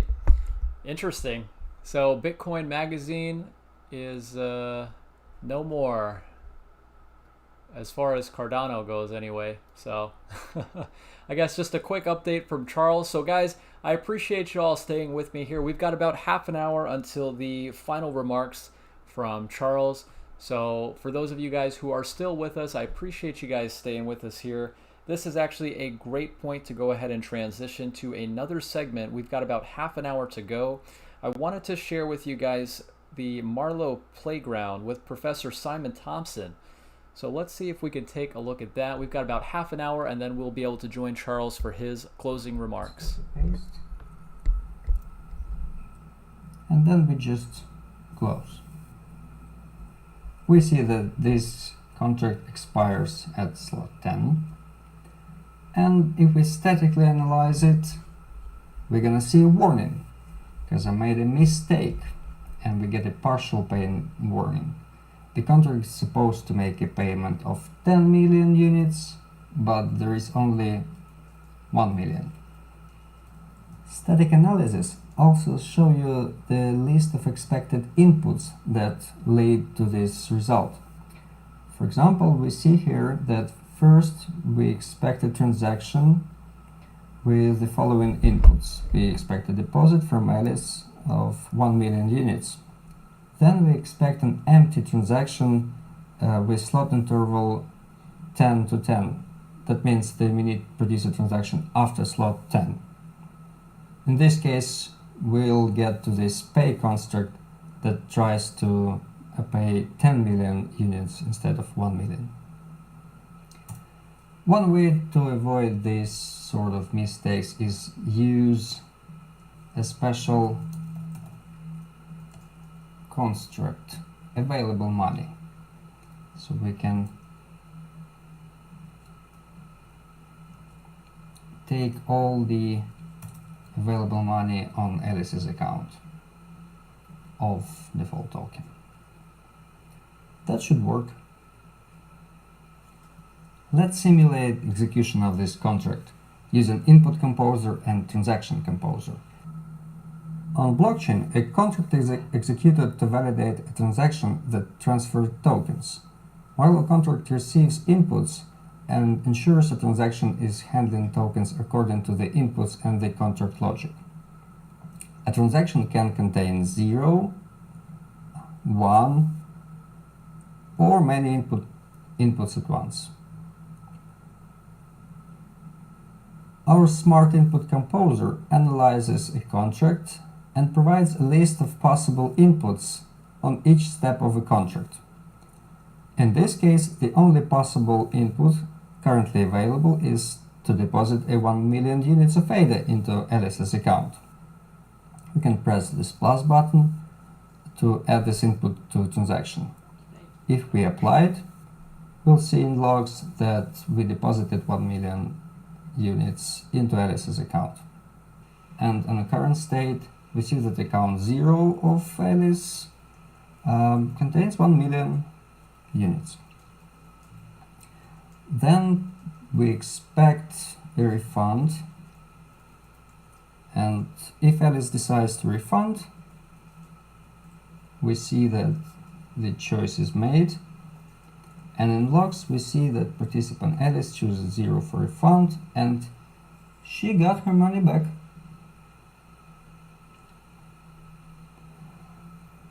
Let's assume that everything works as expected and we get money from Alice, and we wait till block 14. Then we see in logs that actually Bob received all the million and the contract is closed. Many common mistakes are immediately shown by Marlowe Playground. Let's say you try to choose value out of bounds. You get a warning and you cannot use this input. If you try to use wrong account for payment, you get a warning that says that the payment is done before a deposit has been made. And if the initial timeout is passed, you cannot even make an initial deposit. All this is cool, but what if making trust funds is your business and you would like to make those contracts on a regular basis? You would like to make a template from this contract to instantiate it with particular amount to pay or different roles or different timeouts. For that, you can use Haskell Editor tab on Marlowe Playground. This is a single file Haskell program that is compiled and run as AWS Lambda. It's supposed to print a Marlowe contract to standard output. Essentially, you can use all the Haskell to generate a contract of arbitrary size and complexity. If I just copy-paste the contract we've just developed, I can compile it and get the Marlowe contract back. I can send it to simulator and try it as we did before. But now I can actually generalize this contract. For example, I want to add an amount and maturity date as parameters.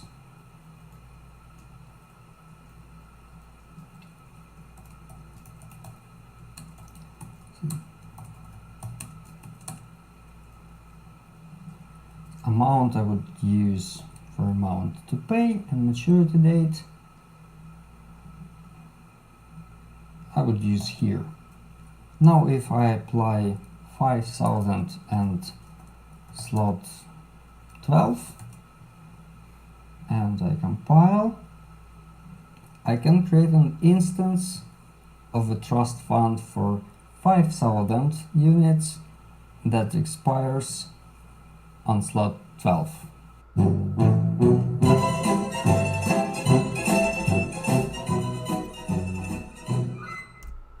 All right. Well, glad we got to catch part of that. So I guess that was the segment with Marlowe Playground. So that was pretty cool. Guys, for those of you who are still staying with me, I really appreciate you guys. Thank you so much for the couple of super chats that came by. You guys are awesome. I really appreciate it. In about 15 or 20 minutes, we will see Charles's closing remarks for the end of the Cardano Virtual Summit. So it's been an exciting experience. I really appreciate everybody who's been able to tune in. It looks like Simon Thompson's coming on for some Q&A. Let's see if we can join him for that.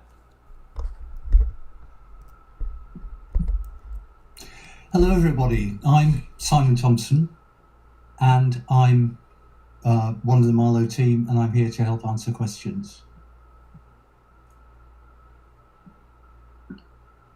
I'm Pablo, I'm also from the Marlowe team. My specialty is the static analysis. I'm Simon Thompson, I'm the team and I'm here to help answer questions. I'm Pablo, I'm also from the Marlowe team. My specialty is the static analysis. I'm Simon Thompson, I'm the team and I'm here to help answer. Okay, guys, it looks like their stream was having some technical difficulties. We got a bit of a loop there. Let me see if they've figured it out. Let's play it one more time. On Cardano blockchain.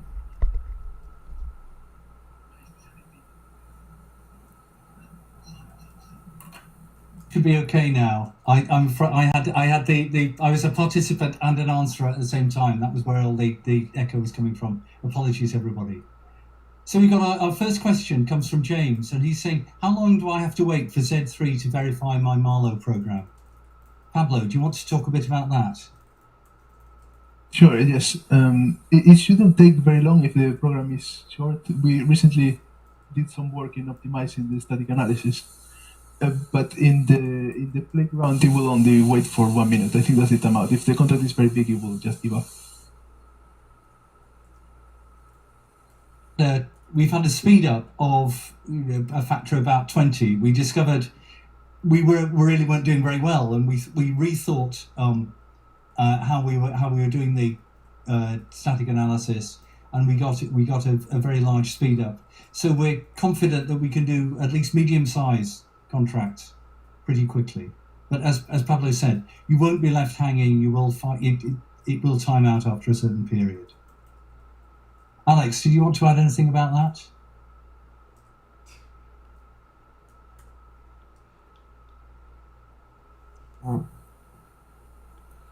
Sorry, I didn't hear the answer for some reason. Probably I'll skip. No problem. So somebody has asked, is the fact that Marlowe can recommend options for filling holes because it is dependently typed?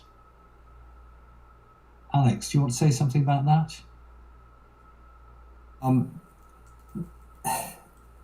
Well, not really. It's not dependently typed, but it's quite strict in what's possible and what can fill each hole. That's why we know quite well what's going to fit there. So we don't need dependent types for that.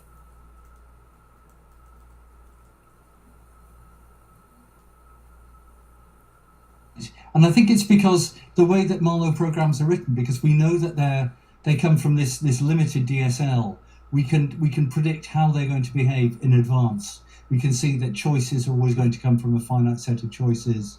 We can see when it's waiting for a particular kind of input or one of a range of inputs of actions.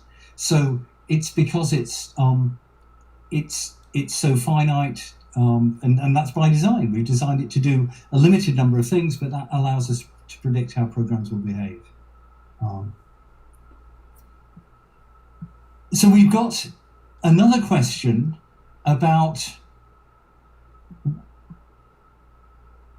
if we're provided with certain inducements, will we start a project to build a compiler to turn Marlowe into straight Plutus rather than just interpreting it?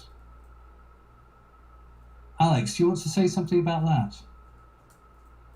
Yes, actually, we were thinking about that, and it's in our plans, and it depends on the inducements receiving of those potentially by Charles. But yeah, we are thinking about that. It's in our future plans. Currently, the Marlowe is implemented as an interpreter because it's much easier to implement. It's easier to verify. We have like a mirror of Plutus implementation in Isabelle, and we have proofs of correctness of certain properties of this interpreter, which is cool and handy. But yeah, potentially it's very much possible and in our further plans. I would add to that, if you think the difference between an interpreter and a compiler, really with an interpreter, you've got to trust one program, which is the interpreter, and that just itself interprets each Marlowe contract. So you can read that one program. Whereas with a compiler, what you do is you turn each Marlowe contract becomes a separate Plutus program, and you have to be sure that what your compiler is doing in translating, that each Plutus program you produce does exactly what you expect. So it's a bigger attack surface, if you like. There are more things you have to trust in that than in the simple interpreter. But I think potentially we could get some speed up by using a compiler. So I think it is well worth thinking about. So again, thanks for that question. So next question is, how variable are your inputs? Can I tag actual values like a cow? Pablo, how about that? Yes. So inputs at the moment are choices, and choices are just numbers. So you can get a fixed number between numbers, and that's the variability through, as Marlowe is concerned. But the idea is that you could tag things like a cow by creating a token that represents the cow. So you would have a currency of the type cow, which only has that item. And then you would trade the token as you trade normal currency.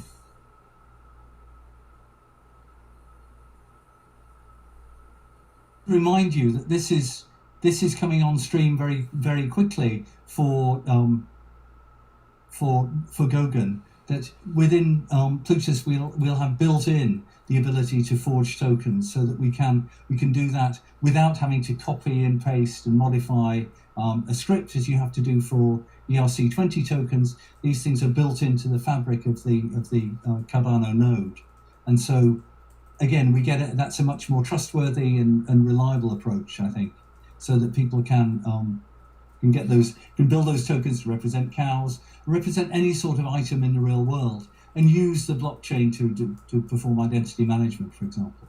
So I think that's something the whole Cardano team feels very excited about. Just wanted to add that you can represent a cow with your custom token, which can be fungible or non-fungible. So you can represent the cow as a single and only unique token, and have a atomic swaps with ADA or other tokens like USDT or some sort. Yes. So next question, what about oracles? Do you plan to create an own oracle system or implement e.g. Chainlink? Alex, any thoughts about that?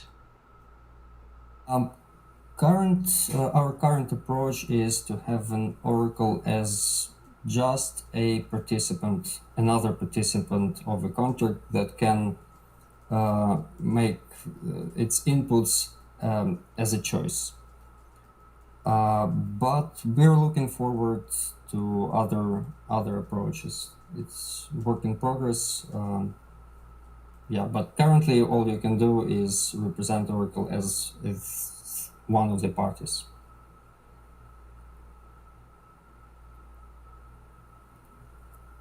What happens if the pirate steals the cow? How can we do something? How can we do? Can we use DNA? How can we deal with things in the real world?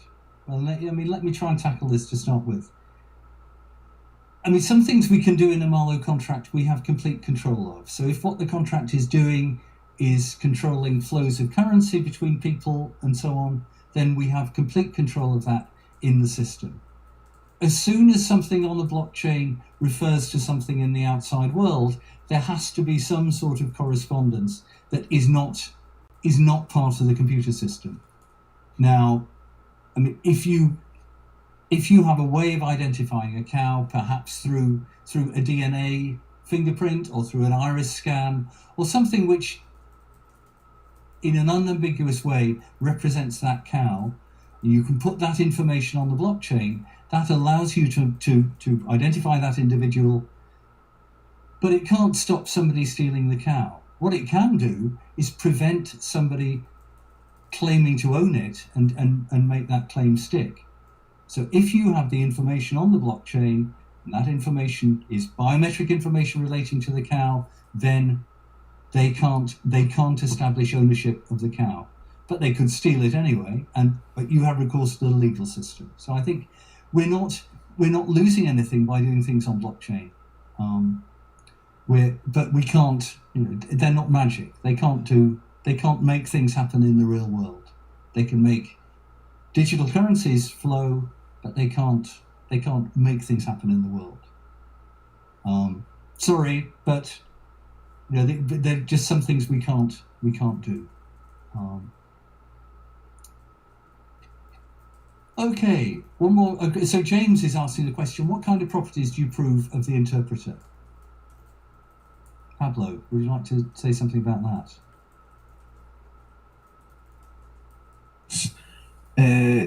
We have a list of properties that I have a lot of trouble remembering them, but one of them is that the money in the contract doesn't stay in the, so that the contract works with zero sum of money, so it doesn't create money, it doesn't destroy money, and by the end all the money is returned to someone. We also have termination proofs about the execution. There is a list of them. We have a paper with the list that I cannot remember all of them right now, but you can check in the GitHub repository. There is a link to that. One of the things I remember is proof of positive accounts. So no matter what happens, no matter what inputs, etc., accounts are always positive or zero. The other thing we've done, which is a bit technical, but I think is really cool, is one of the things we did was you can, what the interpreter does is build transactions that get put onto the blockchain. And when you're thinking about all the ways that a Marlowe contract might be executed as part of the static analysis, it's possible that we could group inputs, for example, or payments into transactions in a lot of different ways. And what we proved in the a property of the interpreter is that semantics doesn't change if you just consider transactions with one single input. And so it means that we have a normal form for a kind of a sequence of transactions that execute a path through the contract.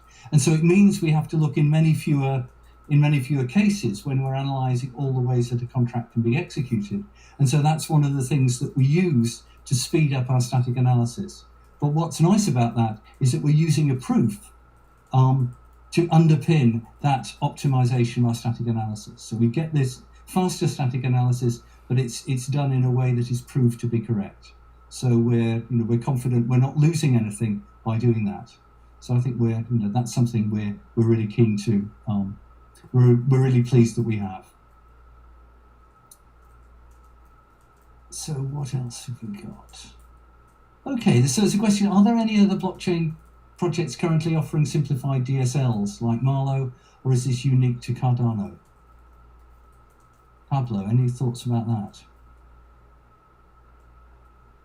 There are some other DSLs, definitely. For example, we have looked at simplicity, and we've gotten some inspiration from that. I'm not sure in which blockchains they are implemented.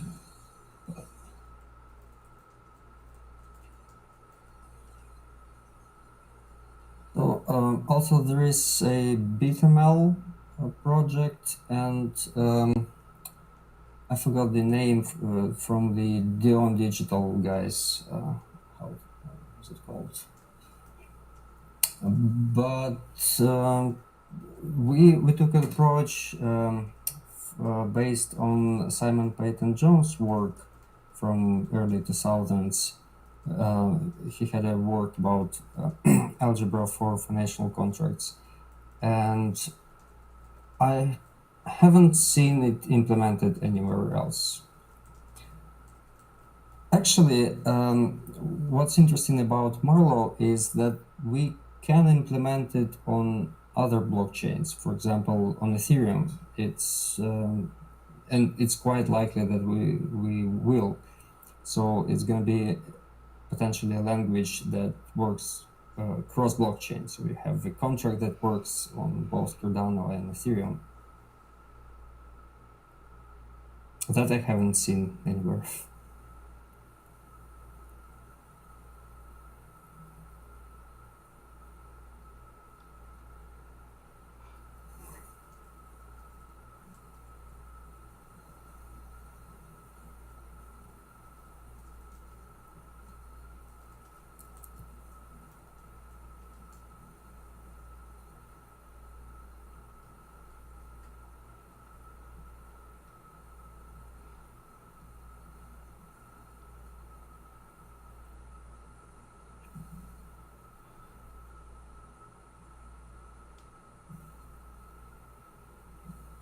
Yeah. Apparently Simon has some connection issues or something.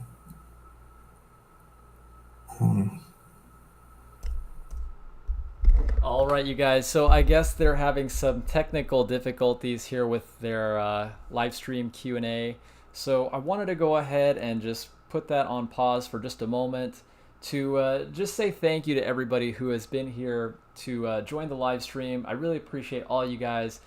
Could not have been doing this without your support. We've been going almost 9 hours. Very soon, in the next 5 minutes, Charles Hoskinson is going to be sharing his closing remarks for the Cardano Virtual Summit. I know I had a great time. I hope you guys enjoyed it as well. I know there's so much to talk about now with all these developments happening. So again, thank you all so much, everybody who's been engaging in the chat. You guys are so awesome. I really appreciate you guys. Before we do see Charles speak with his final closing remarks, I'm going to go ahead and open up these last 5 minutes before he comes on to the chat. So if you guys do have any questions for me, last minute questions, feel free to go ahead. I'm going to see if I can do my best to answer those questions for you, and then we'll jump on and get the closing remarks from Charles.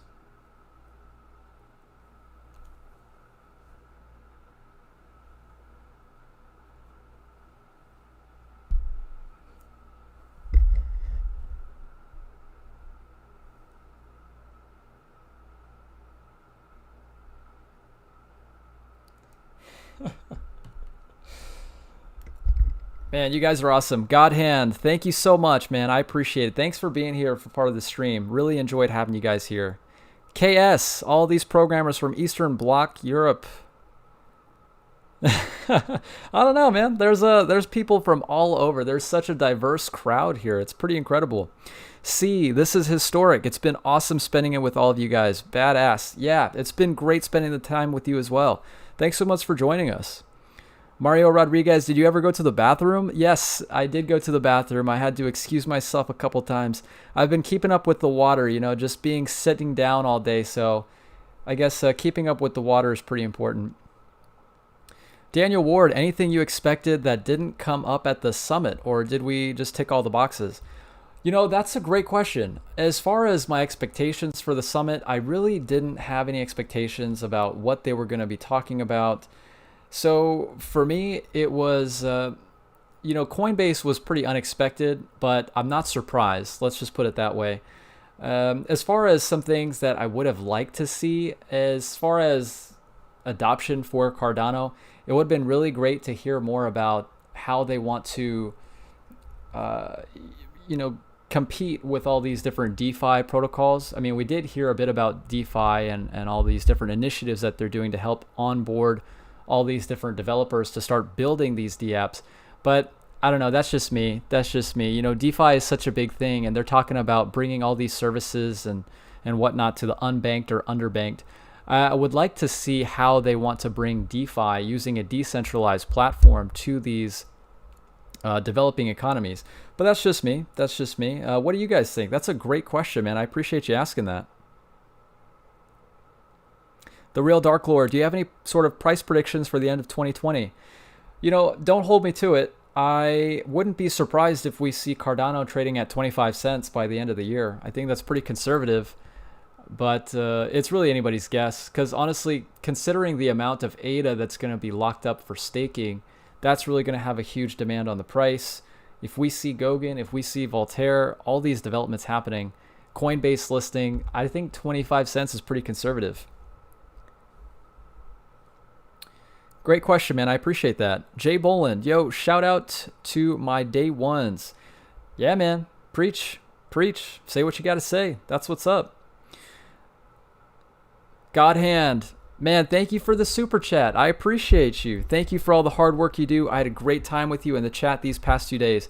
Same here, man. I'm really glad that you enjoyed it. I had a great time as well. Just being able to engage with everybody, just super pumped. There's so many things happening with this project.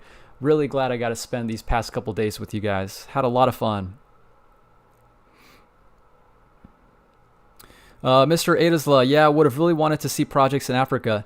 Yeah, you know, they talked about what they want to do with Ethiopia. I think that was more of like a broad level overview. So, you know, it is what it is. They did talk about it, but for me personally, it would have been nice to see different types of lending protocols, different types of borrowing and saving protocols that may have been talked about, or I'm sure that there's going to be developers that are going to come on once we see Goguen and really just blow that out of the water. But that's just my thoughts.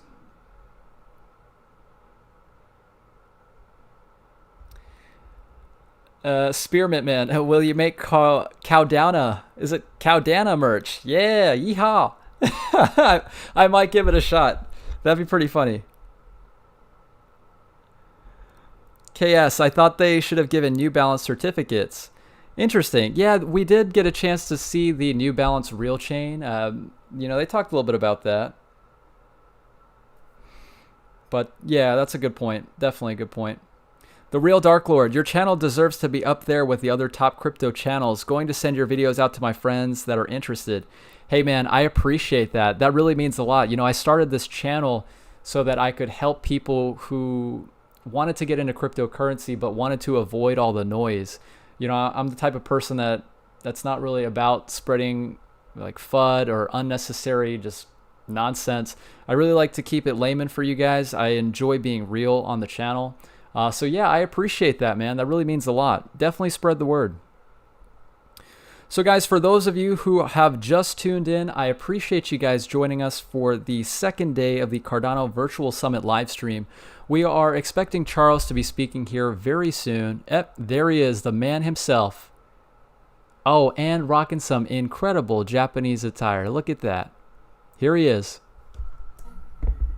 Thank you all for coming to the Cardano Summit. You know, we put this event on with just about 60 days worth of planning and about 45 days worth of execution once we started getting into the nuts and bolts of it. And we expected maybe to get a few thousand people if we were really lucky.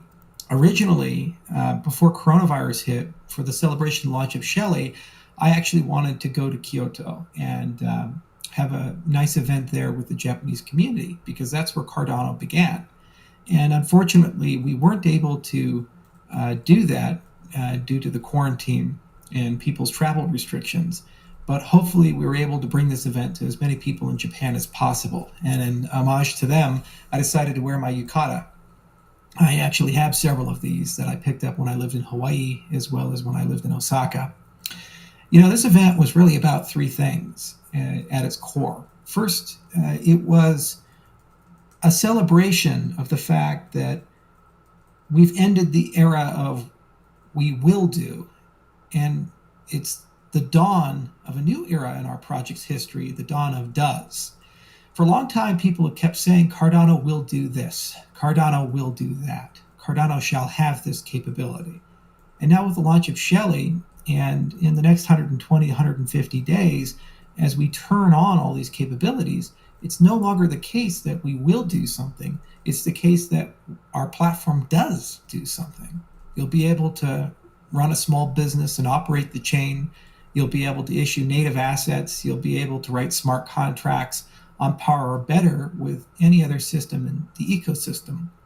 And we really wanted to make a bold exclamation point about how much of an achievement that was.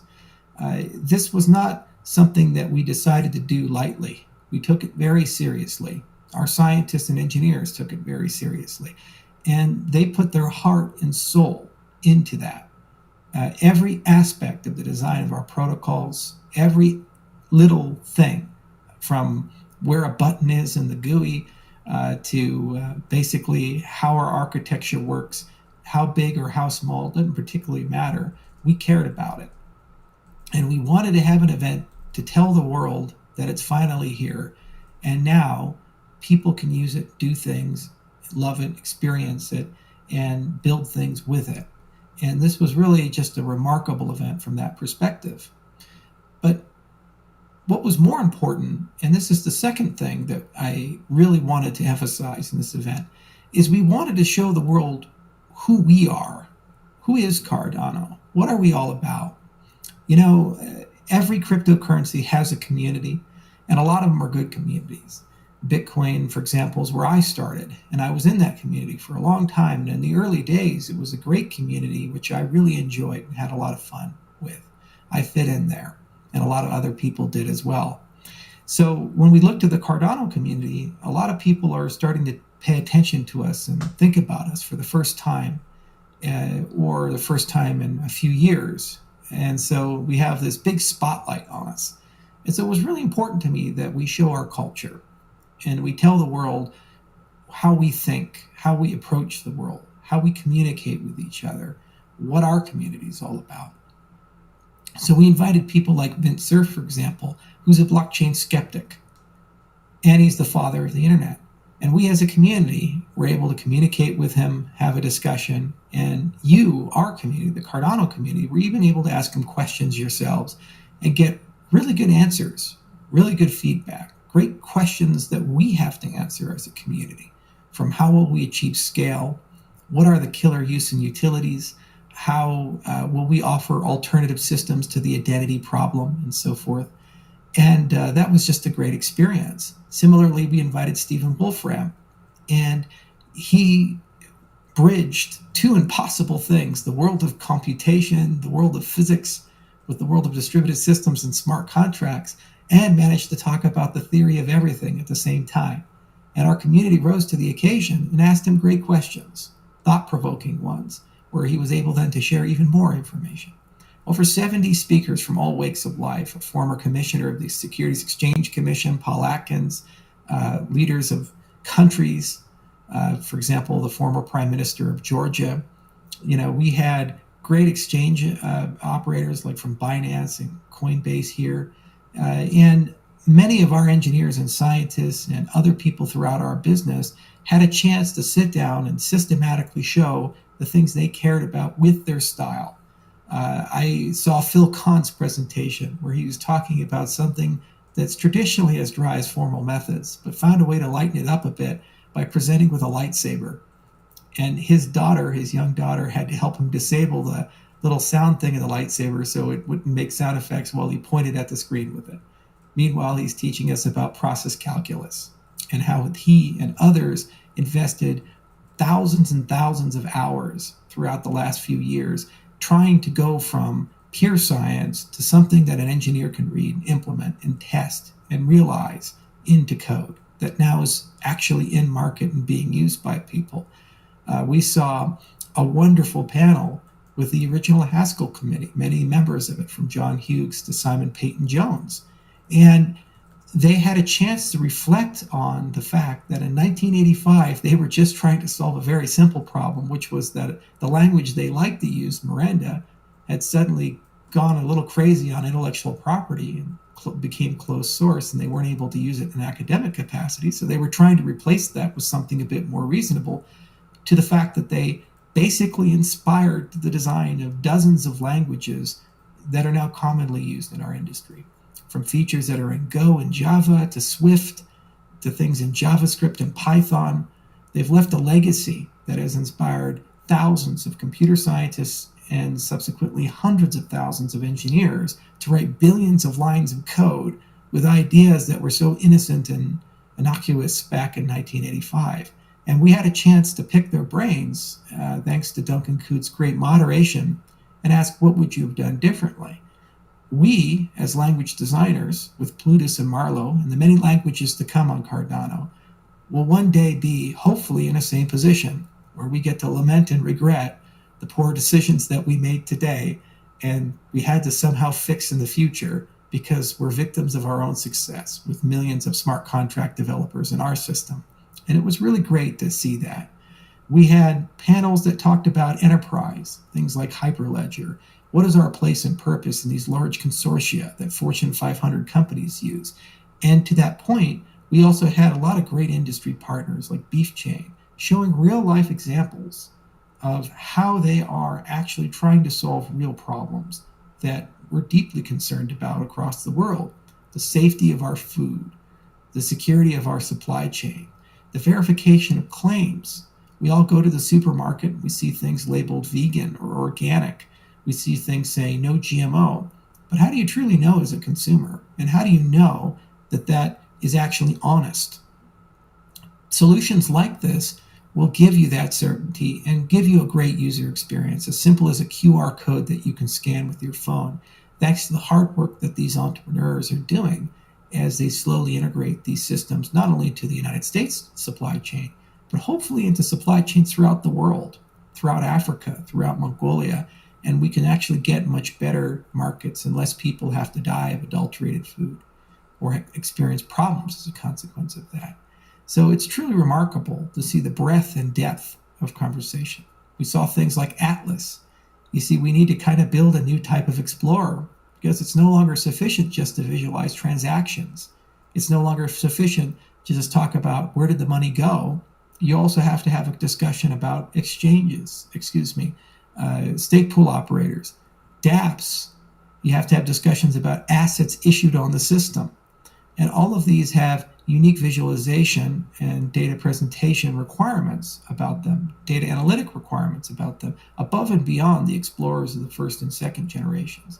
And that's going to become increasingly more important, especially as we move into the world of on-chain governance. In fact, that's such an important track that we have even created a whole bunch of software specifically for it. The dawn of Voltaire, an unexpected announcement of our summit. Voltaire is going to enable you, the entire Cardano community, to start voting, to start funding, to have opinions about where we should go and what we should do, who has enough merit to deserve a chance from the community to go and build something for the community, and eventually for the world as a whole. What will create the greatest value for our ecosystem? What will produce the greatest use and utility for our system? These are difficult questions, and they're questions that we all have to answer together. And the dawn of Voltaire means that we can start doing that together. As uncertain as it may be, and as shaky as it can be, and frustrating as it can be at times, we as a community showed the world that we are capable of disagreeing without being disagreeable. We are capable of entertaining other opinions, even ones we don't hold, and still be friendly. That's something that's unique in our space. We never once succumbed to the temptations of maximalism. We never once decided to go ahead and descend into the easy path of just simply straw manning the people we disagree with. Rather, we face them head on. There's no greater example of that than what we did with the peer review process. We keep saying it because it is so incredibly meaningful. It's a commitment to accepting criticism. It's a commitment to acknowledging humility and our own imperfections. The reality is, despite how hard we've worked over the last 5 years, there are flaws, mistakes, and issues with the things that we've done because we're human. And the power of this approach is that we are inviting people to show that to us, not to criticize us, but rather to help us fix them and get to the next level. And in the process of doing that, they become our partners as we try to get better and better protocols. You know, I often think of John Gartner's book, The Idea Factory. It was written about Bell Labs, and it talked about great environments that inspire the best and brightest amongst us to have the ability to rise, to have the ability to do wonderful things. And I think the line that stuck with me the most is to say something like, what we have desired to achieve is to create a place where quiet brilliance can get loud. I really believe that we've done that. A lot of people who are in their own way truly exceptional have been ignored, trivialized, or just simply set aside and told, well, we'll get around to talking to you, and they never actually do. The magic of Cardano is the way that we collaborate, the culture that we have fostered here, is that we have taken those quiet, brilliant people, wherever they might live. Doesn't matter the geography, doesn't matter where they're born, who they're born to, doesn't matter the gender, the race. None of that really truly matters. And we've allowed them to get as loud as they want, and we can still hear them, we can still listen and still find value in the things that they do. And you can truly see that by just the sheer quality, volume, and execution of ideas in our ecosystem. There are many great projects throughout the cryptocurrency space. There are the Algorands and the Tezoses and the Ripples and the Ethereums and so forth. And usually the case that they excel in a collection of things, one or two, perhaps three or four, and that's what they're known for. When we looked at the Tezos, we say that's the great governance chain. When we look to Ripple, we say, though, those are the guys who do the Internet of Value and they bring the banks in. Ethereum, that's the smart contract chain.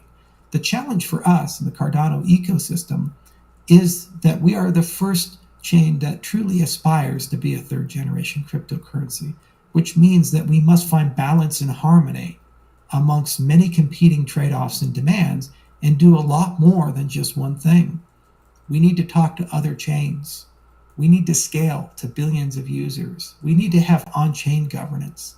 We need to have the ability to support many different computational models, not just one, and to work with rich off-chain experiences. And despite the fact that we have so many vast business requirements and technical requirements, we must also always keep the soul of what we've established, the evidence-based approach, the scientific approach. And in this, we have no equal. We have shown to the world that despite the fact that we have chosen the hardest of roads and the most work to do, that we have made significant and meaningful progress, and we did so in a way that kept a smile on our face. And we did so in a way where we didn't need to bring people down or tell everybody how great we are. Rather, we just did the work and we moved on and did even more work. And we opened our arms and said, whoever wants to come, whoever wants to work with us, we'll be there to work with them. So that's what I'm most proud of. And that was the second thing that I really wanted to show at this summit, that there exists a community in the cryptocurrency space. Regardless of where you start, you can be an industry veteran or someone totally new, you can be a skeptic, or you can be an evangelist.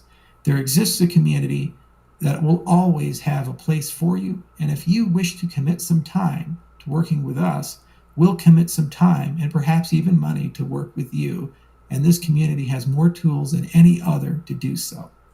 We announced things like the C Fund, where it wasn't good enough to have flowery words and tell everybody that we're here. We have to actually put money on the table because people need funding. So my company committed $10 million, and Waves Financial, a wonderful fund, will work with us to match another $10 million and create a very large treasury chest that allows us to be able to bridge that DeFi and DApp gap and get some wonderful experiences and utility into our ecosystem in a very short period of time. We have the benefit of hindsight. We have the benefit of being the Google coming after the Yahoo. We have the benefit of being the Netscape coming after the Mosaic. The first wave always is covered in scars and design mistakes and usually ends up disassociating over time. There's no coincidence that MySpace happens to no longer be around, yet Facebook is still here.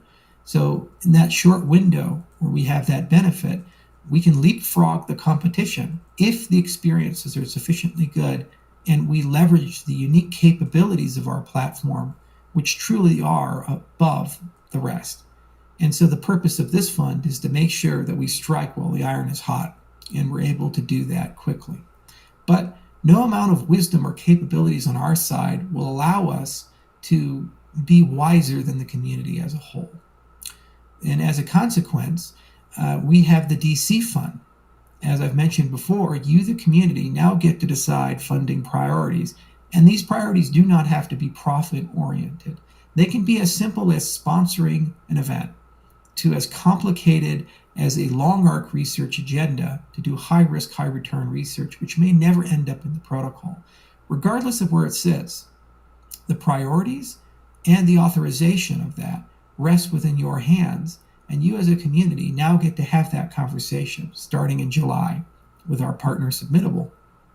And in the coming months, more and more of those capabilities will turn on. And eventually, every aspect of the governance of our ecosystem, from the custodians to the upgrading of the protocol itself, will be in the hands of perhaps the most resilient and innovative voting system ever deployed on any scale like this. That's a major accomplishment in its own right. And the fact that that's paired with an amazing smart contract system, it's paired with a best-in-class consensus protocol, and the ability to scale to millions of people and eventually billions as these protocols evolve and as those small business operators evolve, become more plentiful and larger. That's truly a great thought to think that we are starting to make meaningful progress in pushing power to the edges. The final point of this conference was to convey that this by no means is an end. Rather, it's just a new beginning. We are closing out the legacy of the last 5 years, and we are entering into a new legacy, which gives us new opportunities. The fact that we now have this success, these foundations, this community, means that we are now in a position to tackle some of the greatest problems in computer science and some of the greatest business problems and governance problems of the 21st century. As much frustration as people feel, as much as people like to be cynical and complain, I have always been an optimist. I have always believed that we can fix problems. We can achieve great things if only we find the way to work together. We have shown the space that we can deliver, and we've shown the space that we have a culture that deserves to win. We have a culture that deserves to have a chance to do things differently, to change the way the game needs to be played. Every day we gain more people in our Telegrams and our Reddit, on Twitter, more downloads of Daedalus, more downloads of Yoroi. Every day we get a more diverse group of actors and more attention and focus. And despite the fact that we continue to grow, we never change or waver, which means that we continue getting more capabilities to solve these hard problems. The hard problems of how do we grow to millions and billions and keep our principles, keep properties like inclusive accountability, which, by the way, Vince Cerf did mention in his panel. What does privacy mean to us? Products like Prism give us a huge amount of capabilities in the identity space and are invaluable with regulated products like security tokens, and invaluable when we talk about topics like compliance. Equally so, if used correctly, they can also fundamentally change the way that identity works to put you in charge of your own identity and give you far greater degrees of privacy and give you far greater dominion over your personal data in every aspect, whether that be signing a contract or something as complicated and regulated as medical data. That's a beautiful thing, but it's only ever going to be realized if our community realizes it, embeds it, and builds it into their products. And our community evangelizes the use of this system at both the government and the private level. And the burden is now not only on our shoulders, the IOHKs of the world, the Emergos of the world, the foundations of the world, but also your shoulders as entrepreneurs and evangelists for this thought, this way of life, to propagate these things. We'll work with you. In many cases, we'll fund you. In many cases, the community will fund you. But nonetheless, the road ahead will be hard. And there's a lot to do, and there's a lot more to build. Yet, regardless if we look at Atala, Prism, we look at Atlas, we look at Adrestia, or any of the other products that we have been building for these many years and will continue to develop and build up, what gives me the most hope is that we can do things no one else has seemingly done before, faster than anyone else has done before. We often get criticized as a project for how slow we've been. And the reality is, we're actually the fastest cryptocurrency in a certain respect because we're the only one playing the game that we happen to be. The goal of this project was never to transcend Bitcoin and somehow replace it. The goal of this project was never to become the next Ethereum. The goal of this project was to force a fundamental reevaluation of how civilization should work and ask ourselves, as we exit the 21st century, did we do better than the way the world worked when we entered? There is no magic that guarantees that to be the case. The Roman Empire collapses and enter the Dark Ages, and it took quite a bit of time for us to get to the Enlightenment, and despite the Enlightenment, we worked our way up to the horrors of totalitarianism and communism in the 20th century, and many horrible things had to be done and endured for us to get out of that. Each generation has a unique challenge, and technology is neutral. Science is neutral. It gives us tools and capabilities, but it does not give us wisdom, and it does not give us certainty of where to go. And along that token, the things that we are building here must have wisdom for them to be good. So the last point is the point of the future. Where are we to go? What are we to do? How should this technology be used? And the reality is as much as your hands as it is mine, and increasingly more so. And as a consequence, we have to work diligently to ensure that the things that we do are used in ways that benefit all of us, are used in ways that make the world a better place. This is why my company spends so much time amongst the poorest in the world and spends so much time trying to figure out how we can all rise together. I never signed up to have a job where I go work with a Fortune 500 company and I make them 5% better, 10% better, build a product where we have decent margins, get a nice executive bonus at the end of the year, and then pat ourselves on the back about how we're doing a good job. The definition of success for my company has always been, have we left the world in a better place than when we found it? And we have to acknowledge the fact that the things that we build and do carry consequences behind them. So we spend just as much time as we do on evidence-based software and peer-reviewed research and community evangelism and so forth, also imagining the future. And now the time has come for you, the community, to start spending that time as well.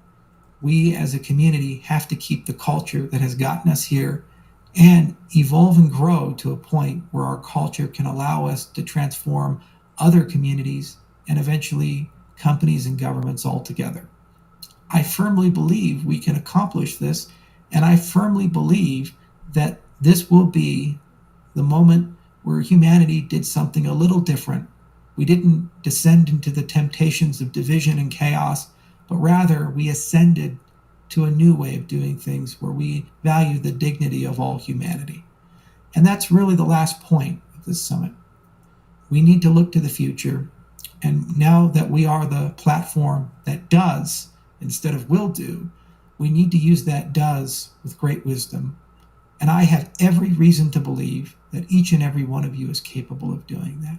I will always be an optimist. So thank you so much for coming. Thank you so much for spending time with us.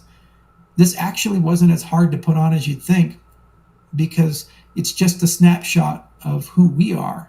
So we didn't have to tell anybody to do anything special. We just told them to show up and be themselves and give people a glimpse into that beautiful environment we've created. And as a consequence, we can do this again.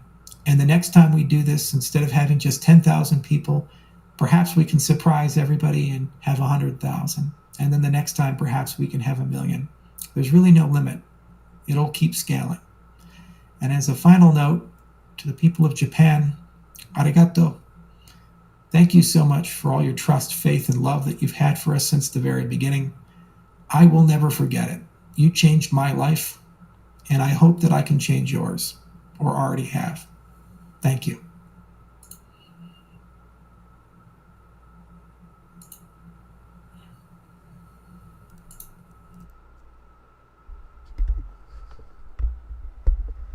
Wow. All right. I really enjoyed that. That was a really deep conversation from Charles. Just some really heartfelt words, and he really hit the nail on the head. Really enjoyed hearing his thoughts. It was incredible to be a part of this virtual summit with you guys. For those of you guys who were able to join us for that last segment from Charles, that was his closing remarks here to close out the Cardano Virtual Summit. For those of you guys who were able to join us for the live stream, thank you all so much. For those of you guys who stayed for majority, I know we've been going for more than 9 hours, so really incredible to be able to spend the entire couple days with you guys. Yesterday and today, just like a live stream marathon, so an exciting time to be involved with the project. So guys, thank you all so much again. I want to go ahead and leave these last few moments up for any questions, last minute questions that you guys might have. I know many people want somewhat of a recap just to give you guys some information regarding that. There's so much to talk about in terms of the information that was covered with this virtual summit. So what I'm going to do is try my best, once we have all of the reruns for the exhibitions that were run over the course of this summit, I'm going to go ahead and consolidate some of those key points for you guys. So that way, if you did want a recap, you'll be able to go back and refer to that. So let's go ahead and take a look. Last minute questions. Really appreciate you guys. You guys are awesome in the chat. Just so many kind words. I could not be more grateful to each and every one of you. Thank you guys so much. The Real Dark Lord, shout out to the OGs of this stream. God bless. Absolutely, man. God bless. Going for more than 9 hours. Incredible. For those of you guys who stuck around for the entire live stream, thank you so much. Your support means the world to me. Altcoin Bonanza, great job, Kaizen. Thank you, man. I appreciate it. I'm glad we got to see you for both days. It's really awesome. Octoman's PC, seriously, dude, thanks for everything. Thank you, man. I appreciate the kind words. I appreciate the feedback. You know, I see you commenting on all my videos, and, you know, I really appreciate the support. So thank you. Sebastian Knight, thank you, man. Appreciate that. Alegna Crypto, thanks for your dedication to Cardano. Absolutely. So you guys know that have been watching the channel, who have subscribed to the channel, you guys know I'm extremely dedicated to this project. I'm here for the long run. My main objective with starting this YouTube channel is to be a source of information for everything related to the project. I want to be open and transparent with you guys. You all know that I'm also going to be running a stake pool when we see Shelly on mainnet. So I want to make sure that you guys feel comfortable as far as being able to delegate to a stake pool operator. I want to make it very personal because, after all, we're dealing with money here, and money is a very personal subject. So I appreciate all the kind words. Thank you all so much. Professor G, thanks for hosting the live stream. You did an incredible job. Thank you, man. I appreciate the feedback. Glad you were here to enjoy it. Minister Politics, good job, bro. Thank you, man. Appreciate you. Daniel Ward, smoothie count. Daniel, I had a smoothie today. Just one, though. Just one. Over the course of the entire couple days, I had 2 smoothies. I think today's was a little bit more on the sweeter side. There was a little bit more fruit in there, but I enjoyed it. Antonio Marcos, hello from Brazil. Hey, man, how are you doing? Synergy, get some sleep, Kaizen. Yeah, I'm going to go for a beer first just to celebrate, and then it's time to hit the bed. Definitely.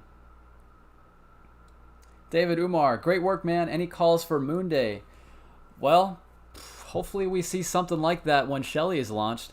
I know there was quite a bit of price anticipation breaking over 10 cents today, but unfortunately 10 cents is some pretty strong resistance. So we'll see what happens. I'm not too worried about price in the short term. You guys know this is a long game. So those are my 2 cents. Energy Eve, your channel is very underrated. I hope your channel blows up after this. Kaizen's channel and Ada to the moon. To the moon, man. Preach. That's awesome. I appreciate that.